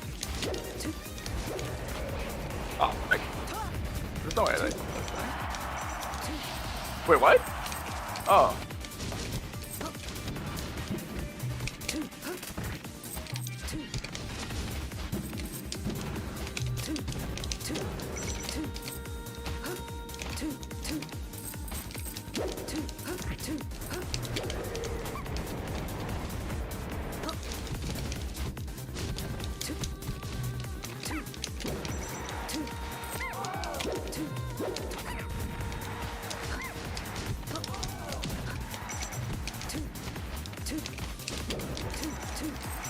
I view Puff on Dreamland as like a free win. That's why I picked up the Jigglypuff to beat Jigglypuff.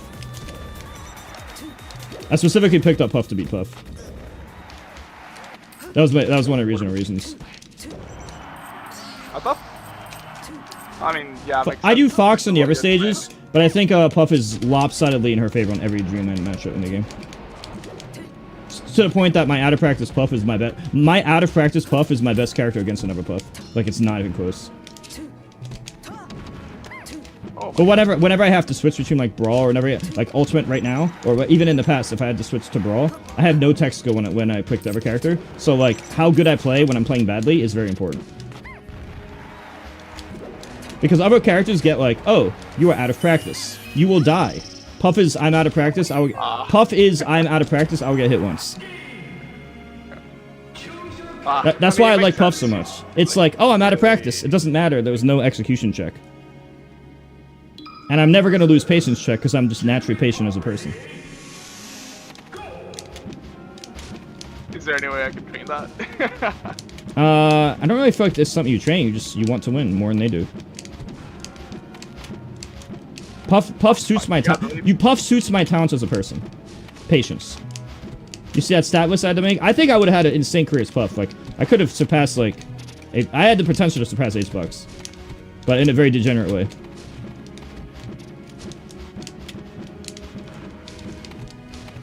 Not saying I would or wouldn't have, but I possess the natural, like, spacing, edge guard, patience, desire to win. Like, I have these things naturally, which are, like, crucial ingredients. I probably, if I have one regret, it's not investing in her harder. That's what I get for wanting to interact.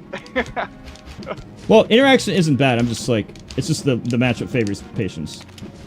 No, I mean like how you explained it earlier. I wanted to have joy. I'm still technically at disadvantage for my position. I'm just used to playing it.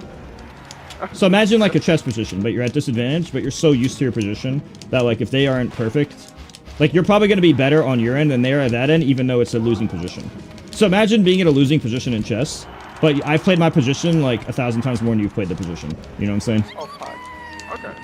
So like against most people most of the time, it's still going to work out in your favor because you played the position so many. Like I practiced one kick at 10,000 times. You know what I'm saying? And people also aren't used to like me being good in the corner because like, you know, it's a disadvantaged spot, but I've always just been good there. Even when I watch other people, they're just not as good from that spot.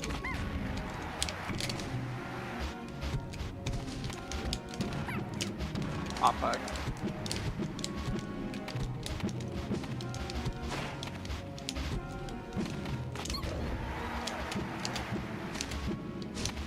So right now, I would have to tell my brain, up smash, up smash, up smash. So like I'm looking for up smash. So like I sing a little song to like remind myself, like up smash, like in my head. Oh. If I do something like that, I'm more likely to remember. Also there, I patience checked you. I was deciding, do you want to enjoy landing? Do you want to have a fun interaction in the next 5 seconds? And if you decide you want to experience joy, then you experience pain. So right here, I did this. This is patience check number 1. I do up air to punish your falling. And then I do it again. You have to play as boring as I do to have an equal advantage. Yeah, but like since that you have the lead, like. Well, I mean, but you're forced. Like your best option is to play the long game around that. But if I keep playing the long game over and over, not only do I patience check you, I'm also playing the mathematical game in addition to that. So I get like 2 advantages. One is psychological in terms of natural patience. The other is just mathematical based on I have the lead.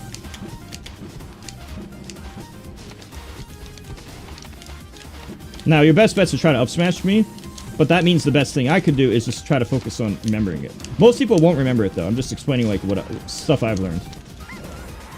It's still good because, like, you only have to be right once, right? And now, normally what I'll do in tourney is waste the timer. I'll just show you once.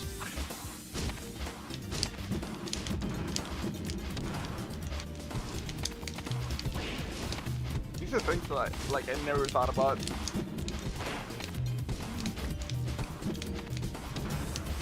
And look, I got hit. Oh no, I messed up a tech score. I hit once. If I was Sheik or someone, I'd die for that. Patience check. Oops.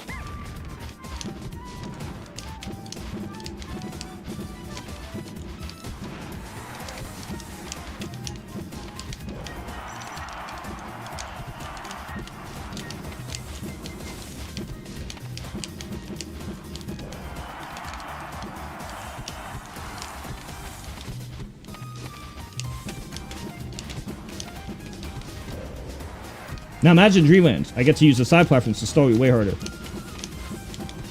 It's yeah. Not kill. Because yeah, not only is it not kill, I get to use all 3 platforms as different types of mix-ups to stall the timer on you. But like here, I get from FD and stuff, I can't abuse it as hard. And there, I got used to a pattern. I went for like, okay, let's hope you do an aerial. Cool, quick kill. Extend that lead. That's what Acebox does. Acebox does this jump a lot, and then instead of doing the double jump that I do every time, he'll do this, but he'll land like right this, and for some reason it tricks everybody. Because it's one of those things you just have to study.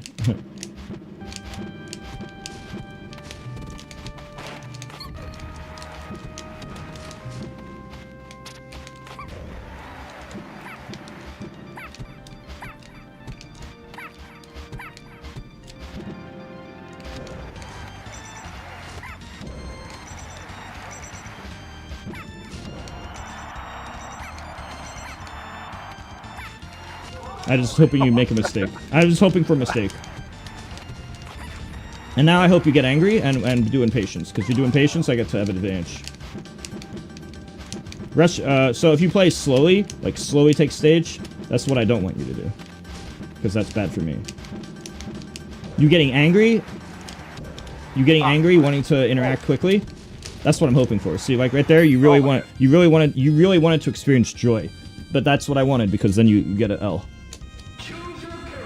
This is mainly slower matchups. This is basically how slower matchups work.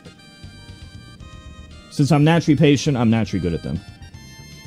Not because I want to be, not because I want to be or don't want to be. It's just like I'm naturally patient, so it's an extra buff compared to the average person. That's fair. Okay. And that also applies to literally every Smash game.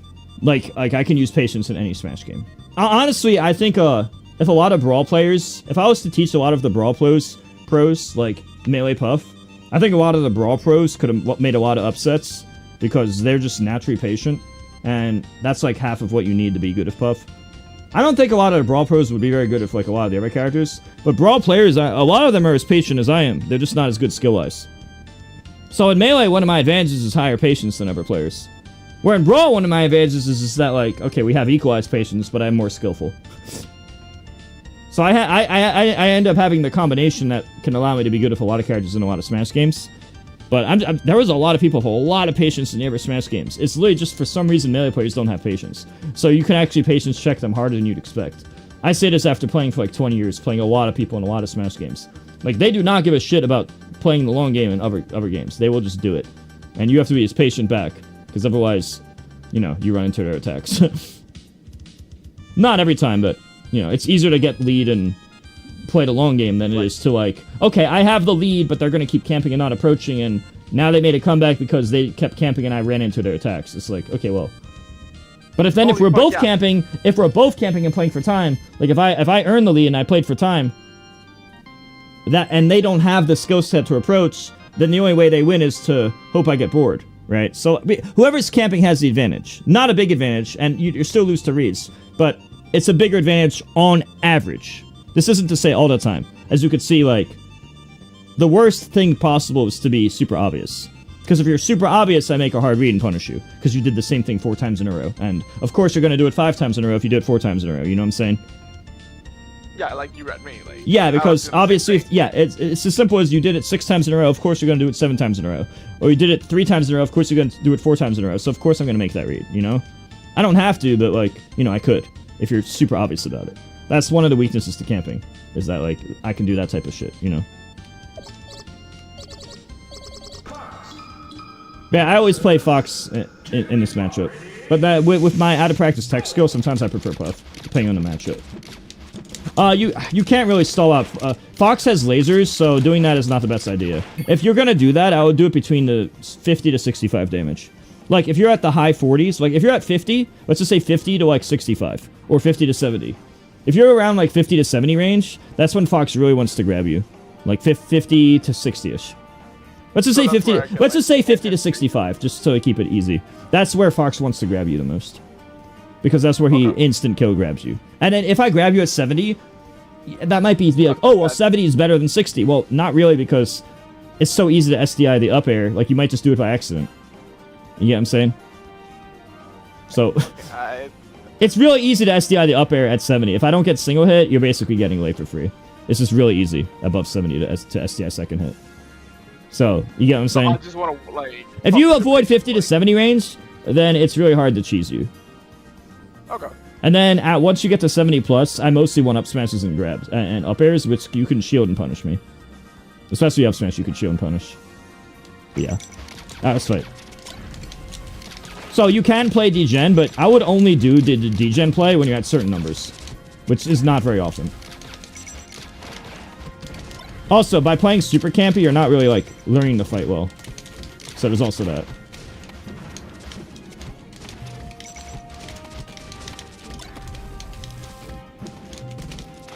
What number are you at? I was 58. Yeah, but who? No, you were at 51, pummeled to 54. That was 4% overkill on Pokemon, roughly. 4 or 5% overkill. A grab kills at, like... Basically, grab kills at 50 on Pokemon FD.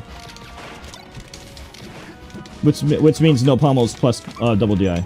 Tomahawk grab, you did the right thing, but you pressed back instead of up. Yeah, I wanted to press up. I just fucked up.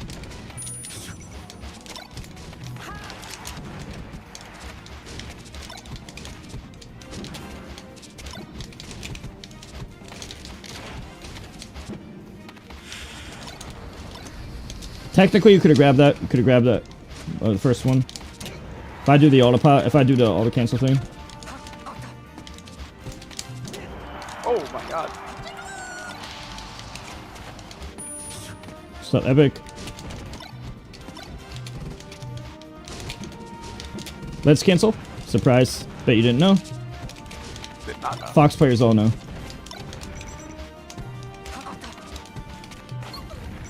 I wouldn't go for dash dance grab. It coincidentally worked, but it's mostly me being bad.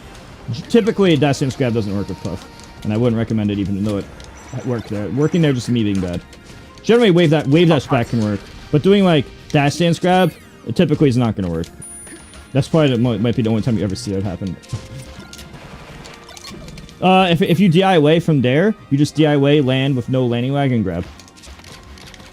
The only time the downer works is if it's the landing hitbox. Like, watch. Jump, and I'm going to downer you, and drift away. See? No lag. And you can grab. But if I hit you right here, then you're stuck at a certain amount of lag, and then if I L-cancel and don't pause it, L-cancel combo that to grab or shine. Epic. I've actually never used AI in my life. I've literally never used AI a single time, lifetime.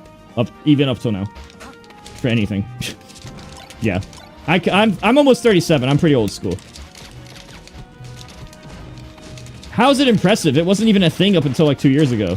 I mean, I've used Google, but that's not AI.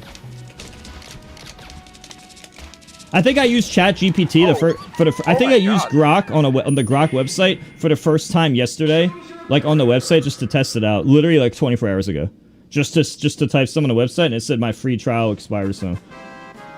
So technically the first time I ever used it was like yesterday, just because I was curious for like literally 2 minutes. I just typed in stuff to see what it would do. So I don't think that counts. So it means I never used it. Yeah, a lot of people just rely on it. I'm old school, so I never, I just never used that shit. Bad upper, like, surprised the shit out of me. Hold on. I don't remember what I did. I just got distracted. Okay, I really don't like how you like... Okay, first off, if I DI behind you, you get a true combo back air up to like 40% with full hop back air. Uh-oh. You could short hop back air as well. You could also short hop back air, but it's more likely to... it works for a longer period of time if you full hop back air. So short hop back air is good, full hop back air is better. And it works up to like 50% or something like that on full back DI. Sorry. If I DI in front of you, you either short hop up air regrab or you up throw pound. That works on a 4 DI. If I full DI behind you, you have to jump into back air. You could try to jump pound, but it's not real. You see, when Puff up throws you, it's actually like 2 degrees behind you or something like that. It's not actually straight up. It looks straight up, but it's actually 2 degrees behind you. So, I go a little bit further. Not only that, but, turn it, Puff can't bear from the front. So, you still get a combo. And also, not only that, so not only should you have taken the true combo, because, back DI, just get the bear true combo, might as well, right? But you keep, like, backing up when I'm off stage, which is just fucking stupid. Who's my main? Pyromanfrit and Sonora, but I can basically play the whole cast. How much? I usually charge 70, but I wouldn't, and I usually go over the hour. I wouldn't mind doing less, especially if you buy in bulk, though. But I do kind of need the money, and I'm kind of the best in the world at what I do, so there's also that. If you want to PayPal me, you can do MewtwoKing@yahoo.com PayPal. I have Cash App, too, if you need.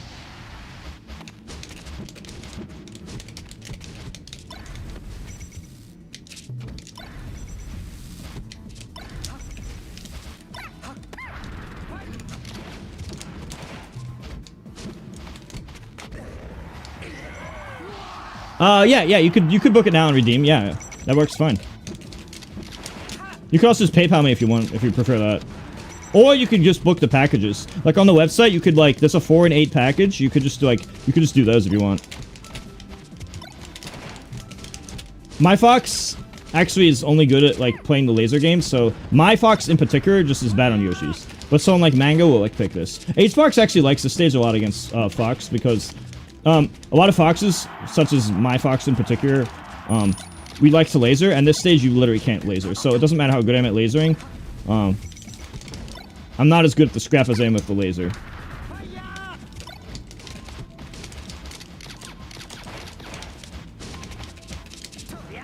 Oh my god.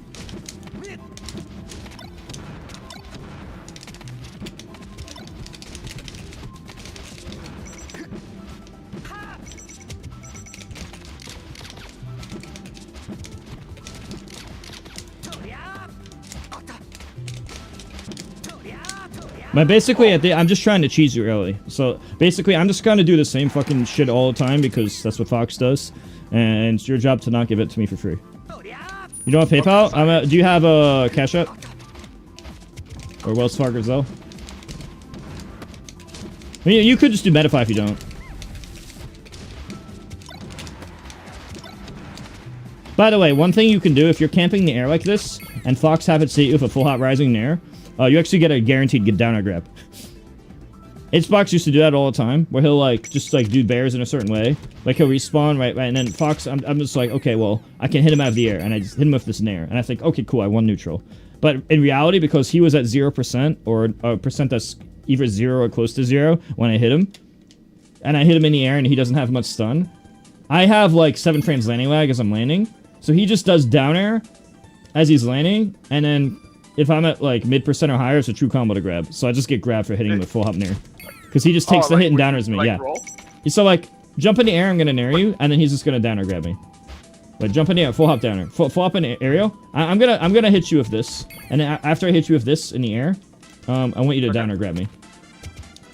Okay, it doesn't work at this percent. Here, go to 0. It's easier to show at 0. Here, wait, Epic, can you go here? Read those two things. Read those two things. And check out the 4 and 8 training plans as well. So jump in the air. I'm gonna downer you. I'm gonna nair you with full hop aerial, and I want you to downer grab me. And then see now at this percent, it's not gonna work. I'm gonna shine you, but most of the time, Fox is gonna be at a percent where you can grab, or if I'm at like super high. If I'm at like mid hundreds, then you can just smash attack. Like you like tumble, right? And like yeah, like in the mid hundreds. If I'm like in the hundreds, you could like, I don't know the exact number. If I'm in like the hundreds, you could do a smash attack because nobody's ever gonna attack that shit. Or if I'm at like 50 to 100 or 40 to 100, you could just down or grab or whatever. So yeah, that's just something Xbox did a lot. I'm just mentioning that like if I ever hit you with this, you can down or grab if you're like under, I don't know, like under 20 or something. It's something they used to do to me all the time.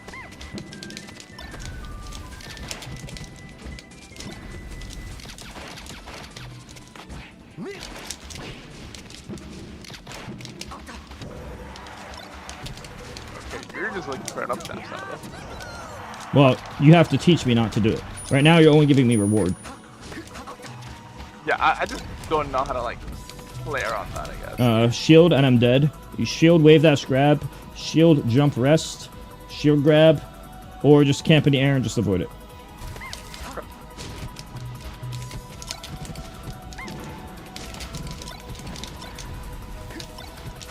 By the way, you're doing the same recovery pattern. I would normally I wouldn't say that out loud, but you're doing like double jump wait and then you're doing double jump fair.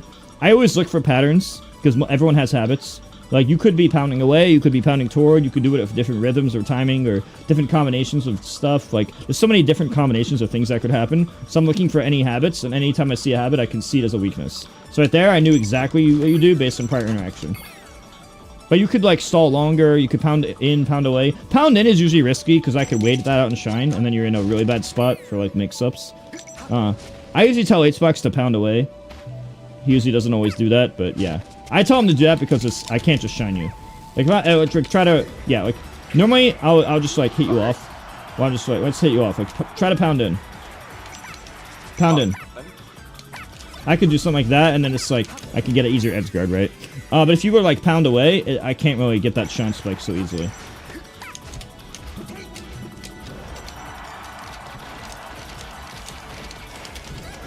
Oh my god. That's that, yeah, I just, because Cody does it.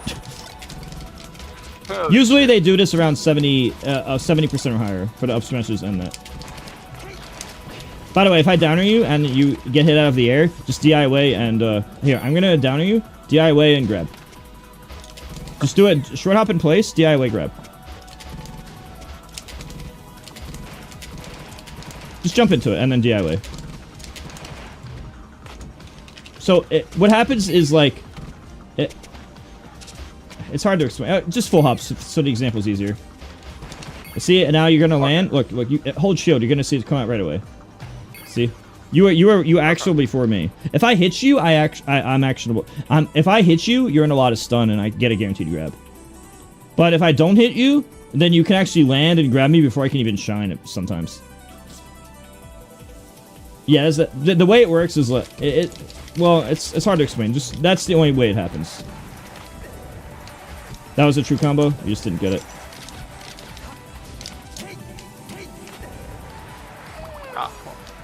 Because I had but because I had the stock lead, I wouldn't mind trading and then being up 2 stock to 1. This match is like all matchups, it's about the lead. Puff matchups are often about the lead, but for different reasons. Yeah, because it like takes my strongest move off like the table.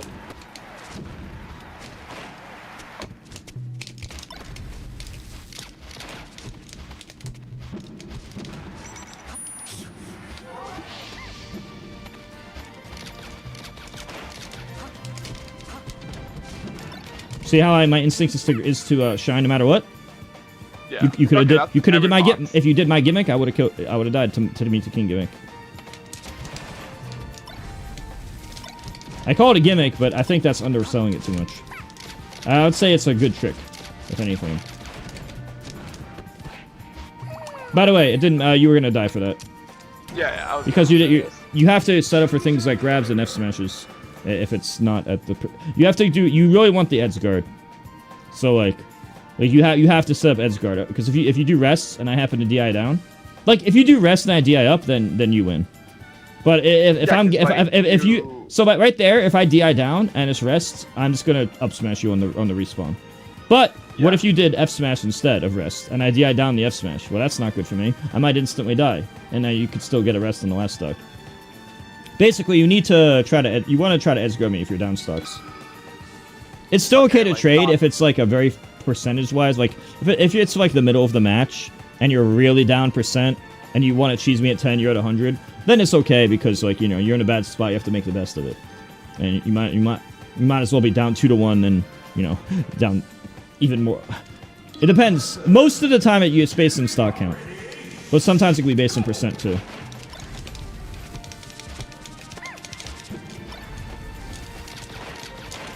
Much more like bad than like whatever I've played. Holy shit.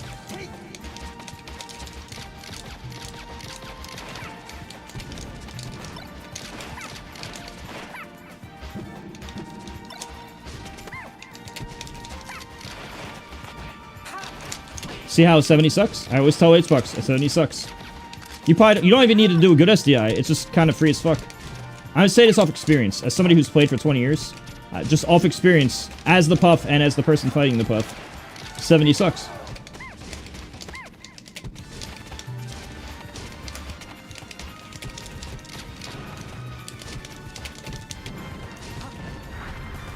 What? Ah. Fuck.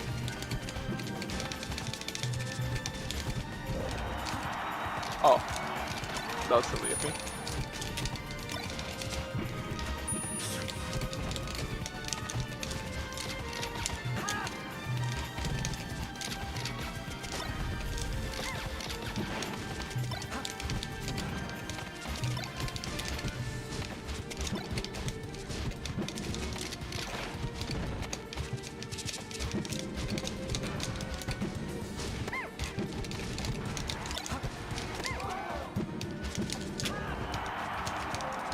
I happen to know the percentage really well from just doing the matchup so many times.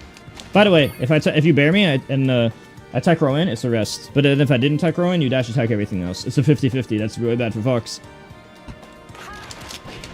Like right there, if you predicted tech row in, you just rest it. You can literally just here, bear me. I'm gonna tech row in. Just rest me when you see me do it. Okay, bear me. It's harder. Okay, so let's give you some numbers.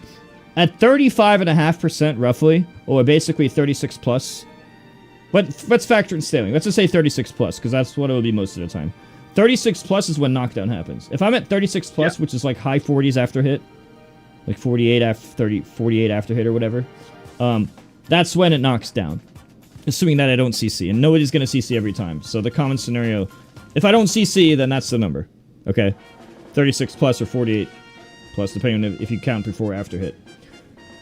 Then you just delay dash attack to cover every option except tech Rowan, or you just stand in place. And then, if you see tech Rowan, you press down B. It's that easy. Okay. Xbox does this all the time.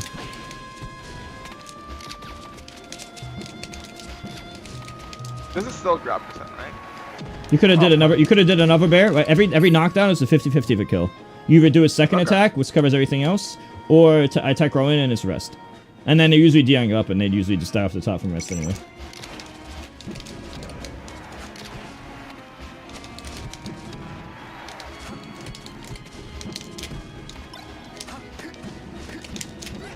Oh my god.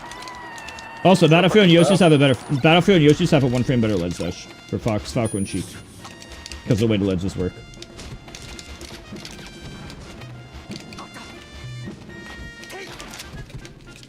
I suppressed it so badly.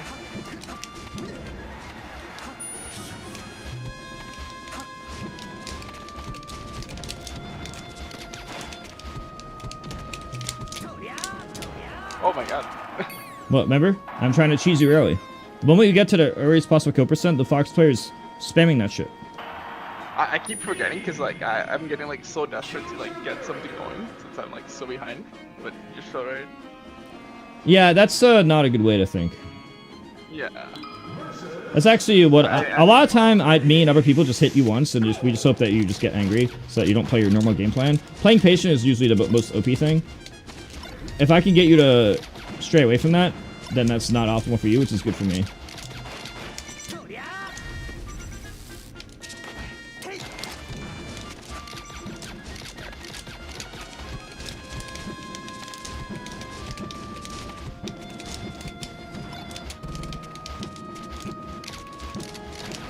So what Xbox does is he'll camp, and then my solution is laser, but he knows that my solution is laser, so either on guess or on reaction, then he goes in.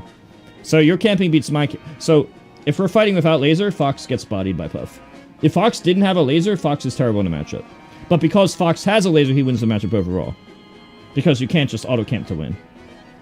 Yeah. So what you do is you camp to avoid the laser, or you hard read it. You could either mix up fighting or hard camp. If you do hard camp, you have to get me into the mindset, oh, I really want the Fox to get into laser mindset. And then you can either do it on... You can do this next part on reaction or on guess. But as I'm lasering, you just go in and grab or land grab or land bear. That's something Xbox used to do to me as well. Oh my.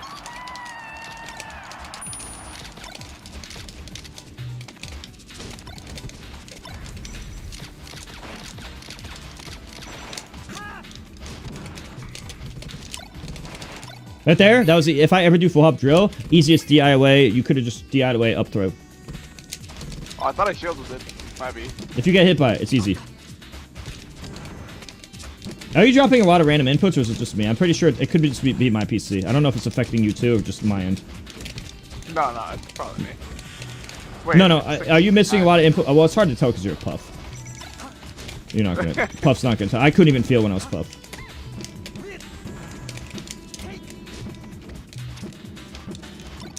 Yeah, I died to up smash here. Let's just come back. It's friendlies. I don't care. In tournament, you pretty much have to stay there, but in friendlies, who cares?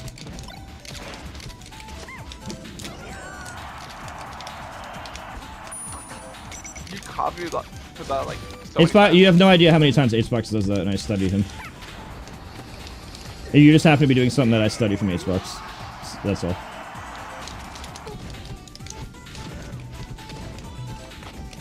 Don't let me shield grab you like that. If you lose the shield grab, that you just suck.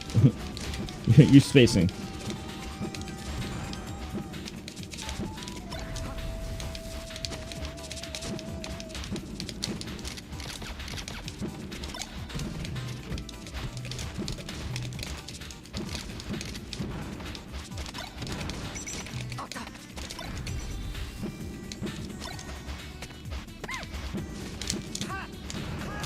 Oh my God. Spacing. See those I don't know why, random air dodges? That's my PC being bad, which is why I still play melee. So basically, I'm having to fight for a drop input every few seconds. That isn't me. It's just my PC.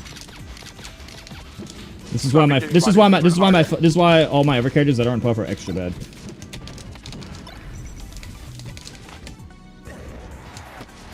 Because even if I do the input, the game will just not read the input randomly. Oh, fuck.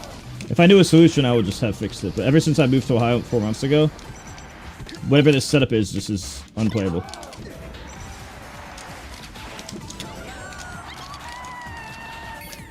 I don't mind if it's not turn. If it's not turn, I don't mind though.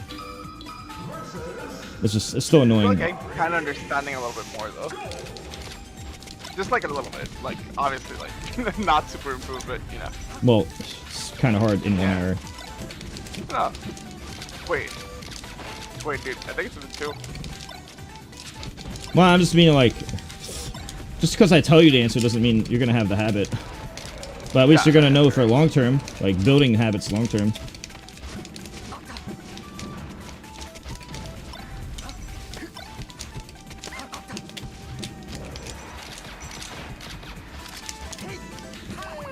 No, fuck. You should never do it. Pound.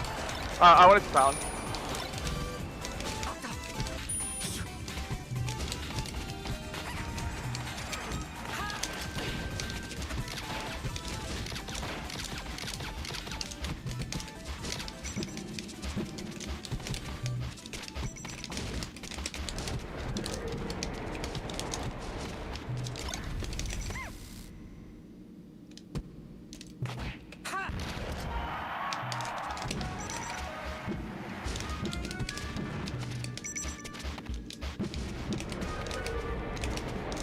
That's way too much far away.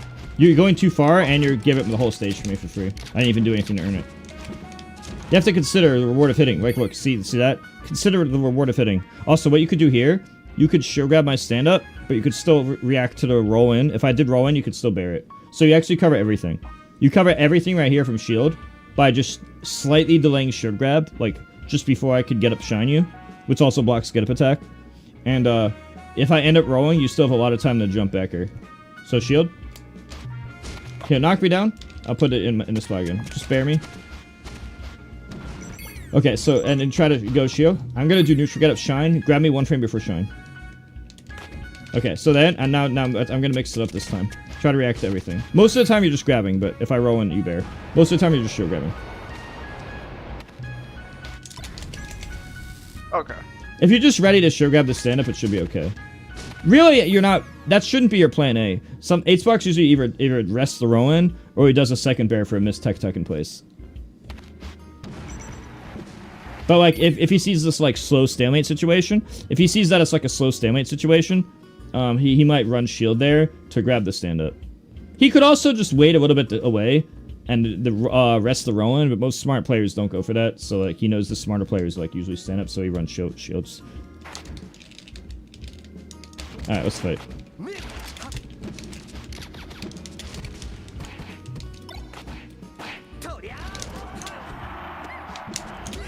Oh.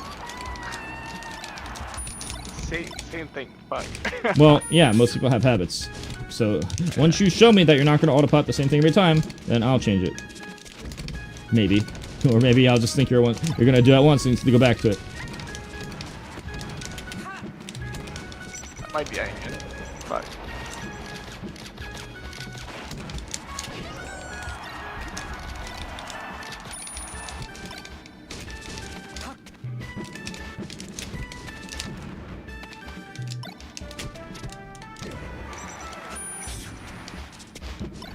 No! Not me, bro! No! After your air dodge, you still can mix up the left-right drift. I can't just react to the air dodge. You could do different angles of air dodge and then different drifts after. And you could also do pounds in, pounds away, 5 different jumps, mix in fair. Like, there's so many mix-ups you can do. Hello, Jeff.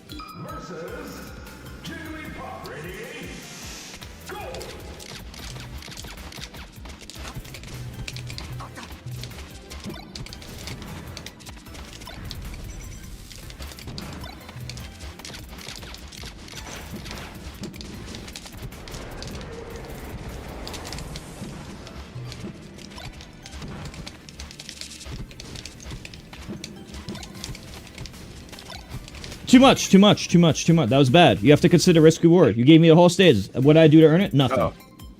Why Sorry. why should you give me that for free? It's not just about not getting hit. This isn't like a fighting. This isn't a situation where like I explode based on a certain percent. Like if you just mixed up like full hop bear, full hop bear, landing grab, I might just run into the grab randomly, or like just do bears at different distances. You gotta consider there's also a reward. Like the more close I am to the ledge, the better like I could die. Not hey, give up the whole stage for free.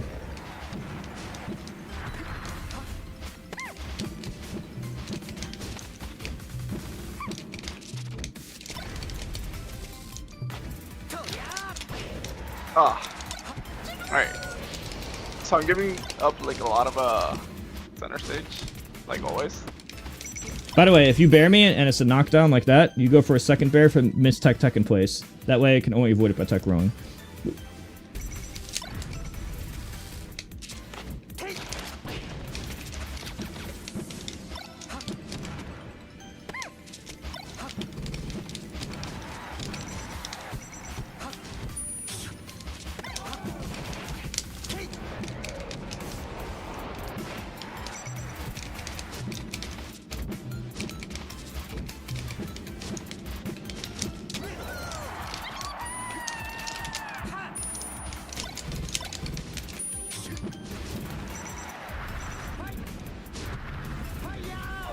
That was a stone.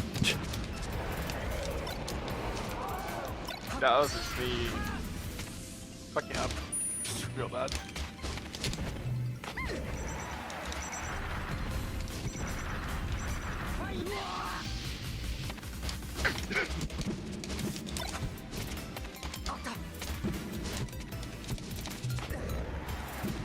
I do that on purpose sometimes, like just in case like I get grabbed, I'm holding in, so you can't get reward. At least I didn't go for the rest of the time. Like I would have done it even if you were like, yeah, bad. I'm trying to like keep in mind my habits.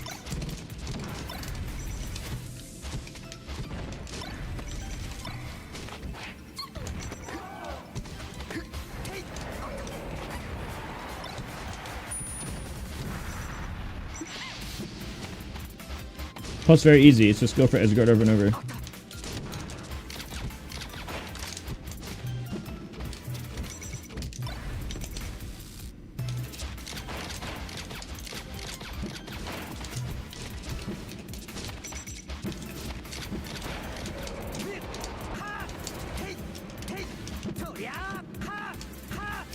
I'm gonna fall for it, that's the worst part.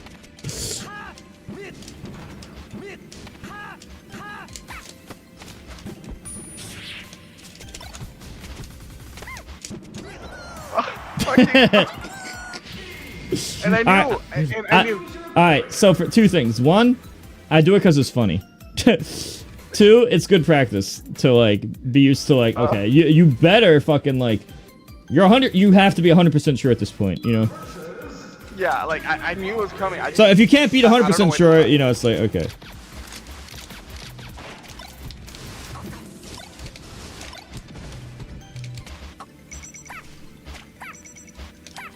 Nope.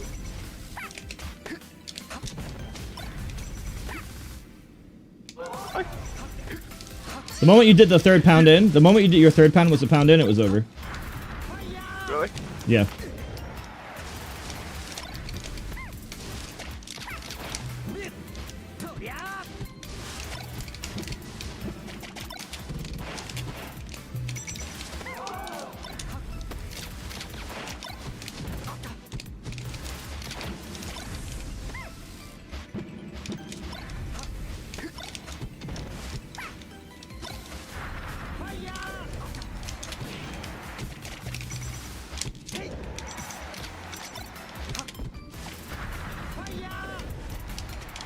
I wanted to back here like the little firefox at the end so bad.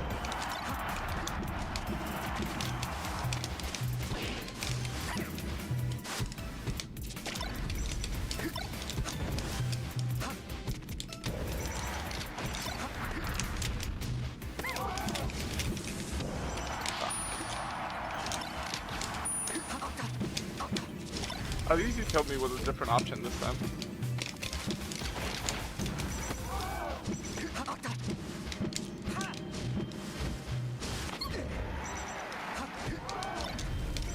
No. That's so sad. If I ever do turn winner, you have to kill me for it.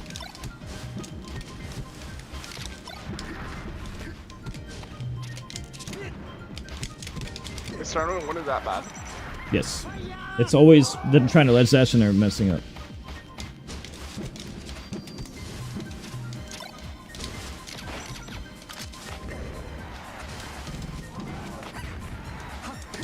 At 0, it's usually better to up throw because, like, right there, if I don't do full DI in, like full DI to the right, then I can die. Like, if, let's say I hold up and toward, and, like, if I hold up right, up throw, like, you could still up throw rest me. Like, watch. Up throw, up throw, up throw. See right there? H-box at, like, 30%. We'll just do, like, a jump right here and then double jump straight up and rest. Maybe not this percent, but, like, slightly lower than this, he still gets that. It's just that it's only when I full DI in. So, like, it is okay to forward throw me, but if you're at, I would still favor up throw at like 20. I mean, if it's like higher than, look, forward throwing off at 20 isn't bad. I just personally think up throw is better at 20. Oh, okay. Both of them are good. Both of them are good. And it's kind of debatable which one's better, but I still think up throw in my opinion.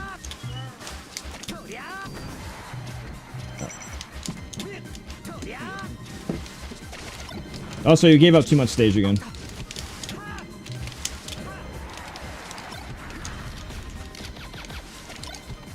Is it like my wave dash back? You're just like, I'm cornered and you're just going to the other side of stage, which means like, you know that if I'm like anywhere between here to here and you bear me and I get sent off stage, I'm in a really fucking bad spot, right?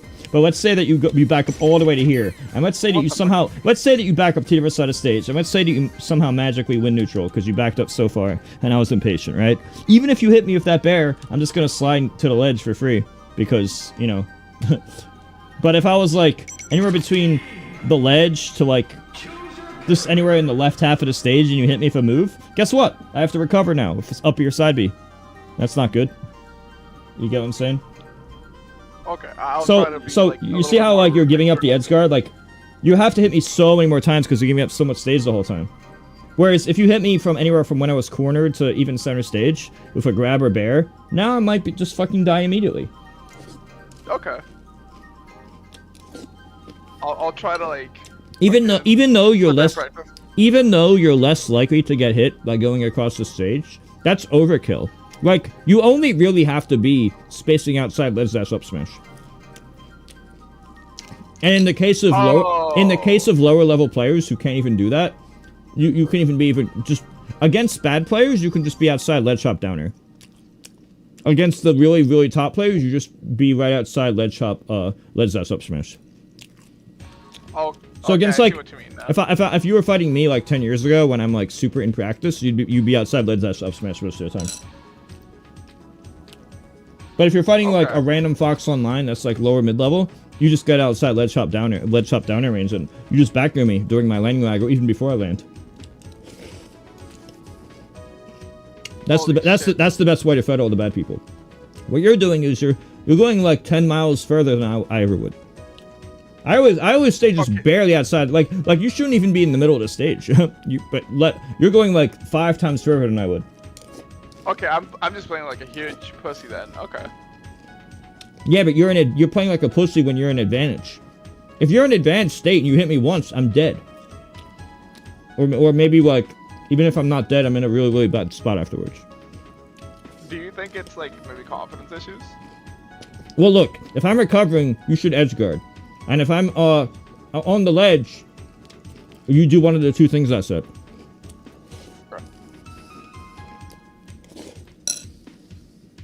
Holy, okay. It's just like, I don't know, I guess you have bad habits. Yeah, I got terrible habits. The stuff you're doing is more like when you're trying to stall the timer in neutral. Not like, oh, I'm in disadvantage. If you're in disadvantage, you should kill me. If I'm in disadvantage, you should kill me.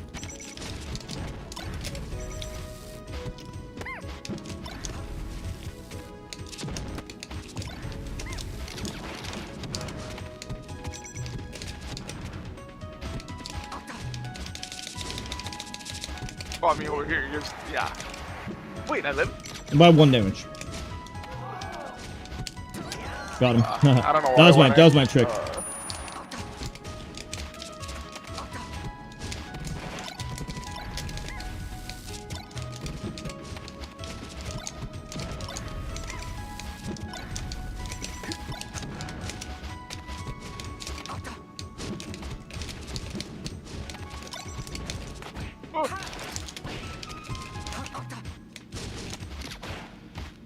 I think I'd turn my life there, dude.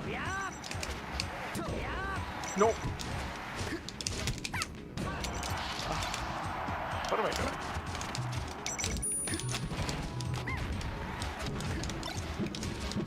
No.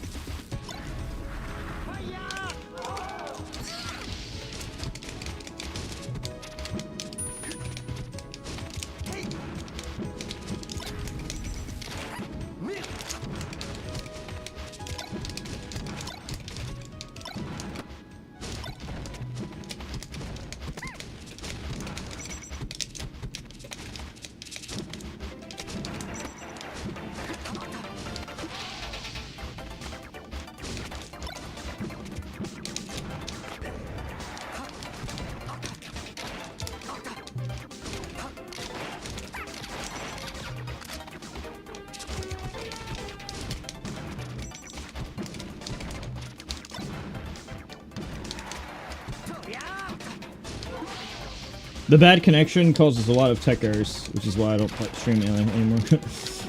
If I knew what was wrong with the Ohio PC, it would be different.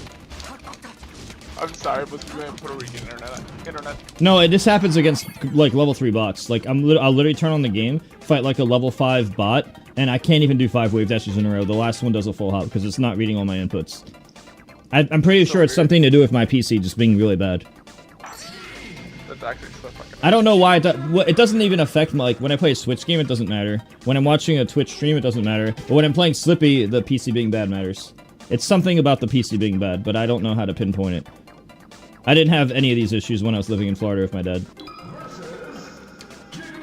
That's why I'm doing like all these random tech clubs. It's just unfortunate.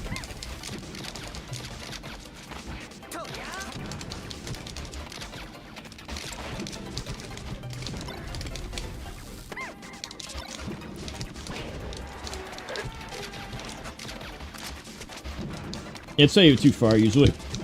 Like if I'm backing up this much, if you think I'm gonna laser, or if you react to me lasering, or you think I'm gonna laser in either scenario, in either of the two scenarios, then you should be like approaching.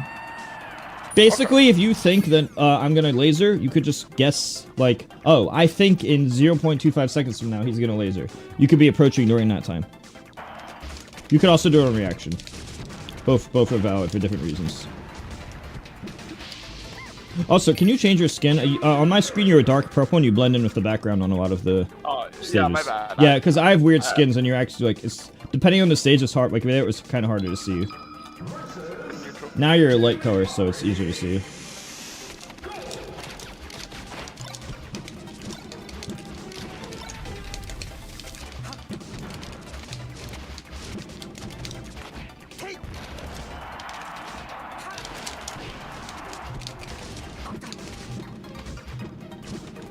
Okay, don't lose to shield grab. I'm just doing it because I think you're at a certain skill level, and I'm like, okay, are you just gonna lose to shield grab? And then you do. Trust me, that shit. Like, if you see me shield grab you once, just assume I'm gonna do it more than once. If you ever get shield grab once, make sure it doesn't happen again against the same person. Okay. It's like whatever if it happens once, but if once it happens once, don't let it happen again. You either tomahawk grab or space from that moment onward.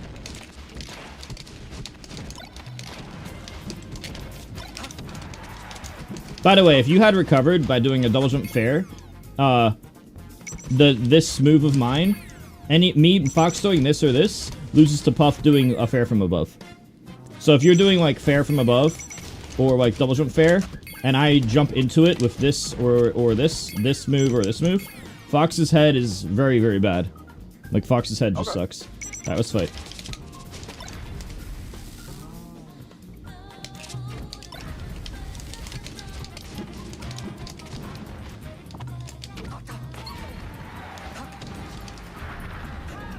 I just wanted to see if you would punish that eventually, because that was the first time you punished me double jump to ledge. So in the just so you are aware, in the future I could literally shine stall and then recover, and that's the next level of mix-up. But I didn't think I was just waiting until you punished it a single time to see if you get to that stage first. Also, for the sake of you learning, to see if you would learn how to beat just regular double jump. But I'm just letting you know that is the next stage of adaptation. And the sign stall is really popular at the highest level. The higher level you go, the more popular it gets. Ah. 1 second, I'm gonna eat a bite of cereal. Oh, good, dude. Let me know when.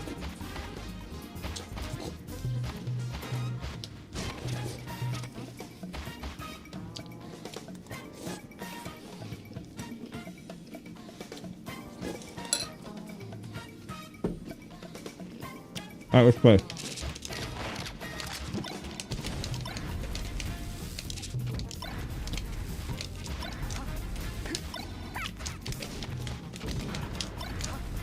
I want to cheer you up.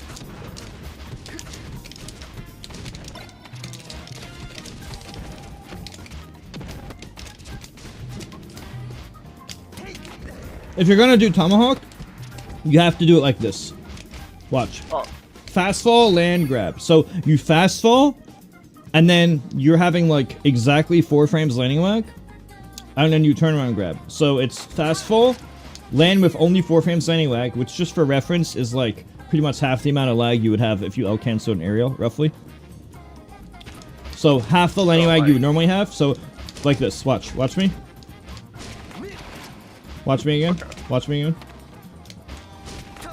Just like that.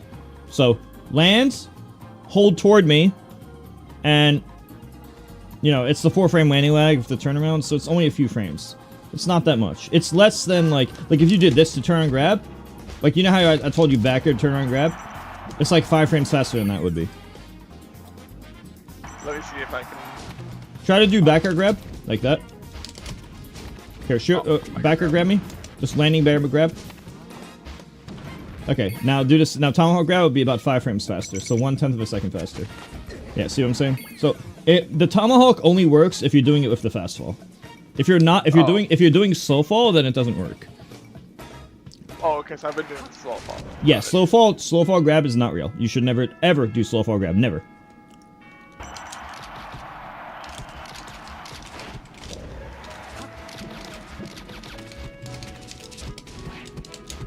Dursey, I can barely tell what you're saying, but I will tell you this. I will tell you this much. Fox is only good with a modded switch or offline. Fox cannot play in lag in Ultimate. That's like his... Fox's only weakness is like... Fox is really fucking good, just not with lag. Oh, you played another Fox. I don't think Fox is that... I think Fox is good. I did... actually, no, Fox is really broken. I played light with Incineroar and I couldn't do anything. And I'm literally the best Incineroar player right now, with SkyJ retired. And that matchup is bad, like bad. The players are just not good. Yeah, the main thing about Fox is bad in Ultimate Online, like no mod switch. Fox is just bad in lag. Way more broken offline, not close. The player base is mainly only small because of online. I personally didn't use a lot of the cast because of online. There, you should have gotten the jab. That was... Okay, so this is why knowing percents are important. This is what I call cheese percent. It's low enough that it gets the knockdown at the earliest possible percent, right? But it's also just not fast enough for my human reaction time. If you consider me a average human reaction time, I'm either average or 1 frame faster than average, so you can I'm a good comparison for basis of what will work on most people. If I miss that, most people are missing that. So I was at 51, so that means your back air was at exactly 40. Or your back air is roughly to be exactly 40, which is only about 4% from the max. And I was unable to react to that in an actual match. I tried to press tech, but I was probably like a frame or two too late. So if you get me from like high 30s, like 36 to like low 40s, let's just say like 36 to 45, like around that window, or 35-45 range, like into 35 to 45 range basically. If you get me within that range, I'm probably gonna just miss the tech. and then you either get a second back air, but in this case, because of the way we were interacting with each other, it would have been a jab reset. And force my stand up. Yeah. You should have, you totally should have just went like, for the jab, yeah. Like, if you knock me down to like 80 damage, I'm obviously teching, right? But if it's like the percent that barely knocks me down, human reaction time has to kick in. And it's just, I just don't have the reactions for, I don't even think Jimmick or Wizzy would have the reactions for that at those specific percents. Like, it's not like we're expecting to get hit, you know? We get hit when we're not expecting to.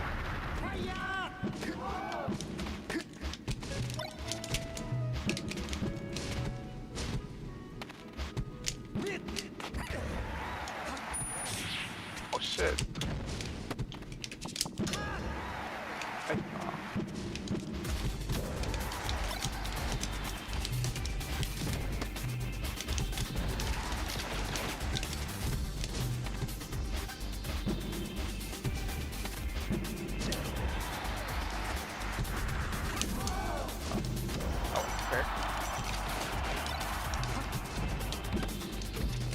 In that situation, you F-smash the tech roll, or you dash attack everything else.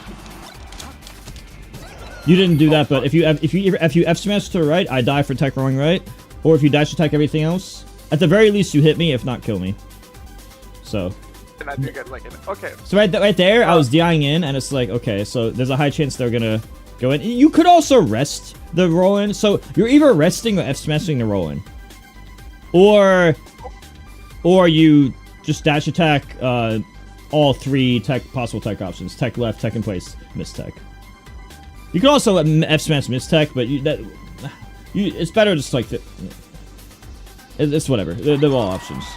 But what I said is pretty much the most viable stuff that HBox does and that I can think of. Do you want to do one more before I like gotta go? All right. Let's see if I can put something in practice, I guess. I remember you can grab these videos too.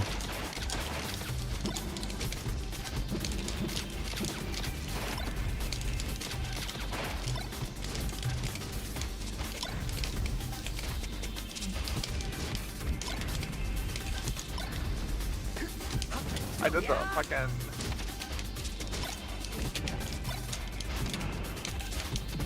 I really thought that would knock you down. I don't know. Don't know.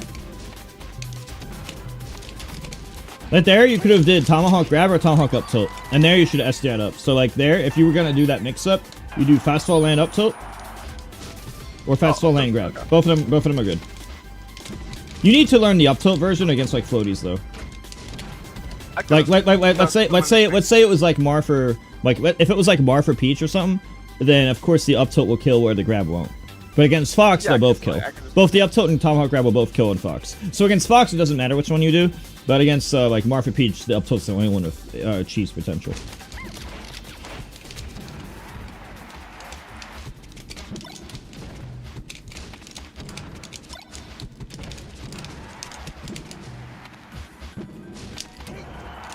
If you had grabbed right away, you might have been faster than me. Maybe.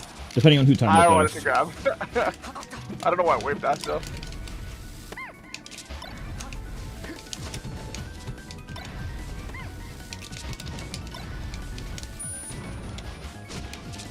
Oh. Thanks, though.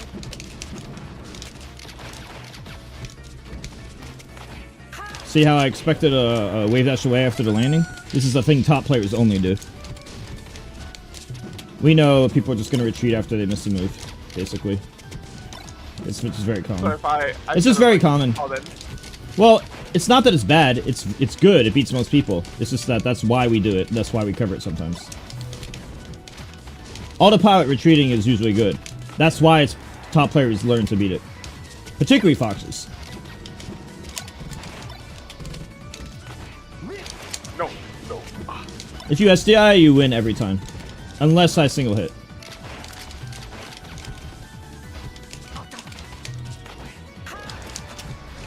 Also, okay. I think 97 plus on ODI roughly doesn't kill. I can't kill. And there, you know, one track Cooper saying just camping, of course, because it's gonna be hard to kill you with other stuff. Damn. Well, GG's, man. I really learned a lot, though. Glad to hear it. Alright. Peace, and thanks again. Alright, no problem. But I could play friendlies with whoever if you guys want, I guess, or whatever. Or I could figure out what I'm doing, I don't know. I'm fine for whatever, I guess.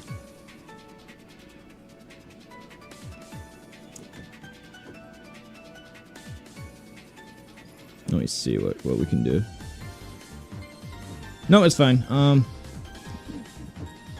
You're better than half the people I play, honestly.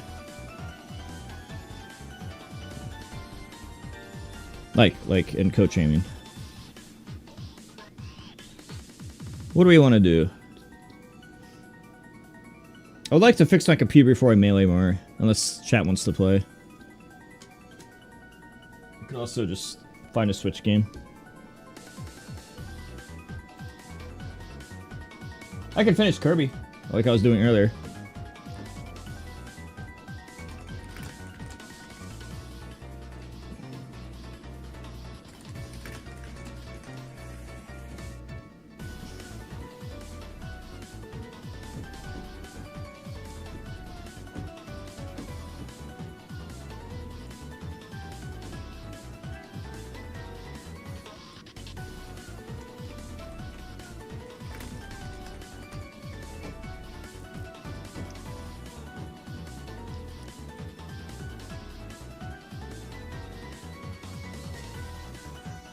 Thanks. Yep. I think I'm gonna do some Switch. Also, you should keep this in mind. You should follow this channel and read this paragraph, please. Because this is an equally good way to help me.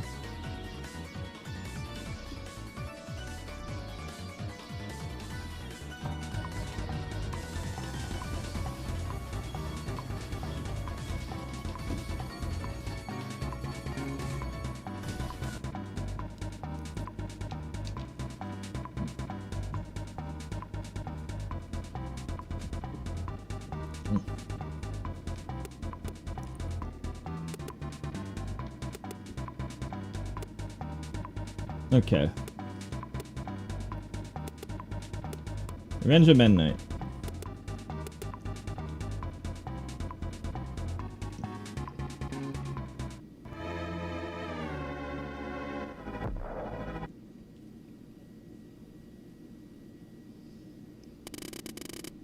Kirby Series headed toward us. Oh my gosh, what are we gonna do? We're getting away, get rid of him. So, man, what should we do? Soldiers near deck, assume combat mode.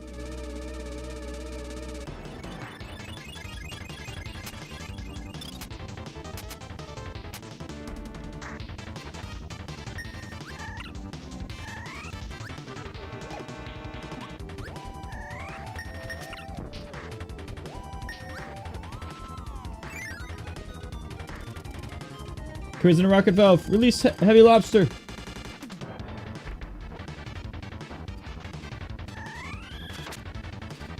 Oh.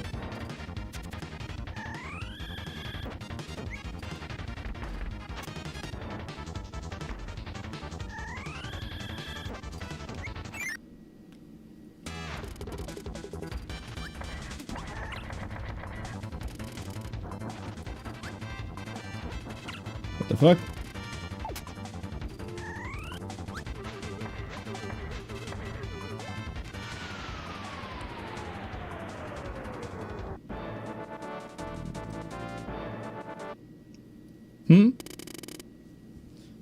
I'm blown to the ocean. How do you get? Oh, it's on my Twitch and YouTube. Make sure you follow my Twitch and YouTube. Also, if you can do me a favor, can you do the stuff I wrote on my Google Doc, especially on the first page? There's a puzzle thing you can do, exclamation mark puzzle, and all the info's there, and exclamation mark job. It'll only take you like seconds to do this. I know I wrote a lot in the Twitch chat, but read it all. The Google Doc on page 1 and 2 covers most of this. And the 24/7 channel, you should read this as well. So this is a lot you should read, but it's all very important. So please take a few minutes to read it all. Curry's blown to the ocean. That was short close. I'll conquer Dreamland with the Hubbard. My first target, Grape Garden. But yeah, the YouTube VODs should be safe forever, maybe. But in addition to that, Twitch VODs are safe for 60 days. Yeah, if you could do puzzle real quick, that takes like only a few seconds. You just install the game and get $8. Not only that, but if you read everything else, I could get up to $200 per person for that.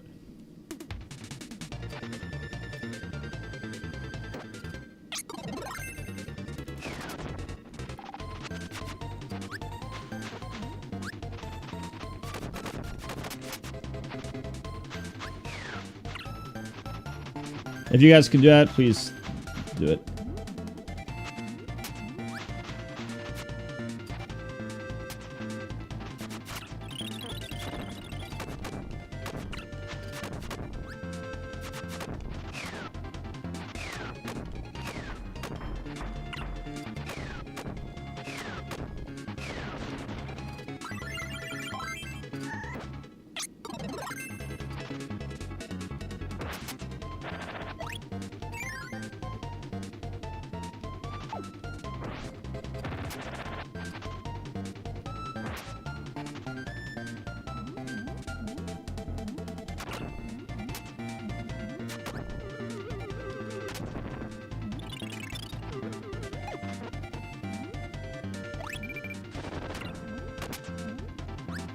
Oh.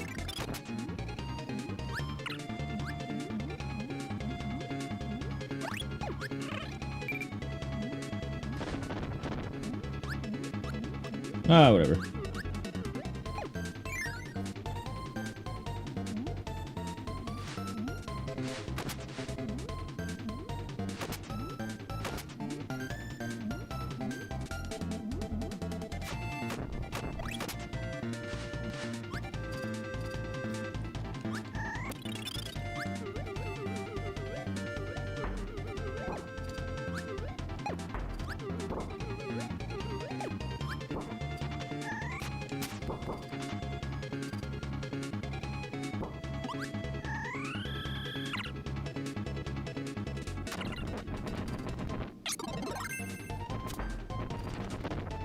Oh.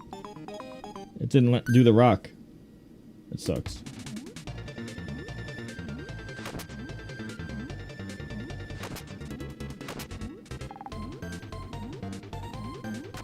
That D-pad sure feels weird in this game. D-pad seems to work best for Mega Man.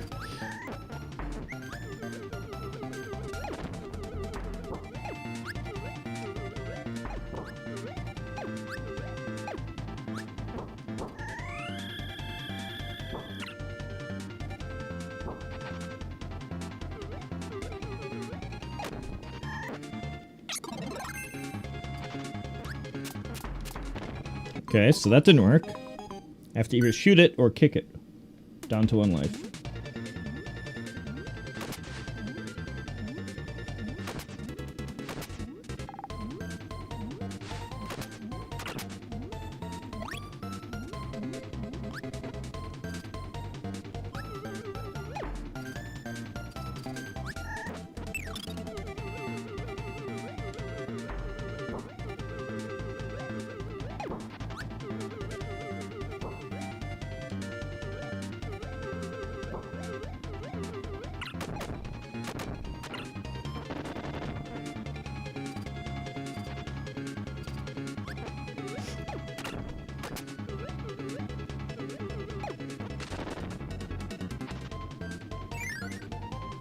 It's pretty tricky.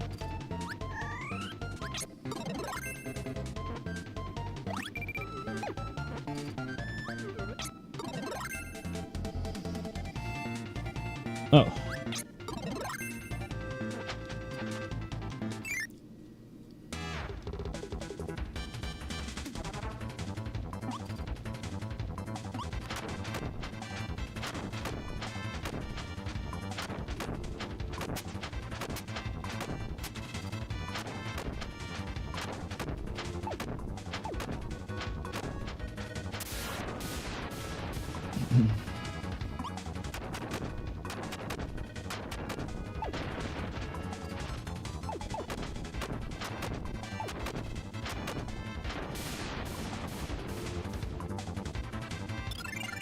He's flying back toward us.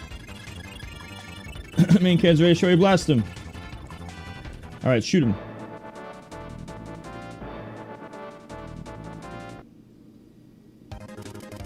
We got him. He fell into the forest. Good. He'll never catch up. Are you sure?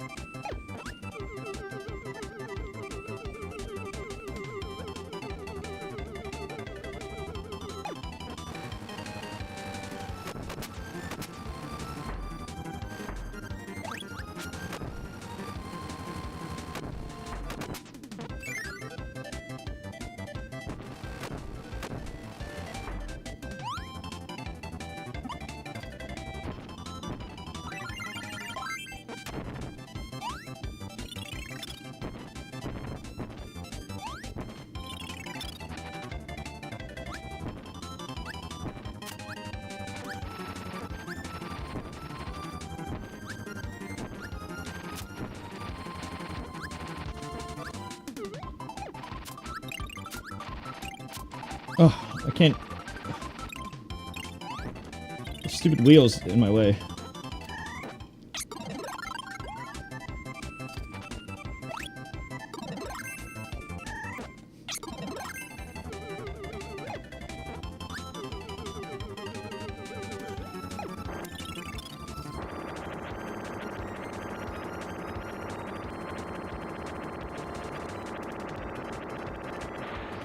Huh?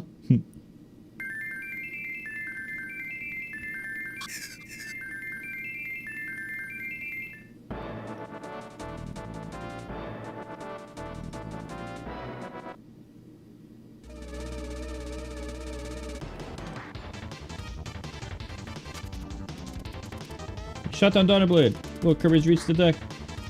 The main con. Let's come with a plan.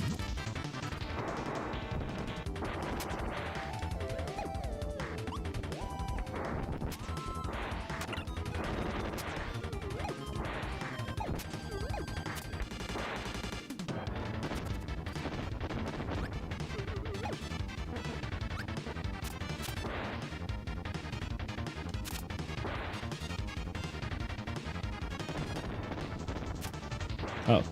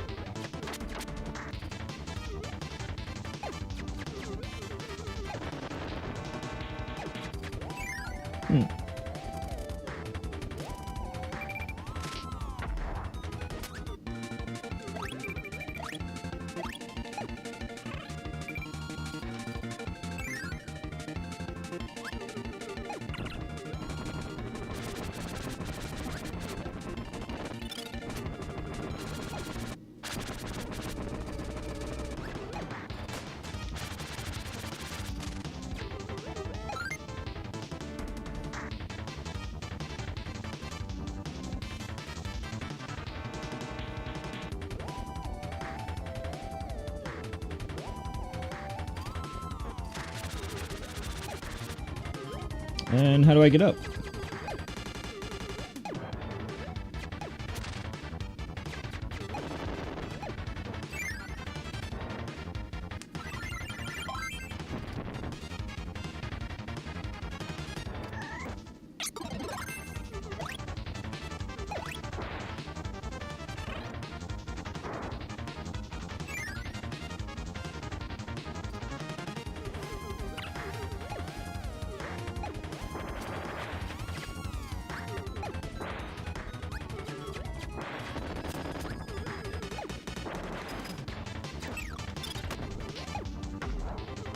Bathroom.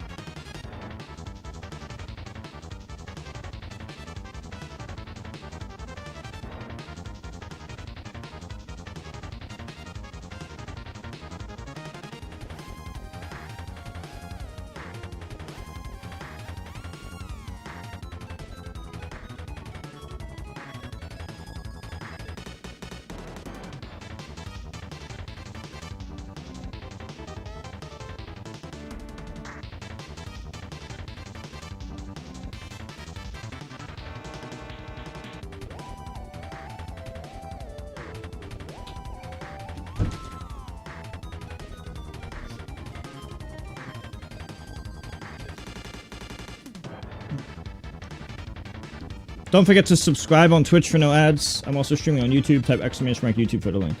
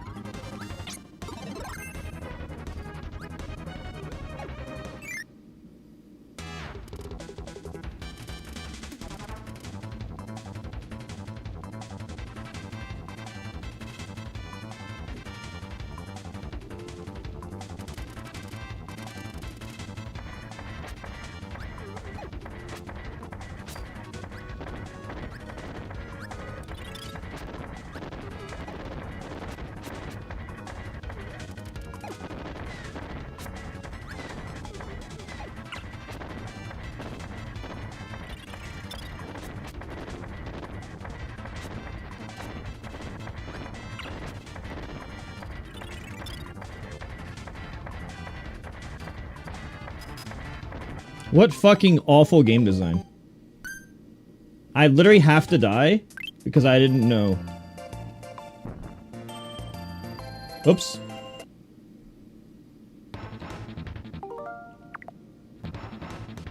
You literally have to die because you didn't know the level in advance.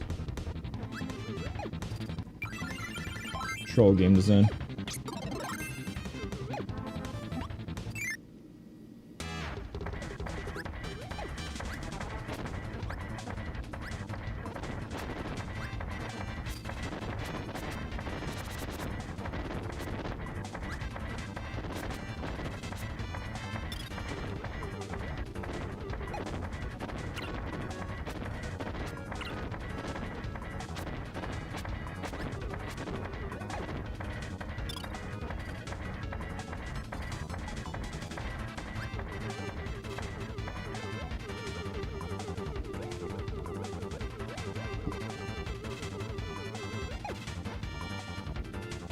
Oh.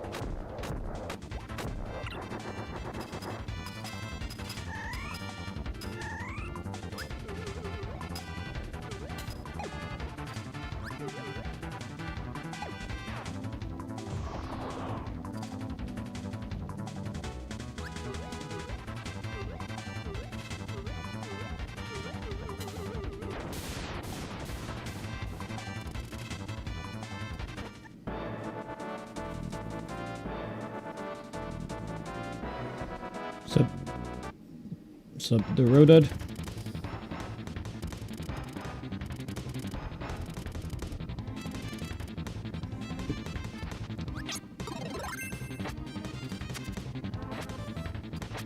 Probably going to bed soon. Yeah, thank you for the raid. Oh.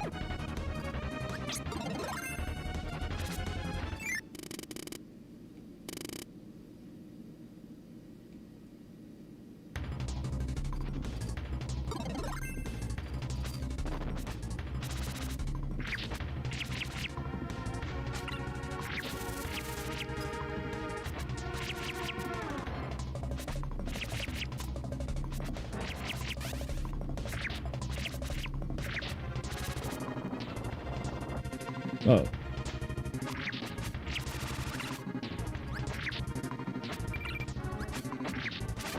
Oh. Need a better strat.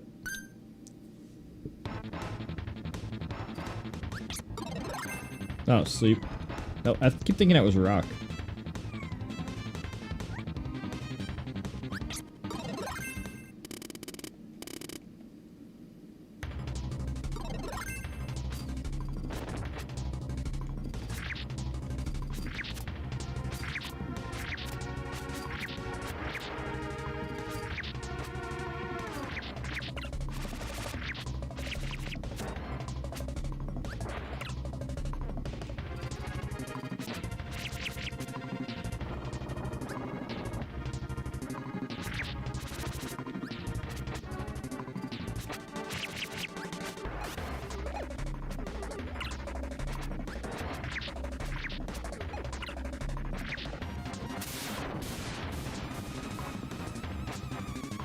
Oh, the downers do a lot of damage.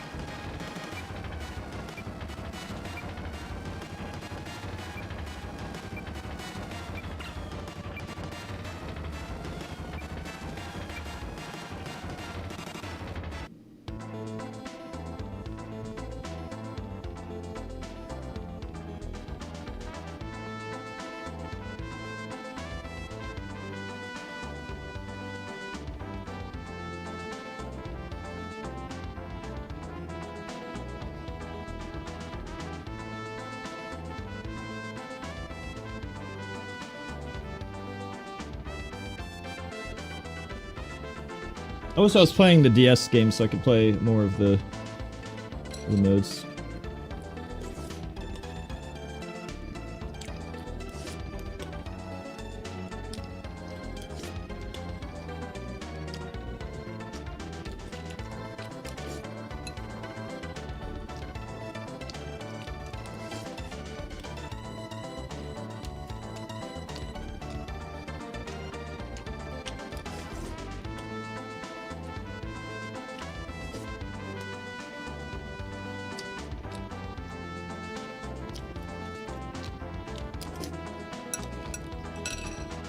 I'm playing on the Nintendo console. Like the Switch too. So I don't have the ROM hack right now. At some point this week I'll do it. By the way, don't forget to use your Twitch Prime chat.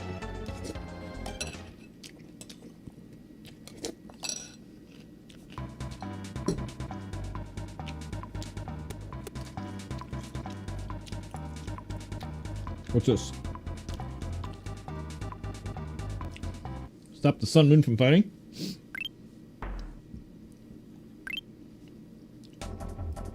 Alright, chat. If you haven't done this yet, type !puzzle, click the link, download, takes a minute, you're done. Click !job, click the link, sign up, you're done. It's effortless. Click link, install, click link, download, sign up. Effortless, effortless, effortless. If you guys can do that real quick, it'd help a lot. I get paid for each person that signs up.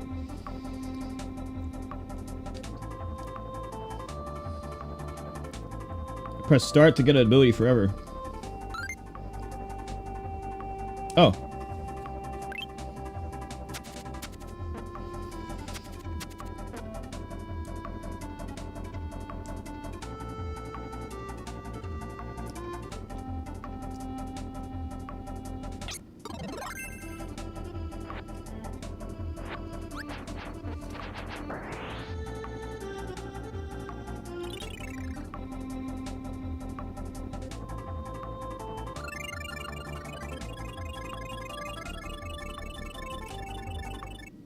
So if you guys in chat can do that, it's appreciated.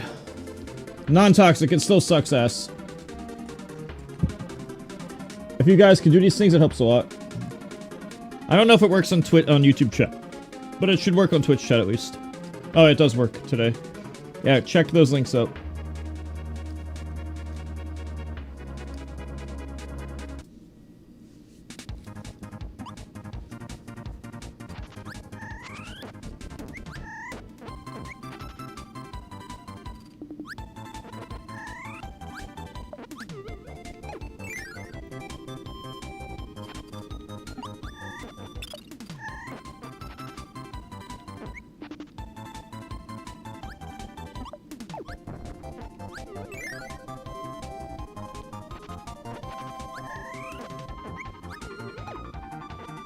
Wait, did it just change season?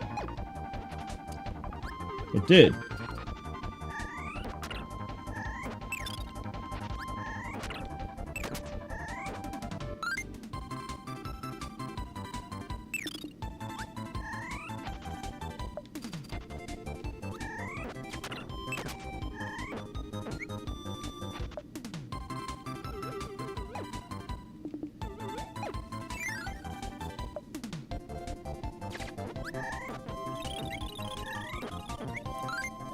Am I doing this wrong?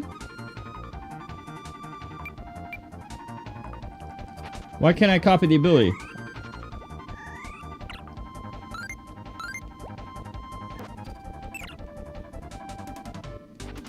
Why doesn't it let me copy the ability?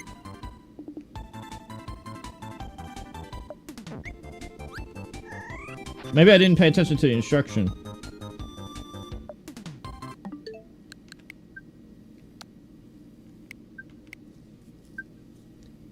Let me focus on the tutorial, because that's a little weird.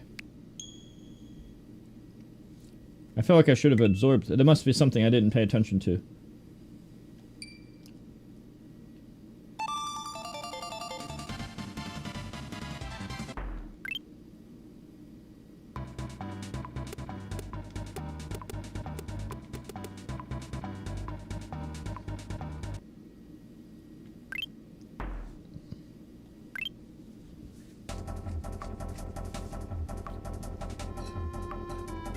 Oh, you can't.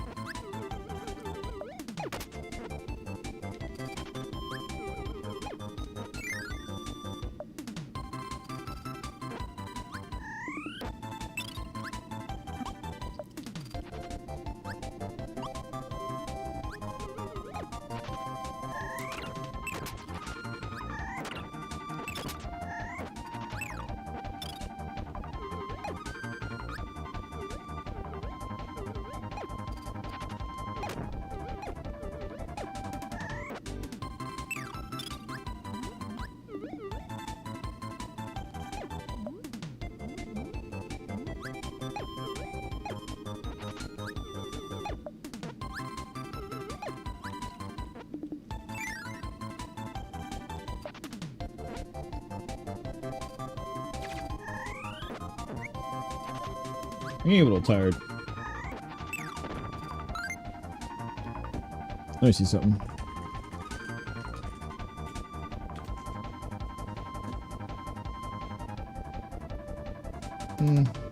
Might take a nap. I think I'm kind of tired. I'm gonna take a nap. I just need to rest.